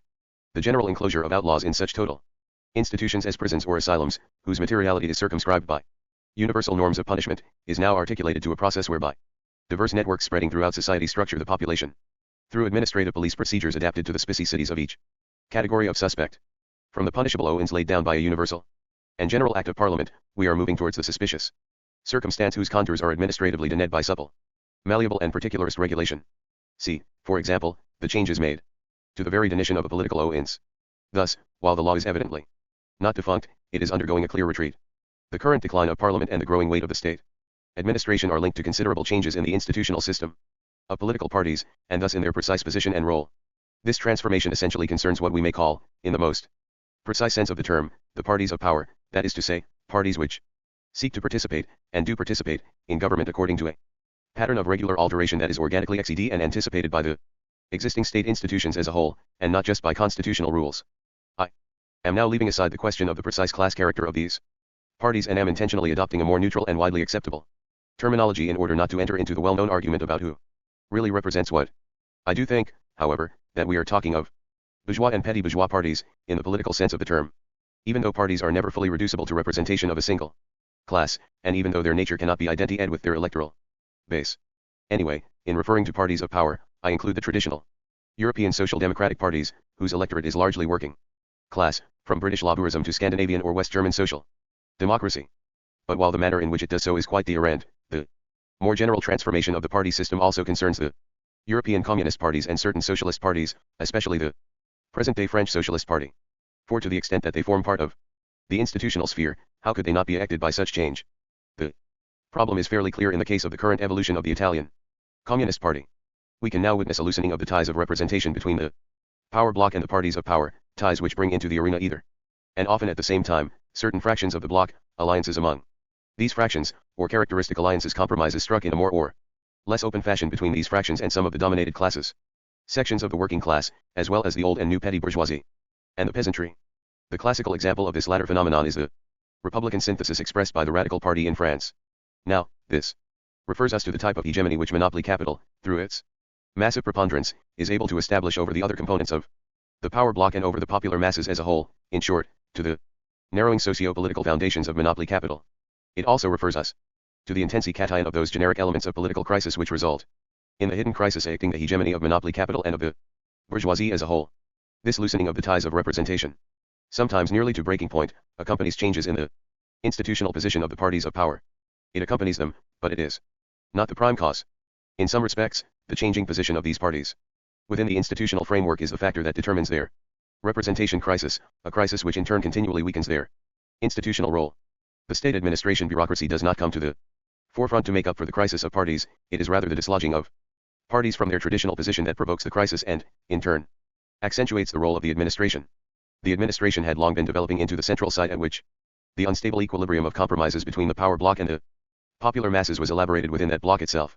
But while this process shifted the center of political decision-making, it always unfolded predominantly through the action of parties, serving as the main vectors of various socio-economic interests at the heart of the administration. Typical in this respect were the Third and Fourth Republics in France, under which the role of the state administration increased, a process wrongly attributed to the apparent permanence of the administration as opposed to ministerial instability, at the same time that the political parties assumed a more important role within the institutional configuration. Parliament was left with a not insignificant function of control, and it continued to occupy a specific place in the legitimation process by allowing the representatives of the popular masses to give a certain expression to their interests within the state. Today, however, the executive and the administration monopolize the role of organizing and directing the state with regard to the power block as a whole, that is to say, they elaborate the block's long-term political interests and ensure the reproduction of its hegemony. They therefore concentrate the role of legitimizing the state in the eyes of the dominated classes. As a result, the place of the parties of power not only declines but undergoes complete transformation. This change has important effects on the entire state structure, involving representative democracy in a radically new mode of political functioning. Much attention has already been paid to the evolution of parliament into a registration chamber, a term RST used by Harold Laski. Nearly everywhere, draconian limits are set upon parliament's powers of control, investigation, verification, criticism, proposal, and suggestion. The full-scale, de jure and, above all, de facto shift in governmental responsibility away from parliament to the summits of the executive has brought with it a decisive curtailment of parliament's authority over the administration. Government has become autonomous from parliament, and the administration distanced from the process of national representation. While the opposition is the RST to be hit, especially when it is not content with the role of Her Majesty's loyal opposition, these limitations of parliamentary power also ECT majority deputies, they too are reduced to the position of government foot soldiers and voting fodder. Moreover, this curbing of the power of the people's representatives does not stop with parliament. In the past, the real functioning of political mechanisms was marked by the manifold links of an organic if extra parliamentary nature that existed between deputies and the state administration. Asserting their parliamentary power in the face of government, deputies would directly intervene as valid interlocutors of the administration through a whole series of coded channels and circuits, which were not, however, inscribed in constitutional documents. In this way, they mediated and expressed particular demands and interests, appearing before the administration in their capacity of people's delegates, who legitimately represented such interests as components of the national interest. Even though it did not take an institutionalized form, that was indeed one of the essential functions of the representative system. Not only did deputies and political parties represent the people in parliament, they also represented it in relation to every level of the state bureaucracy. Deputies were thus directly involved in decision-making within the administration, and political elaboration resulted from a process in which the administration and government were closely intertwined with parliamentary deputies and political parties. The remarkable thing today is that the decline of parliament runs parallel to a process whereby the ties of representation between deputies and state are being broken. The state bureaucracy has shut itself up in a watertight container, almost completely blocking the access channel formerly open to deputies and political parties as legitimate representatives of the national interest.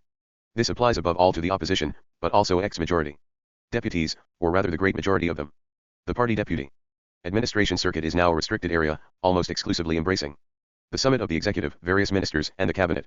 In general, deputies have access to the administration only in capacities other than that of national popular representatives, when they express particular local interests, for example, through possessing a mayor's mandate, or, most often, when they directly embody dominant economic interests. Our second question concerns relations between the state administration and the government. Particularly in France, it is customary to lay undue emphasis on the near-total autonomy supposedly enjoyed by the administration in dealings with various ministers. Does not everyone know that the real power is exercised not by government, but by the heads of ministries, or even by the famous Grand Score of the French state, ENA graduates, elite public works engineers, and graduates of the École Polytechnique? Is it not common knowledge that ministers have virtually no latitude in selecting the civil servants with whom they work, or that the most recent form of the French disease is the impotence of Gaullist ministers in relation to the state bureaucracy? Everyone talks here of the epic battle waged by Edgar Pisani with his Ministry of Agriculture apparatus, or by Albin Calendon with the Highways Department of his Ministry of Supply and Housing. Now, this conception of things is false, even if it contains some elements of truth. Contradictions within the executive have no genuinely intrinsic significance, despite the fact that they are quite real and that they traverse the entire administration rather than just concerning relations between the government and the upper reaches of the state bureaucracy. They are not a kind of disjunction in the political system, but constitute an organic feature of decision-making. Connectual relations between government and administration often testify to resistances peculiar to the structure of the state apparatus and to the bureaucratic mode of organization. These are also manifested in a certain rigidity of that apparatus vis-a-vis the bourgeoisie itself, being expressed less in resistance to the concrete nature of the government's policy objectives than in the general lack of adaptation to change characteristic of the bureaucracy's inertia and adherence to the status quo. Keeping these reservations in mind, we are still left with an important element. Authoritarian statism is marked by the hold of the summits of the executive over the upper administration and by the increased political control of the former over the latter. The state bureaucracy's growing independence of parliamentarians has continually strengthened the subordination of its own summits to the presidential and governmental executive. The evolution follows different paths in different countries, referring much more to a series of institutional mutations than to a matter of personalities. Even in France, these mutations are of a well-defined character. The political subordination of the administration to the summits of the state stands out clearly from the previous situation, whether the change is expressed in the cabinets enhanced attributions and role as the active center of guidance and control of the administration, or in the interministerial structures established at every level under the control of the government and the superabundant personnel of Matignon and the Élysée, or in the series of hidden networks, bypassing the traditional civil service hierarchy and the horizontal dispersion of political decision-making centers within the state. This political subordination is now quite indispensable. The administration is no longer the apparatus which, with greater or lesser initiative and resistance, used to be charged mainly with execution of policy. Thus placed under the authority of the executive, the state bureaucracy is becoming not merely the principal side, but also the principal actor in the elaboration of state policy. No longer is it a question of striking political compromises on the political arena, that is, of publicly elaborating the hegemonic interests in the form of a national interest. The various economic interests are now directly present as such within the administration. More precisely, the massive hegemony of monopoly capital is everywhere realized under the aegis of the administration and the executive. In France as elsewhere, the policy of the monopolies has been essentially negotiated outside Parliament. Here too, the crucial question is not the social origin of the administrative personnel or of a power elite functioning now as managers of big capital, now as the leadership of state heirs. This interchangeability is the mere consequence of institutional changes and does not have the importance often attached to it. It is true that, in France, the grandes écoles, among others, the École Nationale d'Administration and the Polytechnique, are the breeding grounds for the managerial personnel of both the big companies and the state. But the movement is essentially from the state towards private business. Back home, very rarely the reverse. Even the cabinet is mainly composed of ex-civil servants. What is involved here is the creation of centers for the direct expression of big economic interests within the administration, just as it treats the monopoly fractions of capital, above all the relevant company directors, as its favored interlocutors. The state administration itself becomes the legitimate representative of monopoly interests seen as the embodiment of technological progress, industrial exigencies or economic might, and as the foundation of the nation's greatness. Conversely, it falls to the administration to constitute or present monopoly interests as the general or national interest, and thus to assume the role of organizing monopoly capital. Whole sections of the administrative apparatus, example the Ministry of Industry, the leadership of the Finance Ministry, the Plan Commissariat, are structurally organized as networks involving the specific presence of hegemonic interests within the state. This is combined with institutionalization of a veritable web of informal circuits, committees, permanent or ad hoc commissions, working groups, delegations, working parties, a process which serves the same ends. It is not that the other fractions of capital do not also have bridgeheads and props within the administration, nor that the latter takes no account of the struggles of the popular masses. Those other fractions are present within the administrative structure in an economic corporative form, various professional interests, while popular demands appear there mainly in a reformist, trade unionist expression. In fact, the reformist trade unions are now directly inserted in the administrative structure. Their integration is no longer just a question of their political orientation, which, after all, is an old story, but refers to their virtual assimilation to the institutional materiality of the administrative structure, example in Sweden and West Germany. Naturally, this belies their alleged role as countervailing powers, so much celebrated by the champions of pluralist neoliberalism. We know the initial, most evident effects of this veritable turn at the institutional level. State policy is elaborated under the sign of secrecy, now established as a permanent matter of state through hidden mechanisms and a regime of administrative procedures that almost entirely escapes the control of public opinion. This represents a considerable change in the elementary principles of bourgeois representative democracy itself. Thus, the principle of public knowledge is completely discarded in favor of an institutionally recognized principle of secrecy. See, in France, the current operation of professional secrecy or the duty of professional discretion.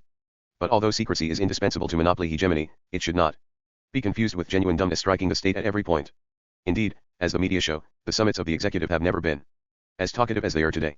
Nor does the secrecy cover just tricks and scandals, even if we include the conspiratorial colonization of the administrative apparatus by monopoly capital. In its present-day form, that structural mode of functioning of the state administration, bureaucratic secrecy, is carried to its extreme limit. It therefore indicates not so much a perversion of the administration as a rather more disturbing phenomenon, namely, the emergence of the administrative and governmental apparatus as the dominant state structure and the major center for elaborating political decisions. In its very framework, this apparatus perfectly embodies the distance between leaders and led, as well as the hermetic insulation of power from democratic control. This situation has much broader effects. The bureaucracy was always the state institution that most rebelled against the principles of representative democracy, a hardly surprising fact if we consider that, in the last analysis, this democracy was erected precisely in order to place institutional limits upon the privileges bequeathed to the administration by the absolutist state. This is the meaning of the de jure, law-based state serving as a barrier to the arbitrariness of the bureaucracy. It is also the meaning of public and political liberties, demarcated as institutional structures of resistance to the permanent central state apparatus. Redistribution of the loci of power and their new congregation under representative democracy were based on a Fundamental idea which traverses, with the force of evidence, modern political thought from Rousseau to Marx, namely, the idea that state, bureaucracy and the requirements of democracy stand in a heterogeneous relationship to each other. In this connection, it does not matter how much the bourgeoisie sought to use representative democracy in order to submit the central apparatus of the feudal absolutist state to its own interests, thereby identifying them with the expression of democracy, cf. The origins of democratic rights in property ownership. Thus, popular demands come to have a more and more problematic place in the elaboration of state policy, not only because the interests of monopoly capital are furthered by such changes, but also because the administrative apparatus is materially organized in such a way as to exclude popular needs from its eld of perception. Furthermore, the irrepressible shift in the center of gravity towards the state bureaucracy unfailingly involves a considerable restriction of political liberties, understood as forms of public control over state activity. This process unfolds to a degree exceeding that envisaged by government plans, and according to an intrinsic logic which the summits of the state and difficult to control, blotches of all kinds tend to become the rule almost everywhere. Strictly speaking, they are no longer the exception to a rule, i.e., the law, posed elsewhere, but express the species regulation operated by a bureaucracy that has become the legitimate creator of social norms. These blotches do not signify that governmental power fails to subordinate the administration to itself, nor are they necessarily under the remote control of the summits of the executive. They are rather the inescapable consequence of institutional changes and of the logic of the administration bureaucracy.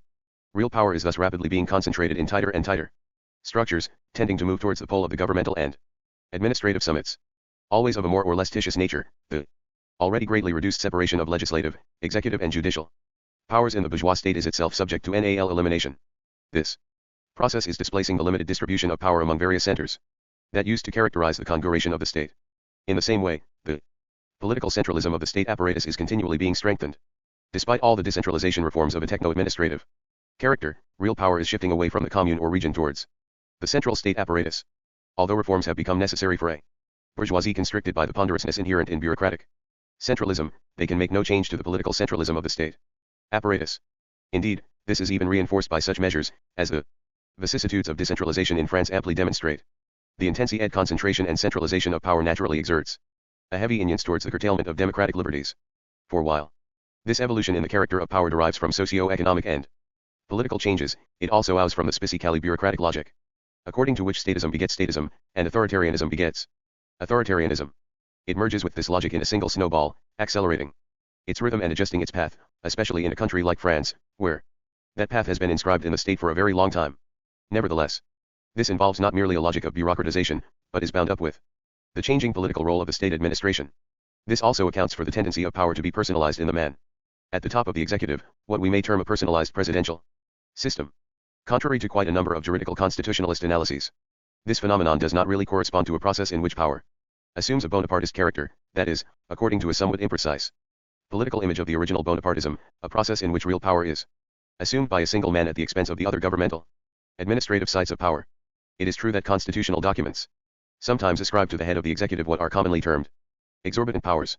But personalized presidentialism does not involve the vanishing of all but a truly despotic and insulated power.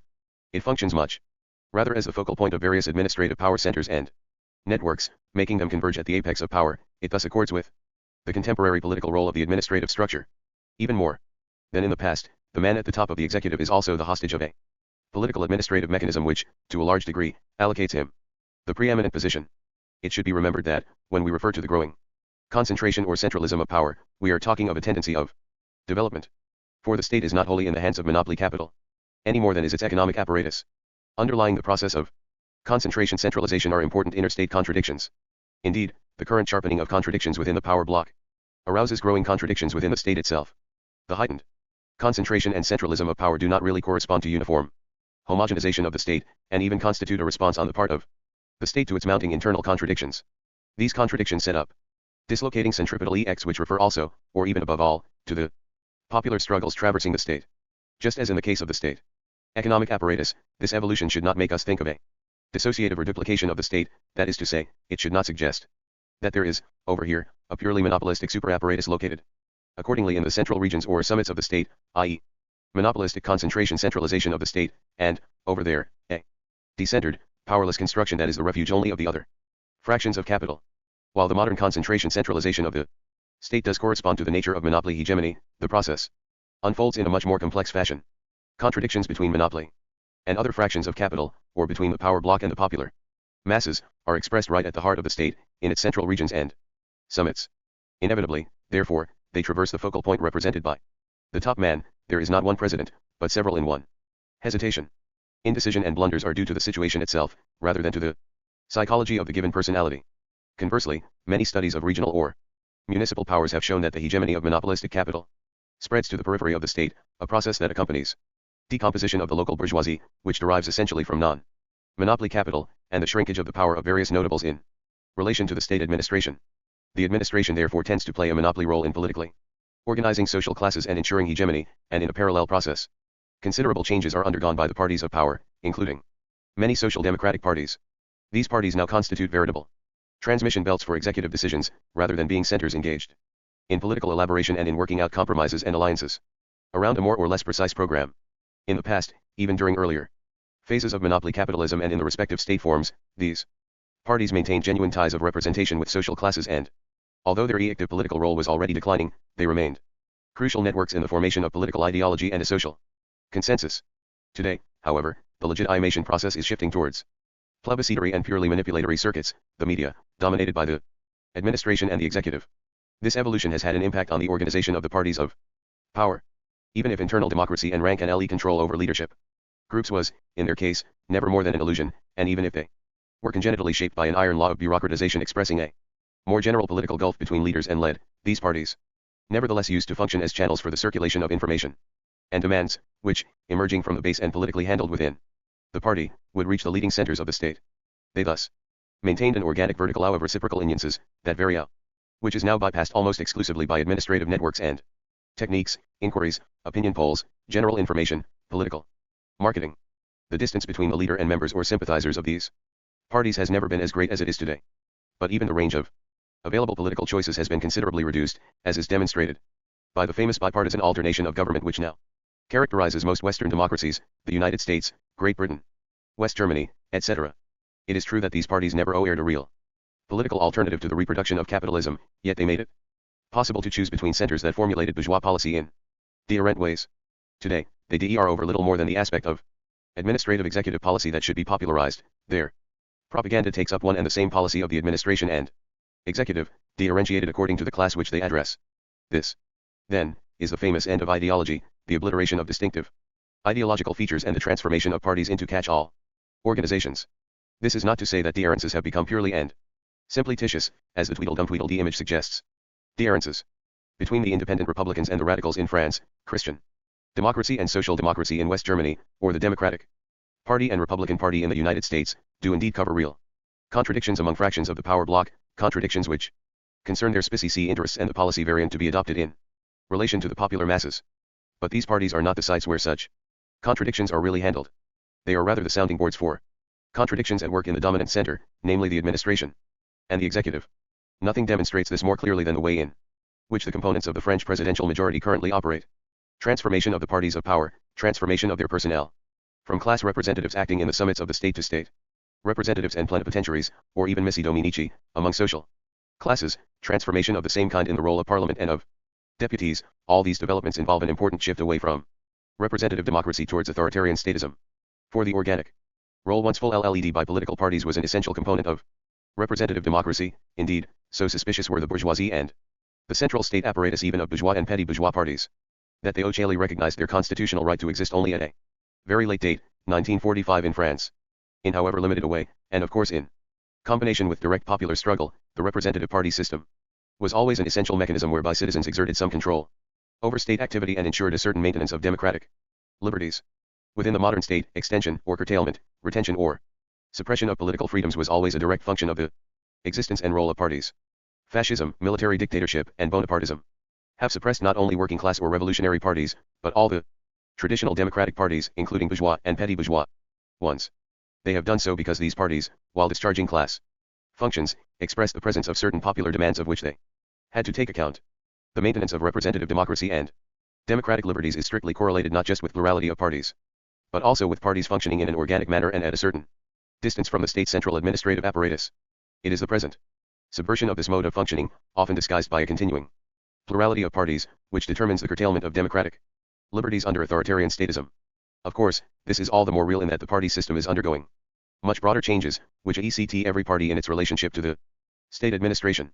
Those parties, in particular, which used to be located outside the circle of power continued, until the present phase, not only to exercise a role of parliamentary control, but also to function as tribunes of the popular masses vis-a-vis the administration. But that function, too, is now radically called into question. How many socialist deputies, not to mention communist deputies, today have any real access to the French state administration, at least in their capacity as people's representatives? Authoritarian statism hardly leaves parties with any choice. Either they must subordinate themselves to the administration, or else they must give up all access to it. Citizens are obliged to face the administration head-on, and it is not surprising that, beyond their participation in elections, they are generally disaffected with parties that are supposed to represent them in the state administration. We know only too well that, besides the considerable restriction of democratic liberties already incurred, this situation lays the ground for a possible evolution of power towards Bonapartism.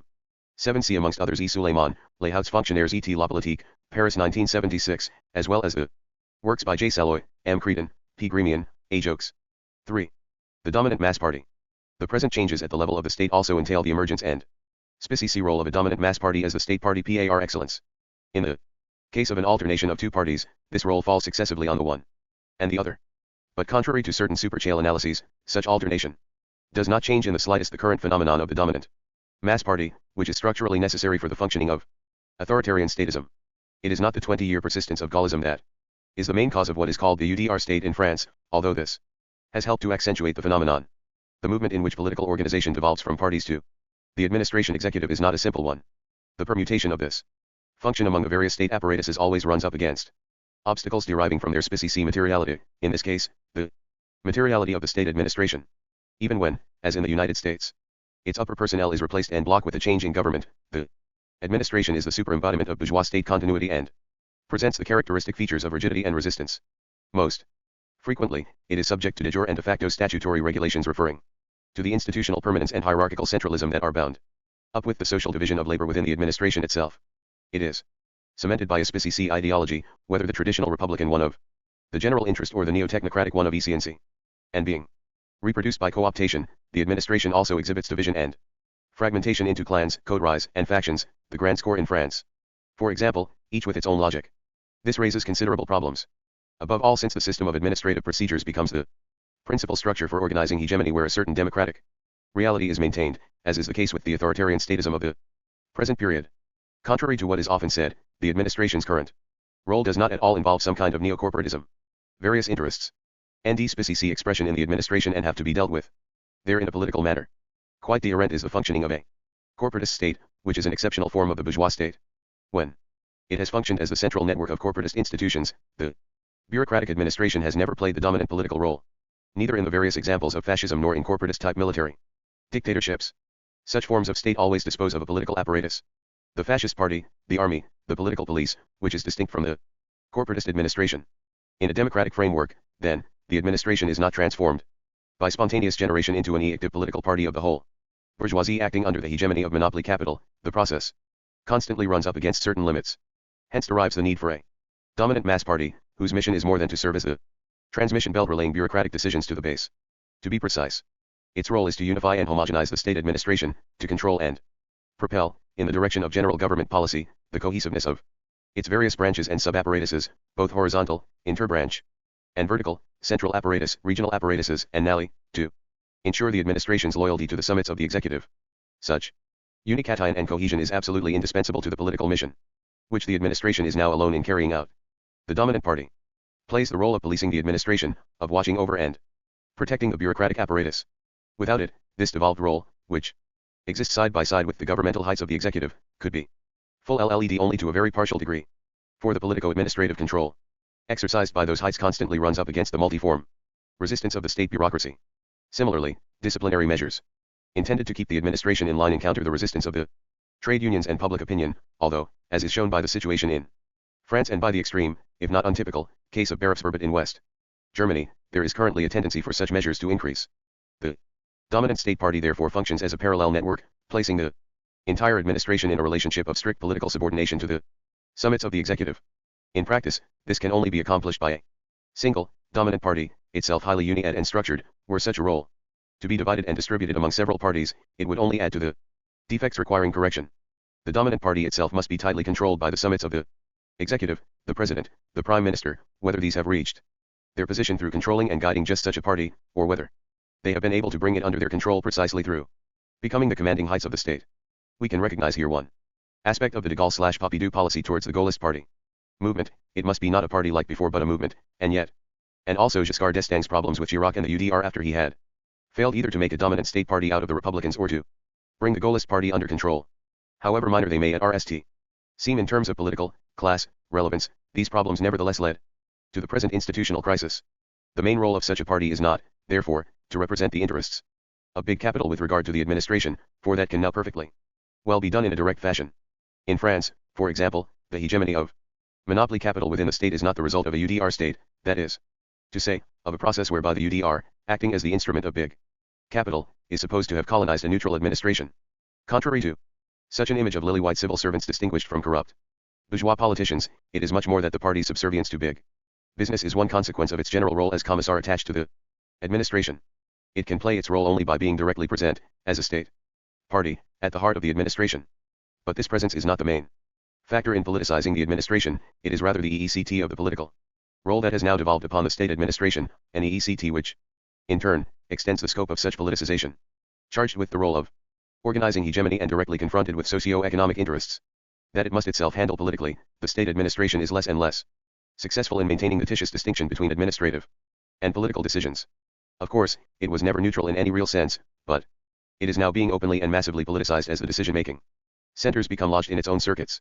In a parallel course, the dominant party lays siege to the upper reaches of the administration, it pushes its pawns forward, monopolizes the command posts for its members or sympathizers, expels or neutralizes persistent offenders by shunting them into side tracks, breaks the traditional civil service hierarchy, and bends state institutions in order to create the best conditions for action. This process unfolds not so much under the direction of elected party officials and deputies, at least insofar as they act in those capacities, as under the direction of the various barons and managers who control the party.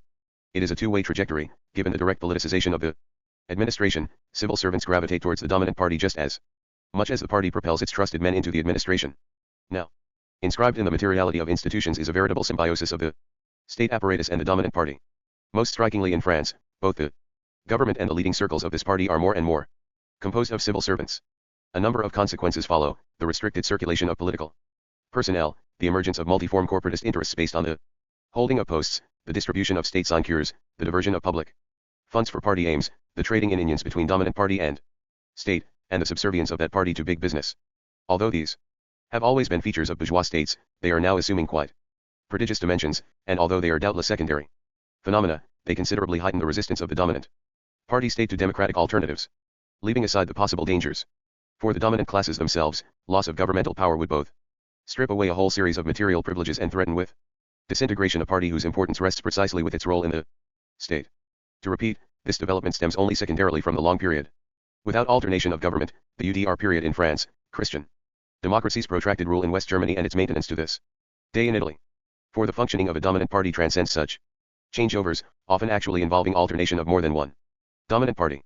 Moreover, where there is a fairly regular alternation of two parties, the United States, Great Britain, West Germany, we can witness the creation of genuine inter-party networks, through intermingling of the forces, personnel, and structures of the two dominant parties. There crystallizes a permanent web of circuits which, so to speak, functions as a single party center lodged in the central state apparatus. This center goes far beyond mere personal relations among members of a single power elite, such as are invoked by certain perspicacious writers, most notably, Wright Mills, in order to explain the birth of this phenomenon. 8. In fact, it is now anchored in the materiality of the dominant party's structures, which is itself articulated with the new materiality of the state apparatus. The single party center also serves to exercise genuine control over the administration.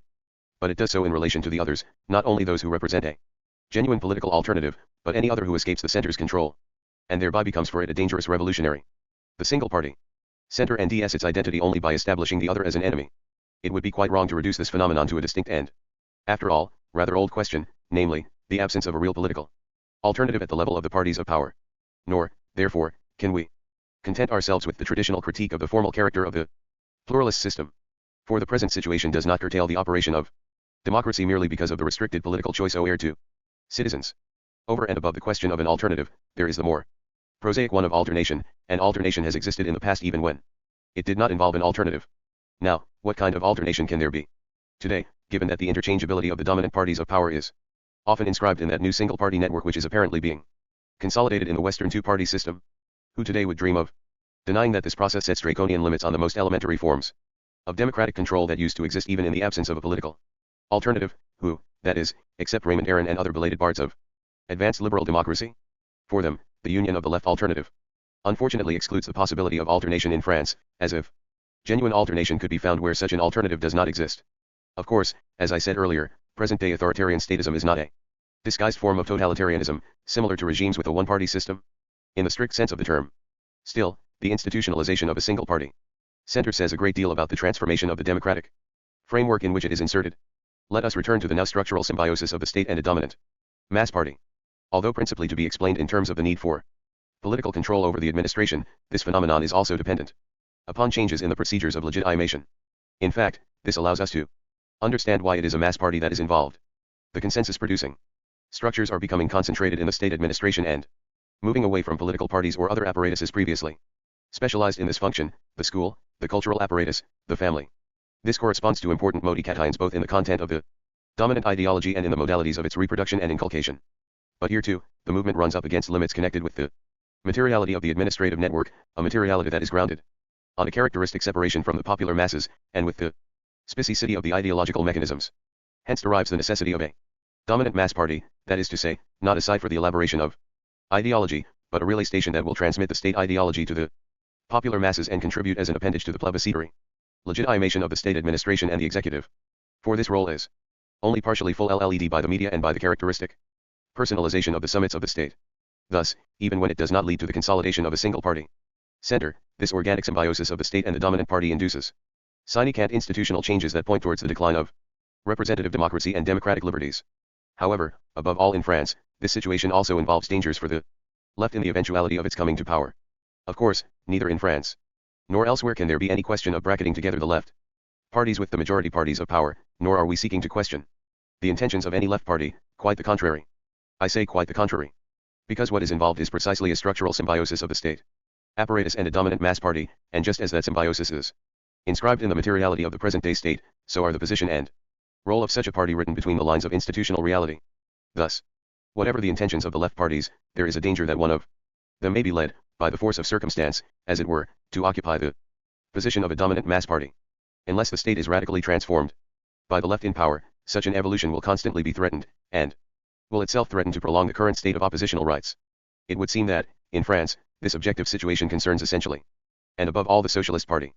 It is not that the party as a whole is tarnished with some original and indelible strain of class collaboration, but it is especially marked by this danger for evident institutional reasons: the administration's attitude towards it, its implantation in the municipal and regional networks, the weight of its electoral apparatus and parliamentary deputies, and so on. Let me make myself quite clear: the issue is not whether the Socialist Party should or should not be more important than the Communist Party, since what concerns us here goes far beyond discussion on the balance of forces within the left. The question is rather, what must take place in order that the Socialist Party should not occupy the position and play the role of a dominant mass party? Indeed, some of its own leaders seem to be aware of the danger. No one is suggesting that a SP state would be the same as a UDR state. But regardless of the nature of the party that occupies it, the institutional situation of a dominant mass party carries with it a certain restriction of democratic control and democratic liberties. It threatens to make a dead letter out of the left's planned measures for democratization of the state and for restoring the specific role of political parties in the exercise of democracy. At any rate, we should be quite clear that authoritarian statism corresponds to important changes in democracy. These transformations may be summarized as follows: greater exclusion of the masses from the centers of political decision-making, widening of the distance between citizens and the state apparatus, just when the state is invading the life of society as a whole, an unprecedented degree of state centralism, increased attempts to regiment the masses through participation schemes, in essence, therefore, a sharpening of the authoritarian character of political mechanisms. This authoritarianism acts more than just the bureaucratic administration or even just the state apparatuses as a whole, and it does not involve merely an increase in organized physical repression or ideological manipulation. Going beyond these, it asserts itself in the establishment of new power techniques and in the development of various practices, channels, and props, intended to create a new materiality of that social body upon which power is exercised. Such a materiality differs considerably from that of the national popular body politic composed of free citizens, individuals who are equal before the law, or, to put it another way, from that of the institutionalized dissociation between public and private which is the cornerstone of traditional representative democracy, rooted in the very processes that govern the new role of the state administration bureaucracy, and lodged in the main exemplary center of the administration. This new matrix of the exercise of power radiates through every sphere of social life. Even if the space of the state is correctly given a broad characterization, this matrix goes far beyond the state apparatuses in which it yet achieves its consummate elaboration. Although it rests upon, and is grafted onto, a quite real and growing statization of social life, the new mode of authoritarian statist regulation surpasses even this to become a truly universal code, carrying inscribed within it the functioning of power in the totality of social relations. We are not referring here to a merely analogical or mimetic transposition of a model of the state's exercise of power to the non-state structures, as we would be tempted to do, if we thought of the state as the prime cause and exclusive source of all power. But nor are we talking of some archetypal diagram, which, in a manner immanent to all power, rules a series of molecular micropowers in which the state itself is dissolved.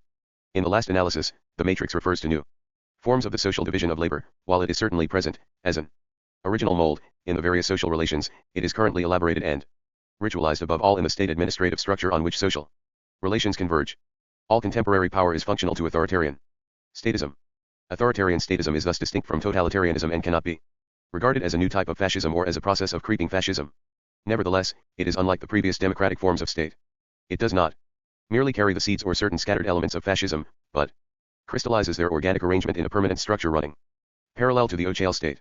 This structure is not simply kept available by the dominant classes, but continually intersects the Ochale state in the day-to-day functioning and exercise of power. There are numerous examples of this, the obscuring of each state branch or apparatus, army, police, judicial system, etc., through dislocation into formal and clearly visible networks, on the one hand, and nuclei under the tight control of the executive summits, on the other, the constant displacement of the real power centers. From the former to the latter, a mechanism implicit in the administration's present role, which is overseen and guaranteed by the dominant party, the massive development of parallel state networks of a public, semi-public or parapublic character, networks whose function is to cement, unify and control the nuclei of the state apparatus, in France, the SAC, the parallel police, etc., and whose creation is directly orchestrated by the commanding heights of the state in symbiosis with the dominant party. It would be only too easy to continue the list. Finally, modifications to the national aspect of the state are today also inserted into this process of transformation. Elsewhere, in arguing against a whole current which regards the present internationalization of capital as a straightforward deliquescence of European national states in the face of multinational companies, the American superstate or the superstate of United Europe, I have shown that the national state is still of relevance. Nevertheless, it does exhibit important changes in this respect, changes which I shall not mention here, except to point out that they are themselves not directly due to external factors, that is, to the pressure of other states. These factors weigh upon each national state only insofar as they are internalized within it and inscribed in its own transformations. Indeed, it is under the aegis of these changes that the decline of national sovereignty is currently taking place, not only in relation to the policies of European governments, but also with regard to the institutional materiality of the various states. It is above all in that parallel state, with its deep politico-administrative texture, that flesh and blood are given to the trans-state networks. From police and secret service cooperation to the various transnational decision-making processes, the Ochale international institutions are just the tip of the iceberg. Few people suspect me of being interested in political action. But how can one help fantasizing about the international dimensions of that single-party center? The famous Trilateral Commission perhaps gives us a foretaste. H.C. Wright Mills, The Power Elite, London 1960, Ralph Miliband, The State in Capitalist Society, London 1969, and Pierre Birnbaum, Les Sommets de l'État, Paris 1977. 4. The weakening of the state. Authoritarian statism does not correspond to a univocal strengthening of the state, it rather involves the dual aspect of strengthening-weakening, given that the transformations which mark the state sharpen the generic elements of political crisis. It is also the state's response to that sharpening, and even a response to its own crisis at the point where it is actually unfolding. Now, this weakening and state of crisis are fresh possibilities to the left. One, while the changing role of the administration leads to its direct politicization, that politicization has a double meaning. It takes place, principally, and to a massive extent, in the upper reaches of the administration, on the side of the government majority and to the vanity of the right. But it also develops on the left, at the very heart of areas of the upper administration. There are many reasons for this development. First of all, the administration remains strongly marked by the ideology of the general interest. Until not long ago, the relatively distinct competencies of administrative action and political decision still fostered self-justicatory illusions concerning the administration's political neutrality in the face of the massive hegemony of monopoly capital. But this is no longer the case.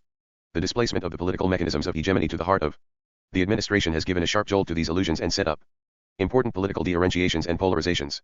To be sure, the juridico-political ideology of the general interest is giving way to a technocratic ideology of efficiency, economic progress, abundance, and well-being. But this can function as an internal cement of the administration if and only if the economic process retains a certain appearance of technical neutrality. And it is precisely that which is becoming more and more difficult. The technocratic ideology according to which the state ensures efficiency and social well-being, an ideology that is the basis of the post-Keynesian state, is radically called into question by the economic crisis marking the present phase of capitalism. One section of the upper administration interprets the political causes of current reality as denoting its own historical bankruptcy, its inability to foresee, suppress or manage the economic crisis. Moreover, the laceration of national sovereignty involved in the internationalization of capital is exacerbated in a period of crisis, as European governments rush to place themselves under the American umbrella, thus releasing shock waves within an administration that is attached to the national interest. All this leads to a clear distancing from political hegemony, even if it takes place in an ambiguous manner and with the limitations that I noted in Part 1. As is well known, a significant proportion of the French upper administration, the Grand Corps and the Grandes Écoles, are now to be found in the Socialist Party. This development is all the more important in that it goes hand in hand with the left radicalization of the SP, the Épinay Congress of 1972. In any case, it cannot be explained solely, or even principally, by the upper administration's opportunist preparedness to chance its luck with a victorious left, although that no doubt enters into it, given the Giscard UDR state blockage of the circulation of elites.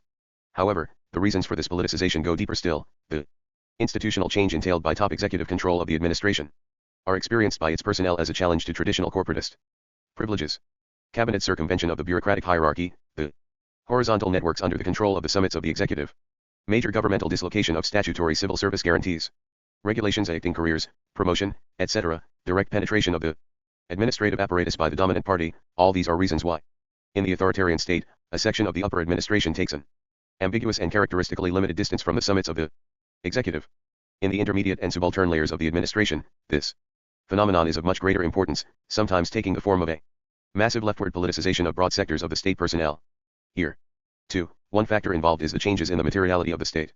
In part, it is a question of the considerable worsening of living conditions, earnings, pensions, etc., and of the various privileges enjoyed by the traditional beamdom, the threat to job security from the massive growth of contract labor, the moving around of clerical STA, the obstruction of careers, and so on, processes which correspond to the unprecedented expansion of the state apparatus as a whole. Still more important, however, are the new forms in which the social division of labor is reproduced within the institutional apparatus as a whole. 9. The expansion of this apparatus, together with its current socio-economic and political role, deepens the tendency of division between manual and intellectual labor, such as it is reproduced at the very heart of the intellectual labor embodied by the state. This process is itself correlated with the emergence of new and more profound forms of the general division between intellectual and manual labor, mainly in the sphere of productive labor, but also in the whole of society. This deepening social division is reacted, at the level of the state apparatus, in the growing distance between tasks, layers, of conception, direction and those of execution, in the decomposition of subordinate tasks into routinized elements, the concentration of knowledge power in the summits of the apparatus, the monopolization of bureaucratic secrecy by more and more restricted leading circles, and the rising disciplinary authoritarianism within the apparatus itself. This division is realized in clearly the net changes to the administrative labor process, the introduction of new methods for evaluating and controlling output, the development of mechanization and computer systems, and the new techniques of rationalizing budgetary allocation and goal-oriented co-management. Beneath their apparently technical character, such measures correspond both to the rising productivity of administrative labor and, equally important, to the control and political mastery which the top executive exercises over the immense bureaucratic machinery. Combined with the tottering of the general interest ideology that used to cement the vertical unity of the administrative structure, the above evolution contributes to the leftward politicization of an important section of the intermediate and subaltern personnel of the state apparatus, or at any rate, it lays the material basis for such politicization. However, the deepest reasons for the distancing of large sections of the administration from government policy are to be found in the struggle of the popular classes.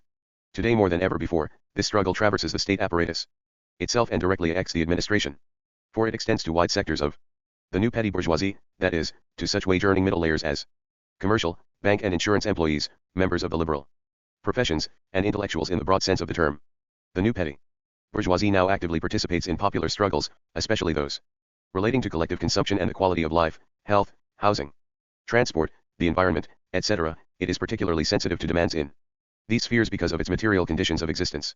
Its struggles therefore point to a sewer or an actual break in the alliance between the bourgeoisie and petty bourgeoisie, more precisely, between monopoly capital and the new, wage-earning petty bourgeoisie. It is true that working-class struggles also reverberate within the state administration. But those of the petty bourgeoisie, especially of its intermediate and subaltern layers, traverse the administration in a much more direct fashion, not only because of the majority petty bourgeois class origin of these layers, but, above all because of their petty bourgeois class determination. The entire history of capitalism demonstrates that a challenge to the bourgeois/petty bourgeois alliance at the level of society and DS expression in a challenge to that alliance at the very heart of the state. As we know, the state apparatuses, and in particular, the administrative structure, often crystallize an alliance between the bourgeoisie and petty bourgeoisie, 1. Which takes the species form of an alliance between the bourgeois summits and the petty bourgeois intermediate and subaltern layers. A challenge to this alliance at the level of society provokes a break within the state, often expressing itself in the form of sewers between the summits and the other layers of the administration. Furthermore, the state apparatus itself is increasingly becoming the target of popular struggle. Given the current withdrawal of political parties from the forward positions of power, and given the state's capillary penetration of more and more areas of social activity, the administrative structure stands exposed before the demands of the popular masses. It is, so to speak, caught between the hammer of the governmental apex and the anvil of social struggles. While being used as a front-line detachment against the popular masses, it also serves as a scapegoat for policy failures, cheerfully attributed, as the case may be, to resistance on the part of the existing structure, or to the bureaucratic ponderousness, excess zeal, inhumanity, or lack of understanding of civil servants. Today, the government can make such accusations with a certain degree of plausibility, based as they are on the political role which it has itself assigned to the administration. Having become the target of multiform popular struggles, the administrative apparatus is less and less able to resort to the ideological safety screen of its role as neutral arbiter above social classes. Anyway, it no longer believes very much in the truth of that conception. The consensus crisis acting the relationship between popular masses and state apparatus appears within the administration as a resultant crisis of legitimation. This is all the more so since the administration no longer has an external source of legitimacy in the ideological cover once provided by political parties or ideological apparatuses, the school, the family, etc. Indeed, it is now permanently charged with elaboration, reproduction, and inculcation of the dominant ideology and with the creation of an overall consensus. The state administration bureaucracy now bears the brunt of demands for legitimation, although it is less and less able to meet them. Thus, the legitimacy shortfall in relation to the popular masses contributes to the political changes which they are currently undergoing. 2. The second factor in the weakening of the state concerns the elaboration of government policy within the administrative apparatus. Despite the numerous palliative measures, political control over the administration, emergence of a dominant party, the administration is by its very nature unable to fulfill the role of organizing hegemony in the way that this is done by political parties. The organic functioning of a genuine party system allows the relationship of forces within the power block to be organized without major setbacks. Thus, conists among the various fractions of the block can be regulated, changes in the relationship of forces can be given supple and UID expression in government policy, a long-term policy condensing the block's general political interest can be established. In short, hegemony can be organized through autonomous representation of the various fractions. The fact that the hegemony of monopoly capital requires a shift in this organizing role from parties to the administration cannot but involve considerable disadvantages for monopoly hegemony over the other components of the power block. Given the very nature of administrative procedures, regulation of conists and compromises within the block takes place in a more or less jerky and concealed manner, through abrupt movements, direct clashes between administrative sub-apparatuses and sub-bureaucracies, and through short-term bargains referring to individual cases. This contributes to the characteristic incoherence of present-day government policy, marked as it is by lack of a long-term articulated strategy for the power block and by the absence of a global politico-ideological or social project. Such young blind is a most hazardous course for the functioning of class hegemony. Moreover, the process whereby the representation of the various block components is refracted in administrative sub-ensembles also holds certain dangers. Not only does it sharpen contradictions within the administration by concentrating at a political level the corporatist institutional fracturings peculiar to the state bureaucracy, the grand score, various ministries, branches of the administration, it releases just as much a dynamic leading in the opposite direction. Thus, such fracturing closely follows the contours of decision-making and considerably broadens contradictions arising out of the politicization of the administration. Disputes among various clans, factions and EFS of the administration are extrapolated into political divisions, setting up shockwaves in the state that call into question its role as organizer of hegemony. According to the traditional image of parliamentary cretinism, the representatives of the bourgeoisie exhaust themselves in Byzantine, corporatist, and secondary wrangles and turn aside from their role as political organizers. However, this is much too weak an image to characterize the present situation of quite unprecedented administrative debility, a situation which considerably destabilizes class hegemony. Now, all this does not just concern the administrative apparatus in the narrow sense of the term, i.e., the civil service that plays the central political role. In the context of the more general transformations that characterize authoritarian statism, similar features appear among all state apparatuses and employees, the judicial system, the police, the army, the educational system, etc. Given the peculiar institutional unity of the state, the shift in the center of political decision-making towards the civil service also has an impact on these apparatuses. They are drawn into the politicization process of the state apparatus to the point where they become sub-centers of political decision-making in their respective spheres of competence. The new contradictions which mark the civil service thus reverberate throughout the state organism. 3. Lastly, authoritarian statism is itself partially responsible for creating new forms of popular struggle. In every country with which we are now concerned, we can see the emergence of struggles that have in view the exercise of direct, rank and le democracy. These struggles exhibit a characteristic anti-statism and express themselves in the mushrooming of self-management centers and networks of direct intervention by the masses in the decisions which AECT them. If we consider the widespread character of the phenomenon, which stretches from citizens' committees through various structures of popular control and self-defense to neighborhood committees, it becomes clear that we are talking of something quite without precedent. Even though the movement is located at a distance from the state, it sets up major dislocator EX within the state itself. It is a phenomenon which marks both more traditional political struggles and, above all, such new struggles as those associated with the women's and ecological movements and the campaign to improve the quality of life. Not only does authoritarian statism fail to enclose the masses in its disciplinary web or to integrate them in its authoritarian circuits, it actually provokes general insistence on the need for direct, rank and le democracy, a veritable explosion of democratic demands. 9. See especially the text by A. Cottereau in the collective volume, L. Administration, Paris 1974. Part 5. Towards a Democratic Socialism.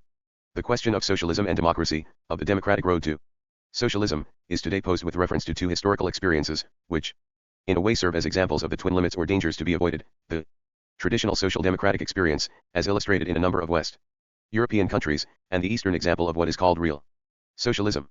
Despite everything that distinguishes these cases, despite everything that opposes social democracy and Stalinism to each other as theoretico-political currents, they nevertheless exhibit a fundamental complicity. Both are marked by statism and profound distrust of mass initiatives, in short by suspicion of democratic demands. In France, many now like to speak of two traditions of the working class and popular movements, the statist and Jacobin one, running from Lenin and the October Revolution to the Third International and the Communist movement, and a second one characterized by notions of self-management and direct, rank and le democracy. It is then argued that the achievement of democratic socialism requires a break with the former and integration with the latter. In fact, however, this is a rather perfunctory way of posing the question. Although there are indeed two traditions, they do not coincide with the currents just mentioned.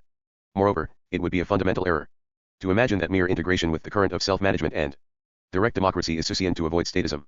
First of all, then, we must take yet another look at Lenin and the October Revolution. Of course, Stalinism and the model of the transition to socialism, bequeathed by the Third International DER from Lenin's own thought and action. But they are not simply a deviation from the latter. Seeds of Stalinism were well and truly present in Lenin, and not only because of the peculiarities of Russia and the Tsarist state with which he had to grapple. The error of the Third International cannot be explained simply as an attempt to universalize in an aberrant manner a model of socialism that corresponded, in its original purity, to the concrete situation of Tsarist Russia. At the same time, these seeds are not to be found in Marx himself. Lenin was the RST to tackle the problem of the transition to socialism and the withering away of the state, concerning which Marx left only a few general observations on the close relationship between socialism and democracy. What then was the exact import of the October Revolution for the withering away of the state? Out of the several problems relating to the seeds of the Third International in Lenin, one seems here to occupy a dominant position. For all Lenin's analyses and actions are traversed by the following leitmotif: the state must be entirely destroyed through frontal attack in a situation of dual power, to be replaced by a second power, Soviets, which will no longer be a state in the proper sense of the term, since it will already have begun to wither away. What does Lenin mean by this destruction of the bourgeois state?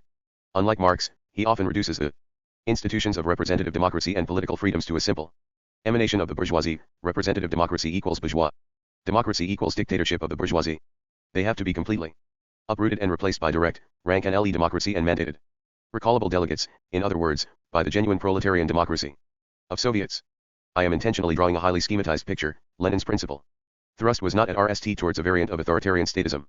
I say this not in order to leap to Lenin's defense, but to point up the simplistic and befogging character of that conception according to which developments in Soviet Russia resulted from Lenin's centralist opposition to direct democracy, from a Leninism which is supposed to have carried within it the crushing of the Kronstadt sailors' revolt, in the way that a cloud carries the storm. Whether we like it or not, the original guiding thread of Lenin's thought was, in opposition to the parliamentarianism and dread of workers' councils characteristic of the social democratic current, the sweeping replacement of formal representative democracy by the real, direct democracy of workers' councils. The term self-management was not yet used in Lenin's time. This leads me on to the real question. Was it not this very line, sweeping substitution of rank and le democracy for representative democracy, which principally accounted for what happened in Lenin's lifetime in the Soviet Union, and which gave rise to the centralizing and statist Lenin whose posterity is well enough known? I said that I am posing the question.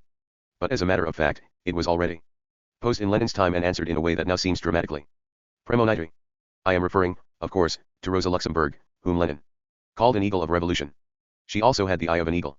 For it was she who made the RST correct and fundamental critique of Lenin and the Bolshevik Revolution. It is decisive because it issues not from the ranks of social democracy, which did not want even to hear of direct democracy and workers' councils, but precisely from a convinced leader who gave her life for council democracy, being executed at the moment when the German workers' councils were crushed by social democracy.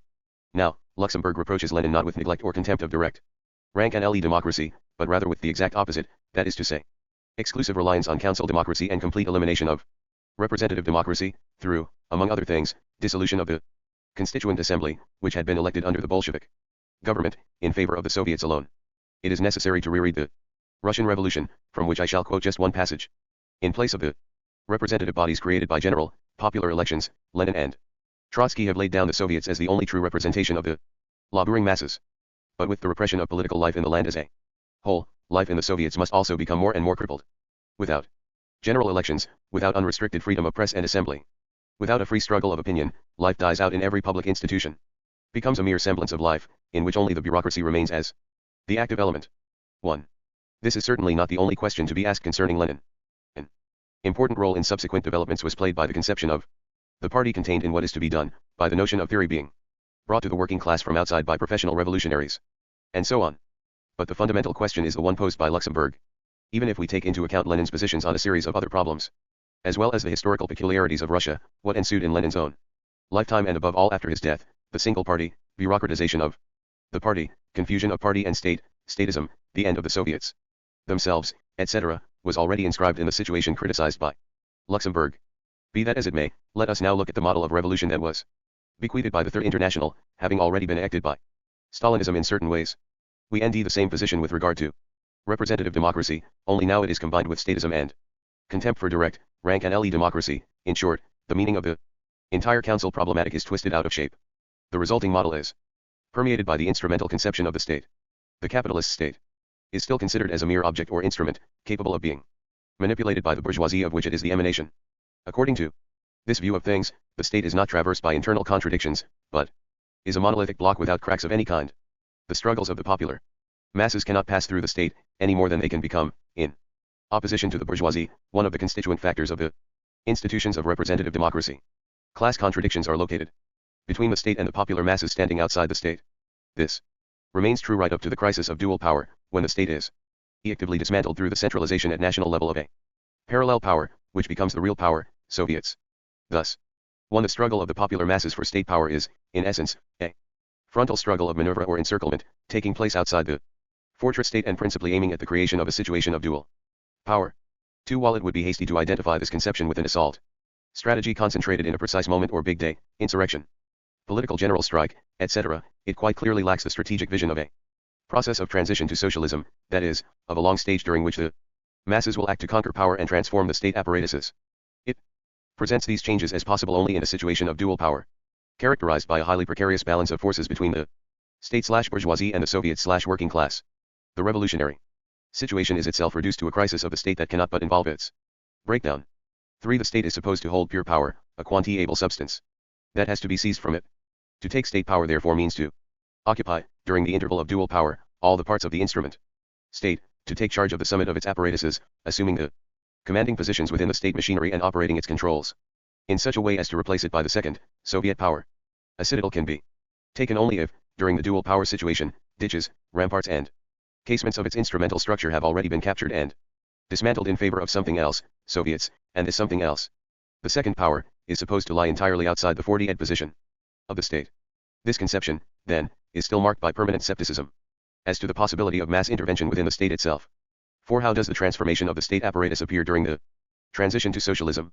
It is RST of all necessary to take state power, and then, after the fortress has been captured, to raise to the ground the entire state apparatus, replacing it by the second power, Soviets, constituted as a state of a new type. Here we can recognize a basic distrust of the institutions of representative democracy and of political freedoms. But if these are still regarded as creations and instruments of the bourgeoisie, the conception of Soviets has, in the meantime, undergone significant changes. What is to replace the bourgeois state and bloc is no longer direct, rank and democracy. The Soviets are now not so much an anti-state as a parallel state, one copied from the instrumental model of the existing state, and possessing a proletarian character insofar as its summit is controlled/occupied by a single revolutionary party which itself functions according to the model of The state. Distrust of the possibility of mass intervention within the bourgeois state has become distrust of the popular movement as such. This is called strengthening the state/Soviets, the better to make it wither away in the future. And so was Stalinist statism born. We can now see the deep complicity between the Stalinist kind of statism and that of traditional social democracy. For the latter is also characterized by basic distrust of direct, rank and le democracy and popular initiative. For it too, the popular masses stand in a relationship of externality to a state that possesses power and constitutes an essence. Here the state is a subject, bearing an intrinsic rationality that is incarnated by political elites, and the very mechanism of representative democracy. Accordingly, occupation of the state involves replacing the top leaders by an enlightened left elite and, if necessary, making a few adjustments to the way in which the existing institutions function. It is left as understood that the state will thereby bring socialism to the popular masses from above. This then is the techno-bureaucratic statism of the experts. Stalinist state worship, social democratic state worship, this is indeed one of the traditions of the popular movement. But to escape from it through the other tradition of direct, rank and le democracy or self-management would really be too good to be true. We should not forget the case of Lenin himself, and the seeds of statism contained in the original workers' councils. Experience. The basic dilemma from which we must extricate ourselves is the following: either maintain the existing state and stick exclusively to a mode-ed form of representative democracy, a road that ends up in social democratic statism and so-called liberal parliamentarianism, or base everything on direct, rank and le democracy or the movement for self-management, a path which, sooner or later, inevitably leads to statist despotism or the dictatorship of experts. The essential problem of the democratic road to socialism, of democratic socialism, must be posed in a different way. How is it possible radically to transform the state in such a manner that the extension and deepening of political freedoms and the institutions of representative democracy, which were also a conquest of the popular masses, are combined with the unfurling of forms of direct democracy and the mushrooming of self-management bodies? Not only did the notion of dictatorship of the proletariat fail to pose this problem, it ended by obscuring it. For Marx, the dictatorship of the proletariat was a notion of applied strategy, serving at most as a signpost. It referred to the class nature of the state and to the necessity of its transformation in the transition to socialism and the process of withering away of the state. Now, although the object to which it referred is still real, the notion has come to play a precise historical role. It obscures the fundamental problem of combining a transformed representative democracy with direct, rank and le democracy. It is for these reasons, and not because the notion eventually became identi-ed with Stalinist totalitarianism, that its abandonment is, in my opinion, just-ed. Even when it took on other meanings, it always retained the historical function in question, both for Lenin, at the beginning of the October Revolution, and, nearer our own time, for Gramsci himself. Of course, there is no disputing Gramsci's considerable theoretical political contributions, and we know the distance he took from the Stalinist experience. Still, even though he is currently being pulled and pushed in every conceivable direction, the fact remains that Gramsci was also unable to pose the problem in all its amplitude. His famous analyses of the differences between war of movement, as waged by the Bolsheviks in Russia, and war of position are essentially conceived as the application of Lenin's model/strategy to the different concrete conditions of the West. Despite his remarkable insights, this leads him into a number of blind alleys, which we do not have space to discuss here. This then is the basic problem of democratic socialism. It does not concern only the so-called developed countries, for there is no strategic model exclusively adapted to these countries. In fact, there is no longer a question of building models of any kind whatsoever. All that is involved is a set of signposts which, drawing on the lessons of the past, point out the traps to anyone wishing to avoid certain well-known destinations. The problem concerns every transition to socialism, even though it may present itself quite differently in various countries. This much we know already: socialism cannot be democratic here and of another kind over there. The concrete situation may of course differ, and the strategies undoubtedly have to be adapted to the country's specific features. But democratic socialism is the only kind possible. With regard to the socialism, to the democratic road to socialism, the current situation in Europe presents a number of peculiarities. These concern, at one and the same time, the new social relations, the state form that is being established, and the precise character of the crisis of the state. For certain European countries, these particularities constitute so many chances, probably unique in world history, for the success of a democratic socialist experience, articulating transformed representative democracy and direct, rank and le democracy. This entails the elaboration of a new strategy with respect both to the capture of state power by the popular masses and their organizations, and to the transformations of the state designated by the term democratic road to socialism. Today less than ever is the state an ivory tower isolated from the popular masses. Their struggles constantly traverse the state, even when they are not physically present in its apparatuses.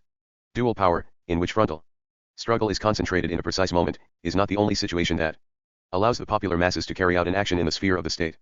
The democratic road to socialism is a long process, in which the struggle of the popular masses does not seek to create any active dual power parallel and external to the state, but brings itself to bear on the internal contradictions of the state.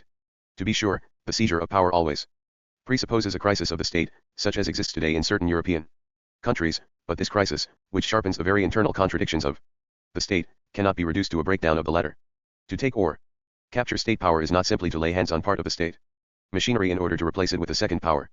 Power is not a quantiable substance held by the state that must be taken out of its hands, but rather a series of relations among the various social classes. In its ideal form, power is concentrated in the state, which is thus itself the condensation of a particular class relationship of forces. The state is neither a thing instrument that may be taken away, nor a fortress that may be penetrated by means of a wooden horse, nor yet a safe that may be cracked by burglary. It is the heart of the exercise of political power. For state power to be taken, a mass struggle must have unfolded in such a way as to modify the relationship of forces within the state apparatuses, themselves the strategic side of political struggle. For a dual power type of strategy, however, the decisive shift in the relationship of forces takes place, not within the state but between the state and the masses outside. In the democratic road to socialism, the long process of taking power essentially consists in the spreading, development, reinforcement, coordination and direction of those DU centers of resistance which the masses always possess within the state networks, in such a way that they become the real centers of power on the strategic terrain of the state. It is therefore not a question of a straight choice between frontal war of movement and war of position, because in Gramsci's use of the term, the latter always comprises encirclement of a fortress state. I can already hear the question, have we then given in to traditional reformism? In order to answer this, we must examine how the question of reformism was posed by the Third International. As a matter of fact, it regarded every strategy other than that of dual power as reformist. The only radical break allowing the seizure of state power, the only meaningful break making it possible to escape from reformism was the break between the state, as a simple instrument of the bourgeoisie external to the masses, and a second power, the masses/Soviets, lying wholly outside the state. By the way, this did not prevent the emergence of a reformism peculiar to the Third International, one bound up precisely with the instrumental conception of the state. Quite the contrary. You corner some loose parts of the state machinery and collect a few isolated bastions while awaiting a dual power situation. Then, as time passes, dual power goes by the board, all that remains is the instrument state which you capture cog by cog or whose command posts you take over. Now, reformism is an ever latent danger, not a vice inherent in any strategy other than that of dual power, even if, in the case of a democratic road to socialism, the criterion of reformism is not as sharp as in the dual power strategy, and even if, there is no point in denying it, the risks of social democratization are thereby increased. At any event, to shift the relationship of forces within the state does not mean to win successive reforms in an unbroken chain, to conquer the state machinery piece by piece, or simply to occupy the positions of government. It denotes nothing other than a stage of real breaks, the climax of which, and there has to be one, is reached when the relationship of forces on the strategic terrain of the state swings over to the side of the popular masses. This democratic road to socialism is therefore not simply a parliamentary or electoral road. Waiting for an electoral majority, in parliament or for a presidential candidate, can be only a moment, however important that may be, and its achievement is not necessarily the climax of breaks within the state. The shift in the relationship of forces within the state touches its apparatuses and mechanisms as a whole, it does not ECT only parliament. Or, as is so often repeated nowadays, the ideological state apparatuses that are supposed to play the determining role in the contemporary state. The process extends also, and above all, to the repressive state apparatuses that hold the monopoly of legitimate physical violence, especially the army and the police. But just as we should not forget the particular role of these apparatuses, as is frequently done by versions of the democratic road that are founded on a misinterpretation of some of Gramsci's theses, so we should not imagine that the strategy of modifying the relationship of forces within the state is valid only for the ideological apparatuses, and that the repressive apparatuses, completely isolated from popular struggle, can be taken only by frontal, external attack. In short, we cannot add together two strategies, retaining the dual power perspective in relation to the repressive apparatuses. Obviously, a shift in the balance of forces within the repressive apparatuses poses special, and therefore formidable, problems. But as the case of Portugal showed with perfect clarity, these apparatuses are themselves traversed by the struggles of the popular masses. Furthermore, the real alternative raised by the democratic road to socialism is indeed that of a struggle of the popular masses to modify the relationship of forces within the state, as opposed to a frontal, dual power type of strategy. The choice is not, as is often thought, between a struggle within the state apparatuses, that is, physically invested and inserted in their material space, and a struggle located at a certain physical distance from these apparatuses. First, because any struggle at a distance always has EX within the state, it is always there, even if only in a refracted manner and through intermediaries. Secondly, and most importantly, because struggle at a distance from the state apparatuses, whether within or beyond the limits of the physical space traced by the institutional loci, remains necessary at all times and in every case, since it reacts the autonomy of the struggles and organizations of the popular masses. It is not simply a matter of entering state institutions, parliament, economic and social councils, planning bodies, etc., in order to use their characteristic levers for a good purpose. In addition, struggle must always express itself in the development of popular movements, the mushrooming of democratic organs at the base, and the rise of centers of self-management.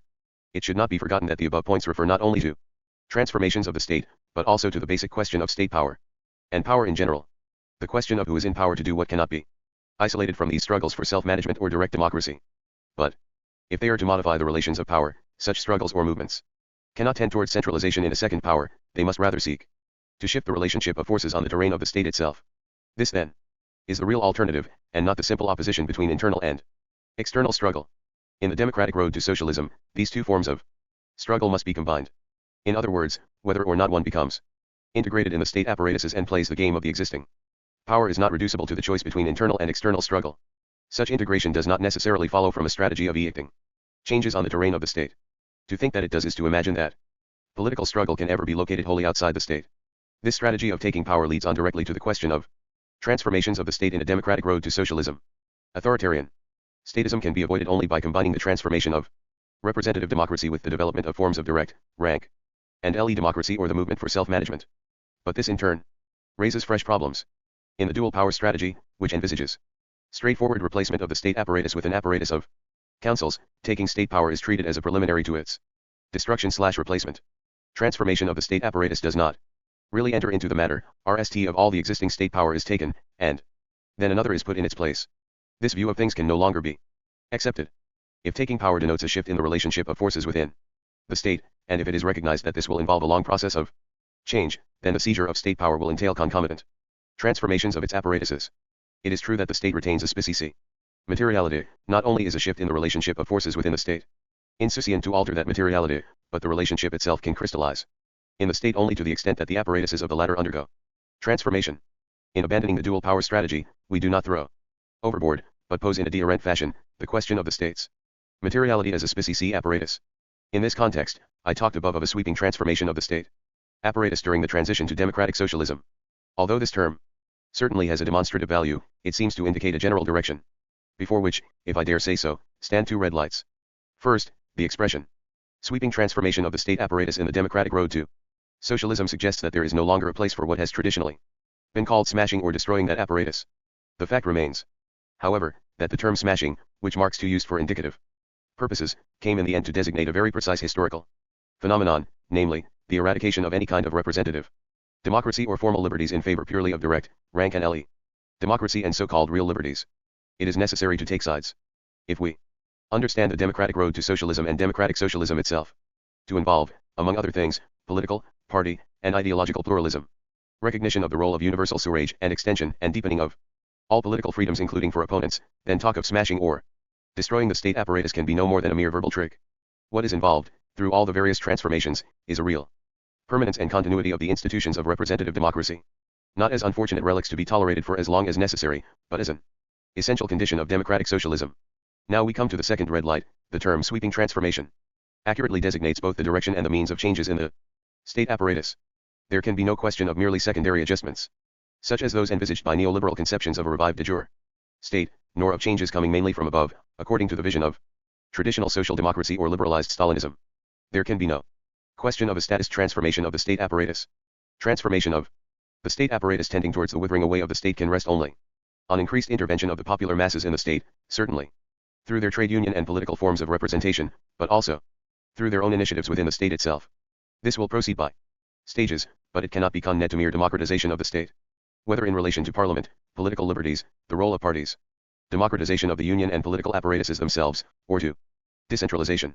This process should be accompanied with the development of new forms of direct, rank and LE democracy, and the outing of self-management networks and centers. Left to itself, the transformation of the state apparatus and the development of representative democracy would be incapable of avoiding statism. But there is another side to the coin. A unilateral and univocal shift of the center of gravity towards the self-management movement would likewise make it impossible, in the medium term, to avoid techno-bureaucratic statism and authoritarian confiscation of power by the experts. This could take the form of centralization in a second power, which quite simply replaces the mechanisms of representative democracy.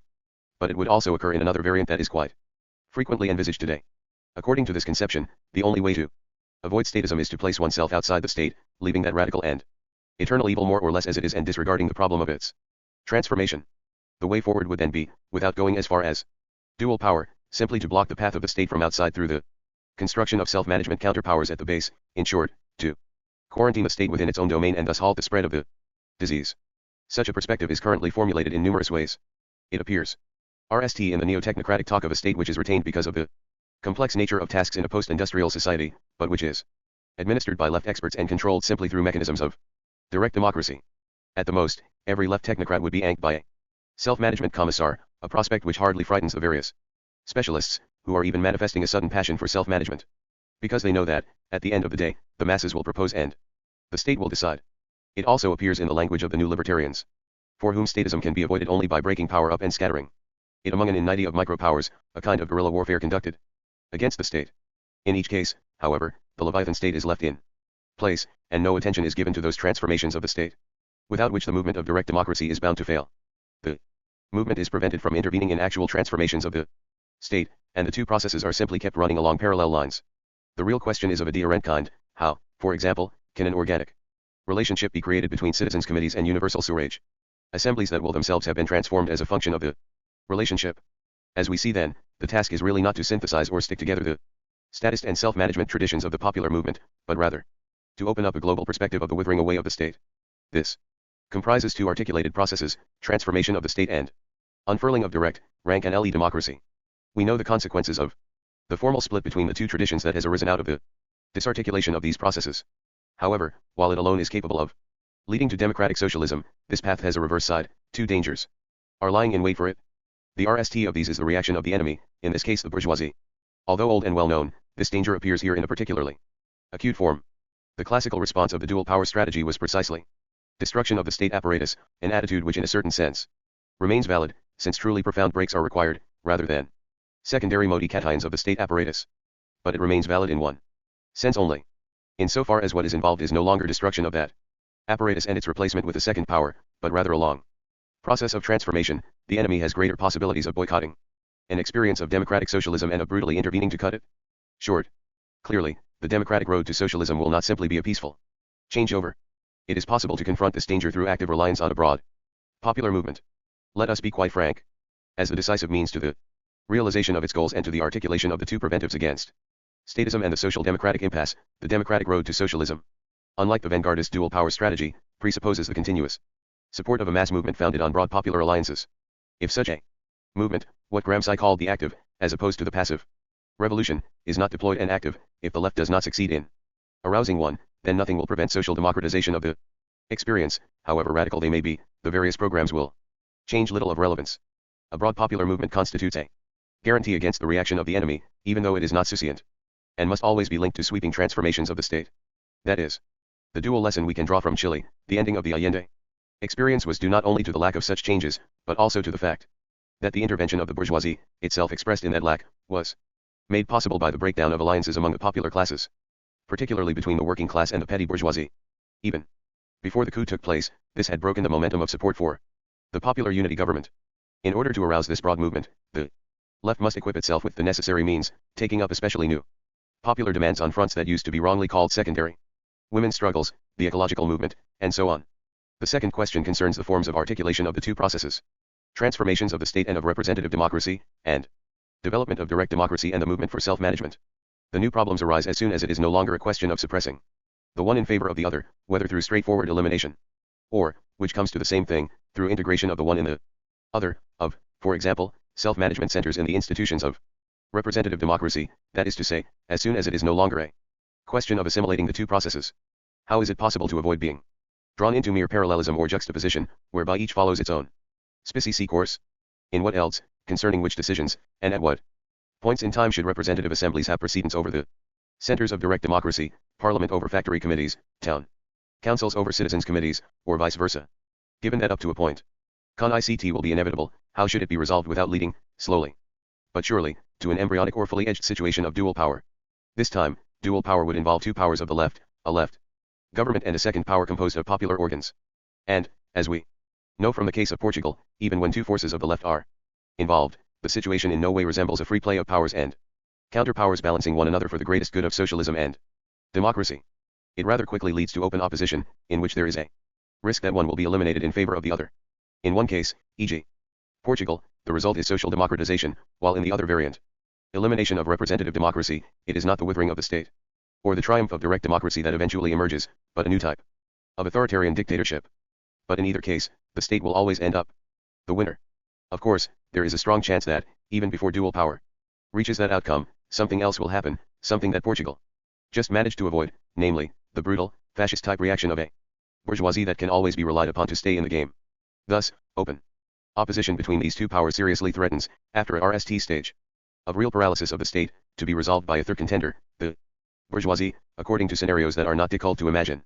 I said third contender, but it will not have escaped the reader's notice that in all these cases, fascist-type intervention, social democratization, authoritarian dictatorship of experts on the ruins of direct democracy, this contender is in one form or another ultimately the same, the bourgeoisie. What then is the solution, the answer to all that? I could, of course, point to the observations made above, to the numerous works, research projects, and discussions underway more or less throughout Europe, as well as to the partial experiences now taking place at regional, municipal or self-management level. But these are no easy recipe for a solution, since the answer to such questions does not yet exist, not even as a model, theoretically guaranteed in some holy text or other. History has not yet given us a successful experience of the democratic road to socialism. What it has provided, and that is not insignificant, is some negative examples to avoid and some mistakes upon which to re-ECT. It can naturally always be argued, in the name of realism, either by proponents of the dictatorship of the proletariat or by the others, the orthodox neoliberals, that if democratic socialism has never yet existed, this is because it is impossible. Maybe we no longer share that belief in the millennium founded on a few iron laws concerning the inevitability of a democratic socialist revolution. Nor do we enjoy the support of a fatherland of democratic socialism. But one thing is certain, socialism will be democratic or it will not be at all. What is more, optimism about the democratic road to socialism should not lead us to consider it as a royal road, smooth and free of risk. Risks there are, although they are no longer quite where they used to be. At worst, we could be heading for camps and massacres as appointed victims. But to that I reply, if we weigh up the risks, that is in any case preferable to massacring other people only to end up ourselves beneath the blade of a committee of public safety or some dictator of the proletariat. There is only one sure way of avoiding the risks of democratic socialism, and that is to keep quiet and march ahead under the tutelage and the rod of advanced liberal democracy. But that is another story.